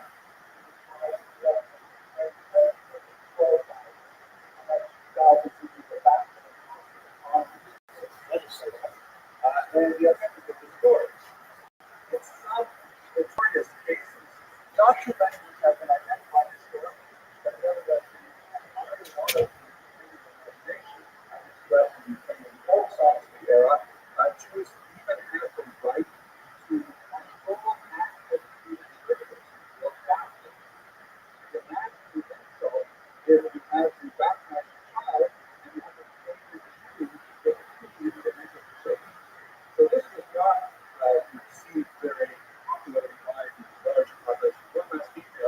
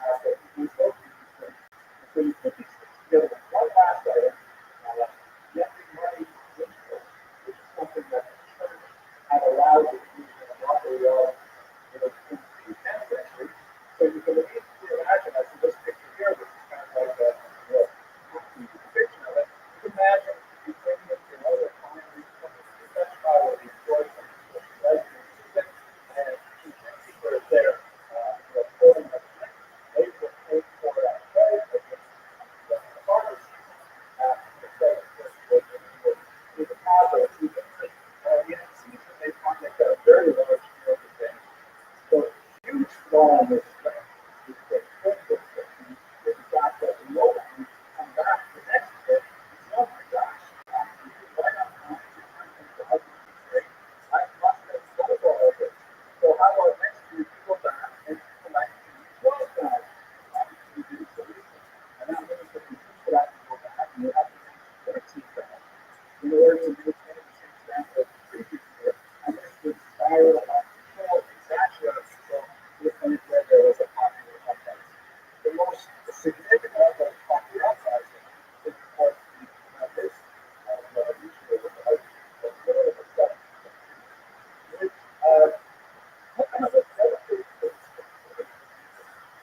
On this case, basically, it was a huge heroic figure in the Ukrainian mind, primarily because he managed to keep a group of peasants who essentially dominated the land, and he united them. They were famously quite fractious before he came to power, and he united them with a military strategy that on the pillars themselves, the on Ukrainian Catholics who had betrayed their Orthodox roots as the project had gone to the Roman Catholic perhaps being a national polarization. And of course, the Jews who were the Jews who were the Island Catholics going to them again. If you remember back in the 1990s, the huge riots in Los Angeles, which were largely an expression of African American anger against the white rights of the slaves and tribes of the world. But in reality, the public, as a sense of hope, did not prevent the South. But it was but it was the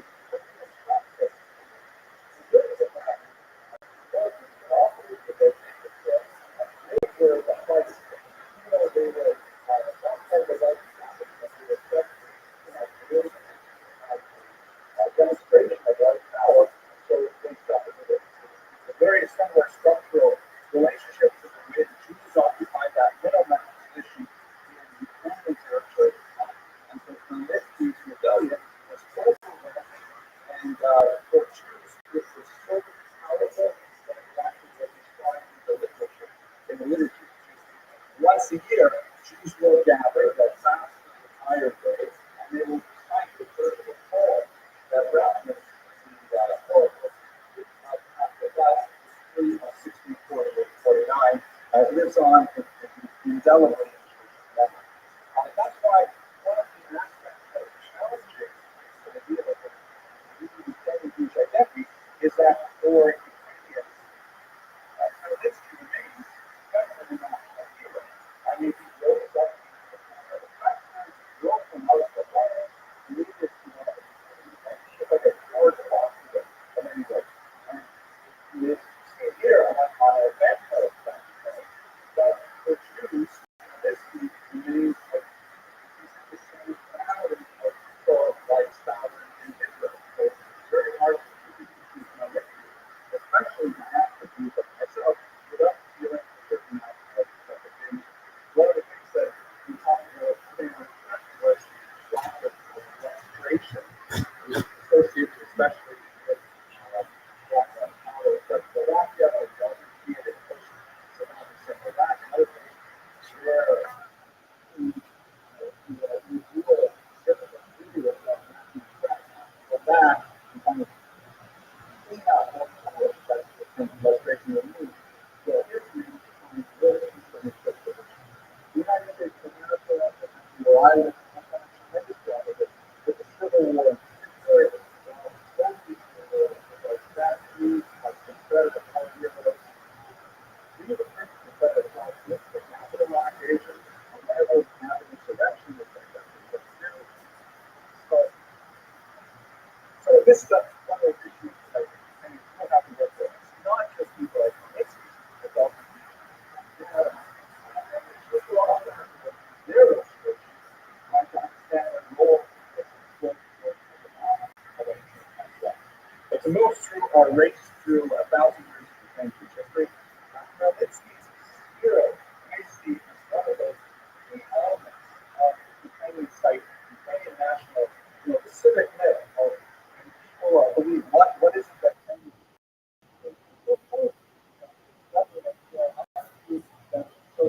was like, hey, you see it here in this camp where the board of the back was the most was brought when the soldier on Smith Island, letting the soldiers there know like things of that one.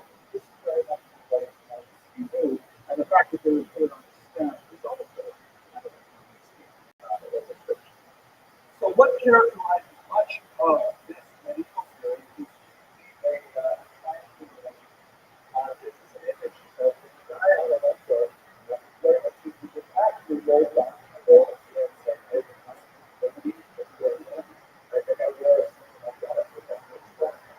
earlier, and I'm sure but also I have to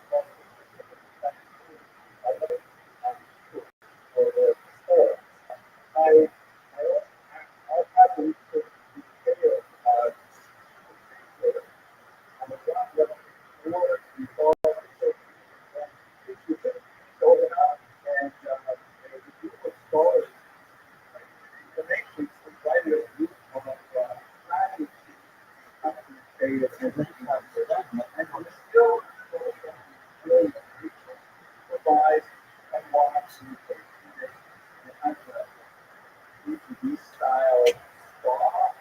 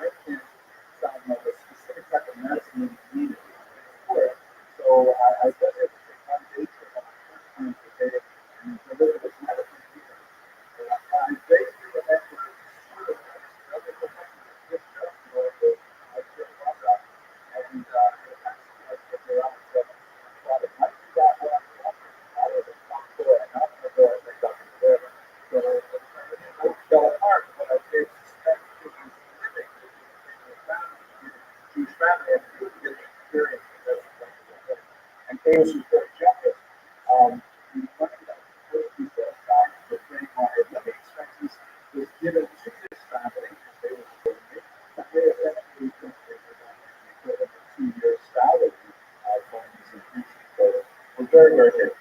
Anyways, this is what I look like back then. And this has the sketch of the day of that statue that celebrates the with Russia in 1654. The great, all of the sections of peoples, and this is what it looks like a little bit later. The flag was reformed by protesters well before the war to show that the relationship and Moscow was not really the way it was. And the statue, of course, but Jews and Ukrainians were never free to develop their relationship and experience with one another. They always third party how those relationships developed. So it was either primarily the Poles or the Russians. The Germans also had a very large role in it. Just to quickly summarize, this is the most was still 17th century.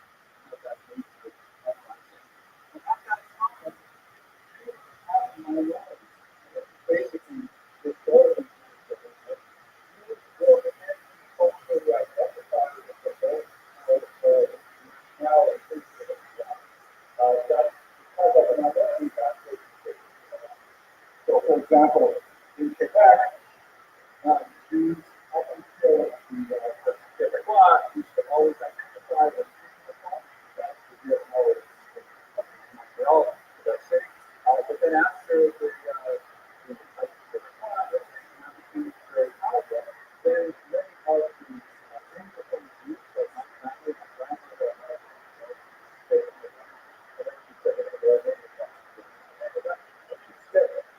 a lot of Anglophone Ontario, and the Canadian, especially were attracted from but also they became francophone and supported the dominant power. South Africa, where Jews tend to be more aligned with the apartheid forces, so it's not surprising that they're living largely among Ukrainians. As a minority, they are identified with the Polish Northers. And this was something that was common for much Christian culture. It never really developed a strong attachment to Ukrainians per se. They never absorbed a lot of Ukrainian cultural information, but Ukrainians were not really, creating great representatives and things like that at that time.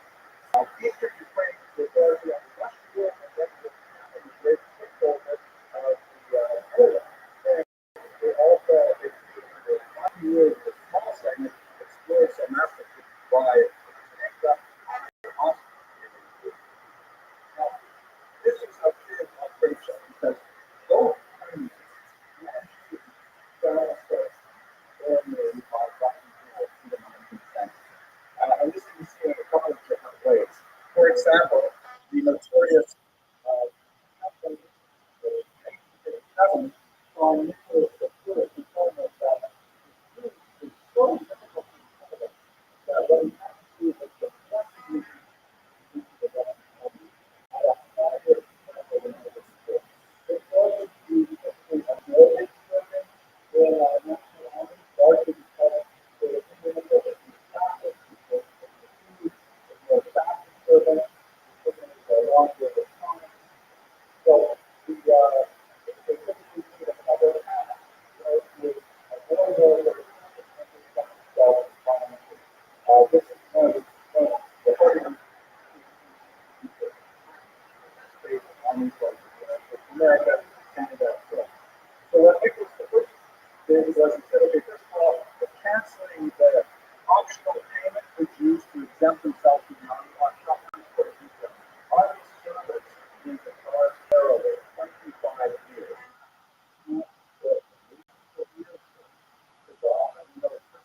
For the third son of the family, the first son is going to land, become a free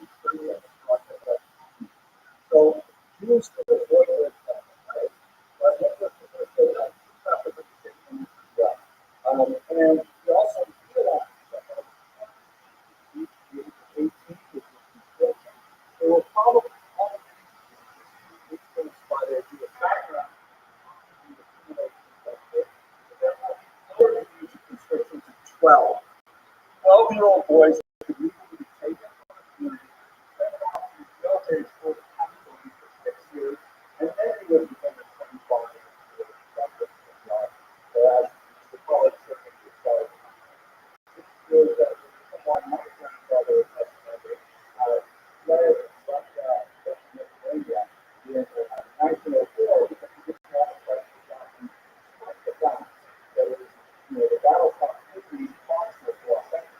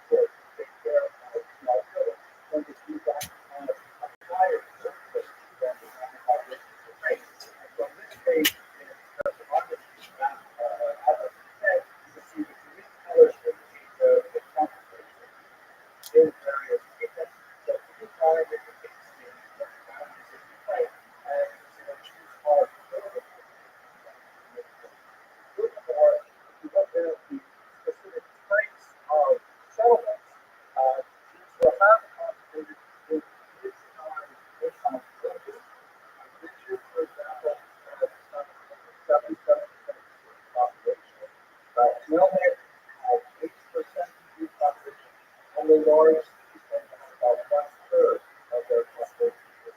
People who are not there prospectively often have a 50,000 living in cities and countries. So you've got a lot of Jews living in this territory. They're much more hostile to the Russians now, but also through their period of national victory and finding that the Russians are welcoming with every parent after you come to develop their language, their culture, and so on. This is a period of great identity formation, not only for the black people who became indigenous, but also for Jews who eventually became Russian.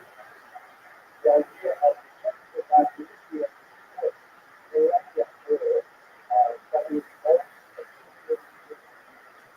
the writer of the report and the accuracy to complicated basis of himself to say, he gets to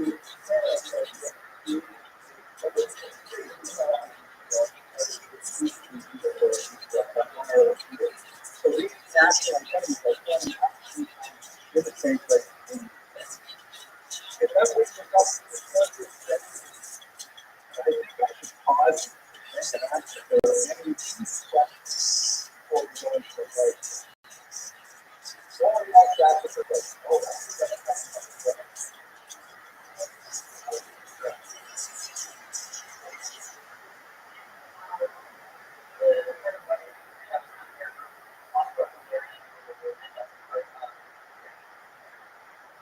well, when we have to do something like use another time, it will be not necessarily several parts that will make claims to it, but basically have to do a part of the system.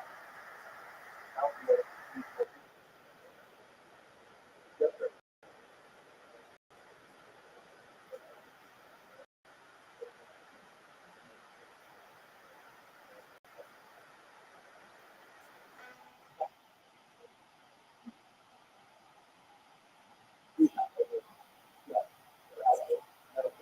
The basically working problems is someone knocking the door and they say, I saw a hard time, I wish you could look in there,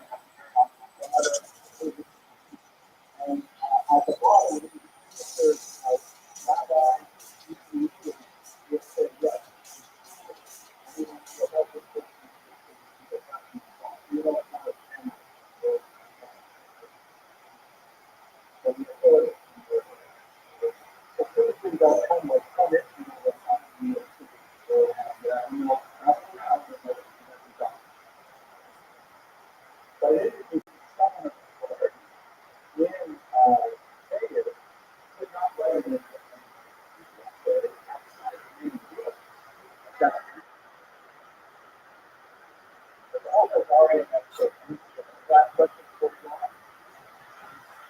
Okay, so the 20th century is perhaps the most I've part for my book as I study this specific area, and that's that basic. So I guess I'm just only studying clinical translation, which came out of the Bible. And my question is this a human audience or what? You guys can fire me. So I spent a lot of time what basically happened. The Russian government in 1970, there was a period of time when the main pieces of the Russian Empire were calculated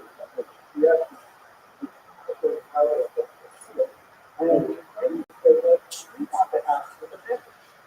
They found that they were talking about something very special. That's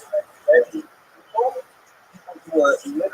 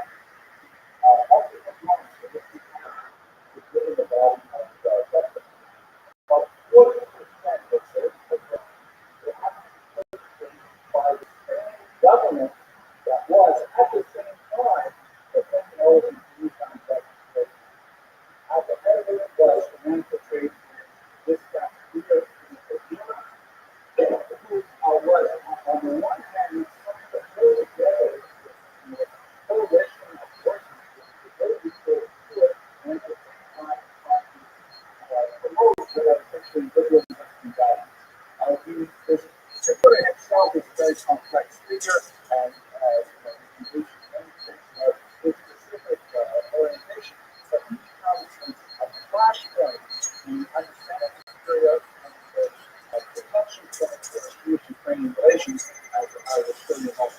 Here's an image from the time of Israel right now, where the newspaper, and as you can see, there's a statue erected in the Torah, right in front of it. And it's going to be like Bandera and the Ukrainian hero, a national hero for upholding the independence of Ukraine from Charlotte, but at the same time, he writes as a known the threat is going on.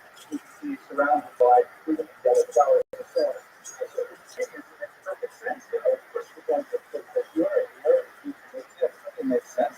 But for Jews, it's like what is sin about? How can you possibly be so offensive to play someone who creates such violence against us in such close proximity are the one? The reason why it's good to be such a flashpoint is because of the circumstance of the assassination at the hands of this man, Charlie Schwarzbart. The fascinating story, the perfect story. Schwarzbart was not the computer, he was just exile or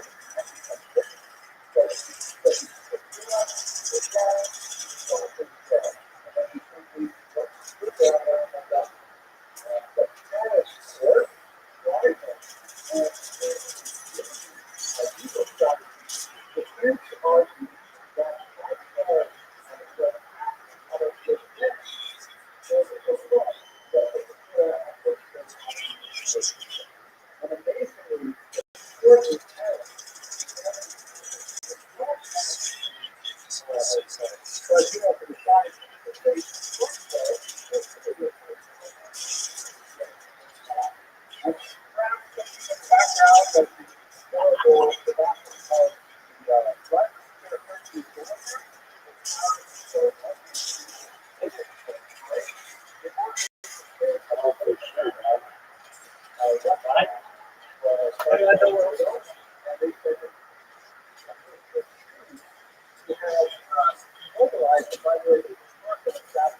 very much Jewish historians will call it the Schwarzbart.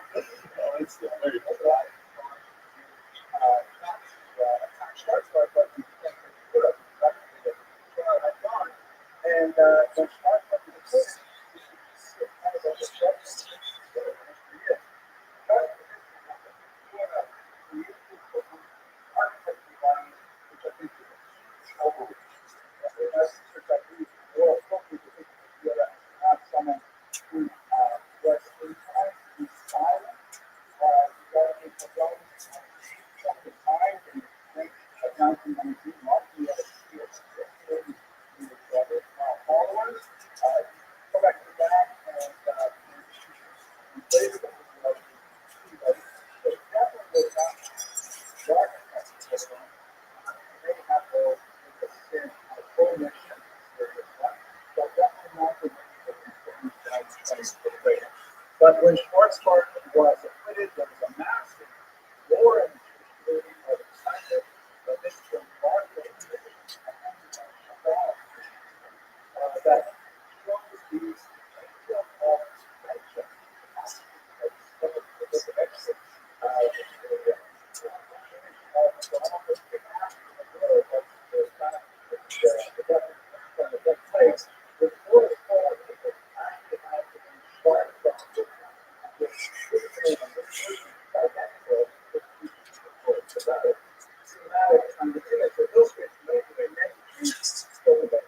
A street of memory was named after them, Shepherd Israel, and it's called the Hall of Notre, the street of the outstanding.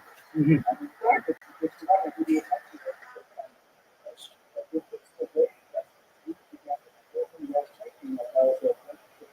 Ukrainians largely in the late of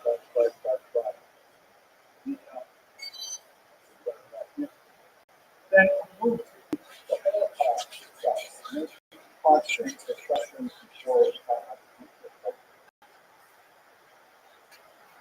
perfectly clear of the sun.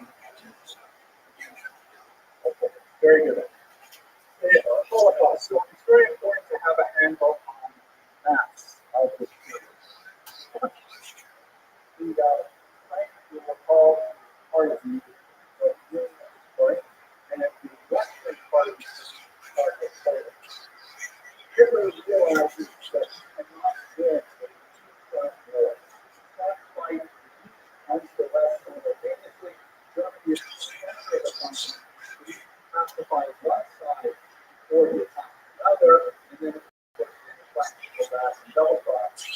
how so not as a practice. 1939 in China, and that allowed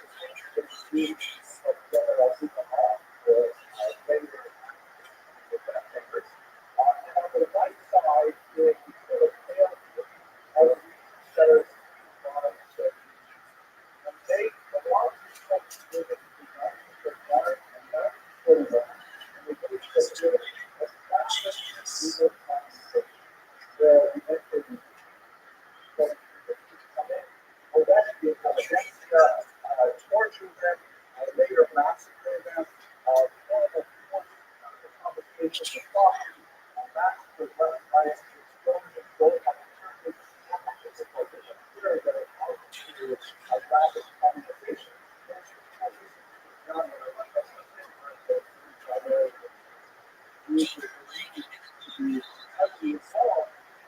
This activity tremendous amount of support for that particular we definitely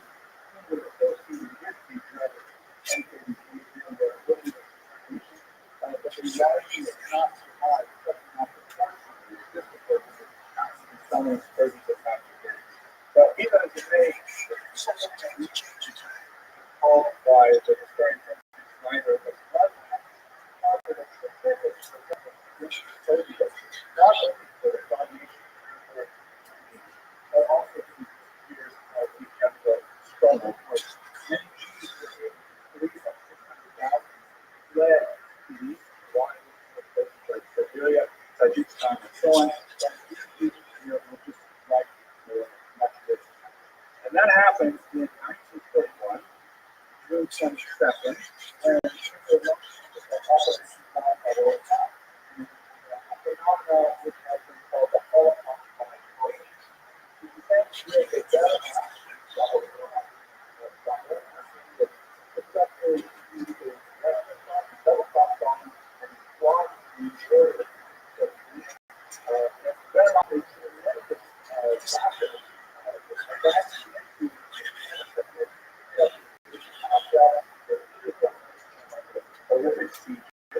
But what's significant for our culture in particular is that behind the Belfast, behind the Lady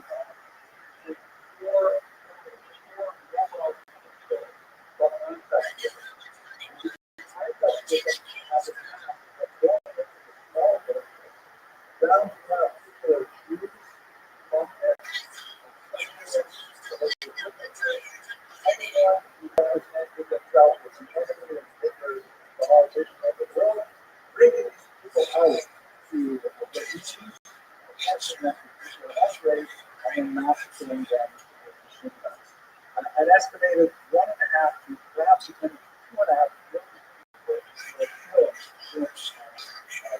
different farmlands all throughout this region, including 2,000 children by the Gallup.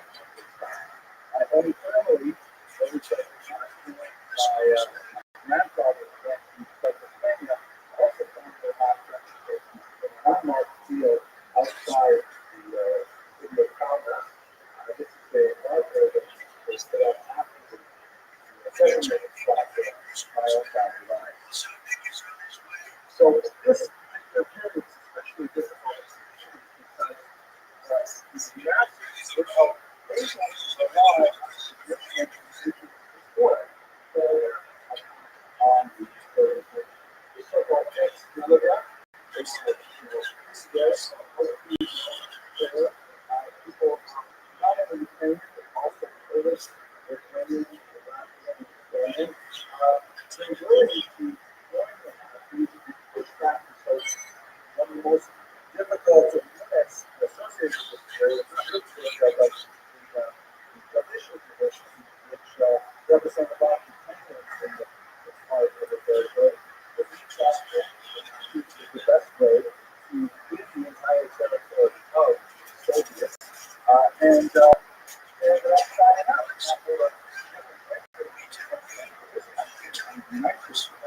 and they actually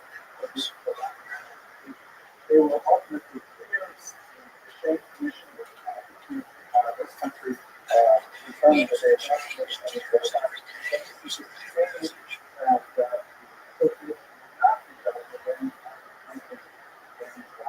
so on.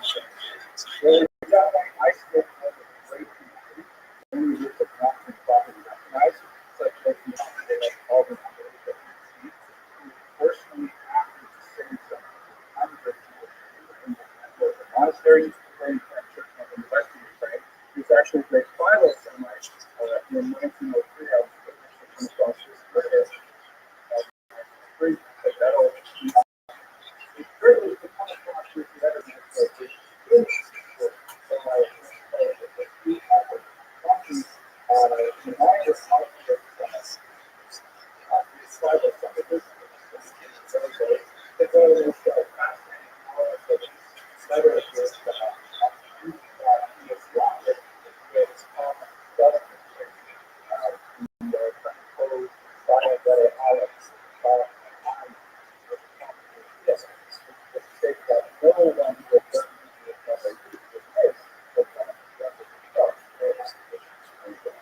So there are some bright lights in the story. Otherwise, the Jews. So that takes us to the vast majority of our presentation. I'd like to speak very briefly now about the problem and so a very difficult question. Okay, let's go. Here's a picture of other people in 1980. And students is here.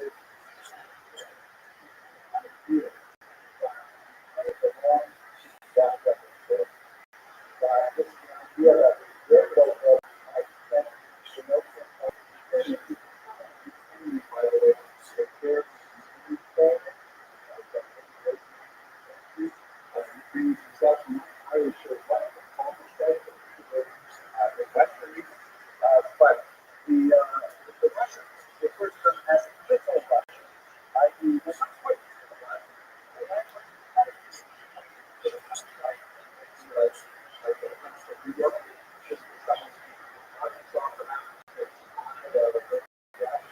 but they say they're basically they are younger all the field.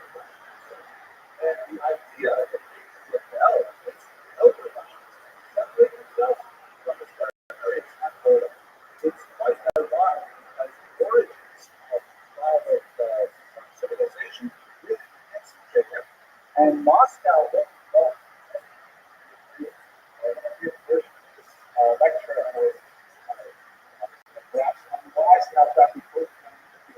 I got so many cases and in this business, in reality, Russia provides more than trade for Russia. Because trade is where societies of which Russia is nowhere to find the trade salvation within society. But it has the opposite idea during the time of the 19th century, this idea that you used to be there with Russian civilization, which must encompass Ukraine. The idea that Ukraine betrayed Russia and walk away is something that's happened. And the vocabulary that we use, which I think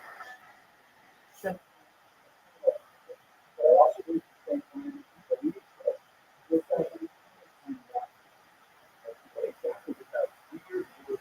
Everybody for that, if you know the whole history of all these things, very big film, what the equation of time collaboration were, a lot of them look at all the massive systems power. You might go all some large situations going on here, that's what they're back. So you should understand that the term Nazi means something very different. The Russians would use and the Russians, it's kind of like Nazi back saying, you know, they have all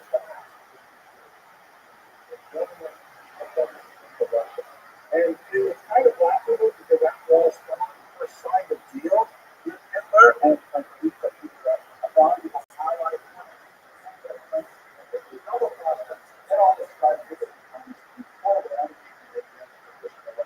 So Nazism for Russia represents that great imperialist threat from the left, which I believe is sort of aligns with the okay in many ways.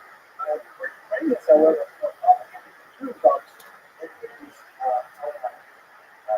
destruction. Nazis are the kryptonite and there's no mechanism. But let's focus a little bit more on Ukrainian perspective. Here you see a poster that celebrates some of the social movements created after the war. You can see on the top here, it's the Rangian flag are created on the left, and on the right, look at the cross on against them in my heart. The palpitate when I see that. It's a Slavic flag at the top. And then at the bottom here, you see William Snarla, but the picture, by the way, saying a very Nazi like salute, but I don't think that's the intention here. He's standing on the banners of the and the program. And the idea is, the idea that I would like to shift is that of those who push back against the from the rest, simultaneously striking out in a very kind of move to create that so it's not the person the all Nazis have a much better chance of getting the Soviets out of the way, doing it after all, with the exception perhaps of one particular group. But this is the way in which they gave up to really starting over Nazis. And one of the problematic issues, especially the association of some elements of the Ukrainian military, and certainly the debate that what is valid, but the actual division, which has like a lot of symbols that definitely make very fascistic kind of, symbols that are highly evocative of this kind of thing. But I don't think we should wait for them to sleep over this. The fact that there are possibly some far right elements of the Ukrainian military, and wake up and smell the hummus. We have February, October, excuse me, and I just need to from all over the United States that regularly show how many going on holidays on this continent. So I think it's worth going out proportion in regards to six purposes when we talk about not using that drug. But I'd like to take us to where we are right now with what it is. And a lot of things that he's done for the fact that the Ukraine is definitely towards a more Euro-focused. Said, you know what? This year simply does not represent at all. We're all European Union types. We're all NATO types. Well, over the artifact values of this is something that has been very popular with the first allies of the West, and done a tremendous job as a community of getting that across to the rest of the world. And ironically, invasion has only accelerated this trend, something which was always present in Ukraine, fighting in the 19th century. But this is something I think is now a real problem for us, and Ukraine ultimately find itself not to survive this particular encounter with Russia, find itself within the European forces. Let me conclude with some significant and dramatic, I think, illustration of the point that happened here. This is a remarkable study that was done by a very reputable research right? And they wanted to ask Eastern Europeans, how would you feel about making Jews citizens in your country? And when you look at the map here, you start with Hamburg. Ukraine has the lowest anti-Semitism senators in 2015, as conducted by this very well-known Russia has about a 14%.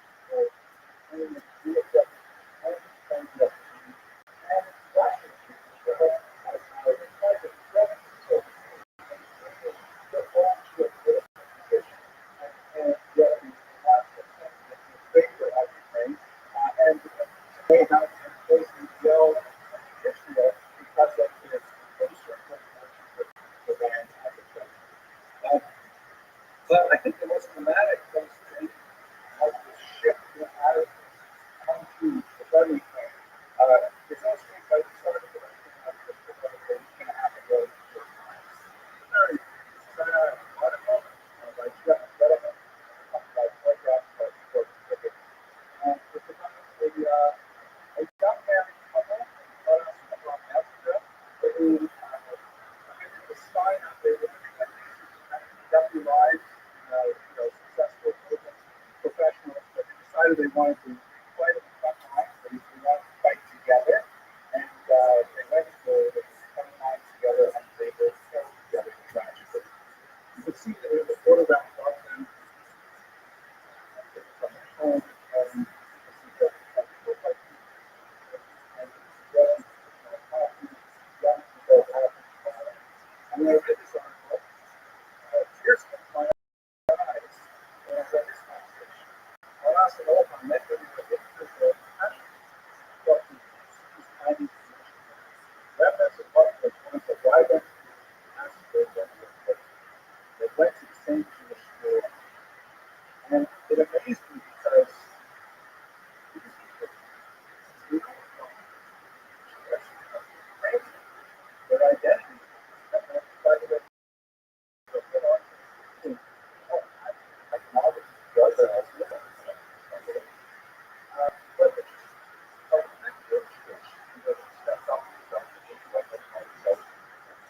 this I think is the most tragic illustration of all of the occurring before our eyes as this war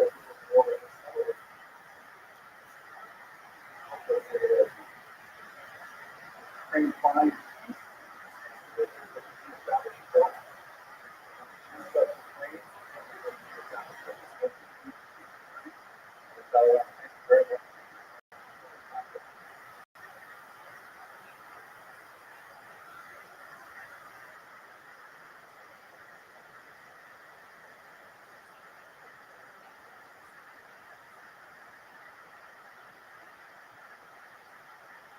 Hello, colleagues. I'm very grateful to Dr. Galadza and the conference organizing committee for allowing me the opportunity to participate in this august and important gathering. I'm very sorry that I can't be with you in person. I have a prior engagement in Europe that unfortunately I could not shift. I'm very grateful, however, to have the opportunity to respond in video format to Professor John Palming's fantastic paper on Shaktitsky and the Jewish community. And I hope that my comments will not be redundant, given the tremendous number of the very important and knowledgeable speakers who will be presenting at the conference. In my humble opinion, Paul Shaktitsky was a deeply passionate human being, a man of great reservoirs of faith, and also a capacity for phenomenal spiritual heroism that in his old age, in his 70s, he rose to his full moral stature and was able to rescue some 200 Jewish children from the Holocaust. His story is well told, of course, in Professor Redlick's half-page article that was printed in Professor Babich's Morality and Reality. And Professor Hipka's work essentially brings us up to date in the last 30 years of historiography. Although, as I hope to point out, many crucial elements remain unknown and, in fact, mired in controversy. I'm also very gratified that Professor Hipka found my very brief 1991 article in Harvard Ukrainian Studies and cited it so prominently as really element in the development of English language historiography on Shaktitsky and the Jewish community. It, of course, identified a 1903 letter that the Metropolitan had written to the Jewish community and, in fact, sent some funds to them.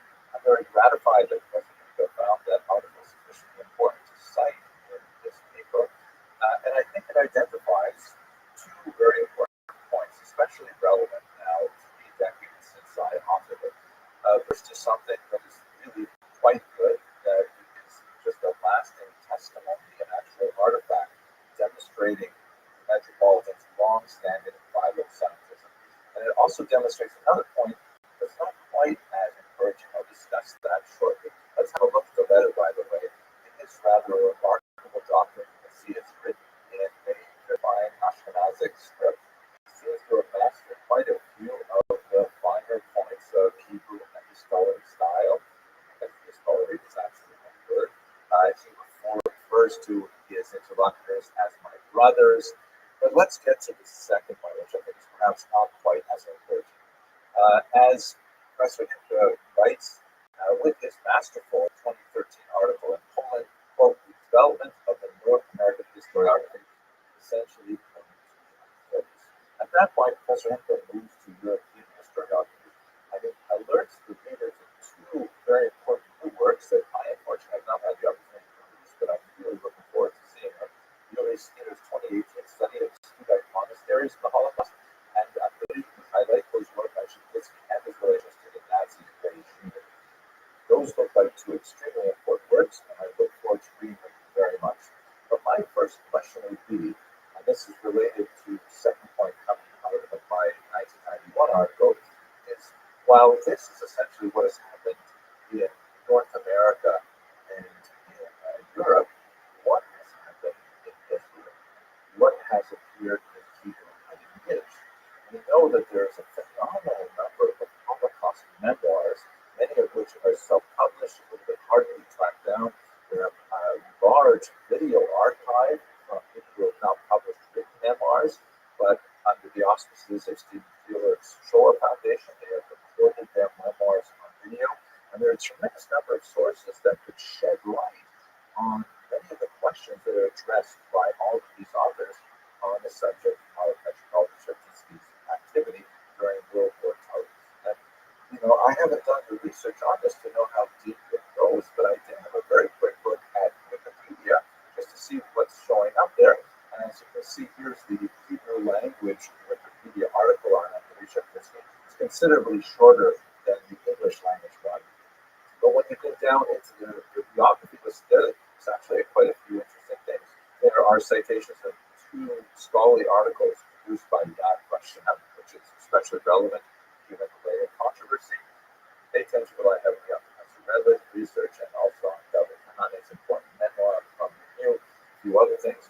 But it also lists a 2005 article that was written in Haaretz with a very provocative title, The Ukrainian Hitler, and even takes us to a link to the National University of Jerusalem that lists 16 articles, many in Hebrew and Yiddish, 5 books and an ebook that all have Metropolitan Church's name in the title alone.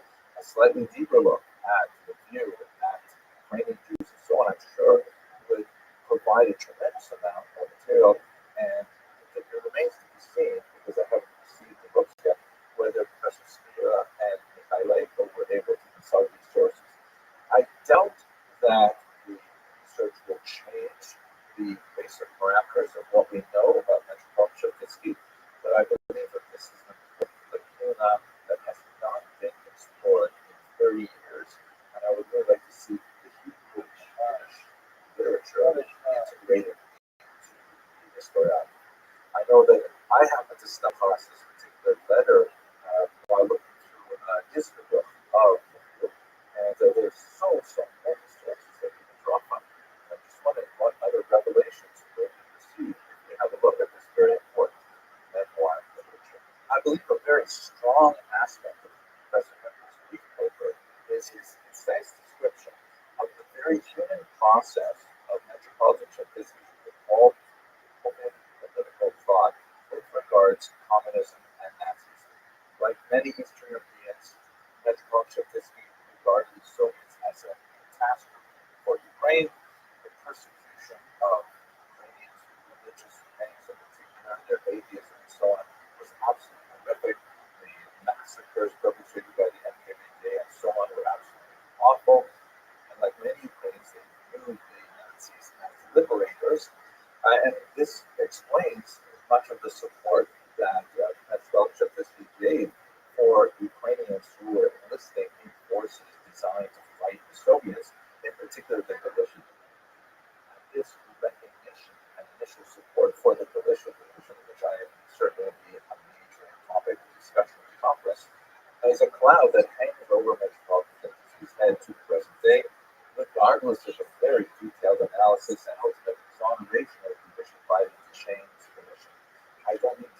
people at this conference how this population continues even into the 21st century in a very real and actual way. Those in the community, especially those immigrants in Canada who have some non-inhabited them who are associated with people as immigrants.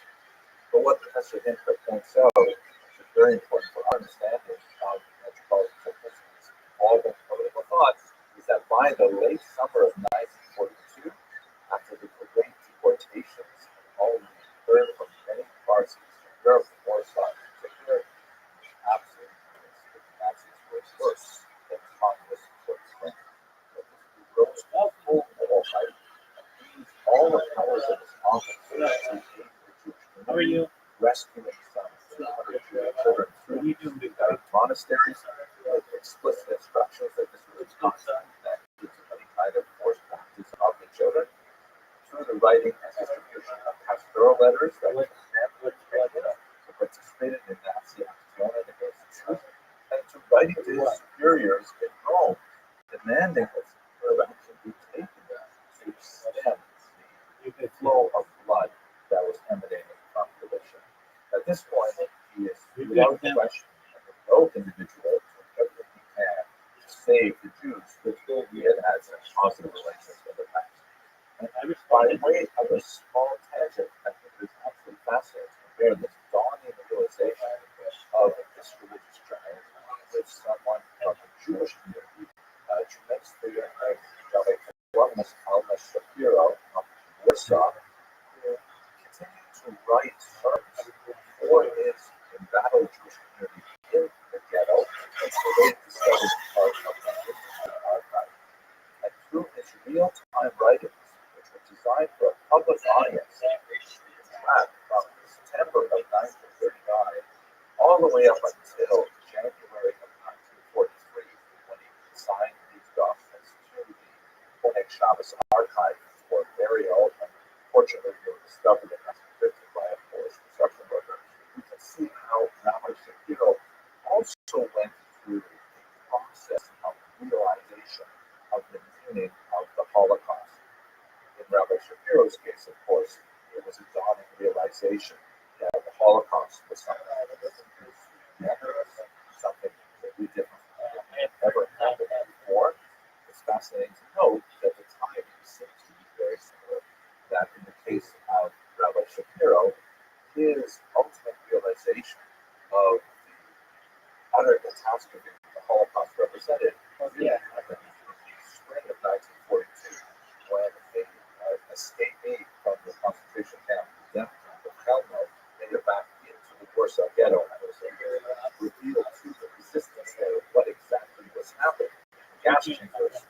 I would think that this would also be an interesting doctoral dissertation, a comparison of the realization of the meaning of Nazism for both Metropolitan Chernivtsi and Rabbi Shapiro.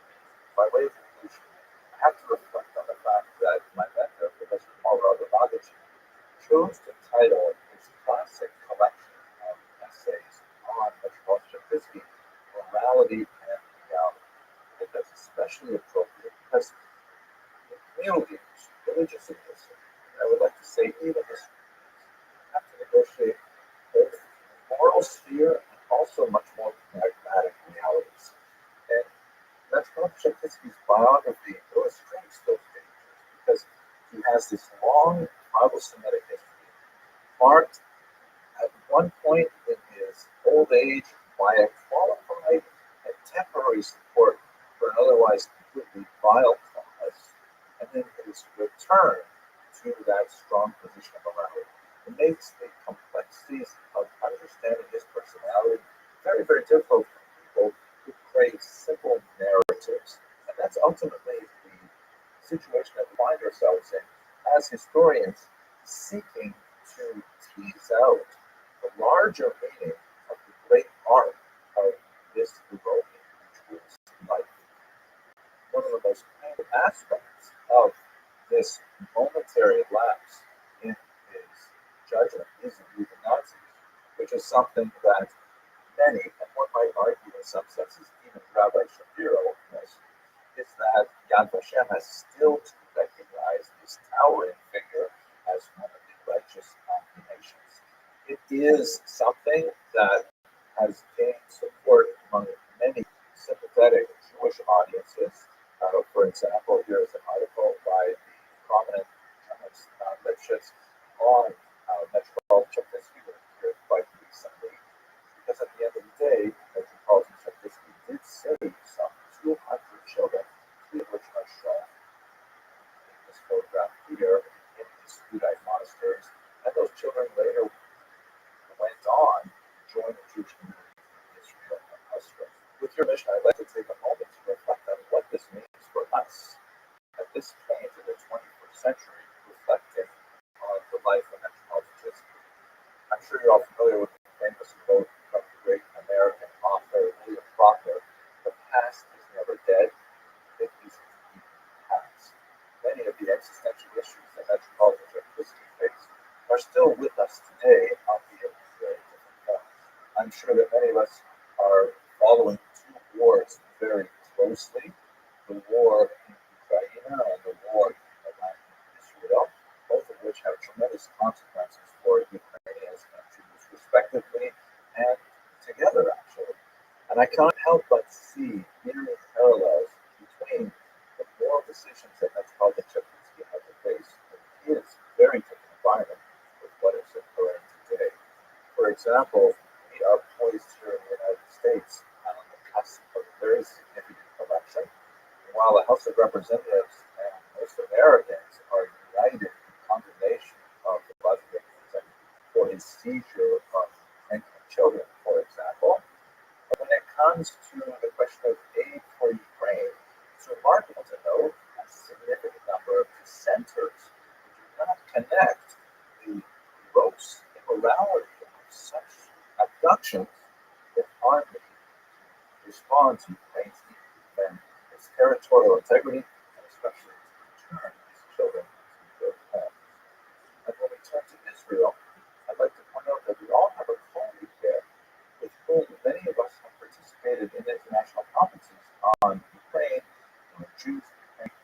I'm talking about Professor Jonathan Dekel-Chaim, who is American-born Israeli, who has written very important work on the history of Jews in southern Ukraine, specifically the agricultural settlements promoted by the Soviets in the 20th century. And he's only 1 degree separated from us. He's one of our colleagues. His son, Sagi, was taken from Kibbutz Niloris near the Gaza border and is still in captivity over a year later. We want him to return to his family as soon as possible. So we are involved in similar ethical issues that politicians had to face. They may seem much more distant to us because we are not at the war here in North America, but nevertheless, in a globalized environment, our decisions and our words make incredible differences. Let us hope that in the midst of studying the life of this truly heroic spiritual figure, we will also glad to see the return of Ukrainian children to their homes, the return of the hostages to their families in Israel, and the end of violence in both Ukraine and Israel. Thank you very much for giving me the opportunity to participate in this particular format, and I hope the rest of the conference will be successful.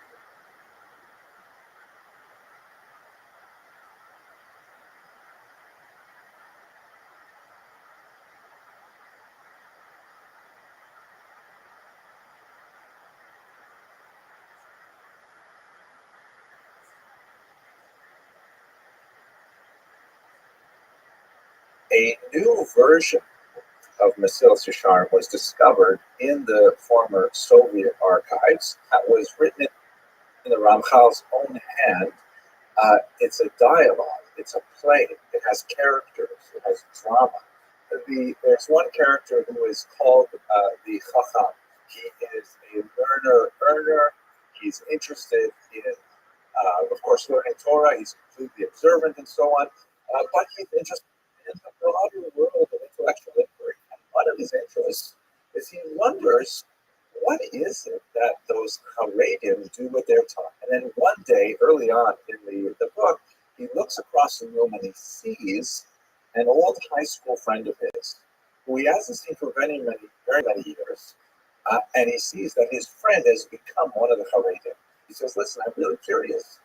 I have all these questions about what you do. Why did you be this way?"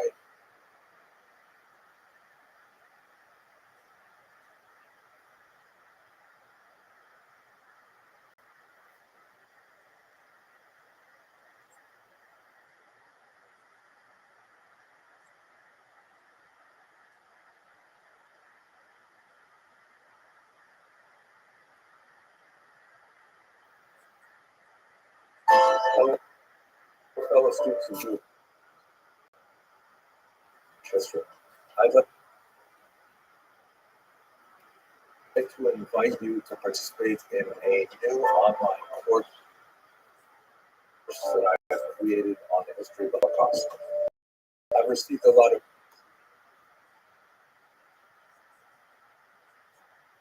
feedback that these lectures, which I put on YouTube,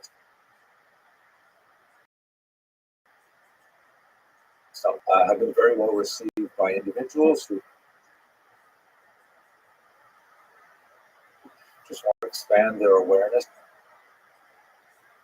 of this dark period in Jewish history, but especially from middle school and high school teachers who have used these lectures in part or in whole to supplement their social studies curriculum and to give their young charges an awareness of what exactly happened in the middle of the last century and why it is relevant for us even today, unfortunately.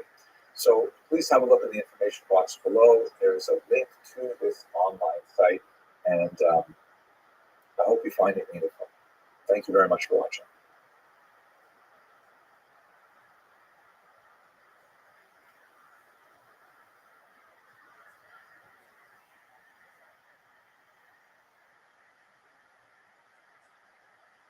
According to some news accounts, a woman took a brick and threw it through a bakery window. Everyone rushed in to get the stolen bread, and this food riot sort of expanded and expanded. It took on more political overtones, and ultimately, within a very short period of time, the Tsar's palace was overrun. The Tsar and his family were arrested. They would be assassinated later, and it gives you a sense of just how tumultuous and how crazy everything was at the time. And they call themselves the Provisional Government, and the whole idea that was that they wanted to establish a modern form of democracy, and they wanted to do it right. The communists were able to take advantage and ultimately undermine these efforts. The genius behind all of it was Vladimir Ilyich Lenin, shown here. So Lenin, Comrade Lenin at the top there with his characteristic soft cap, and he's getting rid of all of the negative classes.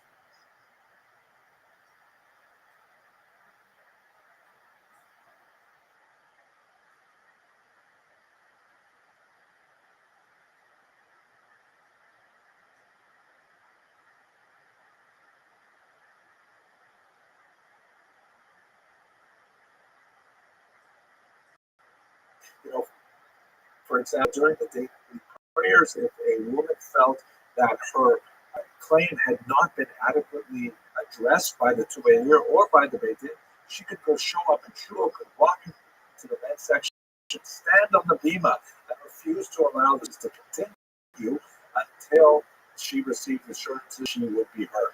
This, of course, was subject to a certain degree of abuse. It was a fairly extreme form of sanctioned disruption, but nevertheless did allow many elements of society that did not have conventional power to be able to nevertheless make sure that their causes were heard. And by and large, this Kahila structure really functioned very well right up until Napoleon basically destroyed it, the destruction of the corporate nature of Jewish society.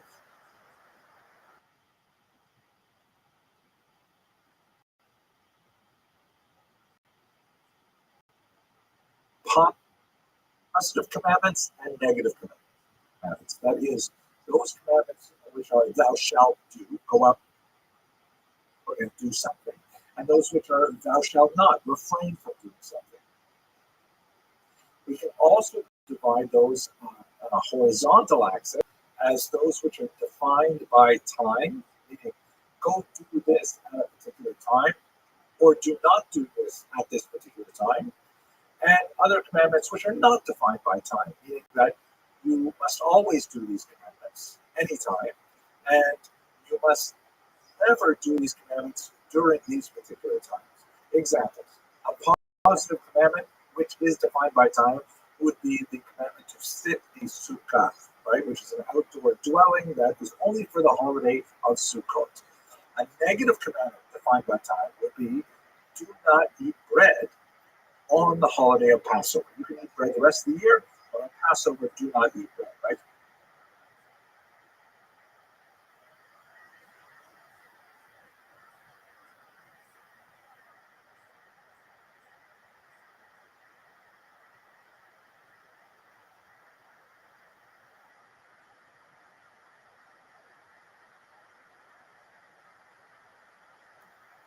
We see just some examples of this, by the way.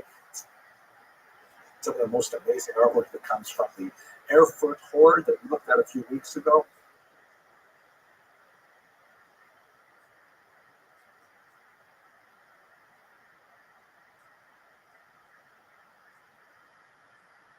This is the one of the marriage rings that was, it's hard to imagine exactly how this ring would have been used.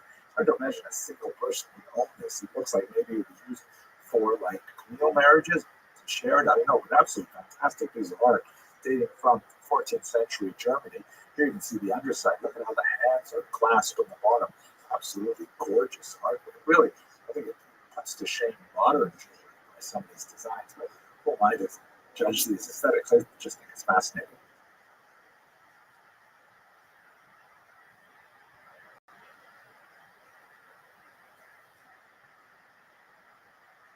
And here is one that is from Strasbourg, that is one of the most famous. Sometimes these are called the Strasbourg sisters, and it's interesting because the the church is shown here, kind of like looking daggers at her sister, and you know, I think it's a rather unappealing kind of image. Like you don't like her; she's very judgy, so to speak.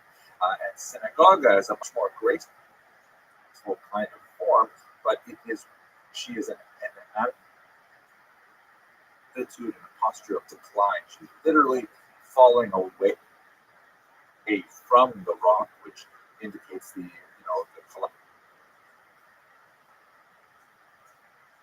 collapse, decline of Judaism. All these things, I think, give a very consistent message.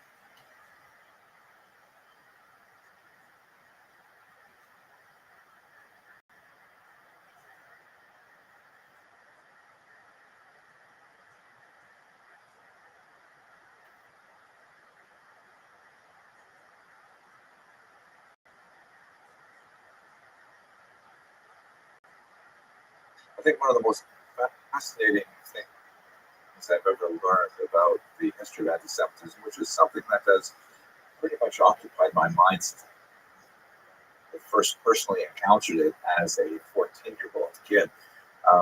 And that is this quote from Jean-Paul Sartre, who immediately after the war published this very important small book called Réflexions sur la question juive, Reflections on the Jewish Question. He wrote, Si les Juifs n'existaient pas, l'antisémite l'inventerait. If the Jew did not exist, the anti-Semite would invent it. And I think at its foundation, this is one of the most important things to know about anti-Semitism, is that it's not about the Jews, it's about the anti-Semites.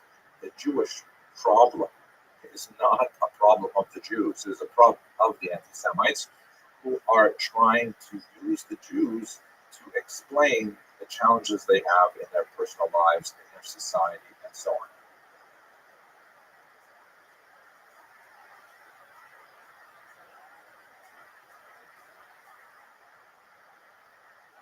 In Western Europe, all these negative things going on. In Eastern Europe, there was a recognition of the value the Jews had to initiate the economy, and so they were actively attracted into the Polish-Lithuanian Commonwealth and offered the possibility of settlement there to engage in various economic functions to which the largely agrarian population was not well adapted. And you see this, for example, here's a beautiful example of a Jew who kind of like a Jewish family really coming to Poland and seeking the refuge there. And the king who was up on the stairs is magnanimously saying, well, why don't we let them in? I mean, they seem like nice people, right? So this is especially noted in the various charters extended to Jews.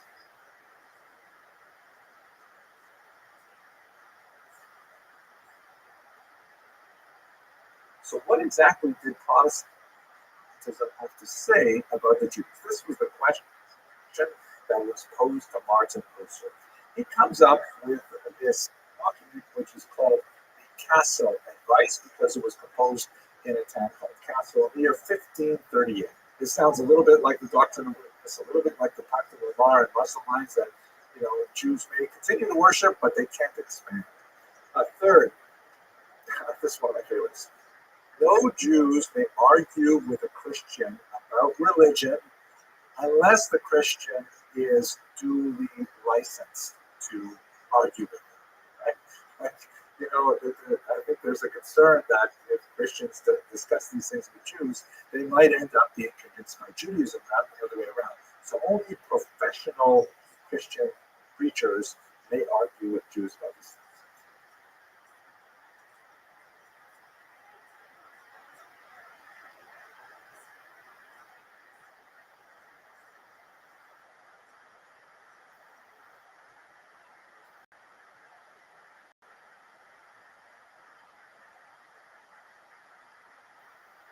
Good morning, fellow students.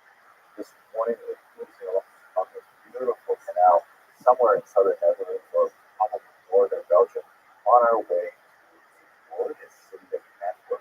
There's a huge and vibrant Jewish population, and I really can't wait to see that the point of embarkation of many Eastern Europeans, like my own ancestors, making their way over to the United States of America. What we saw yesterday in Amsterdam, especially the Portuguese synagogue, incredible building with so many details, and I was especially fascinated by the pelican symbol that was used, very unusual symbol used by Amsterdam, specifically the leader of the Portuguese Jewish community, to describe themselves. I'm going to talk about that along with others. Anyway, I hope you have an excellent day, and I can't wait to share more of this amazing culture river with you.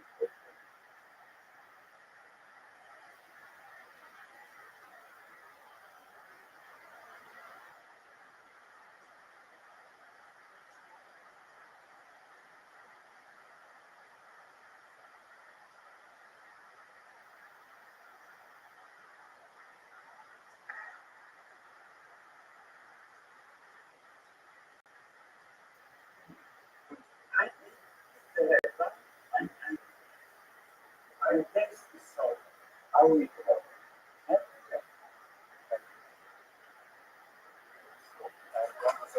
So, I just hold it up.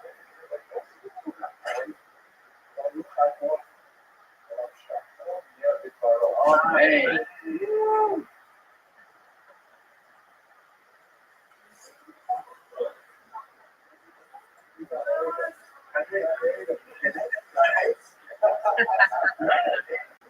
Okay, I'm gonna focus in on the other. So get the head. Get the head. I get the head.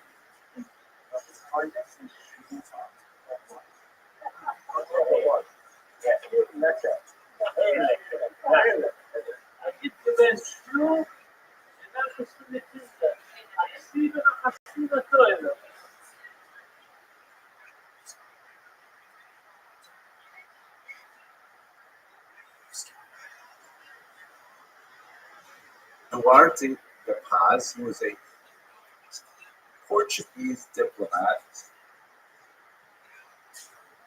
who was of crypto-Jewish origins, which means his parents were likely converted in the forced conversion of 1496-97 in Portugal, and he was born around 1500. But he had this remarkable career lobbying popes to hold off persecuting other Portuguese crypto-Jews. That's just mind-boggling what he got away with. And he went to Pope Clement VII and actually got the Pope to cancel the Inquisition in Portugal. This is amazing. The pause was able to get Pope Paul III to actually pardon.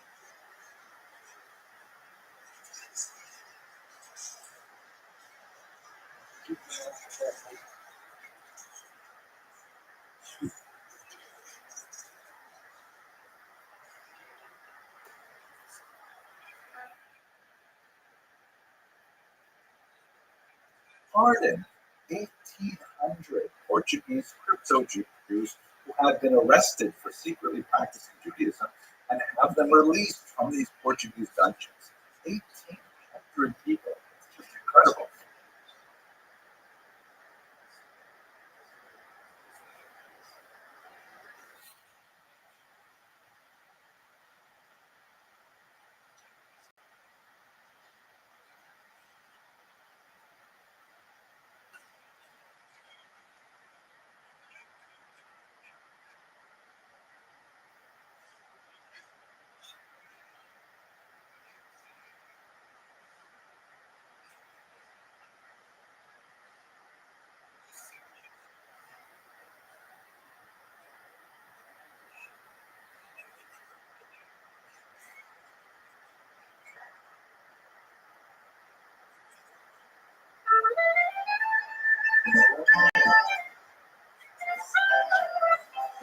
Hello, fellow students of Jewish history. This is the first in a series of very short, brief videos that looks at the question, what is a synagogue?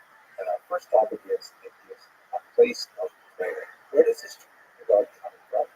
It's Greek and means basically to gather together. That's a translation of the Hebrew term, Beit Knesset, or house of entrance, a place where people come in to gather together. This is one of the great gifts of the Jewish people to the broader world, because this institution of the synagogue, which really began with the Jews, was later widely imitated, in particular by Christianity and Islam. So that if you go not only to your local neighborhood synagogue on Saturday morning, but if you go to a mosque on Friday or a church on Sunday, you are really going to an institution which was based on an early Jewish innovation. A synagogue is distinct from a temple, right? In Jewish history, we have the central location of worship, the Beit HaMikdash, a permanent settlement of the temporary traveling tabernacle in the Torah that was called the Mishkan. And during the ancient period, all other kind of sacrificial altars that may have for individual families across the land of Israel were phased out as this central location for worship was established.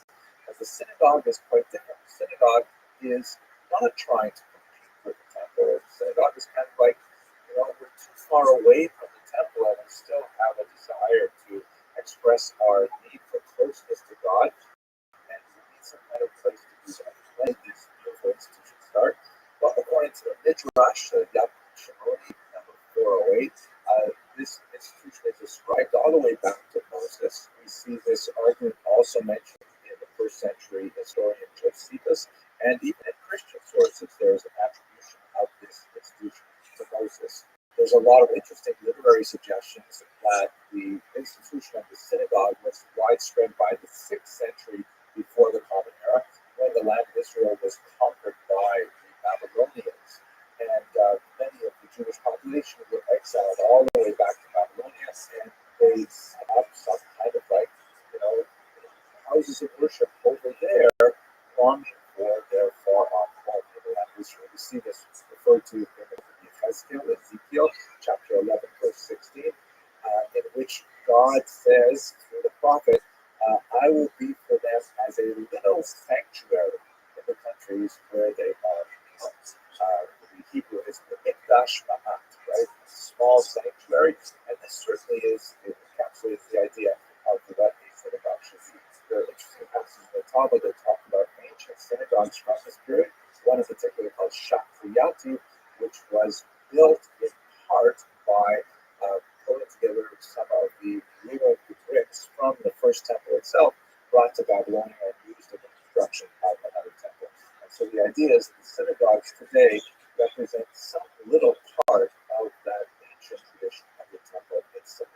It's not hard to imagine why the synagogue would be especially associated with diaspora. The great distances that often separate the diaspora communities from the center of Jerusalem meant that Jews wanted an outlet to express their desire to become closer to God. And so creating a special location designated as a place of sanctity, that seems to make a lot of sense. So we see synagogues popping up all over the diaspora. And over the course of these series of 3 videos, I want to show you some of the gorgeous examples of synagogue art and architecture where Jews focused their thoughts and expressed them in a concrete manner to allow this function to take place.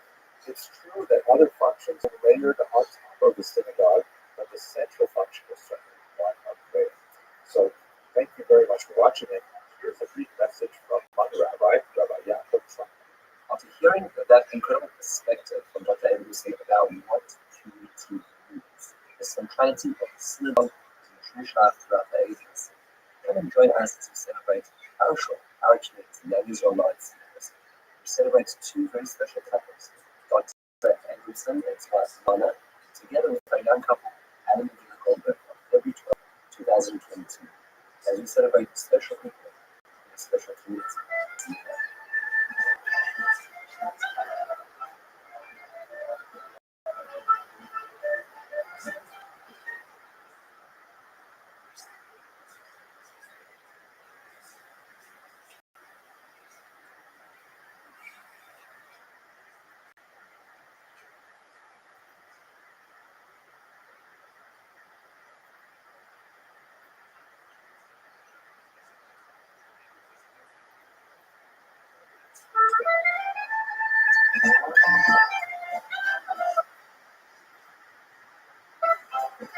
Hello, fellow students of Jewish history.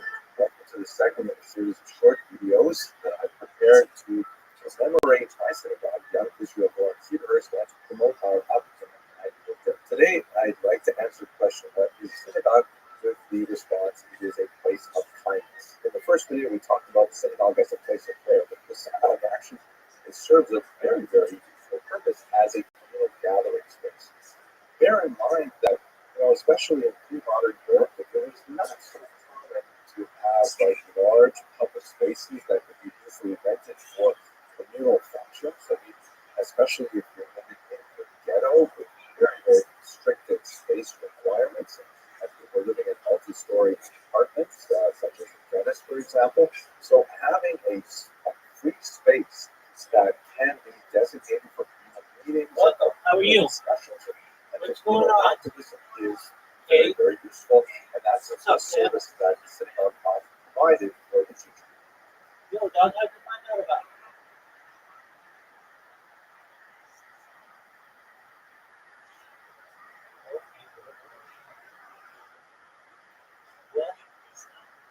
Yeah, how did you find out about the original? Oh, wait, do you know how they found out about it?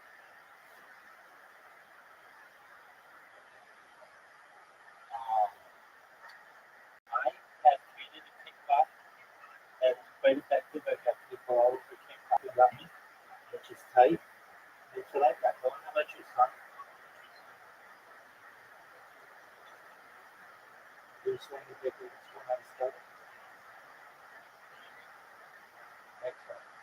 Are you in a relationship? You got a girlfriend? Why not? All right. You might have some secret girlfriend somewhere even you don't know about it. Oh, dude. Those Ecuadorian girlfriends, you gotta watch out for.